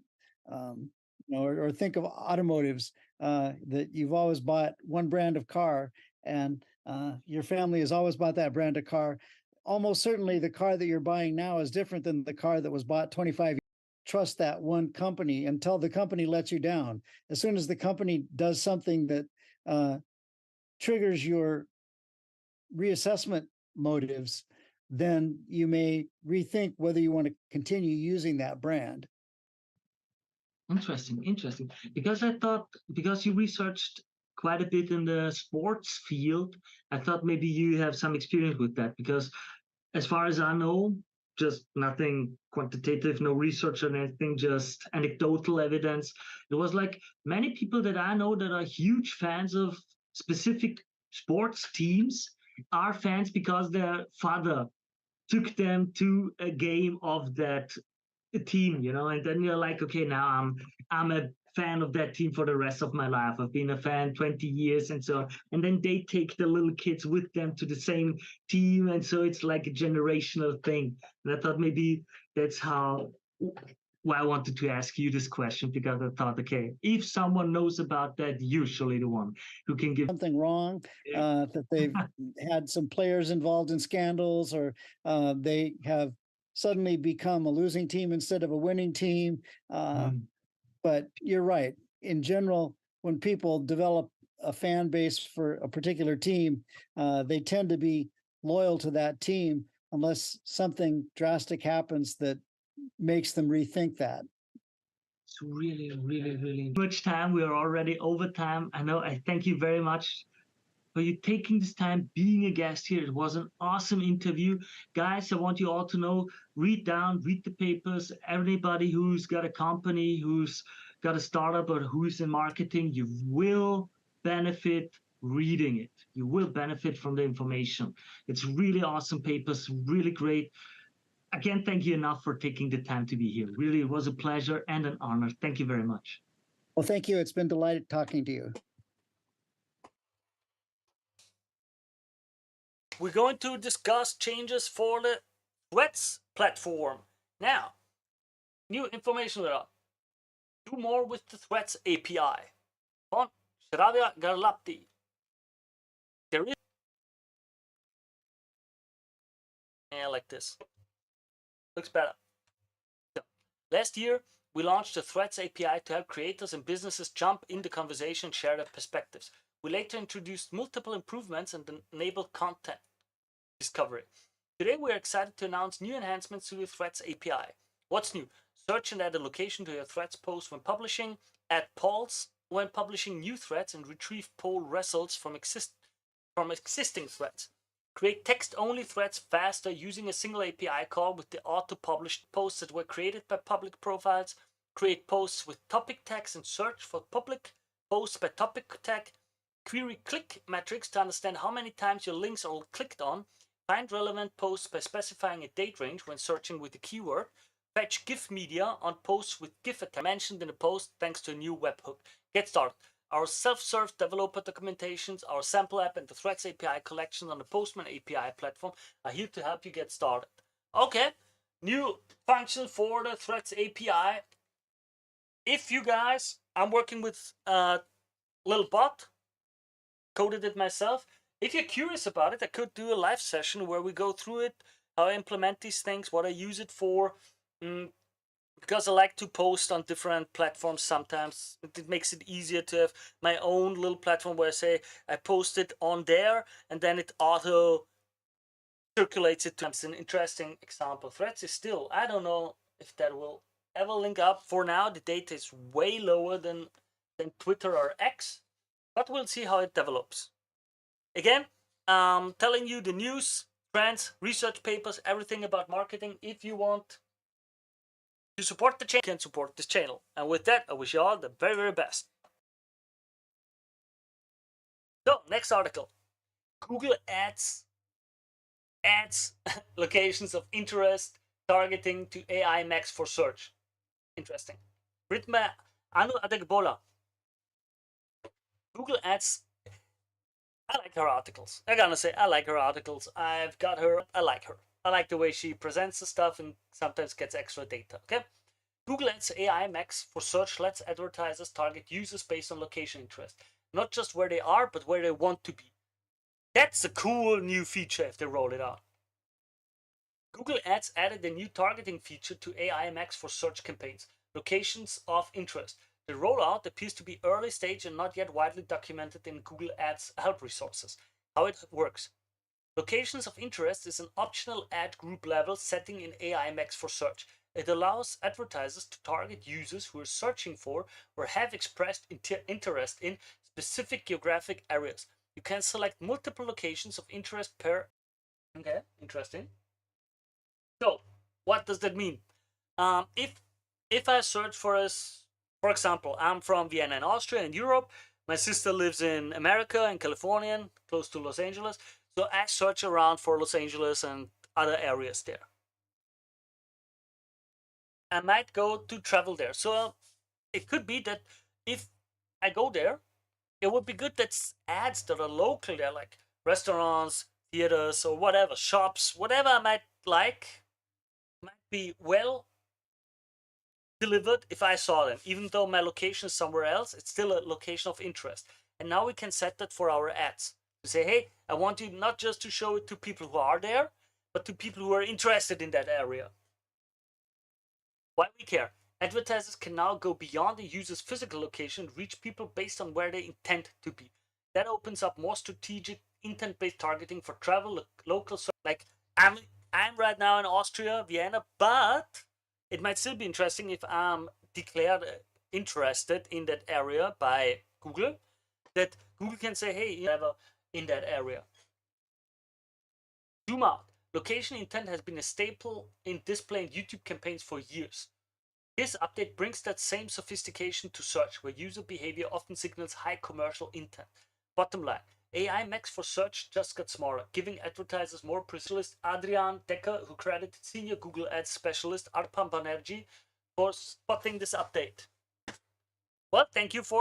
If you like what I do, if you enjoy that I go through these articles, give a bit more context, my expertise, my experience to them, consider supporting this channel. Give me a like, subscribe to the channel. It's 1-2 clicks. It's free for you, costs you nothing, and it helps this channel tremendously. And with that, we jump right over to the next article. So, let's get started today with the first article. Who is laughing now? Let's stop the decline of humor in advertising. Okay, cool.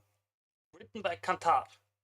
No, by Polly Wynne Jones, Global Knowledge Director and Creative and Media. Okay. Get in touch. Well, first, let's see. I hope you guys can read it better this way. Can I go to, this is the best. So,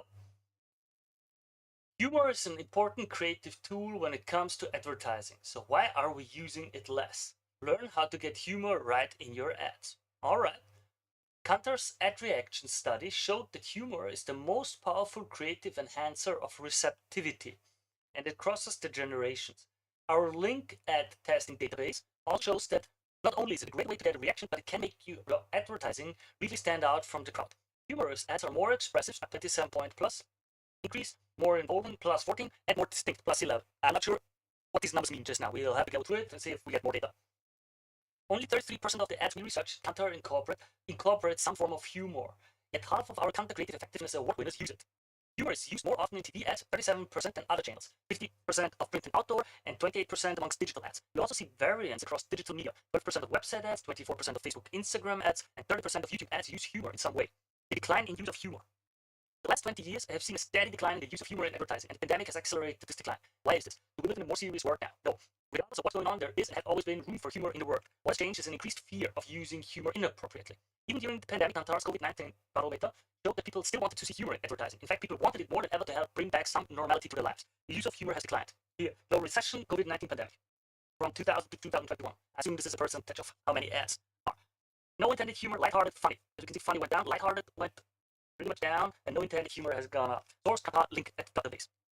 In the world of mass media overload, we want to watch things that entertain us, that still make us laugh, even if they happen to be ads. Getting humor right. In a constantly evolving world, where levels of appropriateness fall on a transient scale, it is wise to be mindful of the type of humor you use. It is essential that it is not only relevant to your target audience, but also appropriate to the media context. Humor offers a great opportunity to humanize your brand and build affinity. In the same way the friends who make you laugh are often those you're closely bonded with, brands that connect with the consumer through humor also bond with them. Okay? Basics of parasocial bonding. Got it? You make them laugh, they like you more, ads work better. Brand is recognized as a positive association. All right, I can work with all that. Bonding comes from emotion. It is important to ensure that the natural flow of emotion from your brand's touch points is clear and aligned, making for a well-executed brand strategy. Kantar's need scope model captures the different kinds of emotion that exist in a category, helping brands choose the emotion around which they want to anchor their brand. It's the same when thinking about the type of humor you should use. It should be aligned with the emotions you're targeting with your brand. 6 emotive spaces from the basis of brand positioning and self-assured, assertive, forthright works with the put down. Focused, competent, controlled works with the clever wit. Careful, caring, sensitive works with the innocent smile. And friendly, approachable, and open works with the everyday laugh. Okay? I think that's link to the article will be below. I think that is good. I can work with that. I like it. It's okay. I absolutely accept that for now. Emotional connection that humor builds helps people remember your advertising. We allow mental availability for something that entertains us. And if your brand is an intrinsic part of the humor, people are more likely to remember, notice, recognize, and buy your brand. Whereas humorous ads tend to be more engaging and distinctive, ads that make viewers laugh out loud are naturally more enjoyable and likely to be shared. However, linking humor to the brand is an important part of the puzzle. There's no direct relationship between humor and remembering the brand, even when the humor is laugh out loud funny. But when the brand is at the center of the goal, such as winning Canada's ad for Bush beer, branded memorability can be incredibly strong. Humor also needs to be used judiciously to ensure it doesn't distract from communication, as this can impede persuasion. The danger lies in losing your ad's core message in humor. If you have new information to convey, it can be beneficial to build the humor around that message. I'll tell you guys to see right now. The chat is not visible in the video, but I can see it and I can read it from all no spamming. I'm not a fan of people spamming, okay? Just so you know. With that, just wanted you all to know that. Again, I see your question and I will address and answer the questions during the videos. Sometimes with that we go for targeting humor. Globally, we don't see many differences in how humor is enjoyed by gender or age. Differences are more likely to be influenced by the type of humor used. In markets where slight differences are seen, we believe this is more to do with the type and styles of advertising used in the region rather than real differences amongst viewers. Okay? Finding writing is difficult. Yeah, that's what I would say is Let's keep reading. Writing is difficult, and this is apparent with more brands turning to professional comedians to write comedy into the ads. Comedians test humor and know what works and what doesn't across different audiences, and those who perform globally are aware of what may be lost in translation. Funny ads can cross borders, tend to use physical or visual humor. Think Mr. B. Humor is all about content can be lost if the shared knowledge is ones will find a way to do that whilst making people care about your brand. They are well placed to set the right tone to target the audience you are after. What style of humor should you use? Visual or slapstick humor is used most often in advertising. Around 45% of ads rely on this type of humor. Other styles can be used in specific ways. For example, wordplay humor, when done well, can help with the branding if cleverly connected to the brand name. Dark or black humor, although rarely used, only 1% of ads take this risk, can, if successful, be impactful, creating strong engagement and branded memorability.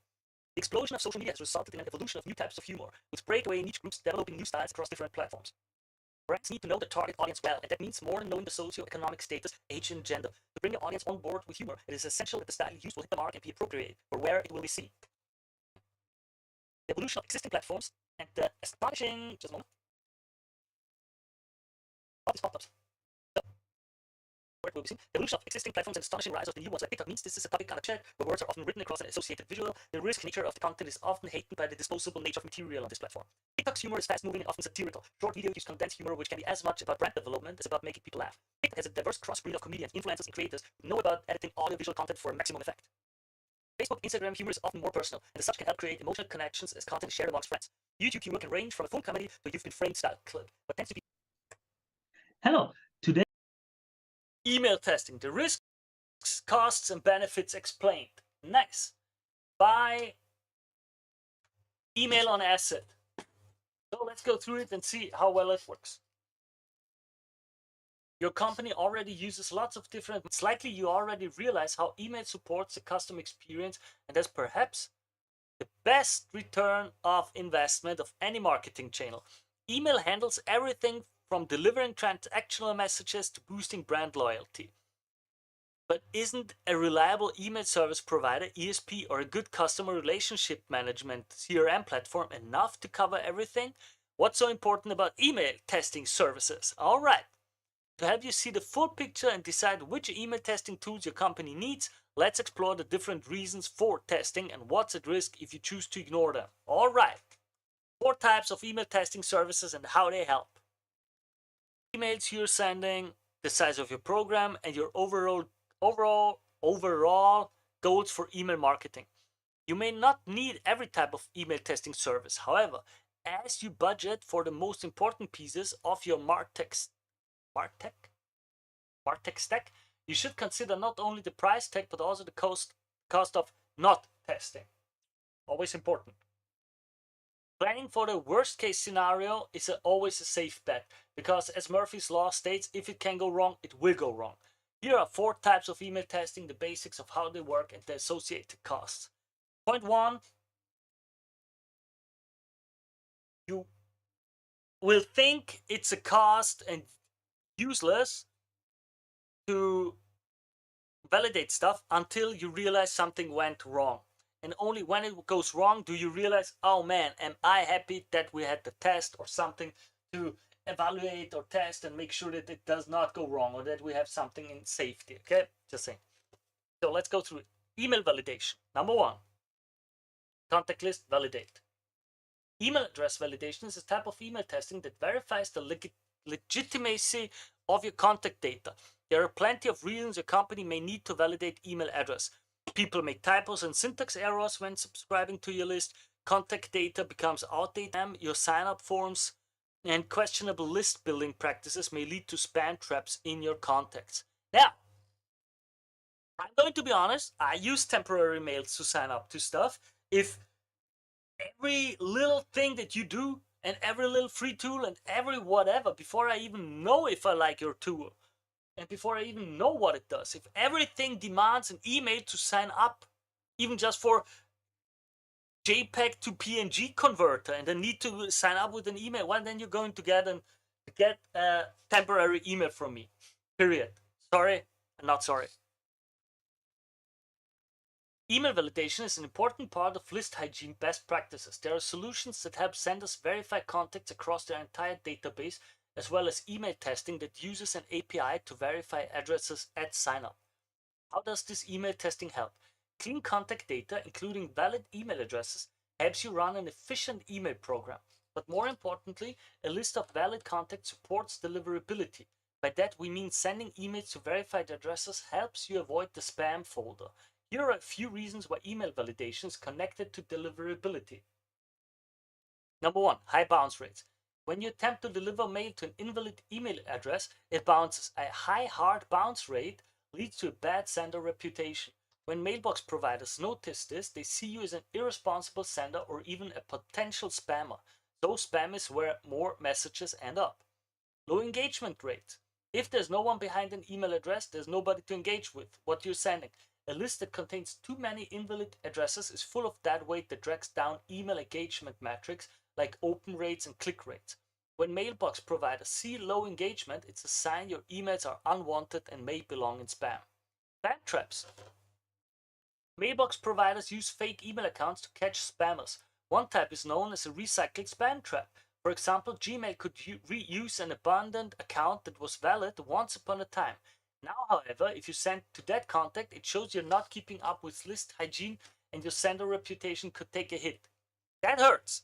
That hurts if I've got an old email list from like 2 years ago and I haven't sent out a newsletter for a while. Whew, sorry, that hurts. Okay. How much is it likely to cost? While you can find free email testers out there, these tools aren't going to cut it for most senders. That is, unless you're likely manually testing one email address at a time. If you have a large list or are actively adding new subscribers, more robust email validation tools can be very valuable. Most email validation services are based on volume. Some ESPs may include validation as part of paid plans. For example, users of Mailgun Sense higher tiered plans get 5,000 validations per month, while enterprise users can customize to meet their needs. Email validations can also be purchased as an add-on, ranging from 0.80 to 1.20 per 100 validations. Those who need a significantly higher volume of validations can leverage Mailgun Enterprise options to get the perfect plan for their needs, whether it be email validation as a standalone or combined with other plans. What's the risk of not testing? So what could go wrong if you choose not to validate email addresses? 2 words, email deliverability. All sorts of deliverability issues can be traced back to failure to maintain good list hygiene. Inbox placement rates could plummet, you could end up with a recycled spam trap on your list, your bounce rate could get too high and you end up on an email block list, you'll waste resources sending to invalid addresses. To put it simply, a list full of invalid addresses will damage your sender reputation and reduce your ability to reach the inbox. Let's say you're a B2B sender and Outlook starts filtering your messages into the junk folder because you've been sending mail to outdated contacts who've switched jobs. If 30% of your B2B contacts are using Outlook, that's nearly a third of your list that won't be able to engage with newsletters, lead nurturing campaigns, product announcement, and more. It's easy to see how that would negatively impact marketing efforts. Email pre-sent testing. Okay, email previews. Want to see into the future and find out how your HTML email campaigns look inside subscribers' inboxes? That's one thing email pre-sent testing can do, but why would you need to do this? The way an email promotional newsletter looks before you hit send may not be how it looks when someone opens it. That's because email clients have different ways of handling code and the different levels of support for HTML and CSS. This is known as email rendering. Gmail, Apple Mail, Yahoo, Outlook, and all the rest have their own rendering engines and limitations. That's why many marketing teams use tools to view email previews on various clients, devices, and mobile operating systems. Email previews are screenshots of how your campaign renders in different scenarios.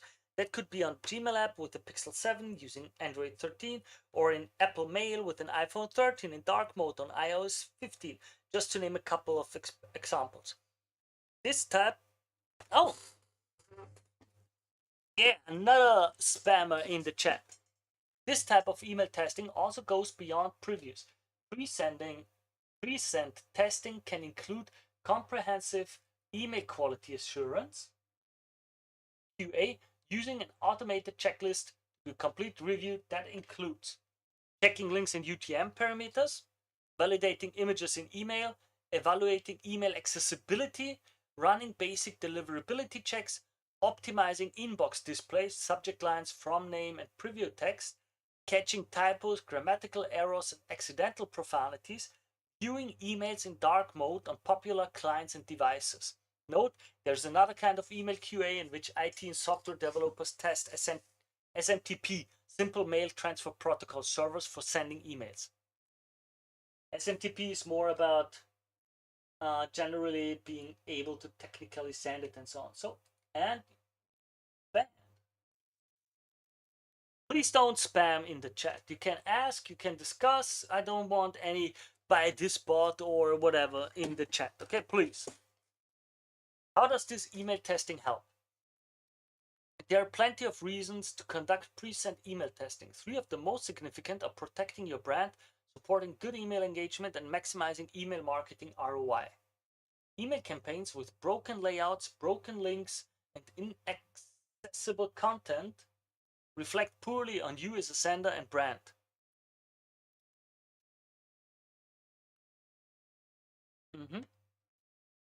If people are unable to read your copy or click,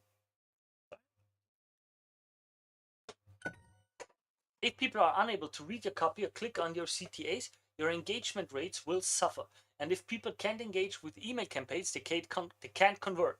That reduces the impact of email and its potential to generate revenue. On the other hand, an email that's optimized for every inbox is also optimized for better performance and results. If your team uses an automated email checklist, they are more likely to catch problems before a big campaign hits inboxes. Email QA testing platforms typically include ways for teams to collaborate throughout the review and approval process so that everything gets signed off before launch. How much is it likely to cost? Once again, there are free and cheap testing options for previewing HTML emails. However, they tend to be very limited in the scope and volume of previews available. These free email testing tools also don't offer any QA checks beyond the previews, which may or may not be reliable. Starter plans for around 100 per month.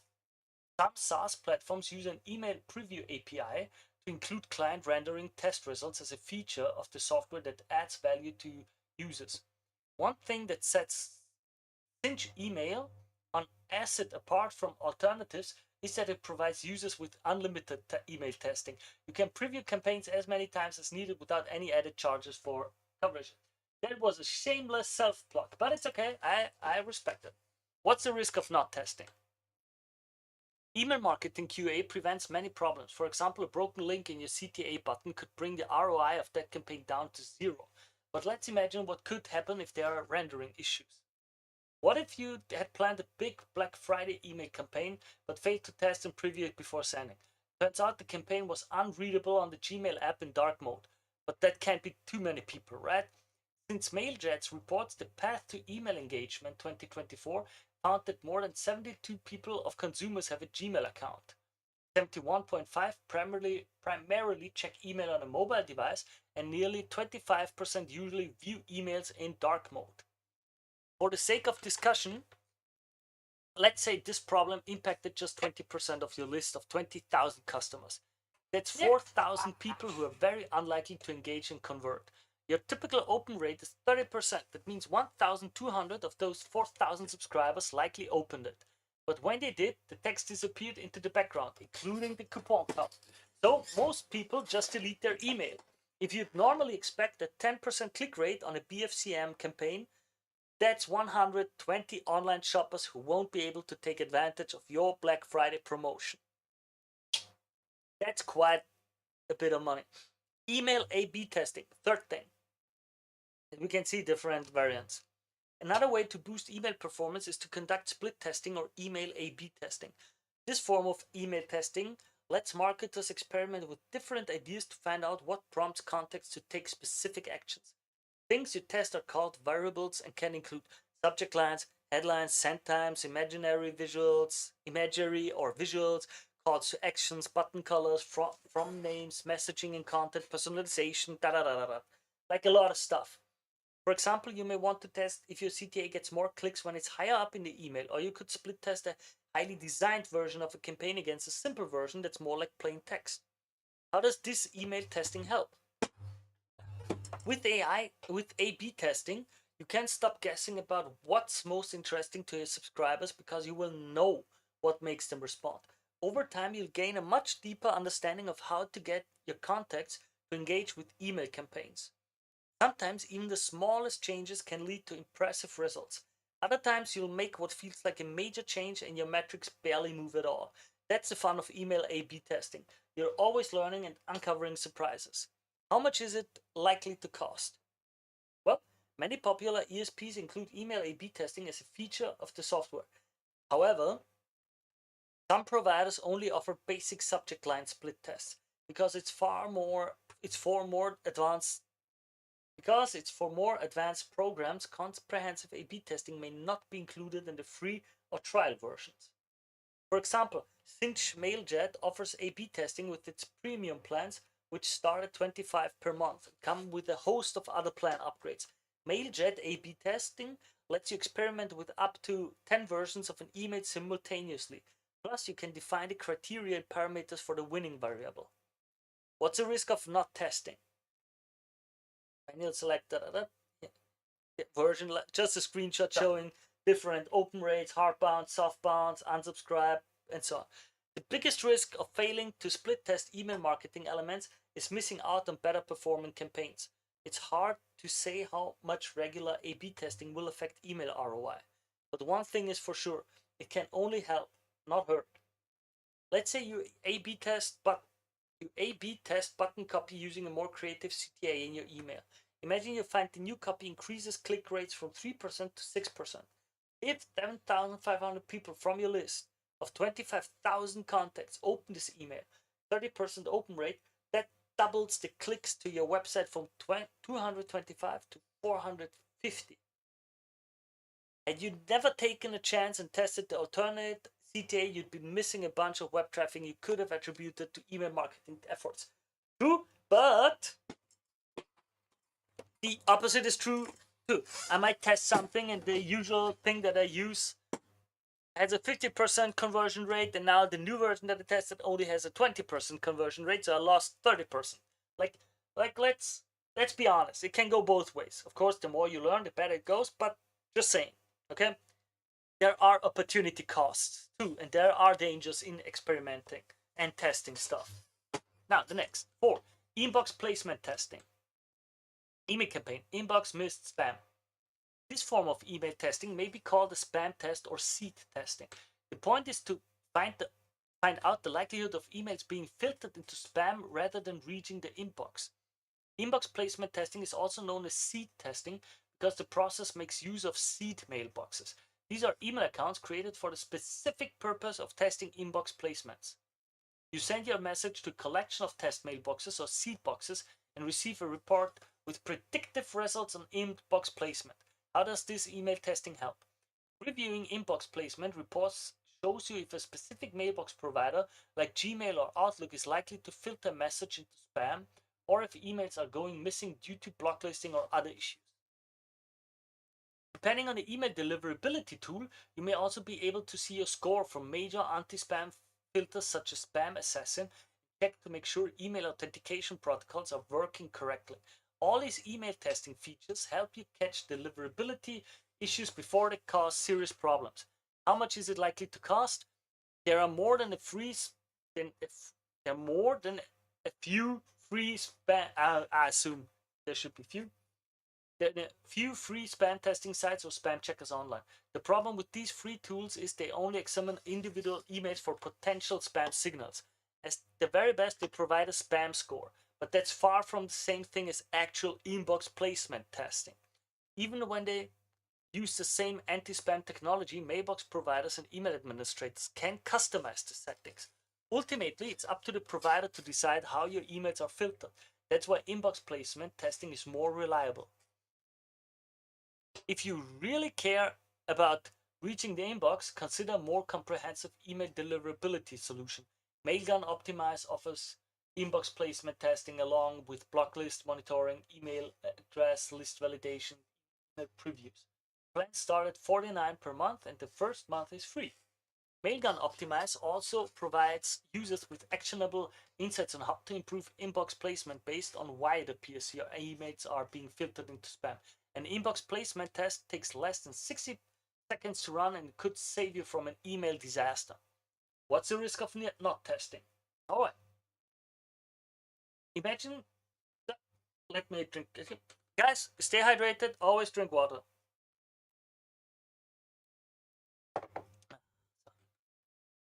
What's the risk of not testing? Imagine you run an e-commerce store and Gmail starts blocking your emails. You've been added to a block list and will spend a week trying to get delisted. In the meantime, you've got a weekly email promotion going out on Thursday that usually generates around 10K. That's attributed to the email channel. Let's say 35% of your list of 30,000 subscribers have Gmail addresses. That's 10,500 people who won't receive the weekly promotion. Some of them were eagerly anticipating it. If 30% of your list doesn't receive the promotion, it stands to reason that engagement and conversion will drop by the same percentage. So too could the revenue generated from that email. You'll end up losing 3,000 because of a preventable deliverability issue. Why email testing is good for business and your brand. Each one of these email testing options provides important benefits that give your email program an advantage. Now that you're armed with some knowledge, you can decide what type of testing a company truly needs. If you need to test email addresses, Mailgun Validate is one of the fastest and most reliable email verification tools on the market. Want to optimize your okay, now it suggests a few tools. As usual, I will leave the link to the article below in the description. Right, let me test. And I'll post it in the chat right now. So, just as a test.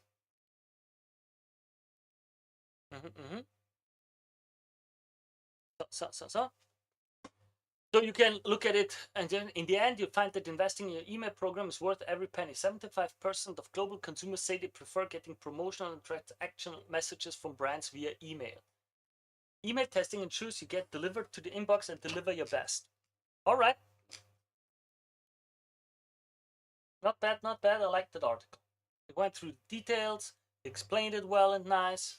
I liked it. Some of the most basic things that email marketing is a huge chunk of other things that you should consider, that you could think about. We can go through it a bit in the AMA and the Q&A session if you guys want. As usual, if you have any questions, feel free, leave them in the comment. I'll make videos about it. What I do, if you like that I go through new trends, tutorials, research papers, studies, and other stuff for marketing, be it email, be it SEO, be it content marketing, be it influencer or web development and whatever. If you like what I do, consider supporting the channel. Best way you can do that is leave a like and subscribe to the channel. It's 1 or 2 clicks you can do easily and freely, costs you nothing, and it helps this channel tremendously. And with that, I'm jumping to the next article. Hey people, today my guest is Richard Falk. He's a world-renowned scientist and researcher. He's emeritus on Princeton Beam, and I'm so thrilled to have him as a guest today. He's an expert on many different topics regarding human rights, the development of those legal systems, and geopolitical events. It's a very broad topic that we're going to try to cover today, and I think it will be interesting for everyone to listen. Dr. Falk, it's an honor to have you here. Please, if you could give the viewers a little. I'll try. It's a long story because I'm quite old and have been working in these issues for more or less 70 years. I started as a law student who didn't want to be a lawyer. My father was a lawyer in New York City, and I knew that, but I didn't know quite what to do with those interests. So I began to disqualify myself from a practical career. I studied at Yale Law School a lot of things that most law students avoid, like the law of India, for instance. I devoted a lot of attention and was given a Fulbright to study further in India for a year after I graduated, but at the last minute, the U.S. State Department canceled the Fulbright program because it wanted to punish India for not paying for some wheat that it had received on a loan basis.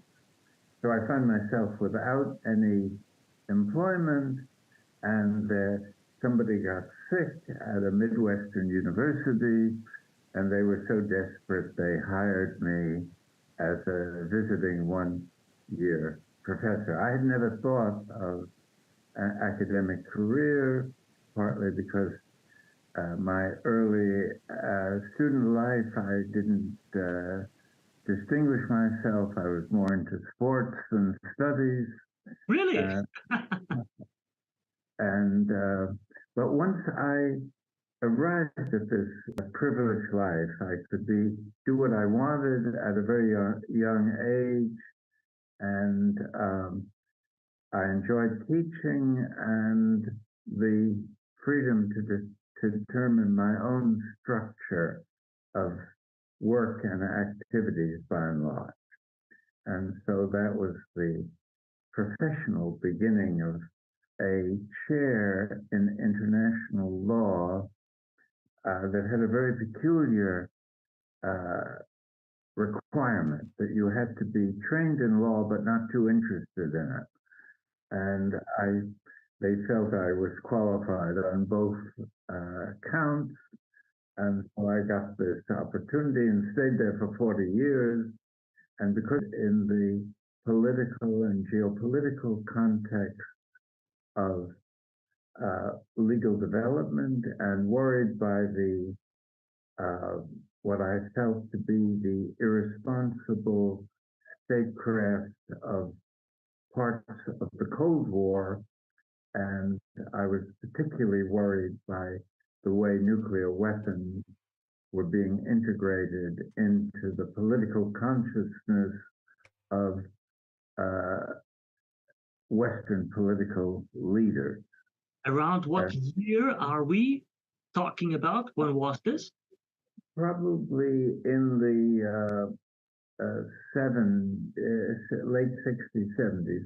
But the decisive political turn I came in toward the end of the 1960s.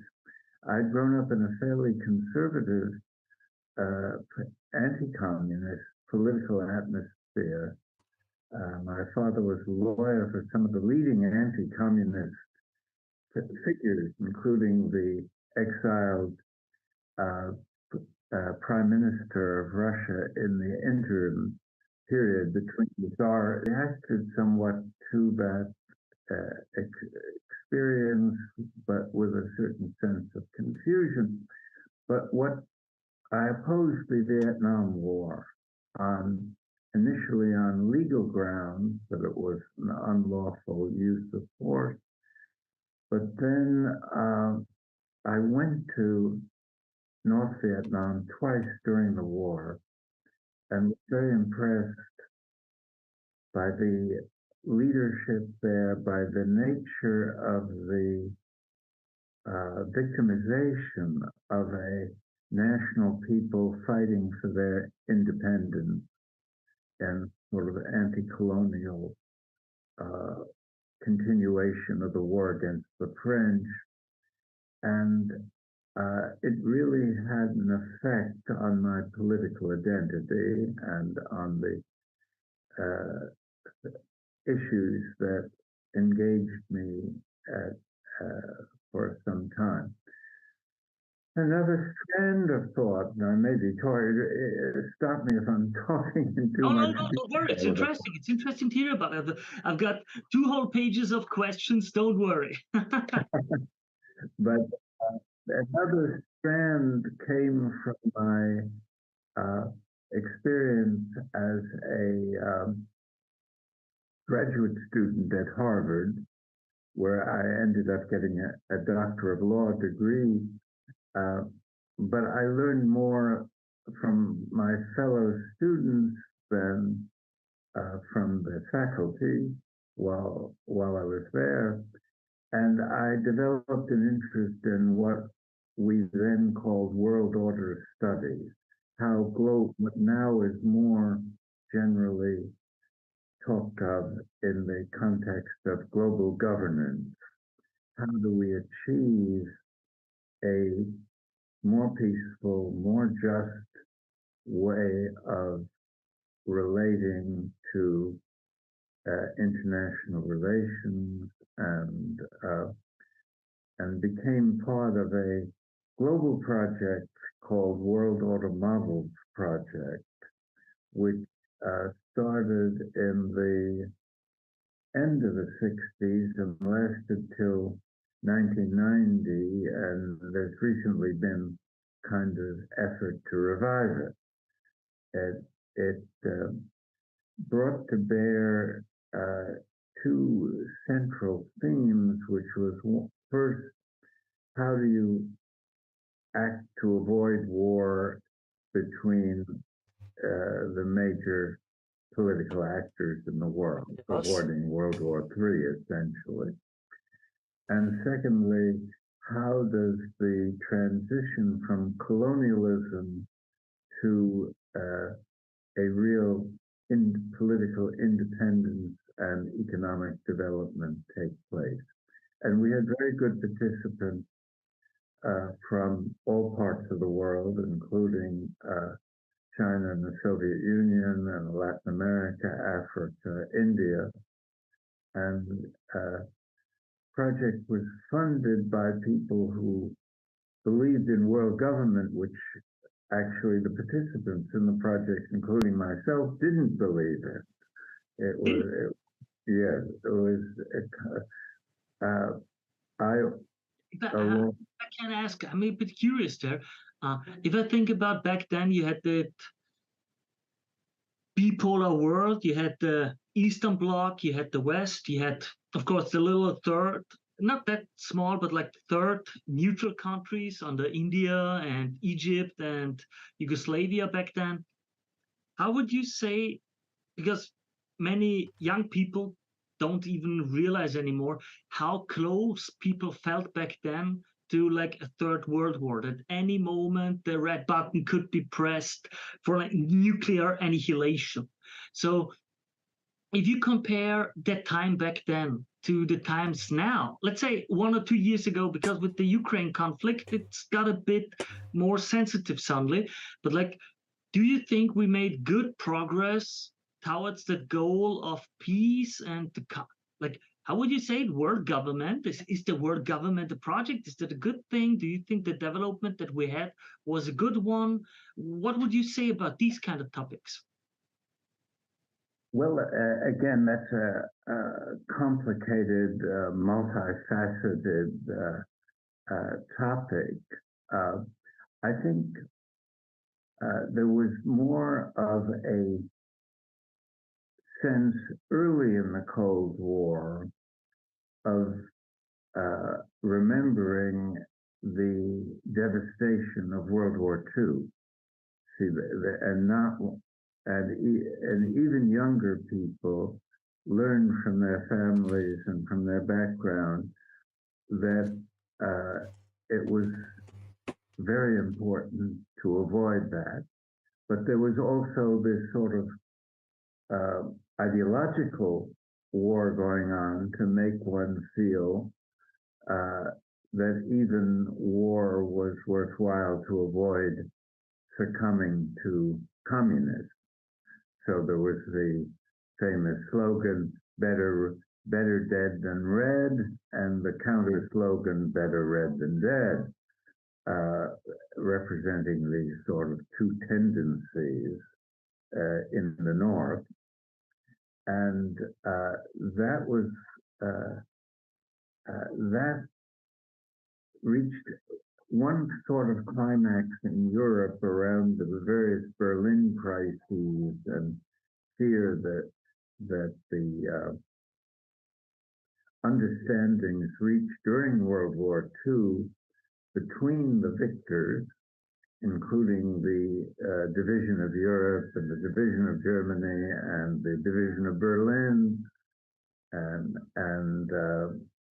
that those what I call geopolitical fault lines were being put under dangerous pressure. But in retrospect, and in light of the present issues, it was very enlightening to have established those fault lines, because they had unfortunate consequences for the people that were subjected to in the various nations, but they created a kind of consensus as to where these governments should not exert too much pressure, especially territorial pressure or intervention. And the West put up with these interventions in Eastern Europe in 1956 in Hungary and East Germany and Poland elsewhere, and then the Prague Spring. And you have to, it's not often said, but the Soviet Union put up with a lot of CIA activity in the Western European countries, including covert efforts to destroy the communist parties in these various countries that were very strong at the end of World War II for a variety of reasons.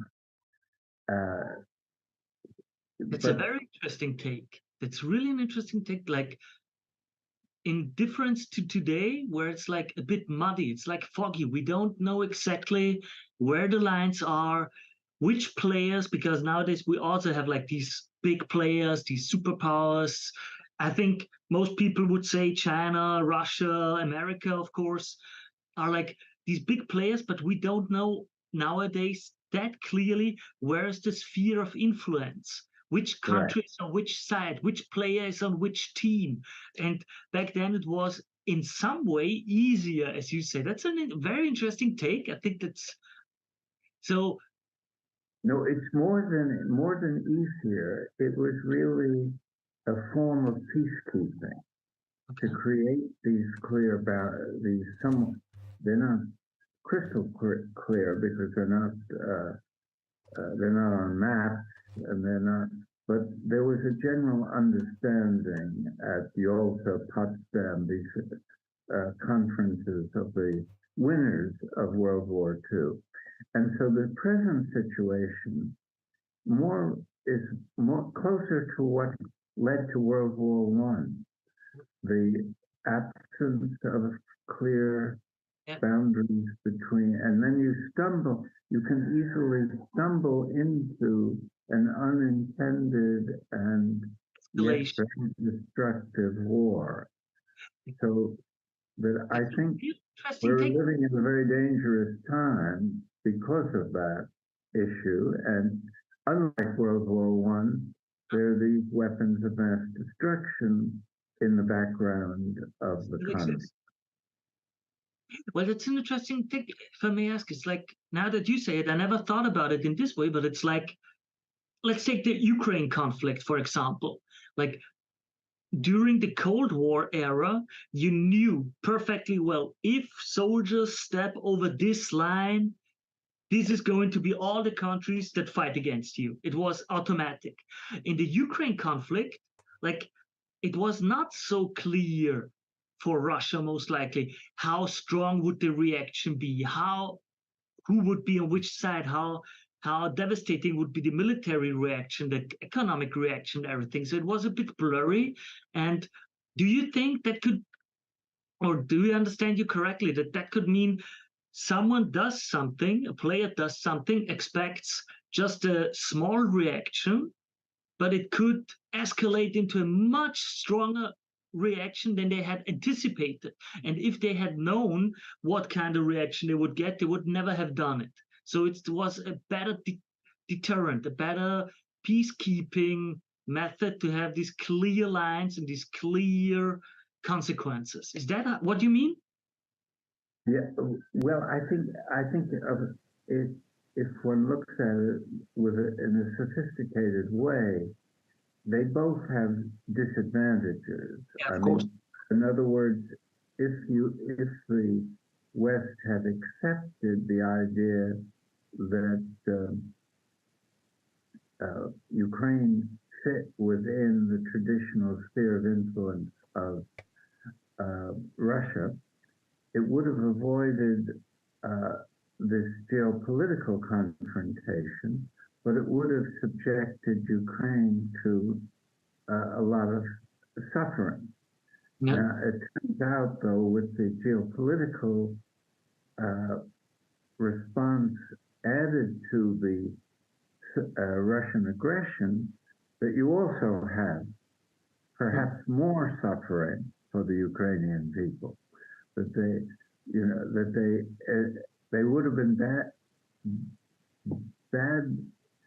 badly hurt if there was no concerted NATO response. On the other hand, they're worse hurt by the NATO response. Yeah. And it's also dangerous.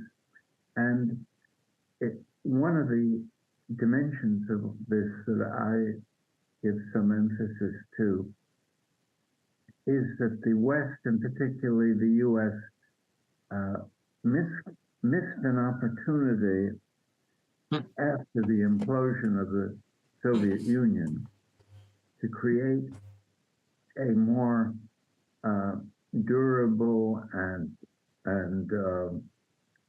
less militarized form of geopolitics, with more cooperation for solving common global challenges like climate change, etc. Yeah. It saw the situation as one of creating an opportunity to establish what I call, and others have called, a unipolar global security arrangement. So only and the implication of unipolarity is that only the U.S. has spheres of influence. Yeah. And any other country, even on its own borders, has no geopolitical or legal entitlement to intervene to protect its security interests. It's this collision between these two visions, where the Chinese and the Russians are trying to establish a multipolar global security system, and the NATO West is trying to extend this post-Cold War unipolarity. And so the strategic stakes are very high, and the people of Ukraine are paying the large part of the price for that. And that's and the media has been, at least the media that I'm familiar with, you may be familiar with more about, the media doesn't give any, it's as if they're completely unaware of this trade-off between the narrow view of what happened and the more geopolitical or contextual view. I just recently had an interview with another researcher from completely different, Joel Best, about how narratives form and how data is used. We discussed a bit about how media just, they need to push narratives, they need to make money, they need that clickbait title. They're not really that interested in a thoroughly investigated, proper presentation of objective facts and like a multi-viewpoint of different issues to like say, okay, this is from this side, this is from this side, how can we work it out, what are the different takes? It's like, no, it has to be a clickbait title, it has to make people click, to make them view it, to make them watch it. And also we all know after all, let's not pretend that it's not like that. Media pushes a narrative. That's always been like that. It's 100 years of history where we can see media, news, and everything pushes something. That's just the way it is. Well, see, I agree with that line of analysis, but I would add two factors. One is that after the defeat of the U.S. in the Vietnam War, there was a conscious decision that part of the reason for the defeat was the failure to exert sufficient influence over the media. So the media, if you look at the pre-Vietnam and Vietnam coverage and the post-Vietnam coverage, you will see, at least in the US context and to some extent the European, I think, context, you will see that the media has become, in this foreign policy domain, more of an instrument of state propaganda. So when the U.S. wanted to go to war against Iraq 20 years ago, if you look back at the media, it was championing the war. Same thing with Ukraine. And not just that. If for the people who might be too young or who haven't been that conscious back then, simply the way the military included the media into the action, how they make sure to have their media people with them, to make sure the narrative is pushed the right way, to have like the best shots, where to put them, where to make them stand, into which platoon to put the reporters and everything, was a vastly different method and take than it was during Vietnam. So one has also that was part of that was part of what they learned. That was part of the learning from Vietnam. See, they deliberately did that. They felt they didn't, so they tried to co-opt a portion of the media and important journalists, and as you say, put them into the combat situation, make them identify almost as soldiers on the one side. And then the other thing they did was to make the armed forces a profession rather than to force people as part of their citizenship to be drafted, or what was called. And so the middle classes were depoliticized when it came to war peace issues.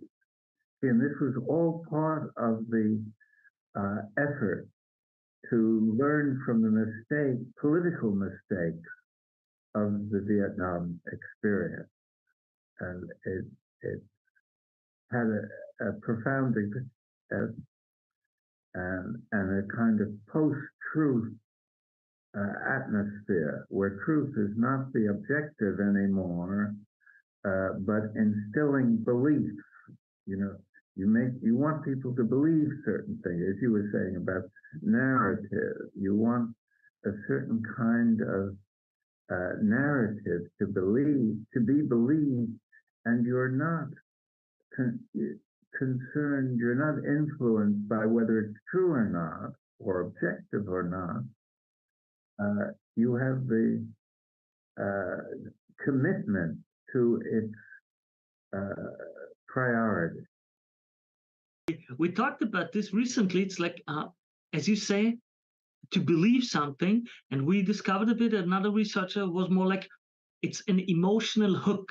The importance is to make you feel what they want you to feel, and then they give you something that we say, and now we're going to connect that feeling with this happening, with this topic, with whatever, so that you don't want to learn the facts or things about this topic, but that anytime this topic is brought up, you just relive, you re-experience that emotion you had.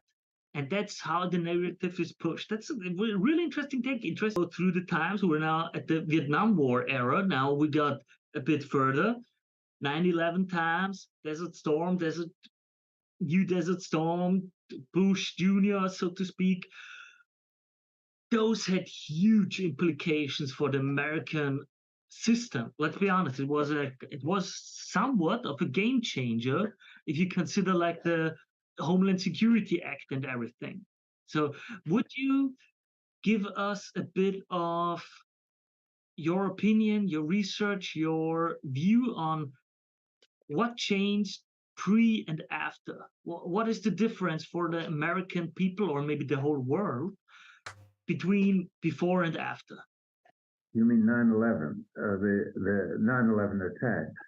Yes. I would say I would like to, yes, of course, it's 9/11, but I would like to say not the terrorism itself, but like more the legal ramifications that came afterwards. Those would be more interesting to me. Yes. See, I think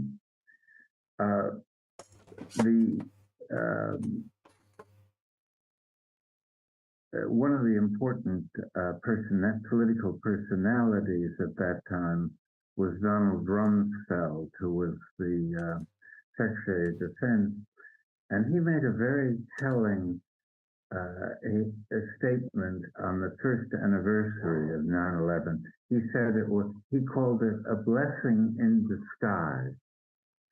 And what he meant by that was that it gave the government an excuse to mobilize and to justify interventions that were rather remotely connected, if at all, to the threats that were posed by the 9/11 attacks.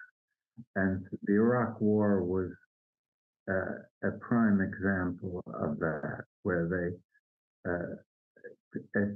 used the atmosphere of the 9/11 attack. And the same thing to some degree in Afghanistan, where they always wanted to reverse the Taliban control, and this gave them the excuse as a counter-terrorist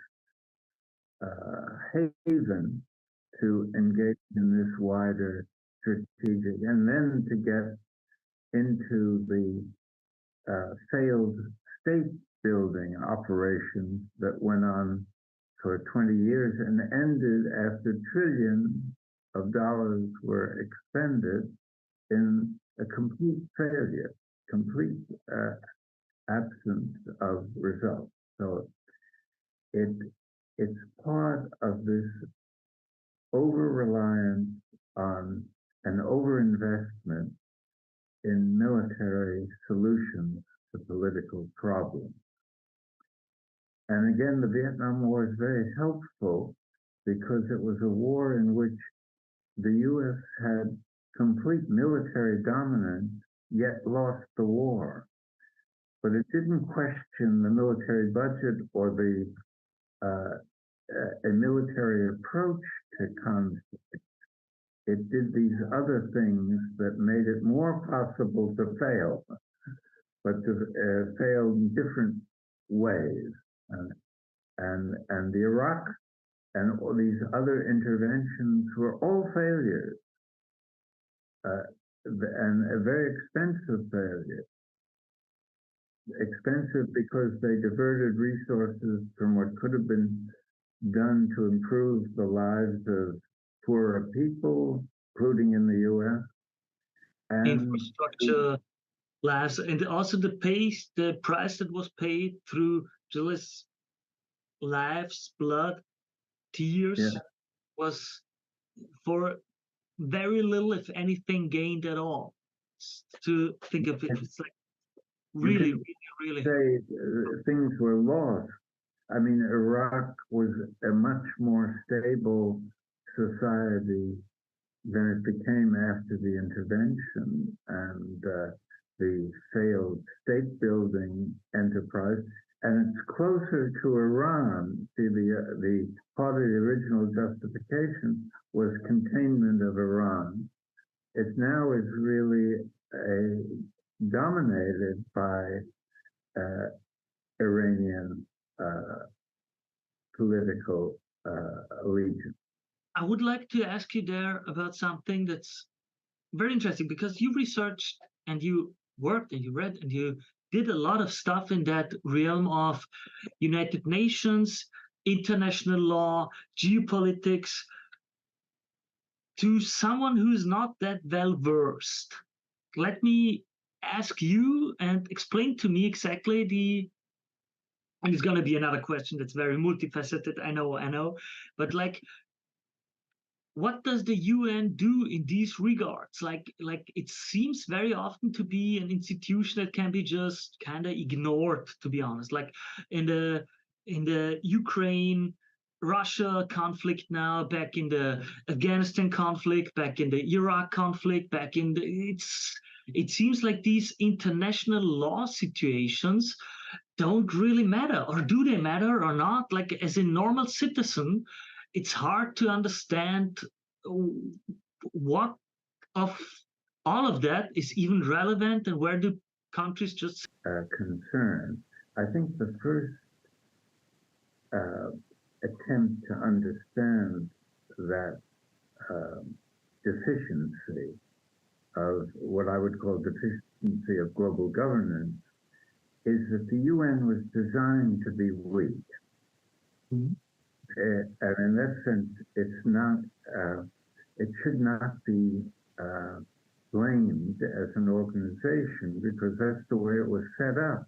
They wouldn't have given the veto to the most dangerous countries in the world if they had really wanted to be an effective respecter of international law and the UN Charter.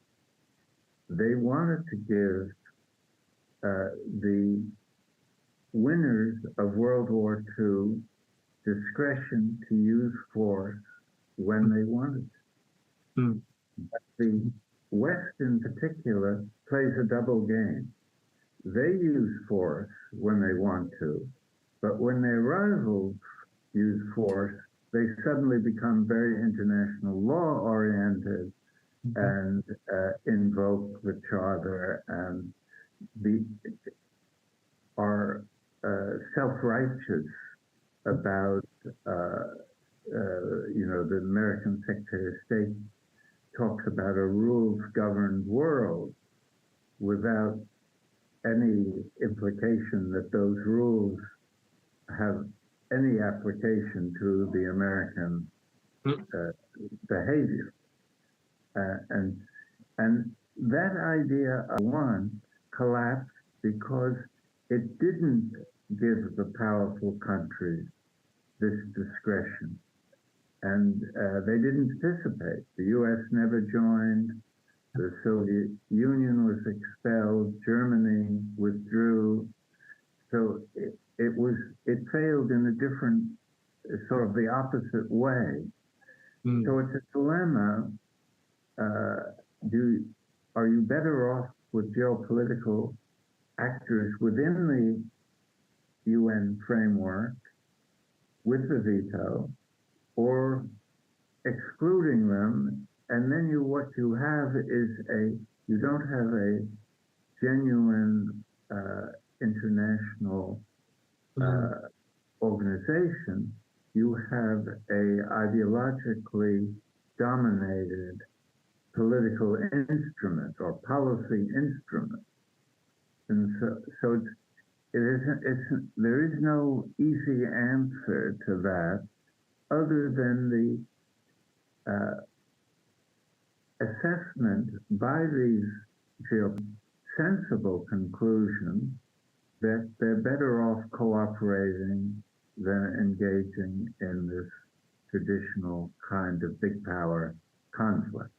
Yep. And they're better off dealing with climate change than with these problems of interstate friction and ideology. But how you get that understanding when there's a big vested interest, corporate interest in arms sales, in a big military budget, and you don't have any countervailing power. Yeah. There's nothing to be gained by those that would like to cut the military budget. And it's also a bit of an issue. It's like I've recently read it in game theory research, like the Machiavellianism in these ideas is like, if you get a few players together that all accept, okay, we will cut our budget for military supplies, for example, or we will get rid of all weapons, whatever. The issue is if one player cheats, that player is going to dominate all the others. So no player is willing to risk that and says, no, we gotta stay on our budget with our weapons and so on, because one cheater could ruin the game for everyone. So the only way we have is by all of us playing the game all along. It's a very problematic situation in that kind where I don't think anyone has a proper solution just now. But I'm curious to ask you something where it's really, there's no right or wrong answer. It's just I'm just curious about your personal opinion. It's like, in the last few years, we've had a lot of conspiracy theories, topics about, new world order, one world government, and so on. And I recently had listened to a podcast from Patrick Bet-David, like he's some famous guy with a lot of money, and he talked about the dangers of a one government system. It's like, if you don't like how Russia is right now, you can go to the US. If you don't like what it's like in the US, you can go to Europe. If you don't like the rules in Europe, you can go to China. And if you don't like the rules in China, you can go to India. So it's like there is the benefit of different systems with different rules and different, let's call it experiments in how to live in a society. You can go to the middle, LGBTQ is more respected, and so on, just as an easy example. On the other side, it gives you the chance to get away from, if one of these systems becomes autocratic or begins to infringe on you in ways that you don't appreciate, you have the benefit that the world would be more peaceful, we could be more efficient towards goals like climate change, like, as we said, get rid of all the weapons, take care of world poverty, food, hunger, and so on. But you risk that if that system becomes bad for people, they have no place to go to. They can't escape it. What would be your personal opinion on this duality of benefit and cost and risk of the two different systems? Well, I think that the dilemma is real. I mean, I think there is a cost of excessive unification, political unification. On the other hand, it may be exaggerated, at least in the short run, because most ideas about a unified world government or are based on a strong federalist principle in which you would keep the diversity, and that the parts of the system, the various units, subunits in the system, would have sufficient autonomy that you could still move around and escape things you didn't like. It is true that the central government happened with a federal system like India's or Brazil or US becomes concentrated at the center and very autocratic and imposes its will on the part. And so it's the balancing of the whole and the part that is the challenge if you move toward greater political unification. But I think there's, especially one of the elements that you didn't mention, which I think is relevant, is that we're living in a post-colonial era where countries are very attached to their political independence, and therefore they're resistant. They think of any kind of political unification as a way of subjecting them to some new form of hegemonic domination. And that's part of the objection to this unipolar kind of development that the West has been making in the aftermath of the Cold War. So it's these issues all have bright sides and dark sides, and are difficult to balance and assess. Yeah, I might have overlooked that, because you're absolutely right. It's an important fact. I think I might have overlooked it because basically I'm a European, so especially a Western European, for us it's like pretty normal to have the West as the hegemony, the American influence, to be like America is the one who decides cultural, political, everything.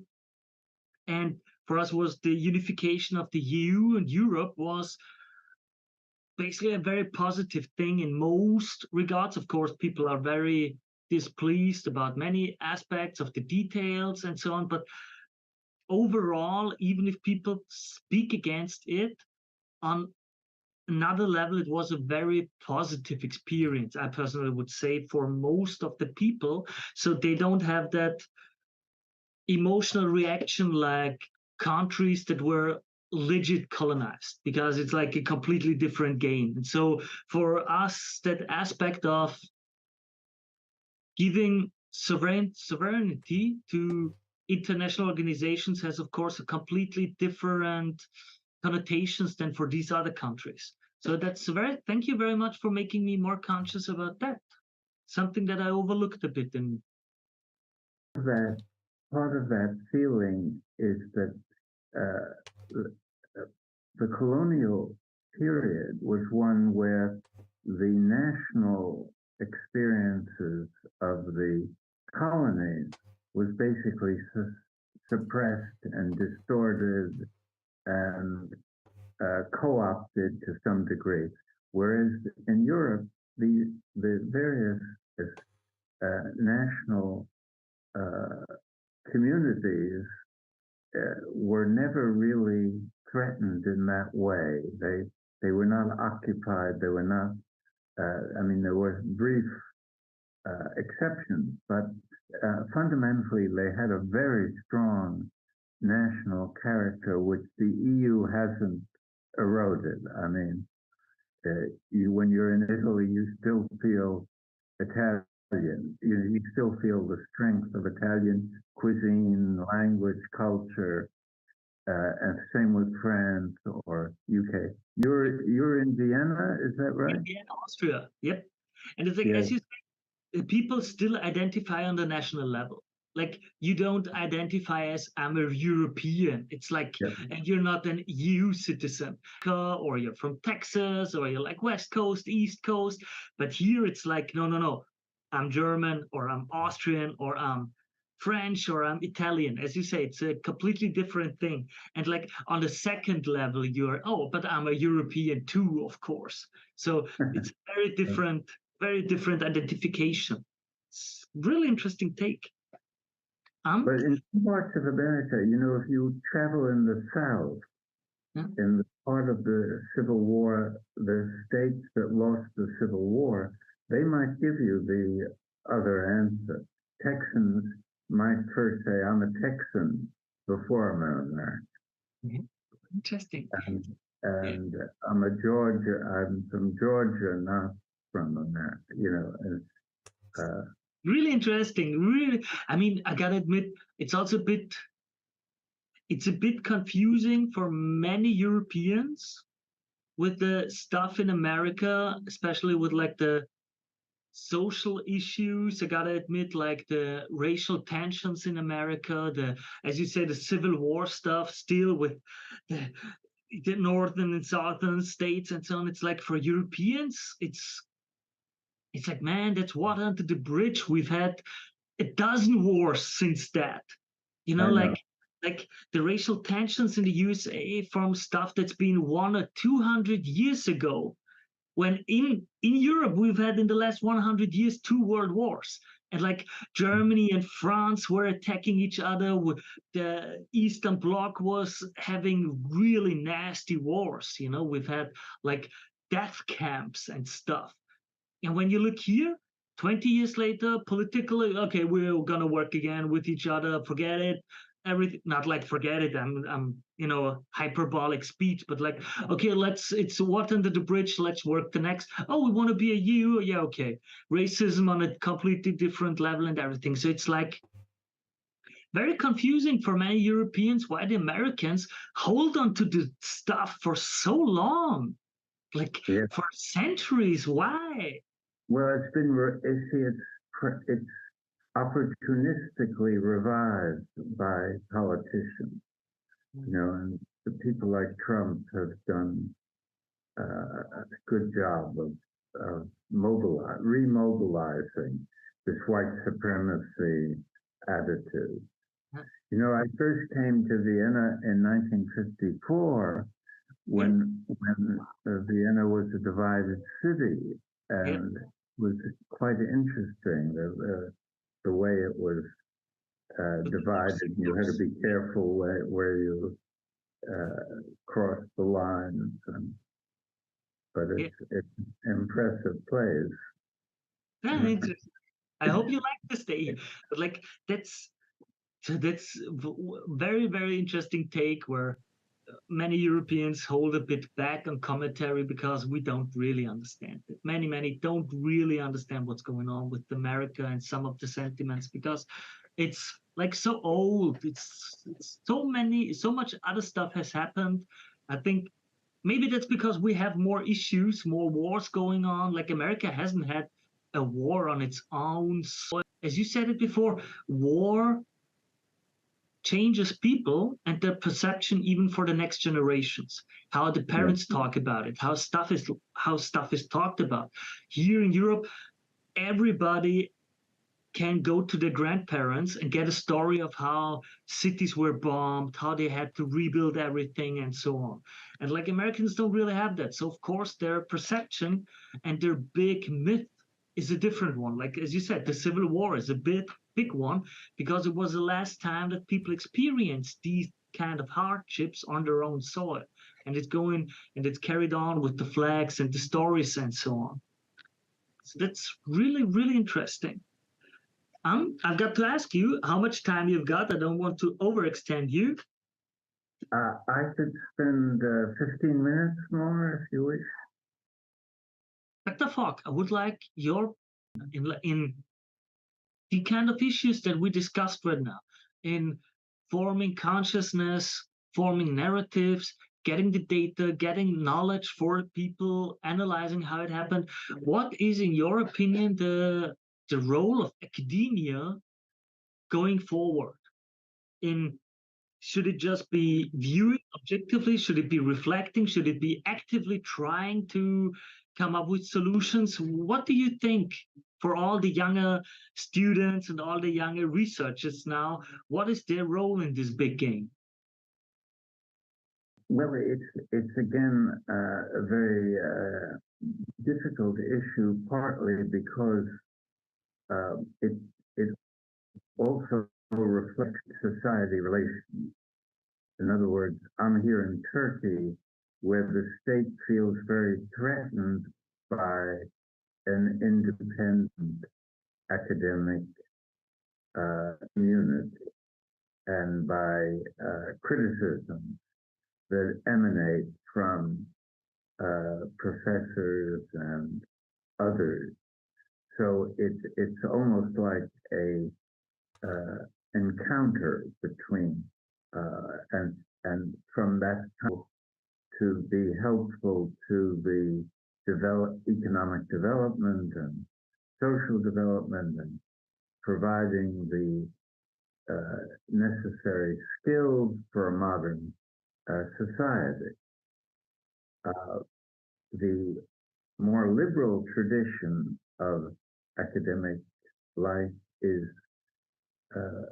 anchored in notions of academic freedom and the importance of training young people to be engaged citizens as well as skillful professionals and of academic life, where I think that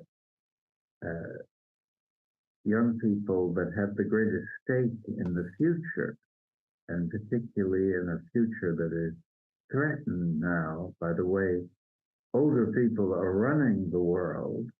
People are encouraged to think for themselves, to think critically, to feel that they have a legitimate stake in forming the policies of their society. In other words, engaged citizenship oriented toward saving the earth sovereignty. And these issues are being fought over in the US now. I mean, where on the one side you have the right wing trying to ban books of really world-class literature, like an alternative to Trump, is an advocate of rigid control over the curriculum. He doesn't want the history of slavery to be taught to contemporary American students, and doesn't want faculty that are inclined in liberal traditions. So for state universities in Florida, there's been a kind of denial of academic freedom and a mobilization of parents to put pressure on their particular high school or college to limit what their children. It's also a matter of sexual. One of the hot issues is the topics of sexualization for children is pretty hot in America right now, as far as I can tell from Europe. I'm not sure what is true. I'm not prude in Europe, at least. Like it's easier to show a blown away skull than some breasts on TV. It's like weird for a European. But it's like this time you guys really seem to have a bit of a political fight about stuff going. I'm not sure if you want to comment on that or not, because I'm not too well versed. I couldn't like give my opinion or my feedback on it. But if you want to elaborate on that, feel free, please. Well, it's again, it manifests the diversity of American society, where you have these conservative state governments, you know, the like Indiana or Michigan, Illinois, passing laws banning trans, restricting the life and identity of trans people. And on the other hand, you have popular support for people choosing the sexual identity that they want, and many younger people coming out of the cities, particularly, now use these pronouns, you know, after their name to identify their sexual preferences. They will say she, them, or she, her. It's starting a bit here too. Yes, I'm sure. But we're it's always a few years after you guys. Yeah, it's all part of this sense of struggling between tradition and freedom, really, or tradition and permissiveness.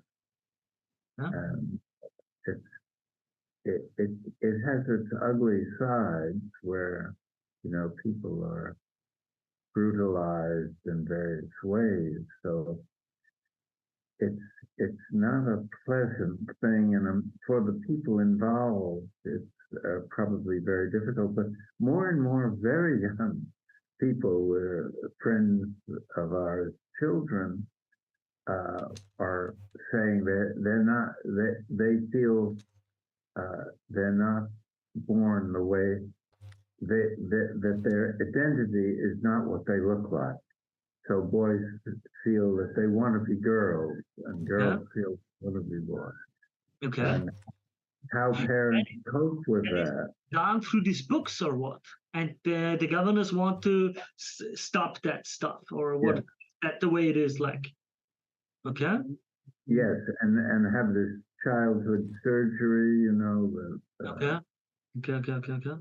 All those issues are very much alive at the present time. Topic gonna be a dangerous topic to talk about, but I think I'll go look and see if I can get one or two guests who can elaborate on those topics. As I said, I'm not really well versed in them. My personal field is from mechatronics and business, so stuff like economy, geopolitics, technical stuff, in those I'm very well versed. Medicine, I'm going to start now. We're gonna have a nice little interview in 1 or 2 weeks with a gonna be a secret for the viewers. You will get the link down below on the video. Dr. Falk, I could talk without an end with you, because as I think, just as we're talking now, it's an awesome segue into the topic of human rights, how they developed, how they're seen in different areas of the world. I think all of that, which is also a big part of your research, would be interesting to talk about, but I know we sadly don't have that much time. I could just keep on talking a few hours with you, but I want to thank you very, very much for the time you took, for the effort you put, for the honor of being a guest on my show. I want to thank you very, very much for that.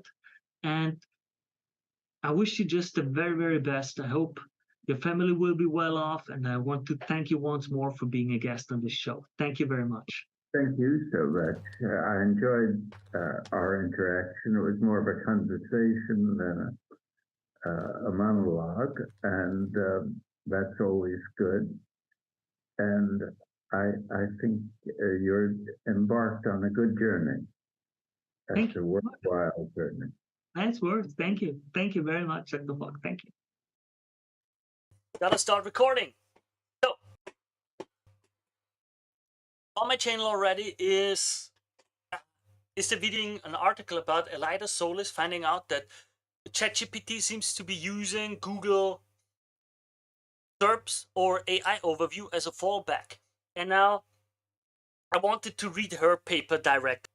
Article, instead of going over an article that describes what the article was about, confirmed ChatGPT uses Google SERP snippets for its answers. A test with proof, by Elida Solis. I will link her article below, of course. So, I've run a simple but straightforward. I've run a simple but straightforward to follow test that confirms the reliance of ChatGPT on Google SERP snippets for its answers. Let's go through it. 1. I published a new page in learningaisearch.com without submitting to any search engine. Okay. I published a new indexable LLMS.txt generators page, linked from the homepage and across the site navigation. However, I did not submit it to any search engine after publishing it. Okay, LLMS generator. For those of you who don't know what LLMS.txt is, it's like a new standard that is tried out, that is being tried on websites, so that an AI can easily understand what the pages, what the content of your sites are without being distracted of ads or any other stuff. Yep. So, yeah, Damhi. Hey dude, love your content, really solid. Would be great to stay connected and get updated about the stream schedule. Cool, thank you, man. Yeah. Absolutely great. Sign up for the newsletter. It's the best way to stay up to date when I'll be streaming or not. Since I'm just doing the streaming by the side, I've got my main business to run. You see all the clips on my YouTube channel. I can't tell when I'm going to be on here. But thanks, man. Really appreciate that you enjoy it. Appreciate it a lot. So, again, for those who don't know what llms.txt is, it's a file in the root folder of your website to tell the AI and the LLMs and the bots that crawl it, like, hey, what is this site about? Don't get distracted by the menu. Don't get distracted by the ads or anything else. Here it is easy for you to crawl what this page has as content. Okay? Just as a very simple variant. I got a video on my channel about difference between robots.txt and llms.txt if you want ChatGPT answers. So right after publishing it and before submitting it anywhere, I checked. 2. ChatGPT couldn't locate the recently published page with web search activated. A bit after publishing the page, I went to ask ChatGPT about the page content with the web search feature activated.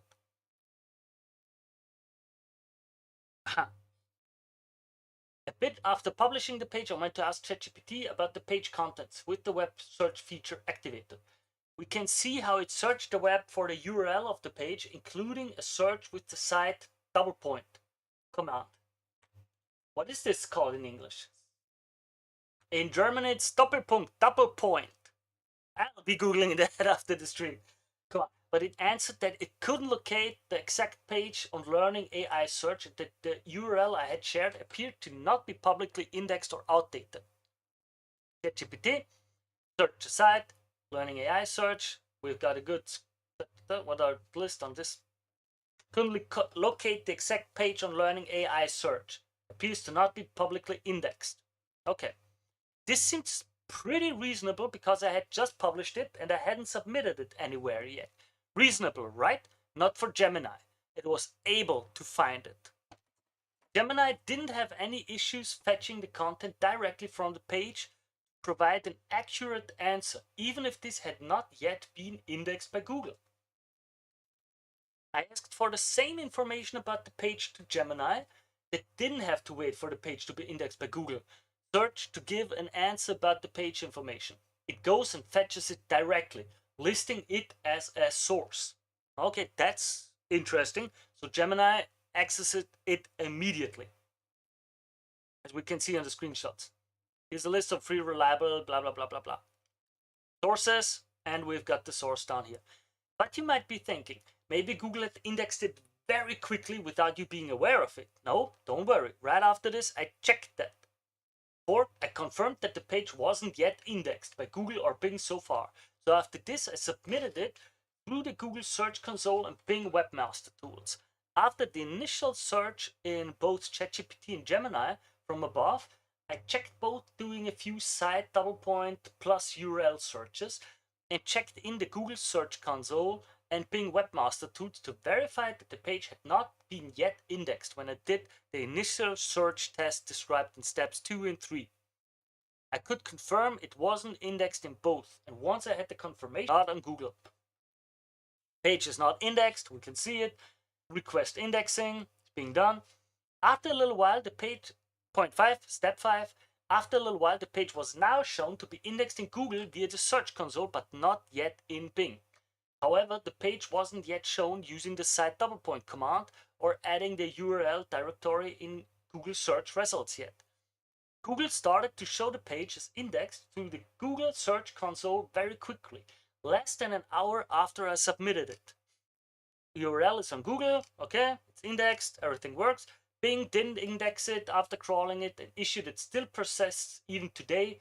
The page is not good enough for Bing, it seems. Okay, interesting. Discovered but not crawled. Crawled, the inspected URL is known to Bing but has some issues which are preventing indexations. We recommend you follow blah blah blah blah blah. Okay. However, at this point, even if the page was shown to be indexed in the Google Search Console, it wasn't yet shown in the Google search results when searching for it with the site double point command or searching for its own URL. I guess not enough time had yet passed. It was still too early for this. As you can see, she looks for the page directly. We can see how Bing also had and still has this issue. However, is understandable in this case since they mention how they found problems when crawling the page and is not suitable for indexing via the webmasters tool. As we can see there, no results for that query. Number 6.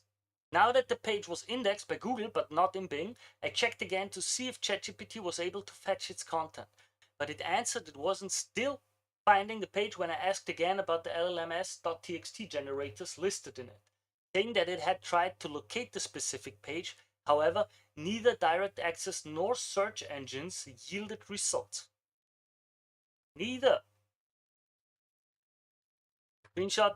Let's remember that at this point the page was, in Google, already shown to be indexed via the Google Search Console, however not shown yet in the SERPs when directly searching for it with a site double point command. In Bing, neither shown to be indexed in the Bing Webmaster Tools nor shown in Bing SERPs when directly searching for it with a site double point command. I kept checking for some time and this status didn't change until point 7 or step 7. After a while, the page started to be shown in Google search results with the site double point column and when searching for the URL directly. After a few hours, the page started to get finally shown when searching for it in Google with and without the site double point command, as well as when searching for the URL directly. Another screenshot of multiple screenshots. All this while not being indexed in Bing. This is important to remember. So I decided to ask again ChatGPT to see if anything changed in its answer. Point 8. When I asked ChatGPT again, it was now able to provide an incomplete answer about the page content based on, drumroll, its Google search results snippet. That's important now. That's going to be interesting.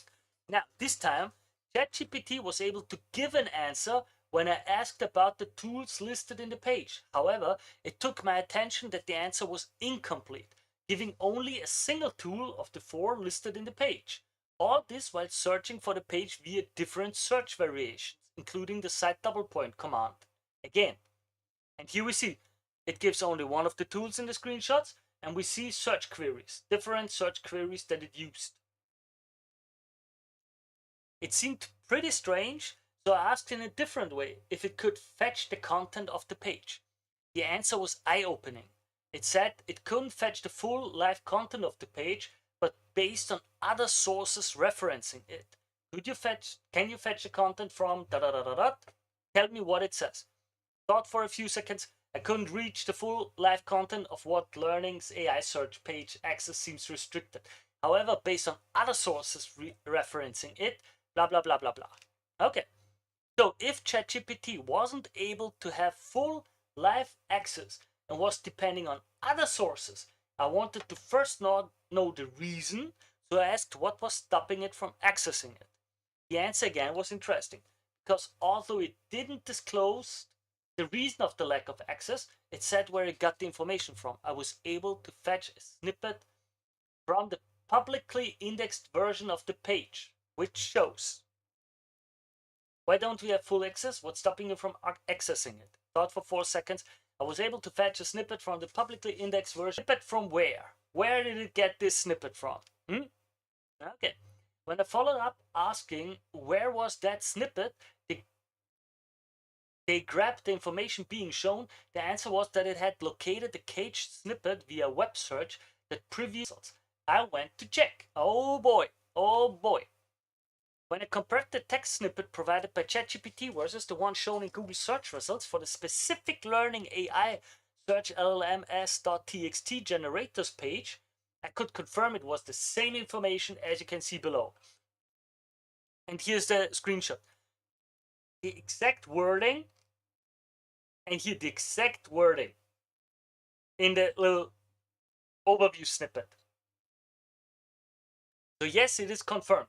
ChatGPT somehow relying on Google search results snippets for their answers.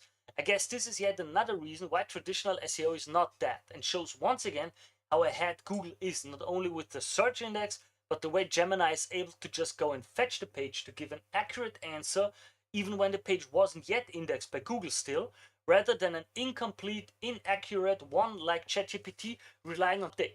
The page is now indexed by Bing, but ChatGPT says it still doesn't have access to the page content, and its answer content is now based on another variation of a snippet shown in Google SERPs, now from the site URL search, but not Bing. I checked again today to see if anything had changed and found that the page was now shown to be indexed in Bing via the Webmasters tool. We see a screenshot of the Webmasters tool, it's indexed, we see indexed successfully. However, when searching in Bing directly with the site command along with the page URL or just the URL, the page wasn't yet shown, or only the homepage of the site was, as can be seen below. We see another screenshot of the page, and it's just this homepage of the site, not the specific LLMS text generator page. Nonetheless, when doing a site search along with the parent directory URL of the page, it was finally shown in the search results. Please note how the description snippet in Bing SERPs of the page does not show the meta description, but a truncated preview of the page content. Okay? Okay? Here we can see it. So you might be wondering, now that Bing was finally indexing the page and also sometimes showing it in its SERPs, made any change ChatGPT answer? Was it the Bing snippet shown now instead of the Google one? I asked ChatGPT again about the page content, and the answer was interesting because it again provided an answer from a search snippet, not the full content. The page snippet provided in the answer was different from the one it had previously shown, saying here's what that snippet shows, featuring different content than it previously did. When looking if this new snippet provided in the ChatGPT answer was the one shown in Bing search results in the scenario for which it actually listed the page, I confirmed it wasn't. It was taking it from another location. When checking again if the snippet was one of those shown in Google search results for one of the searches of the page, I could confirm it was the same one shown for the site, along with the URL this time, which is actually showing the meta description text rather than the one of the URL search only that was used before, which was showing a truncated content preview of the page, not the meta description. Now we have here's the URL, tell me what it says and the tool it features. I located the search snippets for free LLMS.txt generations tool sections on the Learnings AI search page. Here's what that snippet shows. It's still only showing the one. That's a full visible snippet from public indexing. And here's this, it shows that. Yeah.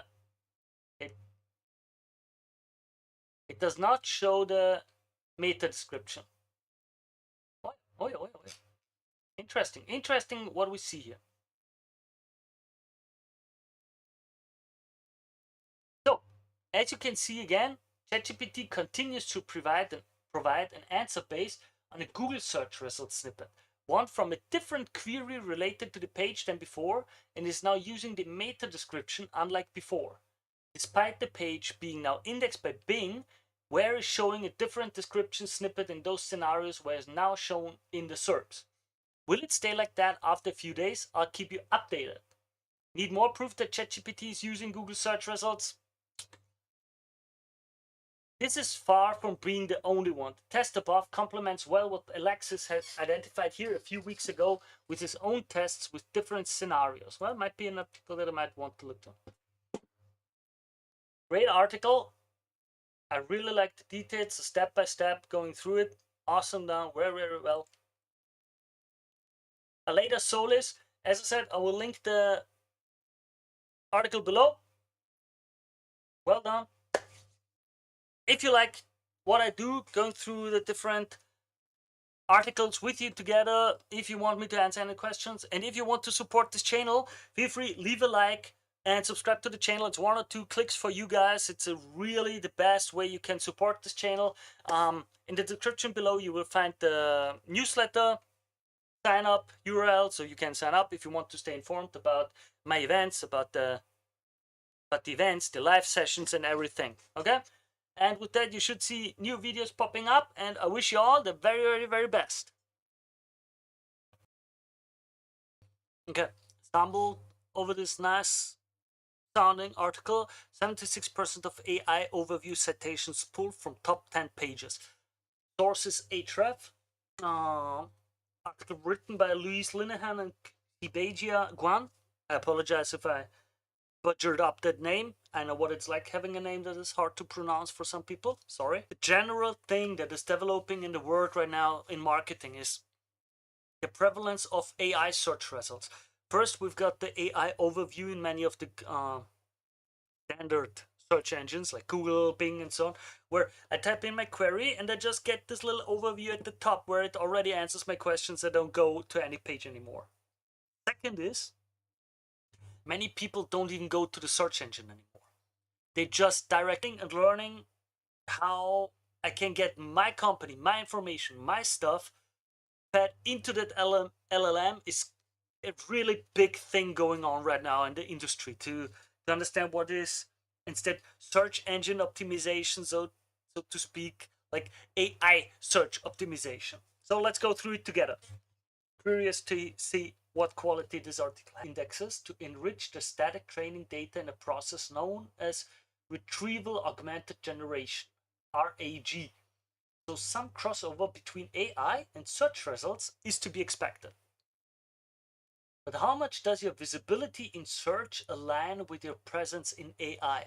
With the help of Sibegia Guan, I was able to study 1.9 million citations from 1 million AI overviews to find out, analyzing the top 3 most visible citations in each response. As you can see, this is what I meant, the AI overview, explanation, and so on. So, what are the interesting parts? Key findings from the study.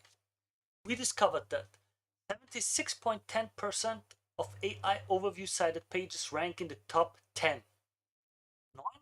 9.5 of AI overview cited pages rank between positions 11 to 100. Now, that's interesting. The first 10 pages of search results, if it's set for you to show 10 per page. 14.4% of pages cited in AI overviews do not rank in the SERPs, i.e. rank below position 100. Now, that, in my opinion, 10th is not even in the SERPs. It's bigger than I thought. I would have thought differently. How AI overview citations rank in the SERPs. Here, rank 11 to 100, don't rank in the top 100. Quite a big chunk, and of course, as usual, majority rank in the top 10. So being in the top 10 with your page is making it much more likely that you will be found and cited in the LLM or in the AI overview, not in like GPT or something. This is just for Google right now. Put simply, there's some major crossover between traditional search rankings and AI overview citations.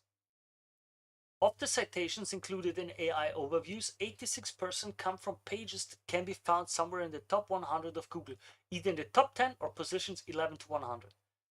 Where does AI cited content rank? The 3 URLs cited in AI overview responses show a median ranking of 3 in the SERPs. The primary top cited URL tends to position a shave higher than that, earning a median ranking of position 2 in traditional search. The top cited URL in an AI overview ranks in position 2 organically. Interesting. Why not number 1? Why number 2 and number 3? Why not number 1? Sequence AI overview citations, i.e. links 2 and 3, also commonly rank in the top 10 search results. How the top 3 cited URLs rank in organic search?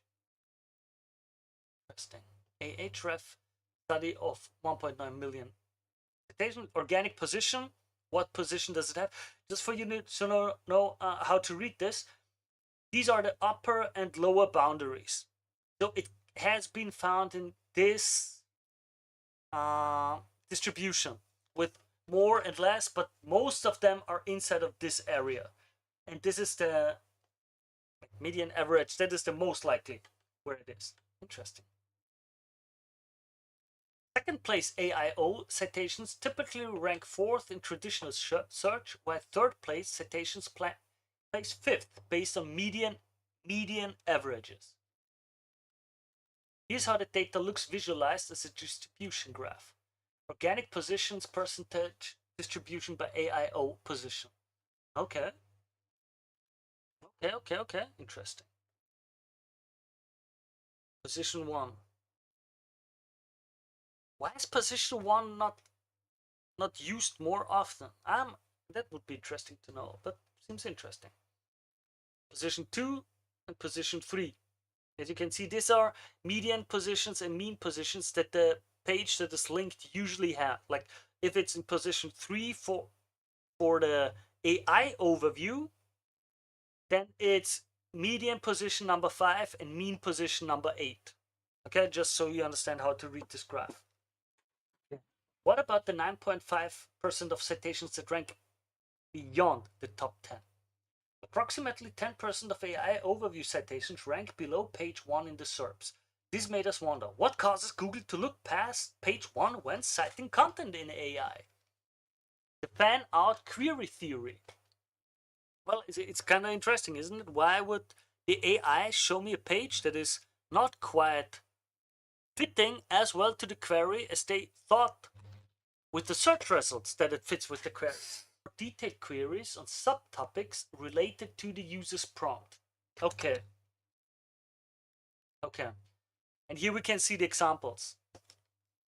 Can you? Here, I hope you can read it better now. Like, explore the search results the AI searched for. And then it doesn't just go best shoes, but it goes best running shoes, runner's world, best running shoes 2025, long peak 9 reviews, and it gives us a few different queries that it searches for, it seems at least. That's what they say. Tom Niezgoda's LinkedIn post showing Surfer's query fan-out Chrome bookmarklet, the keyword surfer extension. This reveals the fan-out queries ChatGPT generates when processing responses to prompts. That would be interesting. Would like to know how he finds it out. We had seen theories circulating that some lower ranking pages get cited because they better answer AI's synthetic fan-out queries. We set out to test it. Okay, that makes sense. I'm looking for a query A. And the AI says, okay, let me test 5 different queries now that are similar but are different, a little bit different, maybe more specific, maybe broad, worse positioned. But since they are better positioned maybe in more of these different queries, it accepts, well, this site might be a better page than this page that was better ranked just for this one query. We better get that other query done because it matches better for multiple queries. Okay, that's interesting. What we found. We expected that if lower ranking content was cited during the query fan-out process, it would return for more detailed, read longer queries, and for lots of synonymous, read more keywords, given the long-tail nature of fan-out queries. Instead, we found that pages cited beyond the top 10 actually appeared for fewer keywords and returned for shorter queries. Okay. That's interesting. Average ranks in top 10, ranks in position 11 to 12. Number of keywords, top keyword 8.5 and 7.7. Okay. This doesn't neatly fit with our expected profile of fan-out query content. Content is cited in AI for growing number of complex reasons, from its freshness to its alignment with specific user preferences and culmination of all of these factors. Wrapping up. While 14% of AI cited content doesn't rank in the top 100, this seems to be the exception rather than the rule. Well, I mean, yeah, it's just 14%, but still it's a lot.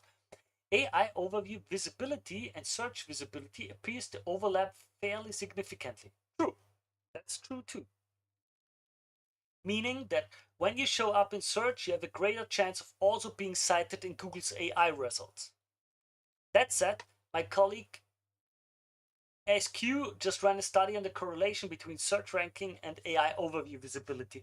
The results was a positive yet moderate correlation, suggesting that while rankings do matter, there are other factors at play. There are other factors at play, or the little typo. It's true that if you rank number 1 in the SERPs, you're more likely to be cited in an AI overview than if you were ranked lower, but that chance is a coin flip at best. With those odds, it's still important to monitor both your traditional rankings and yeah, okay, now we're in the ad part of this article. Interesting article, I will link it below. Still think it's quite interesting to think about it, because being the company that is cited and linked in as a source, and also as with your knowledge, and also as someone who's like the leader in your industry, for example, find me a good X, and that you're listed as one of those good X, that would be really important. And how you get there listed is something that will be deciding a lot of money in the near future. Article was by Louis Lanhan. I think that's good. Just LinkedIn. Okay, cool. And Tibeja Guan. Again, sorry if I'm making your name wrong. Sorry. You earned a follow, and I'll connect with you guys. Also, for you guys, as usual, if you want to connect with me, you can do it on all kinds of social media. Twitter, Blue Sky, LinkedIn, whatever, whole lot of things. Also, you can subscribe to the newsletter below. Link below, as always. Now, what is the important part of all of this here? How do we get into the AI overview on search engines? That would be an interesting thing. For you guys, if you want to support the channel, leave a link, leave a like, and subscribe to the channel. It's 1 or 2 clicks. And I hope I can help. The next AMA session and live session will be pretty soon. So don't miss it. Sign up for the newsletter and you will be informed. And I wish you all the best. Bye. So we just read the article about how ChatGPT seems to use Google as a fallback, Google search as a fallback for finding stuff. And now we're going through what Google says. You don't need AEO or GEO to rank in AI overviews. Okay? So why is that important? What to expect with that? I haven't read the article myself. I don't read the articles before I go through them live with you guys. Important aspect in the industry right now, a few people or like many agencies try to say, oh, you need specialized different services. SEO is dead. You need completely different ball game. The rules are different. Not really. So let's go through it together. Article is written by Roger Monti. So Google's Gary Ilias confirmed that AEO or GEO is not necessary. Standard SEO is all you need to rank in AI search. What does that mean? Google's Gary Ilias confirmed that AI search does not require specialized optimization, saying that AI SEO is not necessary and that standard SEO is all that is needed for both AI overviews and AI mode. AI search is everywhere. Standard search, the way it used to be with link algorithms playing a strong role, no longer exists. AI is embedded within every step of the organic search results, from crawling to indexing and ranking. Okay? AI has been a part of Google search for 10 years, beginning with RankBrain and expanding from there. Google's Gary Ilias made it clear that AI is embedded within every step of today's search ranking process. Kenichi Suzuki, LinkedIn profile, posted a detailed summary of what Ilias discussed, covering 4 main points. AI search features use the same infrastructure as traditional search. 1. AI search optimization is SEO. 2. Google's focus is on content quality and is agnostic as to how it was created. 3. AI is deeply embedded into every stage of search. 4. Generative AI has unique features to ensure reliability. Okay, let's go through them. There's no need for AEO or GEO. The SEO community has tried to wrap their minds around AI search, with some insisting that ranking in AI search requires an approach to optimization so distinct from SEO that it warrants its own acronym. Other SEOs, including an SEO rockstar, have insisted that optimizing for AI search is fundamentally the same as standard search. So far, I'm in that camp. I've got to admit, for me, it seems that basic SEO practices are what is important. Now, maybe you can argue about some little changes in how it's worded, or like the LLMS.txt and such.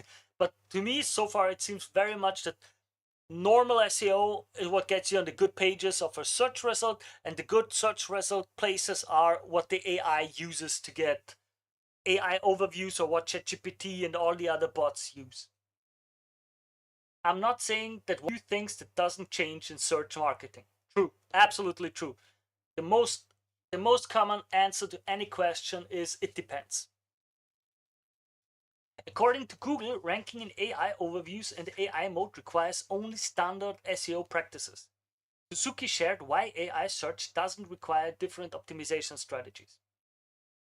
Their core message is that new AI-powered features like AI overviews and the AI mode are built upon the same fundamental processes as traditional search. They utilize the same crawler, Googlebot, the same core index, and are influenced by the same ranking systems.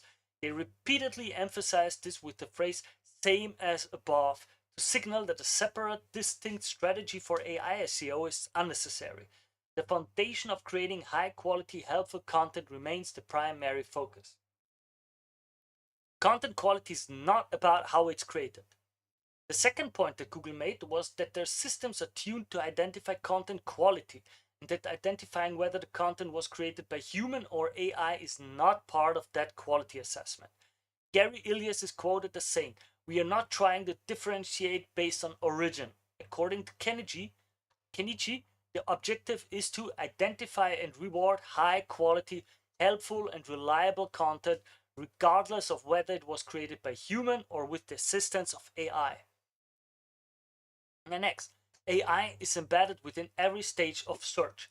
The third point that Google emphasized is that AI plays a role at every stage of search: crawling, indexing, and ranking. Regarding the ranking part, Suzuki wrote, "RankBrain helps interpret novel queries, while the multitask unifies model MOM understands information across various formats: text, images, video, and 75 different languages. Unique processes of generative AI features." The fourth point that Google emphasized is to acknowledge fan-out generates multiple queries in order to provide deeper answers to queries using the query fan-out technique. Okay, what does a query fan-out mean? Just as a little example. Let's say I search for what are the best shoes. This is one query. And now the bot says, okay, that could mean a few things. We want to consolidate data. And instead of just using that one query of what are the best shoes, it creates a few queries. Like, what are the best running shoes? What are the best shoes in quality? What are the best shoes for sports? What are the best shoes for outdoor climbing? What are the best shoes in 2025? What are the best shoes for men? And so on. And then it has like a few different queries that it searches all on its own. It compares all the different search results that it gets, all the different pages, so to speak, and then conglomerates those answers into the overviews and decides which to link. Grounding. AI overviews checks the generated answers against online sources to make sure that they are factually accurate, a process called grounding. Suzuki explains, it then uses a process called grounding to check the generated text against the information in its search index, a crucial step designed to verify facts and reduce the risk of AI hallucinations. All right, so the takeaways: AI SEO versus traditional SEO.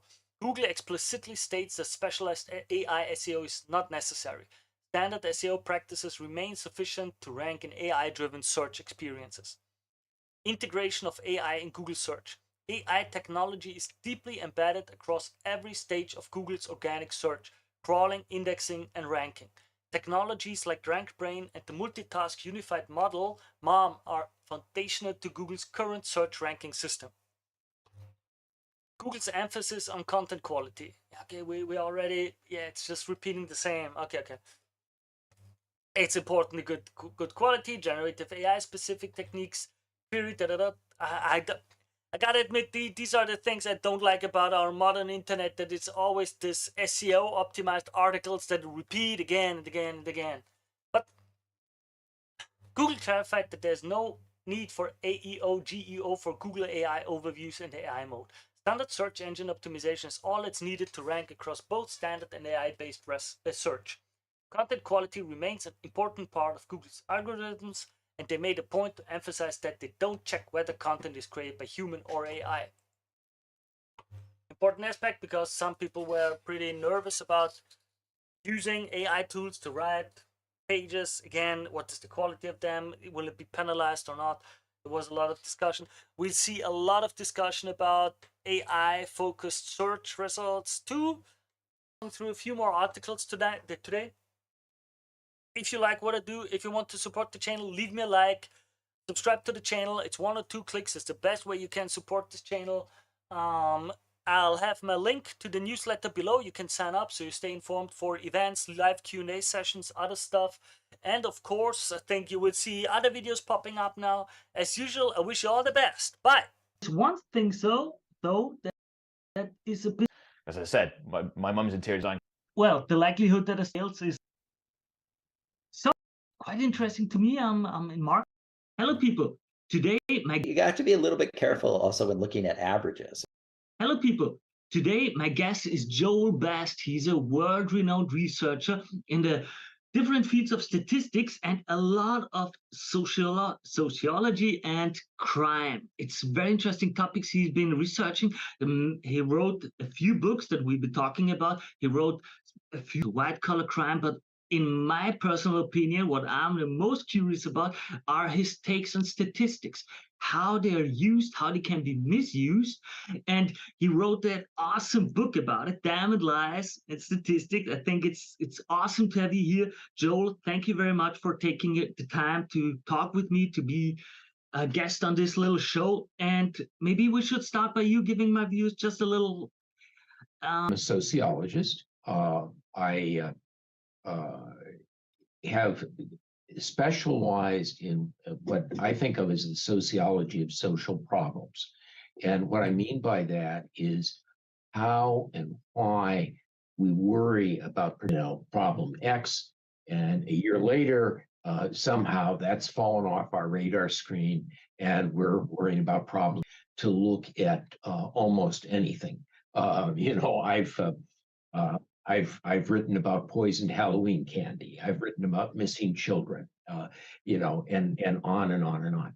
And, one of the things that runs through this is I'm interested in the rhetoric that people use. How do they explain what's, and an important part of that rhetoric in modern society is the use of numbers, of statistics, so that people are saying, okay, this is true. I know it's true because I've got some number that I can wait. Interesting thing, as you said, it's about what I thought so interesting about your work was creating a narrative is something that many entities do to create consciousness, awareness about issues. Now, without any moral value now, I'm not speaking if it's a good thing or bad thing. I just like to talk about the method in itself. And as you said, getting numbers is a very important part of all of this. Like,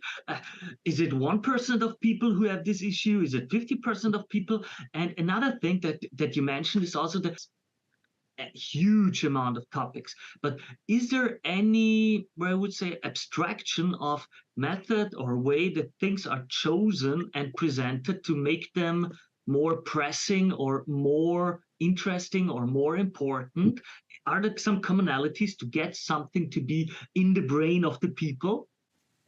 Well, I think the key thing to understand is that is a word that you just used, choice. Anytime someone's making an argument, they're choosing what they want to say. They're choosing how to make the case. And they're choosing whether to use numbers, which numbers to use, how to use them, et cetera, et cetera, et cetera. There's a tendency, I think, to think about numbers as facts. Okay. Now, in the United States, school children in about 3rd grade have a unit that's sometimes called facts and opinions. And the idea is that you'll be told that there are two kinds of statements that people think are true. And one kind is a fact, and a fact is really, really true. Okay. There are 50 states in the United States is a fact. Okay. And then other statements are statements that you may think are true, and you may believe it's true, but another person of goodwill could think that something else is true.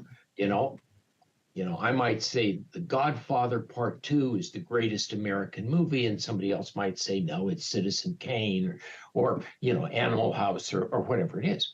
And, when you take that unit in third grade, at the end of the unit, you get a little test. The test will say, here are a bunch of sentences, circle, is this a fact or an opinion? And one of the things you're going to realize in third grade is if there's a number there, it's a fact. Okay. There are 50 states in the United States, and you circle fact. And so we tend to assume that numbers are the way that a rock collector picks up stones. Okay. And they're just out there in the world. And a far, far better, if you take a picture of, or you look for pictures on the internet of raw rubies or raw diamonds or whatever, they don't look like anything. They look like regular old rocks. And, somebody has to take that rock and they have to cut it in particular ways and polish it. And then they place it in a setting so that you look at it from a certain kind of angle. And suddenly you have a jewel. Okay. And, the statistics are like on to that. Somebody has decided to count something. They've figured out how they're going to go about counting it. They've figured out what they want to count, and then they're saying, okay, when you look at what the data that I found, here's the data that I want to highlight for you that you'll understand is important. So it's not that it's not true. It's not that it isn't a fact, but it is the case that, the raw diamond is a diamond, just like the polished diamond. Okay. But there's a lot of work that goes into producing that thing that we recognize as a jewel. It's not that somebody just reached out and pulled out this number and said, here it is, here's a little chunk of reality. It is, they're making choices about how to do that. Yeah, absolutely.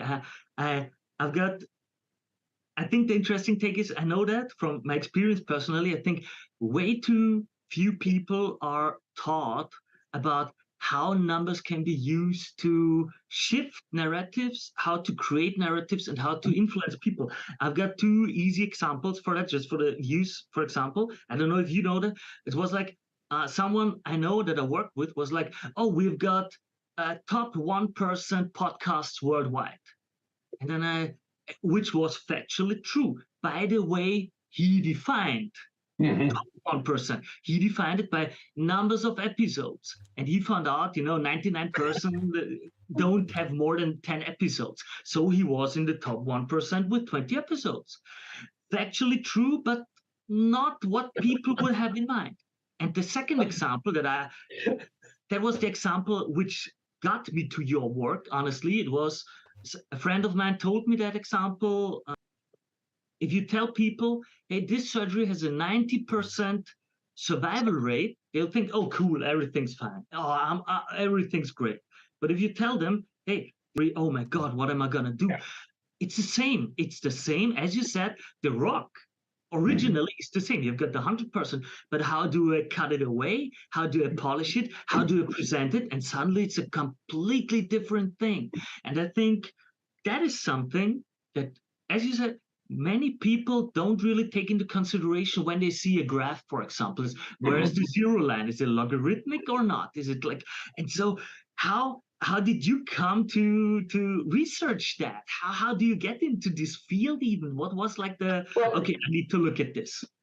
Yeah, when I was a freshman, I took in college, I took a course on statistics. And, it was the usual mind-numbing stuff. Here's the formula for calculating chi-square and so on. And I had a graduate student who was running the statistics lab, and he mentioned that there was a really good book called How to Lie with Statistics. Okay, this is a book that had been written 1950s. Okay, and I was, a student in the 1960s, and so it was a reasonably recent book. And it was a little short book, and I went and got this book, and I read it, and it made a big impression on me, and it showed, deceptive graphs and a variety of things like that, and I found it very entertaining. And then I went off and went to graduate school and became a sociologist, and at some point I discovered that this book was still in print, and I looked at it again. This is now 30 years later or so, and I'm thinking, oh, this is a good book. Made a big impression on me when I was a first-year student. But if as a sociologist, I think it might be interesting to approach this topic sociologically, to think about the social processes that are going into producing numbers, because his vision was that, well, there are people, maybe they have a political agenda, and so they set the graph up this way, or whatever, there was some kind of agenda. And I was thinking, no, there's something more than that. I'll go around and I will talk to groups of political conservatives, and they will tell me that bad statistics are produced by liberals. Okay. And then I'll go talk to liberals, and they will tell me that bad statistics are produced by conservatives. And I've come to the view that bad statistics are produced by people. Okay. and it just isn't, and what happens, of course, is that if we hear a statistic from somebody that we agree with, and we, and a perfect number, but, it gets at the underlying. When we hear a statistic from somebody that we disagree with, who is making a point that we don't agree with, we become analytic tigers. And we're saying, well, I don't know. Where'd you get that number? How do you do that? Blah, blah, blah, blah, blah, blah. And I think that it's important, to, the key step in critical thinking is always to be critical of your own ideas. Okay. It's easy to be critical of the people you disagree with. And it's more important to make sure that you under research, they are making choices. They've decided, I'm going to look at this and not that. I'm going to measure this way and not that way. I'm going to use this approach, analytic approach, and not that analytic approach. I'm going to incorporate these concepts and not those concepts. And anybody who's honest understands that somebody else trying to study the same thing might have made different choices. Okay. And you need to, and you need to say to yourself, well, have I made good choices? Have I made choices that, I can defend? Have I made choices that make sense? Am I lying to myself? And I think that's what's really going on.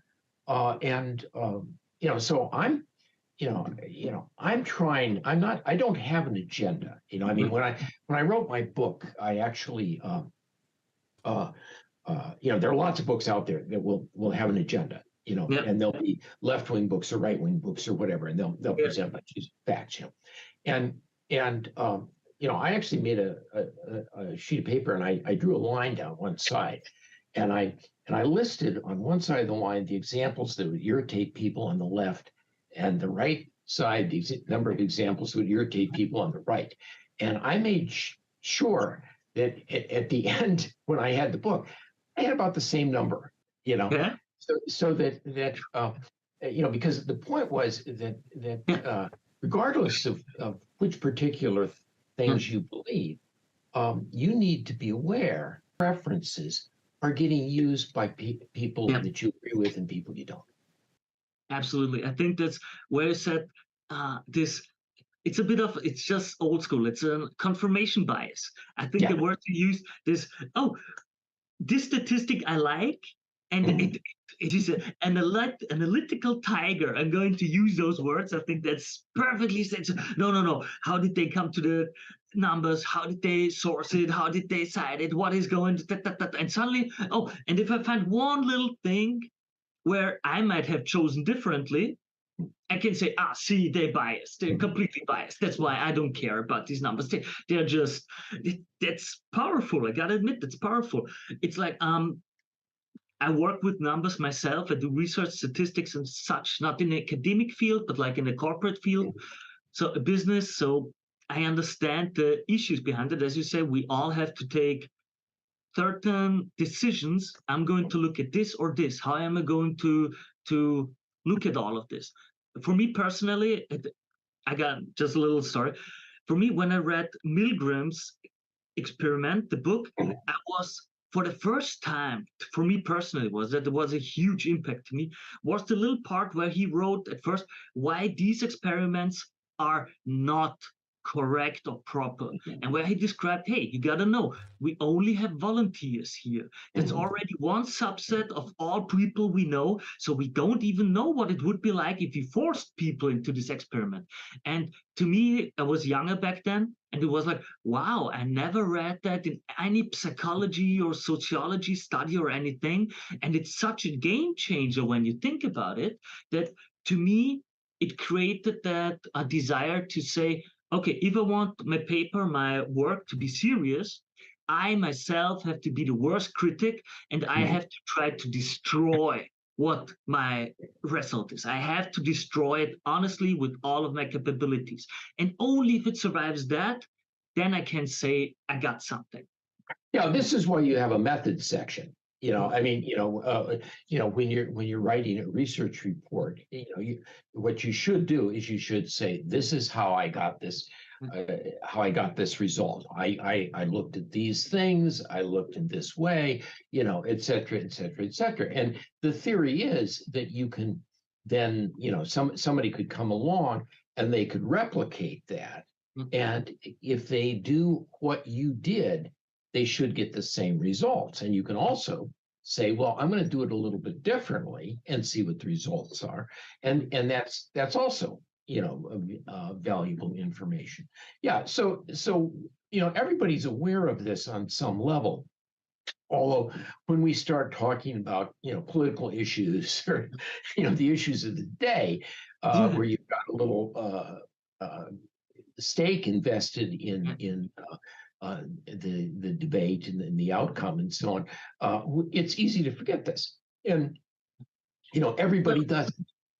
It often gets lost in the translation from the academic field to the newspaper field, let's say it like that, to the media. It's like, that's why I started reading more the papers themselves instead of the media, because I just look for an article. Oh, that study says that. Okay, I need to read the study itself, at least a short summary, to get a feel what it is really about. Because the media often is like opinion of something.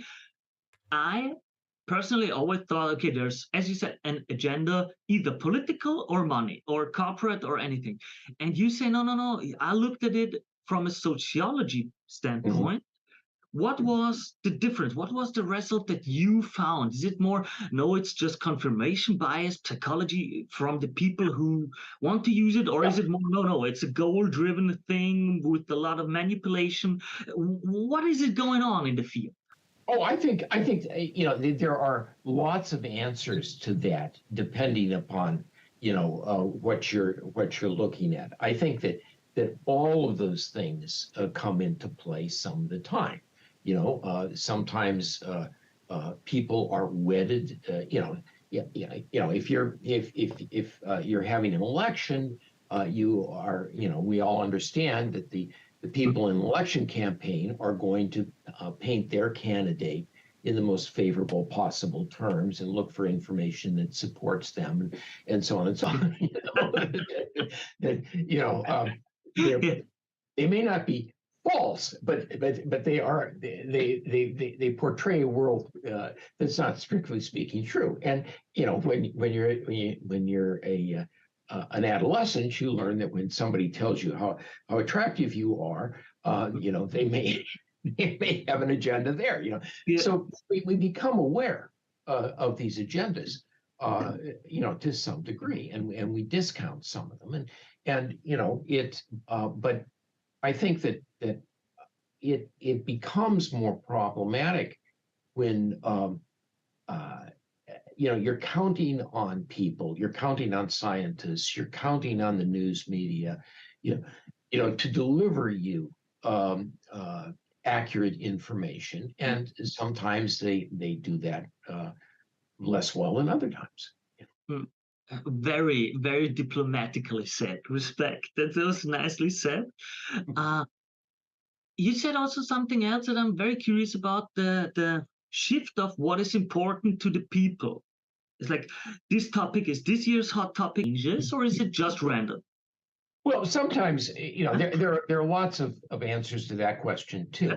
You know, sometimes, you know, something will happen. You know, there'll be a catastrophe of some kind. You know, a natural disaster or something, and that focuses attention on things and say, well, oh, what's happening here? What's going on here? You know, I think that it's also very important to understand that there's a kind of boredom that takes hold. That is, you know, there's a famous article that got written, this is a long time ago, called "Up and Down with Ecology," and it was written during the early years of the environmental movement. And you know, the guy postulated that we're going to really do something about the environment. We've really got to clean up the environment and so on. And over time, you know, people realize that, well, this is complicated, it may be expensive, you know, et cetera, et cetera, et cetera. And, you know, there isn't, you know, a breaking news story. And partly what you've got is you know, people in the news. It's exciting, and it becomes boring after a while, whatever it is. Okay, you know, there are, you know, in criminology, this kind of crime is taking off, and there'll be a lot of attention paid to it for a time, and then people, you know, at some point that becomes an old story. There isn't a new example of that crime, and you know, the media are then out looking for some other story. So, you know, I think that sometimes, you know, somebody does a good job of drawing attention to something. There's a book published, or you know something that gets that you know draws people attention to things. Sometimes it's current events. You know, there is just this continual effort out there to find something new, and you have to remember. I think of this as, I think there being a marketplace for social rugs and you know, copper pots and things like that. And everybody's trying to say, look, you know, buy my rug, buy my this, buy my that. And in the same way, you've got, you know, people who have different causes that they want to draw attention to. Worry about my disease, worry about my kind of inequality, worry about my kind of crime, worry about my injustice. And so they're always out there trying to get attention. And, you know, the merry-go-round goes around, and it'll be your turn at some point. But, you know, after you have your time in the spotlight, attention is likely to shift. And what is it going to go to? You can't really predict, but you can predict that people aren't going to stay focused on something for an incredibly long time. I think that's a very, very interesting metaphor and a very interesting take. A marketplace of issues, and like media, as I said, they need it. You don't want to hear the same stuff for 5 months on the media. It's like a news every day the same. I don't want. It's interesting take. True. It's really true. It's like entertainment. Nobody wants to watch the same movie for the 20th time each week, every Monday the same movie. We want to see something else. So they have to shift the focus from issue 1 to issue 2 to issue 3. It's, of course, and then there are a myriad of variables that decide which is going to be the next issue that we as a collective are in other topics. But I would like just one or two more questions on this about the statistics and numbers, because as you said, the numbers make it more real and more factual. So the question for me would be like, let's imagine I want my issue to get the attention. What are some tricks that I could use with my statistics? What are some of those things that you found out or read about or know that are used to create the narrative? How can I fudge the data? What could I do to make the narrative that I want to push as interesting or as I don't know if it's just interesting, but like as strong as possible for people to take over? Okay, yeah.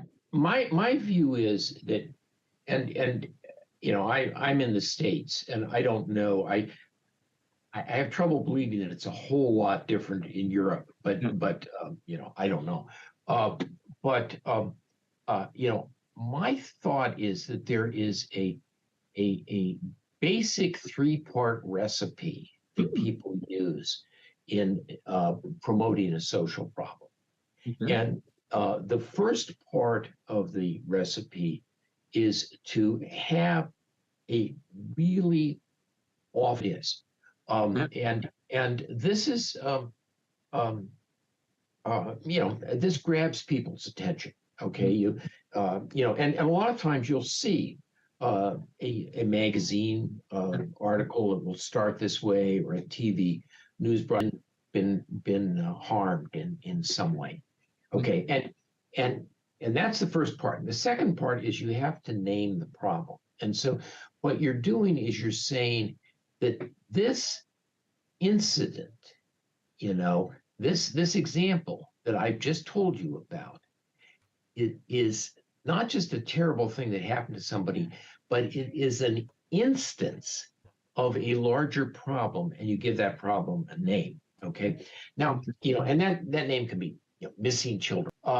You know, you don't need to define that problem. You almost never need to actually spell out what is a missing child or what is a case of child abuse, because you've already exemplified it. Okay, you've said, and you can think about this as a typifying example. You know, that, you know, when you think about child abuse, you should think about a case like this. Okay. Now, the important thing to understand is that there is no need for the typifying example to be typical. Okay. What it needs to do is scare the pants off people. It needs to be, you know, gripping. All right.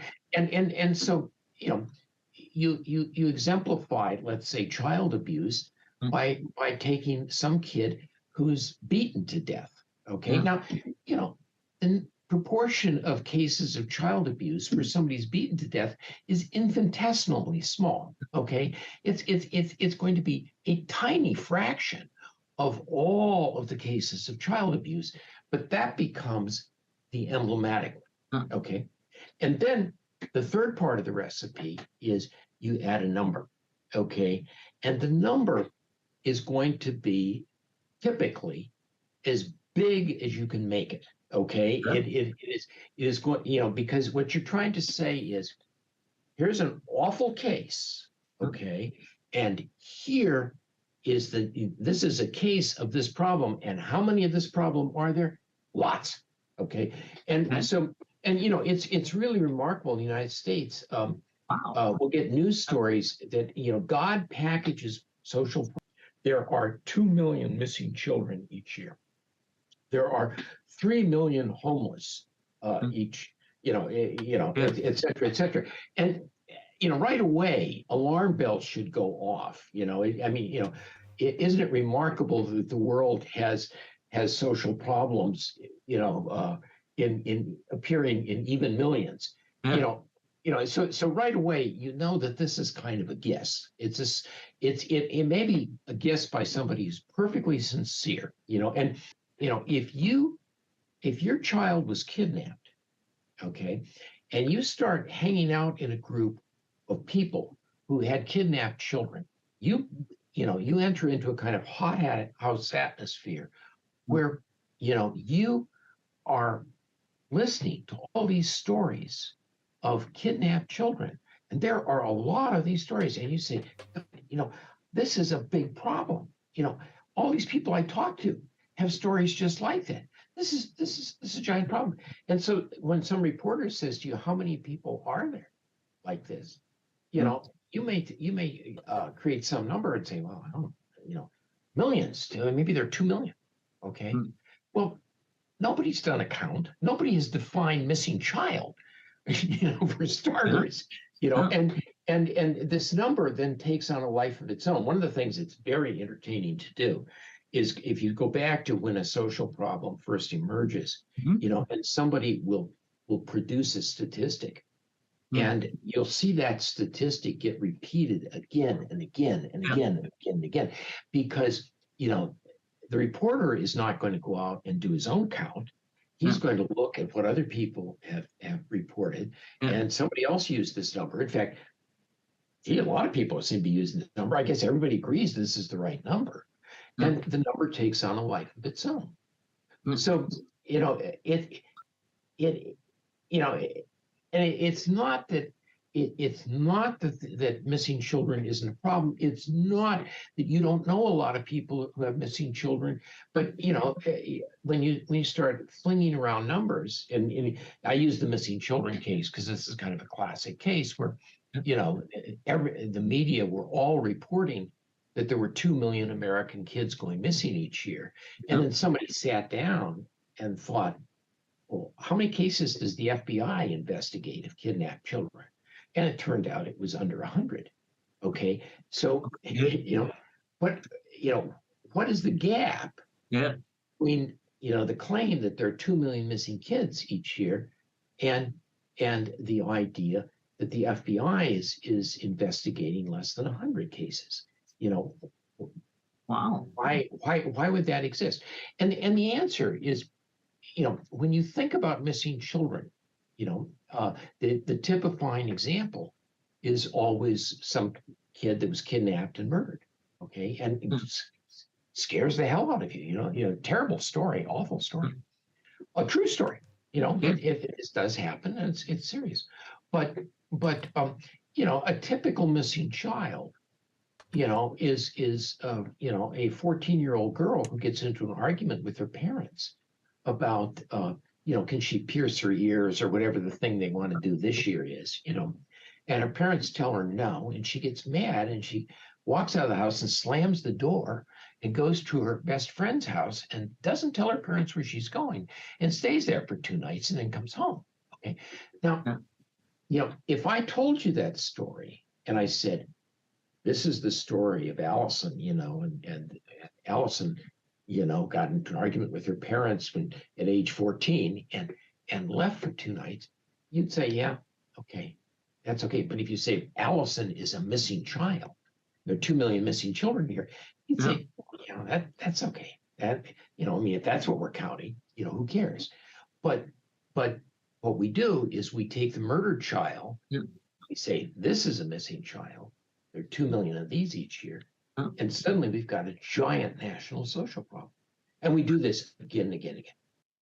If I can summarize it, it sounds like the 3 steps, very interesting. First, I think it reminds me a bit, just recently had a work about it, like ethos, logos, and pathos. First, the pathos, we need the strong emotional hook. Like it's got to go into your core, not your intellect, not your consciousness. It's got to go straight into basic of your emotional being. Yep. And that's the anchor. That's what we're going to use as the anchor. That's from now on. Next step is the logos. We need the word. Okay, the ethos depends. But like now we, as you said, we define it, but we don't really define it. Yeah. We keep it as vague as possible, because the only thing that you should connect with this definition or the naming is your emotional reaction and the images you had from the anchor. We don't want you to think about it. We just want you to be in the feeling of that anchor moment when you heard about the anchor. And now that we have you anchored and we have you associated with a word, or some words, but a terminology for it, now we're going to give you the reality facts of numbers, and the numbers are the thing that materializes all of it. Like now, it's not just a vague feeling. It's nothing. It's a reality in this world, and the number automatically in your brain, in your head, will be connected to the anchor. It's not about the definition. It's not about what this is. It's about you will feel the number multiplied with the emotion you had with the anchor. Yeah. And that's now the social problem that you perceive to exist in society. Yeah. That's an interesting take. And now, because I'm a bit of a greedy guy, I have to think about how can a company use that to their benefit to make money. It's like, of course, sorry, I immediately think about that, how very interesting how that's done. Really, really interesting. That's wow. Of course. Well, I don't know that it's. I don't know that it's all that different from the way that you do, marketing campaigns and commercials and so on. That you, instead of having a terrifying example, you have an ecstatic example of somebody who's, whose life is made wonderful by some product. Become pretty, become beautiful, become rich, become successful. We all know these examples, but that's what I mean. The story, the hook, how the anchor, because I know from experience, for example, when you tell people many people were successful with this, it doesn't work as well as when you say 30 people or more than 70 people made more than 30% more money with this method. Okay, that's gotta be the truth. I mean, of course, there's always the part of the cynical people who say, I don't care about the numbers, I don't care about what you say, I think you all lie all the time. Of course, they exist. But for the vast majority of people, numbers work. They really do work and ground it into reality.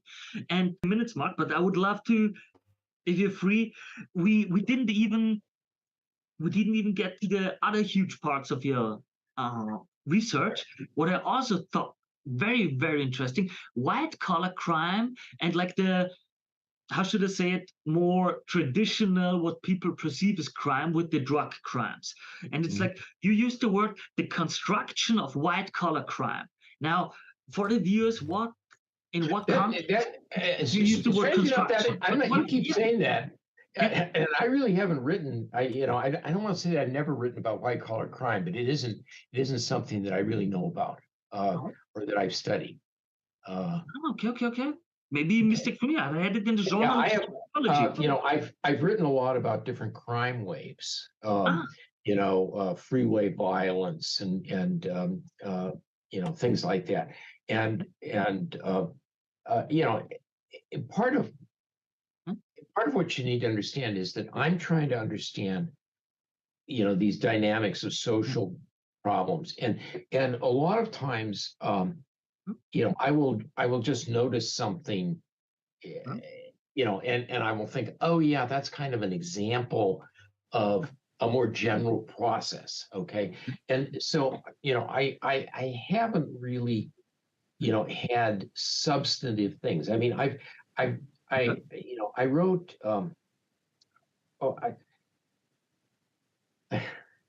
I've written about very strange things. I've written about sex bracelets. Do you know what a sex bracelet is? Okay. You know what this is? Please tell me. Okay. These are little plastic bracelets that are worn by school children. Okay, they're thin plastic. Okay.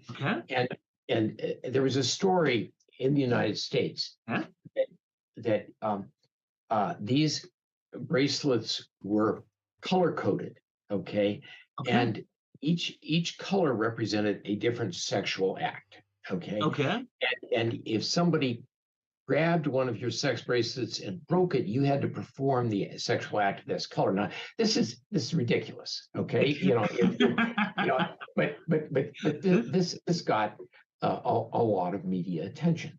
I've written a lot about poisoned Halloween candy, which is something that each year. Yeah. Oh yeah. Like if it was a huge issue, but it's not. No. I can't find. I've done research and I can't find any evidence that any child's ever died this way. It's kind of so interesting, like this urban myth. We know it all from childhood when in the school and there was like that rumor and how it spread. Nobody knew, but everybody knew about it. And isn't it kind of funny that as an adult, it's still the same. It's really the same with national and international news. It's like it's at the same level. It's like gossip from the playground, but it's spread. How that works, I think that the type of research you do and that is so interesting. Like how do these things create? How do they start, and why are they pushed? And so there are all these things, and I'll pick up something because it lets me see a different angle on social problems, and I'll think, oh well, that's something I haven't really noticed before. So I've been interested. Americans, I wrote a book about the belief that American education is just going to hell. Okay, Americans, Americans are always convinced that schools in the United States are doing a bad job. Okay, the students aren't studying, the teachers aren't teaching, et cetera, et cetera, et cetera. It's getting worse and worse and worse over decades. Always. I know the narrative.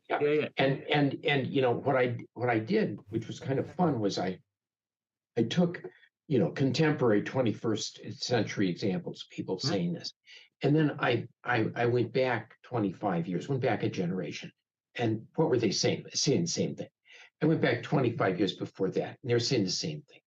And you can go back to the 1840s. Now, the 1840s are when public education starts in the United States.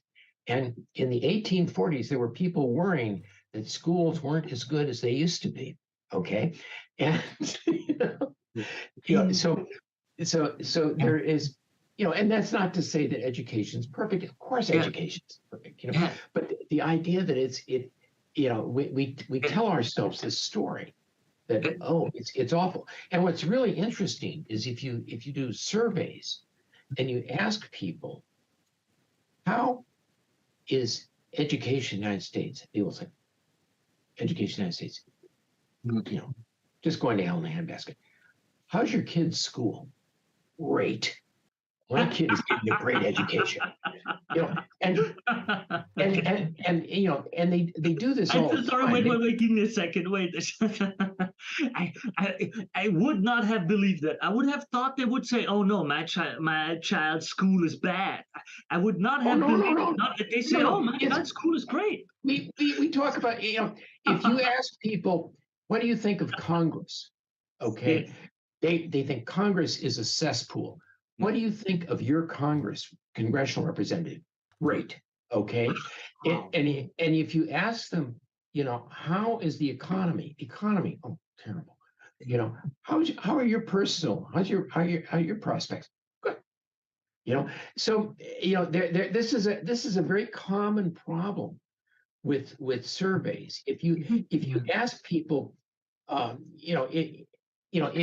if I you could make something up. You could say, are you concerned about snarfnagels?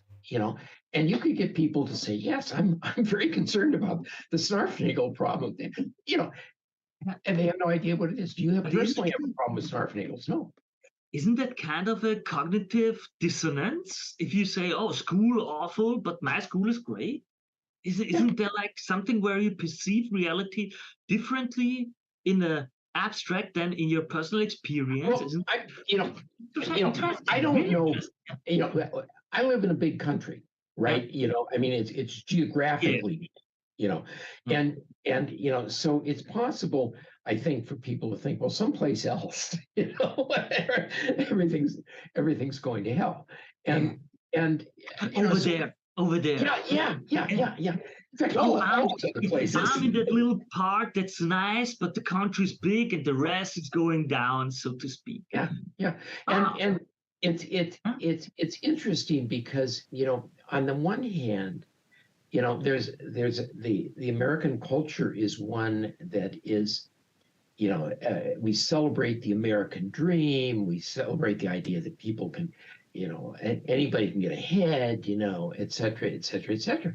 And, you know, people believe that in the sense that they started, and this is where I got to, or this is where my grandparents started, and this is where I got to, you know, and, you know, so they see that as a kind of balance quality, you know, and you know, people overcome you know, this, you know, in various degrees.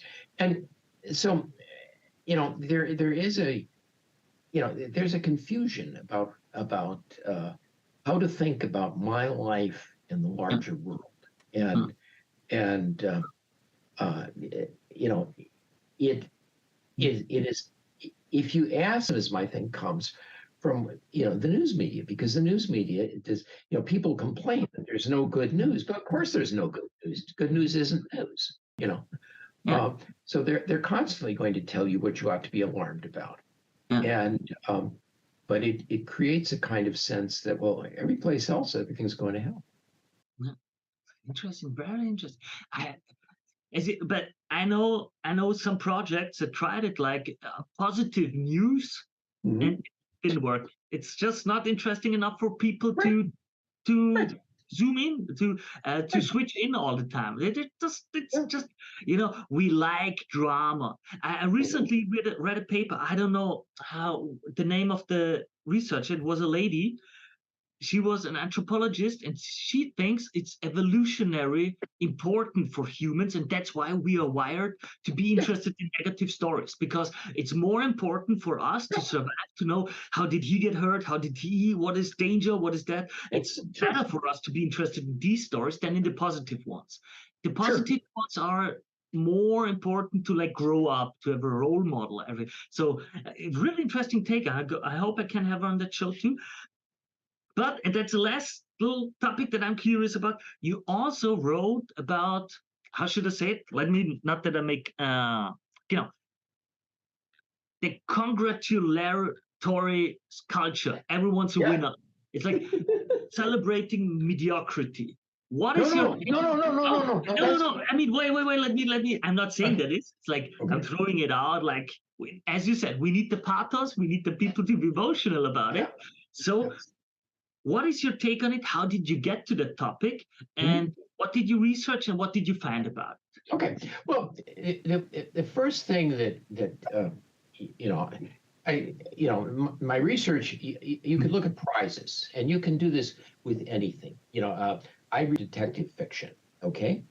And if you, you know, the first prizes that I know of for detective fiction were at the end of the Second World War, okay?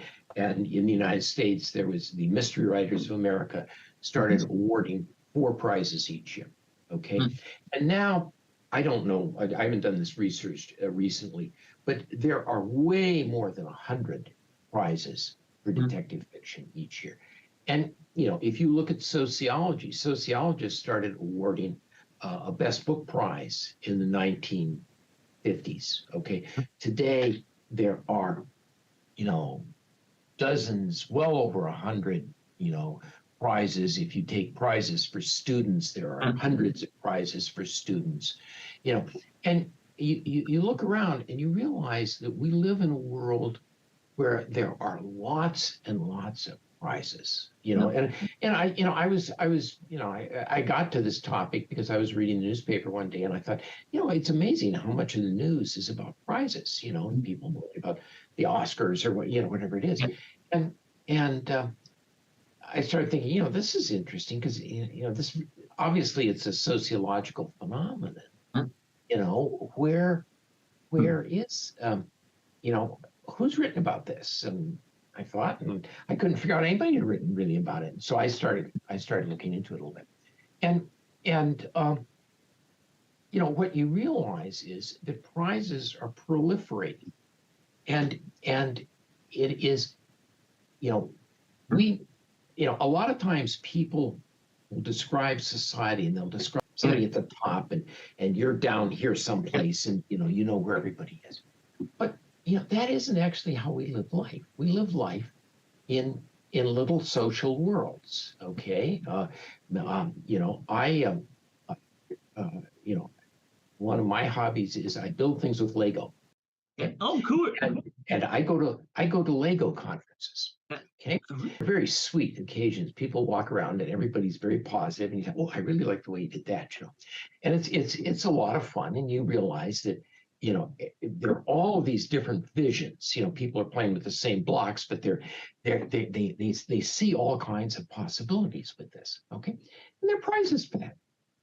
Okay, and you think about the world, and now I don't know what it's like in Europe, but in the United States, we'll have a lot of times around kindergarten, age 5, 6, we'll start having kids go into sports like soccer.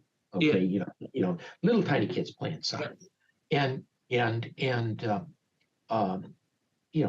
the end of all of these little trophies for things, and you think about it, and the number of prizes that are being awarded each year is in the millions. Okay, and so it's not that there's some pinnacle and there's somebody up here getting the one Oscar. It's that we reward everybody for this, and so everybody has a sense that in their world, they're making a contribution, they're receiving recognition, whatever it is. Maybe it's the Lego world or the sociology world or whatever it is. And I think this is an important part of American culture. People used to saying we'd all be these little faceless eunuchs, and we'd have no individual identities and so on. That's not what's happened. What's happened is we have proliferated all of these little worlds where you can get attention, you can get rewards, you can get satisfactions. That's something interesting where I learned it too because of the internet. A lot of that became even faster and more creative because suddenly you could find for the most niche little things. You could find worldwide your 5 or 10,000 people. I mean, imagine that 5,000 people around the world is like nothing. Potentially, it's like almost nobody. But if you have a place to meet 5,000 people who are into the same thing, that's quite a community. You got to imagine that. So you have, and this becomes social problems. Okay, child pornographers can find one another. There aren't that many fans of child pornography, but the internet has made it possible for them to connect on the dark web and exchange stuff and so on. But the same thing happens, as you say, with countless, you like knitting, whatever it is. I just recently saw a documentary about a little robot competition with mice. Yeah. That's why I thought of that. It's like it became international from. But now I got out of it. I wanted to ask something. Yeah, right. About this. Isn't that kind of what? I haven't read all of his works into another, like maybe let's example, I'm not the best brother, but I'm the best Lego builder, and so I'm very high there, but I'm bad at my job, so there I'm very low, but I'm very attractive, so there I'm higher again, and I make a lot of money. And then it depends a bit. It reminds me of Milgram with this: into which situation do I come? I step into a room, into a group. Our brains are wired very well to analyze this. The context of what situation am I in, and in what position am I. So that's a very interesting take for me too. Is it a bit that what you're talking about with we created even more of those? Yeah, and each of them, each of them rewards their higher dominant, like their competence. That's a very interesting take. Yeah. I think that it's a way to make living in a very large, very complex society livable. It makes it bearable. You have a sense of identity. You have a sense of who you are. And the internet, has absolutely made it possible to find people that share your interests etc. Wow, really, really, really, really interesting. That's like, I remember that the brain is wired for a certain amount of people to really connect to. And as you said, the world is big, there are many people. So we create our little subcultures, our little niches to say, okay, in this world, in this city with millions of people, this is my tribe. This is the tribe in which I care about, the little pyramid where I'm positioned. Those are the values, those are the people that I care about. And notice that everybody can have, you can be in 20 tribes. Yeah, of course. Yeah. It's not necessarily that you should be in one. Of course, I think that's another beautiful thing about humans. Like on Saturday, you go to your music band and you enjoy this kind of life, and then 3 hours later, you could be at your book club. Really interesting. That's wow, really, really nice. I got to say, we spent a lot of time to talk. I've got 2 more pages of questions that I could ask you, but I don't want to annoy you too much and to be too greedy. I think it was really interesting to talk to you. It was really a pleasure. I think your work is awesome. Really, really, how you, all the viewers, please look at his work. It's awesome. It's really interesting to understand how social narratives, how these problems are created, are talked about, and are perpetuated in a way. It's really, really interesting. Along the paper about the Halloween candy, I think it was like, because everybody knows each year it happens again, and to find a researcher who says, okay, I'm going to look into it. I'm going to really look into it. How is it spread? How is it happening? I found it really awesome. I thank you very much for your time. I wish you and your family just the very, very best. Oh, thanks a lot. It was a lot of fun. Bye-bye. You got to be a little bit careful also when looking at averages when you're thinking about things like that, because it's true that there are a few people who do just enormously well, right? So you see the stories of, the first office assistant who becomes a, centimillionaire when a company goes public. Okay, article SEO versus GEO. What's different? What's the same? Okay. G stands for generative. That's the same basic of SEO old school against AI overviews. Written by Dan Taylor. Okay, Dan, let's get into it. Okay. I hope the text has a good size for you guys. So, learn how SEO and GEO strategies differ and how combining both can boost your visibility across search engines and AI-driven platforms. As some of you guys know, I already have a few videos about the topic. I'm curious to hear what Dan says about it. Search is evolving fast. AI tools now deliver direct answers while traditional search engines still list links. To stay visible, marketers need both search engine optimization and generative engine optimization. This article explains each approach, highlights the difference. SEO enhances a website's ranking on search engine result pages by optimizing content to align with search engine algorithms. It hinges on using relevant keywords naturally, earning backlinks from trusted sites, and ensuring technical health such as fast load times and mobile friendliness. Historically, success has been measured by metrics like click-through rates and keyword rankings and time spent on page, all of which indicate how well your site satisfies user intent. Okay. Now, next, what is GEO? GEO focuses on preparing content for AI-driven platforms that synthesize answers rather than list links. It aims to make the material easy for AI to parse and cite by using structured headings, clear statements of facts, and authoritative references. GEO success is measured by how frequently your content is cited in AI-generated responses, reflecting your visibility in conversational search. SEO, traditional search engines, Google, Bing, target. GEO, ChatGPT, Gemini, AI overviews, Perplexity, and so on. Focus, keyword, backlinks, site performance. GEO, content structure, factual clarity, citation potential. Success metrics, higher traffic, click-through rates, engagement. For GEO, AI citations, response inclusion, share of voice. User action, click through the website. User action for GEO, read answers with source references. Optimization approach, manual research, technical SEO. Here, AI-driven analysis, entity optimization. Well, what does that mean? Quite curious. SEO targets traditional search engines by optimizing for ranking signals, including keywords, backlinks, and site performance. Geo, by contrast, targets AI platforms, optimizing for content structure, factual clarity, and citation potential.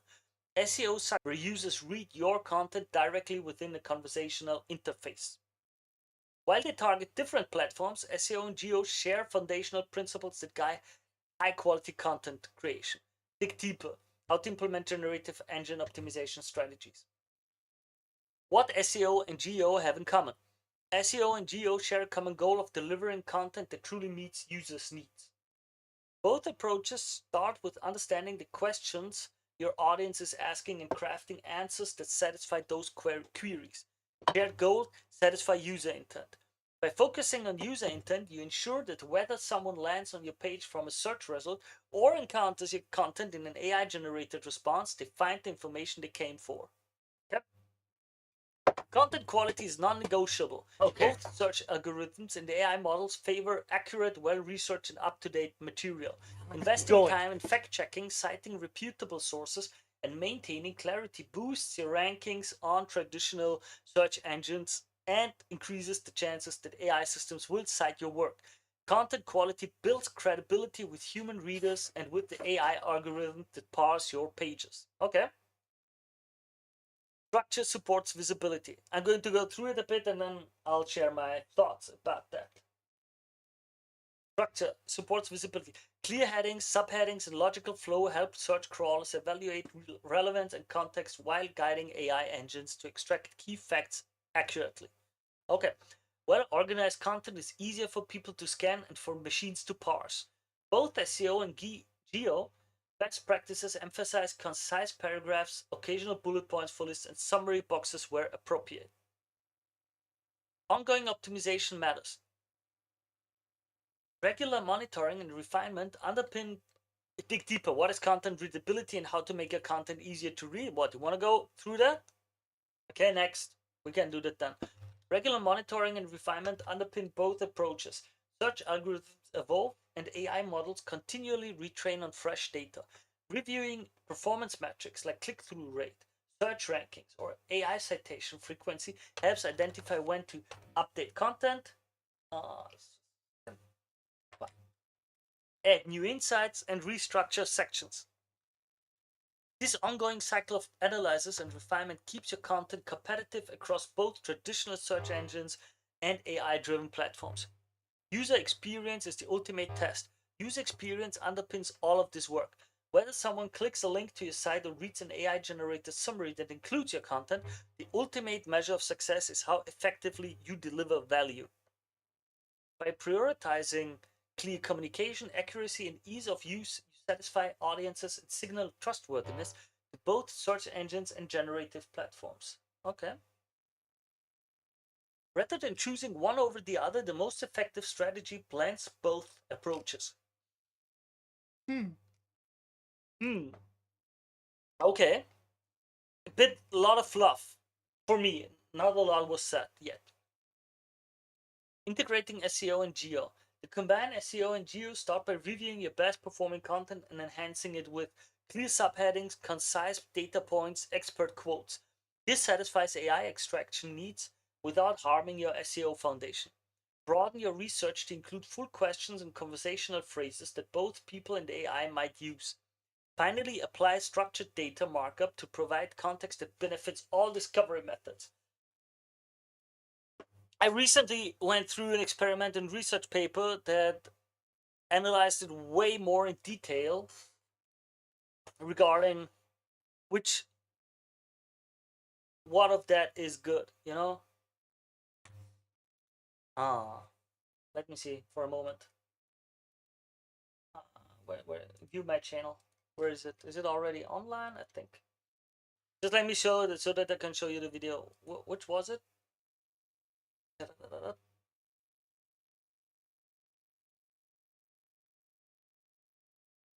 This mode.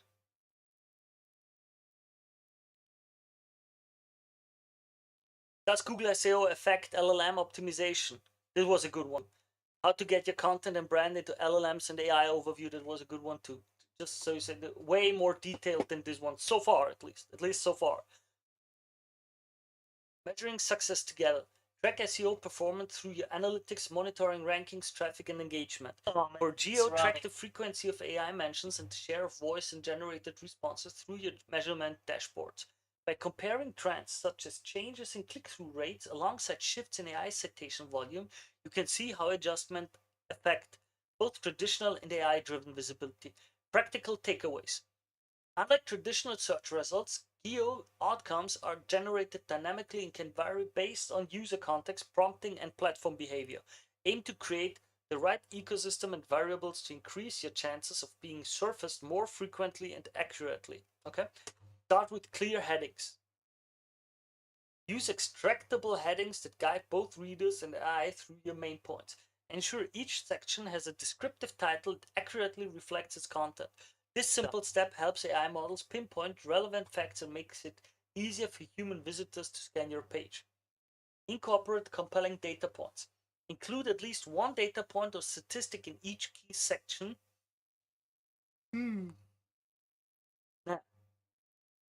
Include at least one data point or statistic in each key section to boost credibility and give AI answers concrete figures to cite.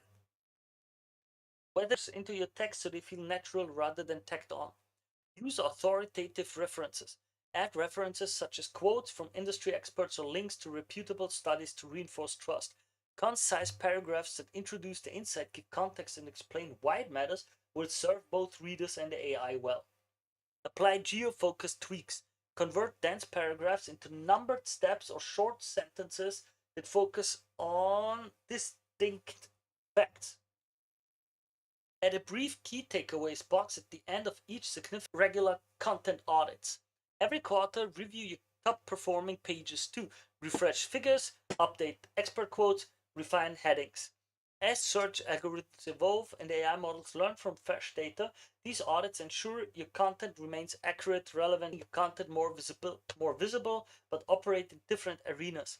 SEO drives clicks from traditional search results, while geo secures mentions inside AI-generated answers.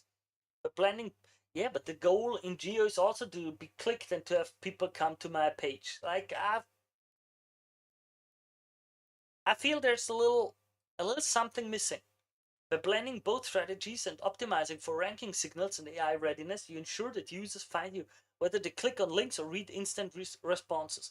Start with your best pages and structure and citations and track both metrics to stay ahead in the rapidly evolving search landscape. Well, okay. I think this is missing a bit, okay? I think it's missing a bit.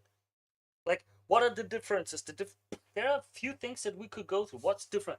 Different is SEO is static. It is way more static and it is way more slower. That means if you have metadata or a snippet, it is pretty much always the same.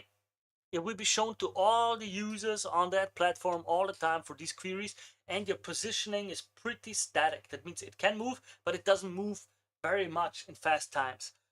Different in geo, the same question by the same person on the same platform with the same browser even can lead to different answers, and that is a big difference. So your site, you being listed, you being cited, you being linked, is not as static as it is under SEO. That means the AI or LLM will present your stuff in a more contextual basis. Usually, I think that's a big difference. I can go through another stuff, and the biggest difference is SEO doesn't have context. The LLM does have context. Like, for example, if I ask, oh, what are the best marketing agencies in Austria or in Germany or in America, depending on where you are, then I find here the 10 best, blah, blah, blah. But with Geo and LLMs, I usually have a whole discussion. It's like, oh, give me the best agencies. And then it gives me a list of a few with the links. And then, oh no, I'm a little company. I only have five employees. We don't have a marketing agency. the best I did so far was TikTok, and I sell apparel to young people. And now suddenly the AI, goes through with completely different queries and looks and gives you a result that is way more tied to you. So it's like, oh, here's an agency that is well known for working well with small companies that are growing and are in branding apparels and work with young audiences that don't have their own marketing agency. Here are 5 examples. And that's a big difference in my opinion. What's the same? What the same is that both of them rank pretty much on the same things. So what you need to do to be good on an SEO listing, to be high in the SERPs, the search engine result page, is mostly the same that you have to do to be ranked well on LLMs or AI tools, AI overviews, and whatever. They're even linking very much because, for now at least, the AIs really lean heavily on the search result pages for what they query and what they find and what they cite. So it's really important to be listed highly in the SERPs. I even have 2 or 3 videos about the topic, like how high the correlation is of what your position in the queries is, what in the SERPs is, and how likely it is that AI will cite you. Well, I think it was okay. The article is okay, maybe for a total beginner, but I think there is no meat. This article did not have real meat in it. I'm sorry. I feel like that was not right. Dan, nice guy. I hope you're a nice guy. I never met you, never talked to you. I'm sorry that I have to say something not so nice, but sorry. I just think there was something missing. Sorry. Maybe a bit more information would be nice. Like not these buzzwords and these platitudes like, oh, check this out. No, how do I check it out? What exactly? How do I check it? How do I check out if I'm in the AI overview or in the LLMs and so on? Like, go deeper, man. Go deeper. But for you guys, if you like what I do, of course, you can always ask me to go deeper. If you like that I go through articles, news, research papers, and this kind of stuff in the marketing field, consider supporting the channel. All you have to do is like the video or subscribe to the channel. It's just 1 or 2 clicks for you. It's free, costs you nothing, but it helps the channel tremendously if you do it. With that, we're going to jump right to the next clip. Okay, peace. All right, guys. Just was sent a new little article. It's not as new. It's been on July 14th. Now it's the 23rd, so it's already a week old. Still interesting topic about Meta, Facebook, meaningly combating unoriginal content to protect and elevate creators, which is an interesting topic, especially after recently stumbling upon this, after recently that YouTube started going down that AI and other stuff will not be monetized anymore. I'm curious about what Facebook says, since they've been known to be a bit, let's say, swamped with AI slop. So let's go through it together. We believe that creators should be celebrated for their unique voices and perspectives, not drowned out by copycats and impersonators. Nice to hear that. Many accounts that are fake. Recently, we launched a long-term initiative to make feed more relevant and help authentic creators break through. Well, gonna look at that next. Starting first by cracking down on spammy content. We're making progress. In the first half of 2025, we took action on around 500,000 accounts engaged in spammy behavior or fake engagement, applying measures ranging from demoting the comments and reducing the distribution of the content to preventing these accounts from monetizing. Oh, well, a lot of guys and a lot of comments have been, especially on Reddit, recently in the Facebook and Meta subreddits, are like, oh, my account was banned. I can't do anything about it.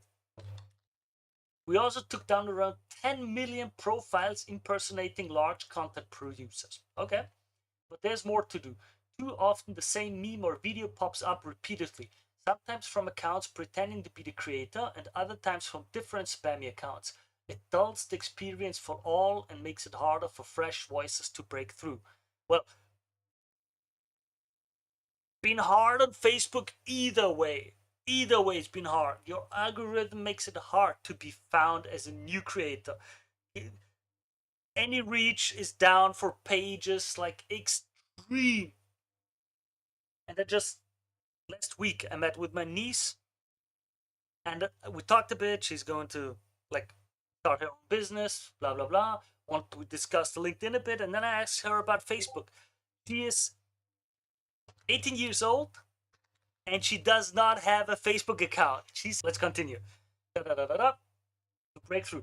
To improve your feed, we're introducing stronger measures to reduce unoriginal content on Facebook and ultimately protect and elevate creators sharing original content. Okay, cool. Also, by the way, ads still work great on Facebook. I still like working on Meta and Facebook because the ads do work and we make money with that.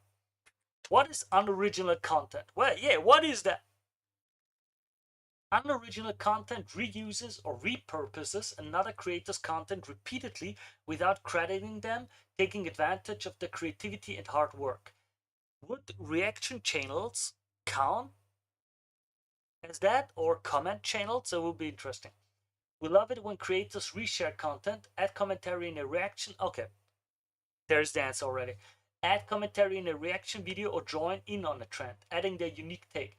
What we want to combat is the repeated reposting of content from other creators without permission or meaningful enhancements. Cracking down on accounts sharing unoriginal content. We're now introducing stronger measures to combat this behavior on Facebook. Accounts that improperly reuse someone else's videos, photos, or text posts repeatedly will not only lose access to Facebook monetization programs for a period of time, but will also receive reduced distribution on everything they share. Okay. In addition, if our systems detect duplicate videos on Facebook, we will reduce the distribution of the copy so that the original creators can get the visibility that they deserve. Why just reduce the distribution? Why not get it erased? Well, of course, people can just share whatever. Okay, will be a bit complicated to find out how that works. We're also exploring ways to provide proper attribution to creators. That's important. For example, we're testing adding links on duplicate videos that point views to the original piece of content. That's good. Yeah, original by Deborah Jones. That's cool. That would be cool. Best practices to maximize your content's potential. Okay. To ensure your content is set up for success on Facebook, please follow these best practices. Post original content. Pages and profiles receive the greatest distribution when it consists primarily of original content that you filmed or created. You can share the same content across any of your pages or profiles. Make meaningful enhancements. You can use content you're approved to use from other sources as long as you make it your own through creative editing, voiceover, or commentary. These enhancements must be meaningful. It's subjective, but we'll see how difficult. Tell a story. Authentic storytelling resonates with viewers and is more likely to perform well. While you can share any length videos on Facebook, third-party watermarks and content that is visibly recycled from other apps or sources. Oh yeah, I remember back when TikTok grew, how they didn't like the TikTok watermark anywhere. Use high-quality captions. Keep your captions and hashtags relevant to the content. We found that captions with no links, minimal use of capital letters, and no more than 5 hashtags perform best. Okay? No links, minimal use of capital letters, and no more than 5 hashtags. Well, of course, no links. They don't like that you post a link.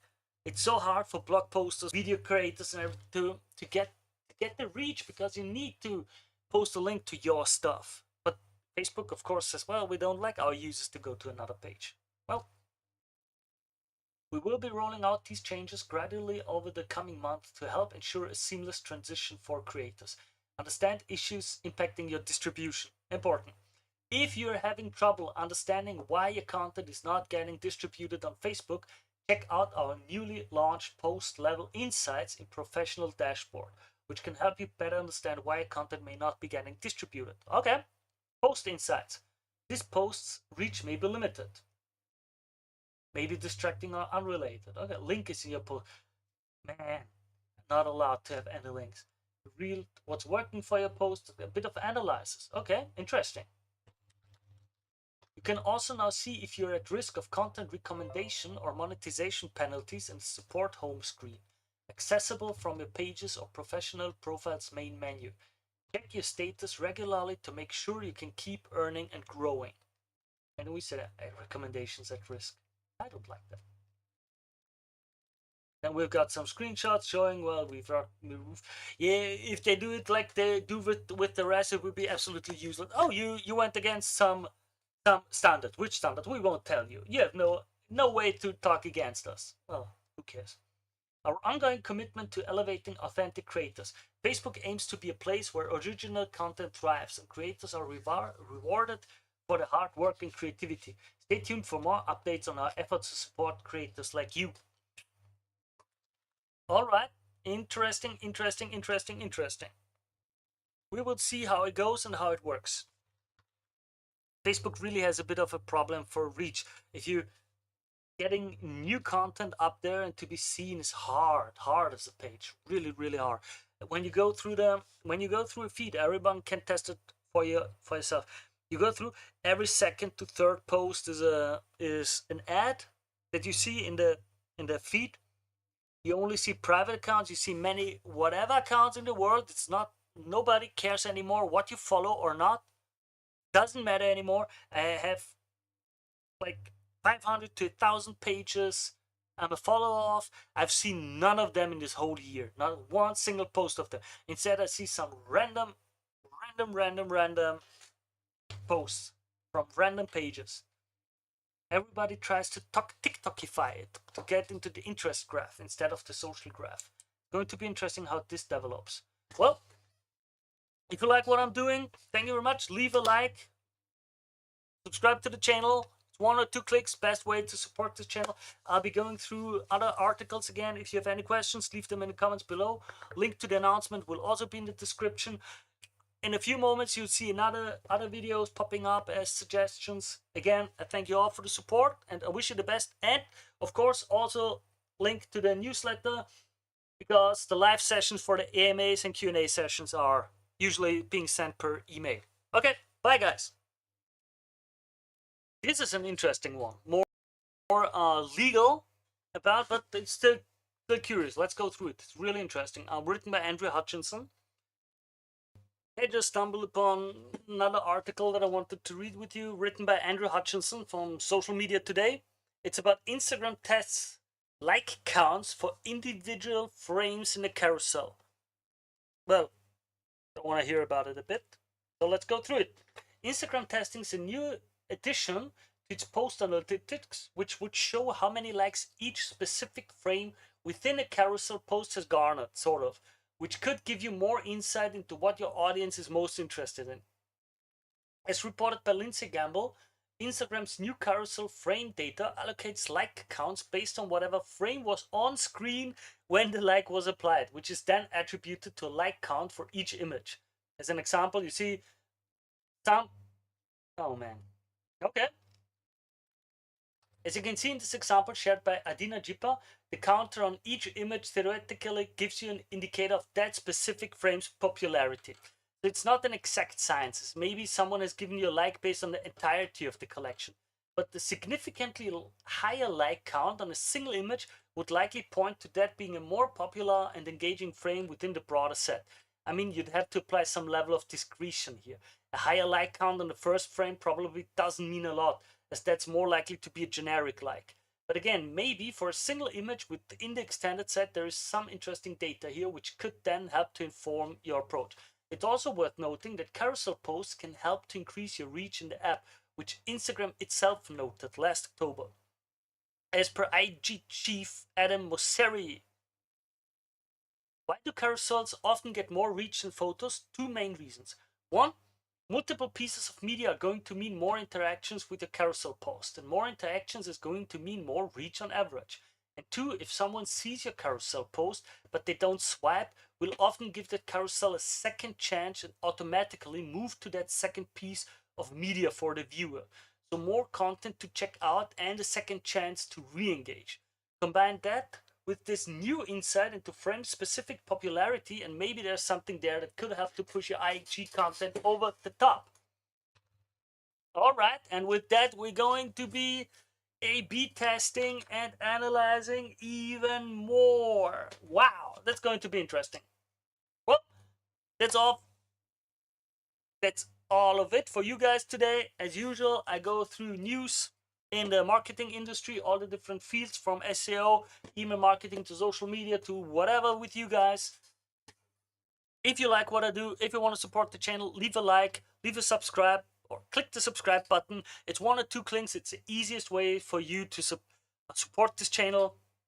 If you want to hear more about my events, the live Q&A sessions and everything, and stay informed, down below is a link to the newsletter that you can sign up for. And of course, this article will be linked too. With that, you will already see other videos popping up. And with that, I wish you the very best. Bye, guys. Start again. How SEO will change in the world of AI search. Written by Benji Haya. We'll see. We'll see. No, I want to see this. If it's good, we're going to follow. So, it's the talk of the day in the industry. Oh my god, AI search, AI overview, LLM, chatbots, and whatever. How SEO is dead, SEO is gone, whatever. I don't think so. Let's see the article and then we'll talk about it, because as usual, I go through these articles live with you guys. I don't know what they're about beforehand. So, recently we've seen more leads coming from ChatGPT than any other source. How did you hear about us? Double point, ChatGPT. In the past month alone, 71%, not bad, 71% of our new leads came through ChatGPT. Our clients are noticing the same shift, mentioning it in emails and bringing it up on our monthly calls. I remember when I had the first person suggested by ChatGPT in my Google Analytics data, I was like, okay, whoa, why is my page and my agency mentioned by ChatGPT? Was kind of bit surprising. I had no clue why, but let's go. ChatGPT refers, just a fun N of 1 to pass on. Just wanted to share a fun moment. On a weekly sales call, a DA mentioned she asked the family how they heard of 2025 referral. Yeah. So the natural questions we're asking are, how do we scale this? Yeah! And what's influencing whether we are a recommended solution, ChatGPT, Perplexity, and other LLMs, and how does that differ from ranking on Google? I'm curious to hear what they say. We've just went through another video about research being done, what can influence that, what is the tone, what SEO metrics you can tweak to be more likely mentioned in AI or not. You can go through my channel. I've got already a few videos of that. There's a strong correlation between ranking on Google.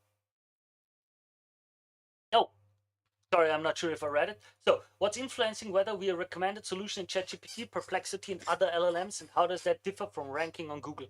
There's a strong correlation between ranking on Google and being mentioned by AI tools. But there's also an important difference. True, your SERP position is still one of the most important things, it seems, for now. The better you rank in the queries, the more likely you're mentioned in the AIs. Specifically, we think chatting with an AI tool leads these platforms to recommend brands and products far more based on the details of their content and far less on superficial SEO metrics like backlinks.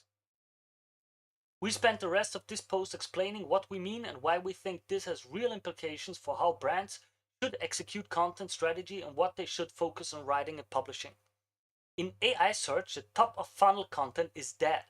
Back in 2018, we wrote a blog post called Pain Point SEO. We argued that companies should focus first on bottom of the funnel pain point focused keywords, then work their way up. In our experience, bottom of the funnel keywords convert 10 to 25 times better. Bottom of the funnel versus top of funnel conversion rate, 4.78% against 0.19%. The thought process behind this SEO strategy is that customers search around problems they're trying to solve. What's the best way to measure conversions? What are the best content marketing agencies? What are the best alternatives to X? JTBD keyword, category keyword, competitor alternative keyword. Showing up as a solution to those pain point searches is far more likely to drive conversions than the top of funnel queries many content teams were targeting to grow traffic. Since then, we've published multiple case studies with data to back this up. Now, in the world of AI search, we think this bottom of funnel strategy is paramount. If you search a large language model, LLM, or Google for a top of funnel query, there's no incentive for the AI to mention your business. So going forward, there's little to no value in writing about these topics. In that word, top of funnel content is essentially that. Now, what is top of funnel content? Oh, they're going through it anyway. Okay. I just wanted to give a few examples now, but they mention it anyway. Take a typical top of funnel query in our space. What is content marketing? In the old SEO world, this is a classic keyword that companies in content marketing targets, despite us talking about pain point SEO since 2018. Ahrefs shows 8,000 plus searches a month and a keyword difficulty of 85, meaning it's competitive. Tons of big name sites are ranking already. Super hard. Overview, what is content marketing? Super hard. Search volume, 8,000 a month. And then we see a few other things that don't matter, like mobile, desktop, and so on. Interesting, mobile 30%, desktop 70%.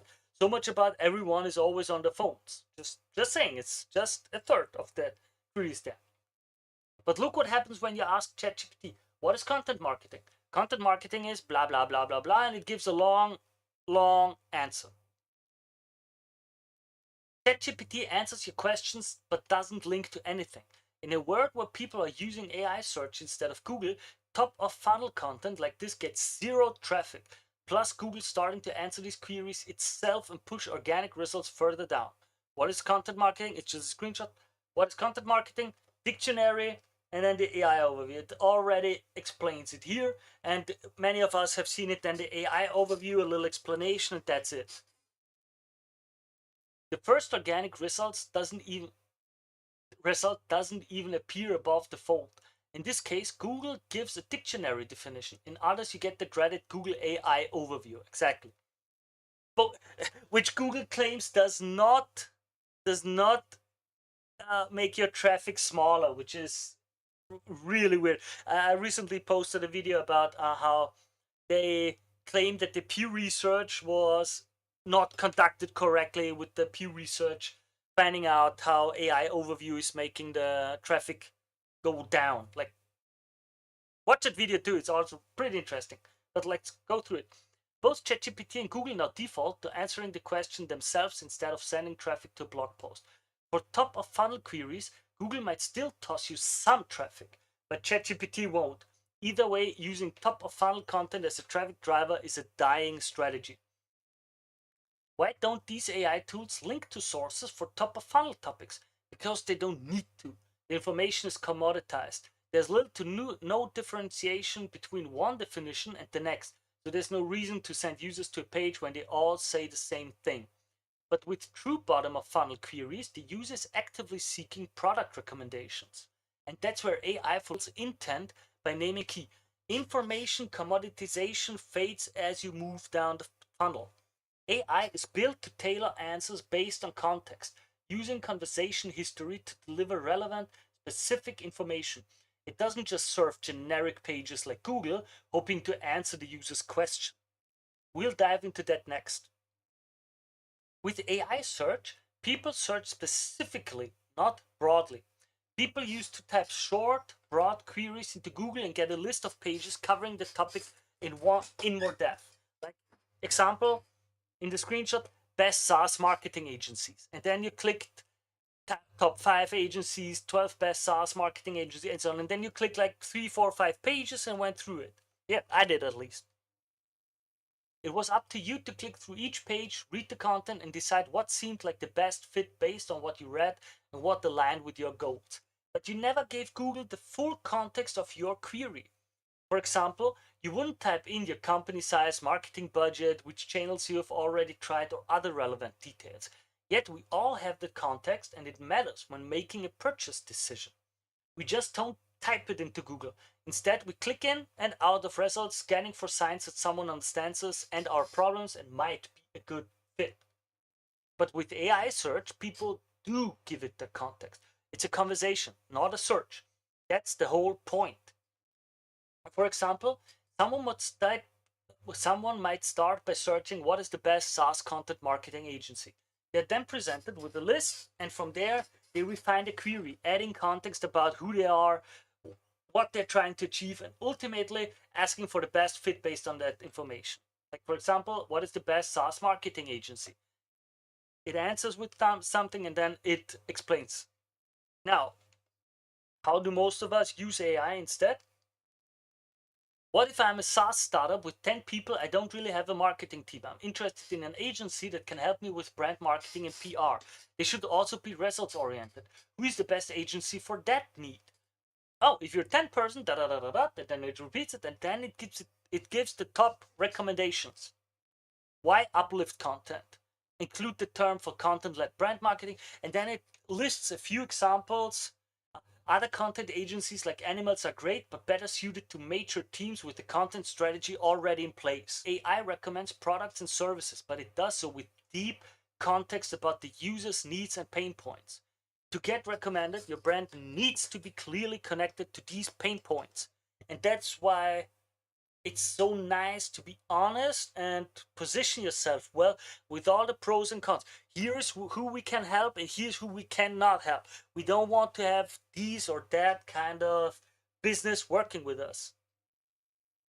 How you communicate your company's value props will dictate when and how you recommend it. In the new AI search world, it's not just about showing up for a topic and driving someone to your website, where the site does the selling like it did in the Google search era. The first sales touchpoint has now moved to AI chat, where AI is now the one selling your solution. You need to provide it with the content it needs to sell your solution to the right people in the right way. When someone prompts an LLM, it scans the web and tries to find the best answers to that person's highly specific questions. Pulling from the full context of the conversation, and then delivers the solution that best fits the need. The companies that get recommended the most will be they're better than the competition. And this content has to be highly specific because the conversations people have with LLMs are highly specific. It can't be generic. If your marketing site has similar copy, benefits, and use cases as every other competitor in your space, expect to stay lost in the shuffle. As mentioned above, information that looks and sounds like everything else won't be presented in AI answers. Differentiated information that helps people solve specific problems will be presented as potential solutions when someone is discussing that problem with an LLM or in Google as it continues to evolve for AI search. For example, when I asked ChatGPT for the best SaaS marketing agencies, how did it know we specialize in content strategies that drive demos and signups, not just traffic, that we have transparent reporting and tons of case studies? Because it scanned all of the content we've published on our website and surfaced the differentiators we've communicated to the users. What is the best as a SaaS marketing agency? Then get top SaaS marketing agency, grow and convert. For example, why it's best, ideal for, and so on. For example, check out the copy in the first problem we solved right under the hero unit. I want to problems we solve. I want to generate more leads from my blog. Many clients come to us because the content isn't generating leads, sales, demo requests, or trials, even if it's getting tons of requests. Create content that clearly states who you serve, why you're better than the competition, and backs it up with case studies and examples. A ChatGPT conversation from one of our clients. We asked a new client to share the ChatGPT conversation where we got mentioned. Here's her prompt. What are the best SEO companies in your opinion who have driven massive results with endless leads for people in our kind of space? Here's the start of its response, where it recommends us first. Great question, especially for a business funding company like yours, where ranking for high intent keywords, e.g. business loans, fast working capital, MCA for contractors, can drive serious deal flow. Here are some SEO agencies that have delivered real high volume results, especially for financial services, lending, or other lead generation heavy industries. Grow and convert. Specialty, high intent content marketing and SEO for lead gen businesses. Strength, they focus on bottom of funnel content that converts, not fluff. Real case studies where they 10x lead volume for SaaS and B2B. why it works for MCA. They understand how to create pages that rank and convert, especially for niche financial verticals. Notice how it knows exactly the type of business she runs, especially for a business funding company like yours. It even throws out examples of high intent keywords that will drive serious deal flow. Of course, the AI takes all the stuff you already said into context of the discussion after all. That might sound like a small detail, but it's a huge difference from Google. If she Googled best SEO agencies or some equivalent, Google would have no context about her business or her goals. It would just serve up the usual suspects with high domain authority who have optimized their best SEO agency pages. But here, the search engine is ChatGPT. It knows her business, knows she wants an agency that focuses on getting leads from SEO, and is smart enough to understand that means ranking for high intent keywords. Given all that context, it's no surprise it recommends grow and convert. We've spent 8 years talking about this exact topic, namely driving leads from content through high intent page. Well done, your little own plug in self-promotion. I'm not against it. I understand the game. Respect. Just want to call it out. This is exactly why your content needs to be highly specific about what you offer. How will our SEO strategy evolve in the world of AI search? We believe our process is already built for AI search. Create in-depth content that clearly explains our clients' features, benefits, differentiators, and use cases. As we reported here, we are already seeing 70 to 80% coverage in ChatGPT and Perplexity for keywords where our clients rank in Google's top 10 or top 3 spots. To keep that momentum going, we built Tracker.ai, an AI search tracking tool that automatically checks rankings each week. Okay, that's a self-plug now. Look ahead, we're exploring more specific category, keywords, testing, blah, blah, blah. Reach out here to work with us, and newsletter. Well, I'll leave a link to the article below because I think it's a good article. It's a good idea. I like Benji, hi, I'll follow you. I will follow you. I'll like your article. Yep. Yeah. I really liked it.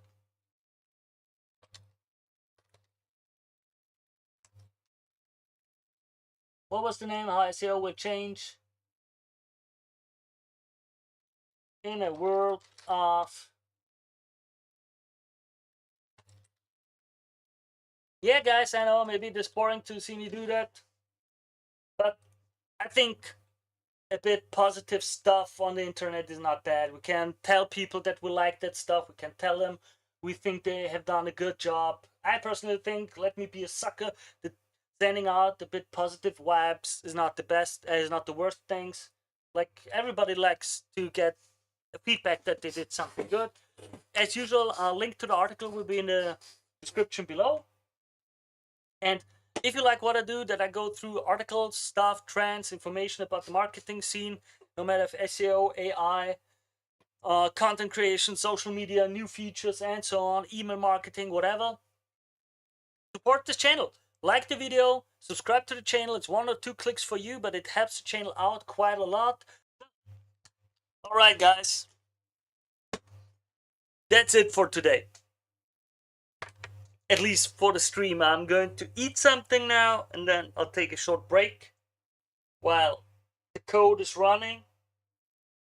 Because I finished it and it's working, and it's great that everything works, and I love it.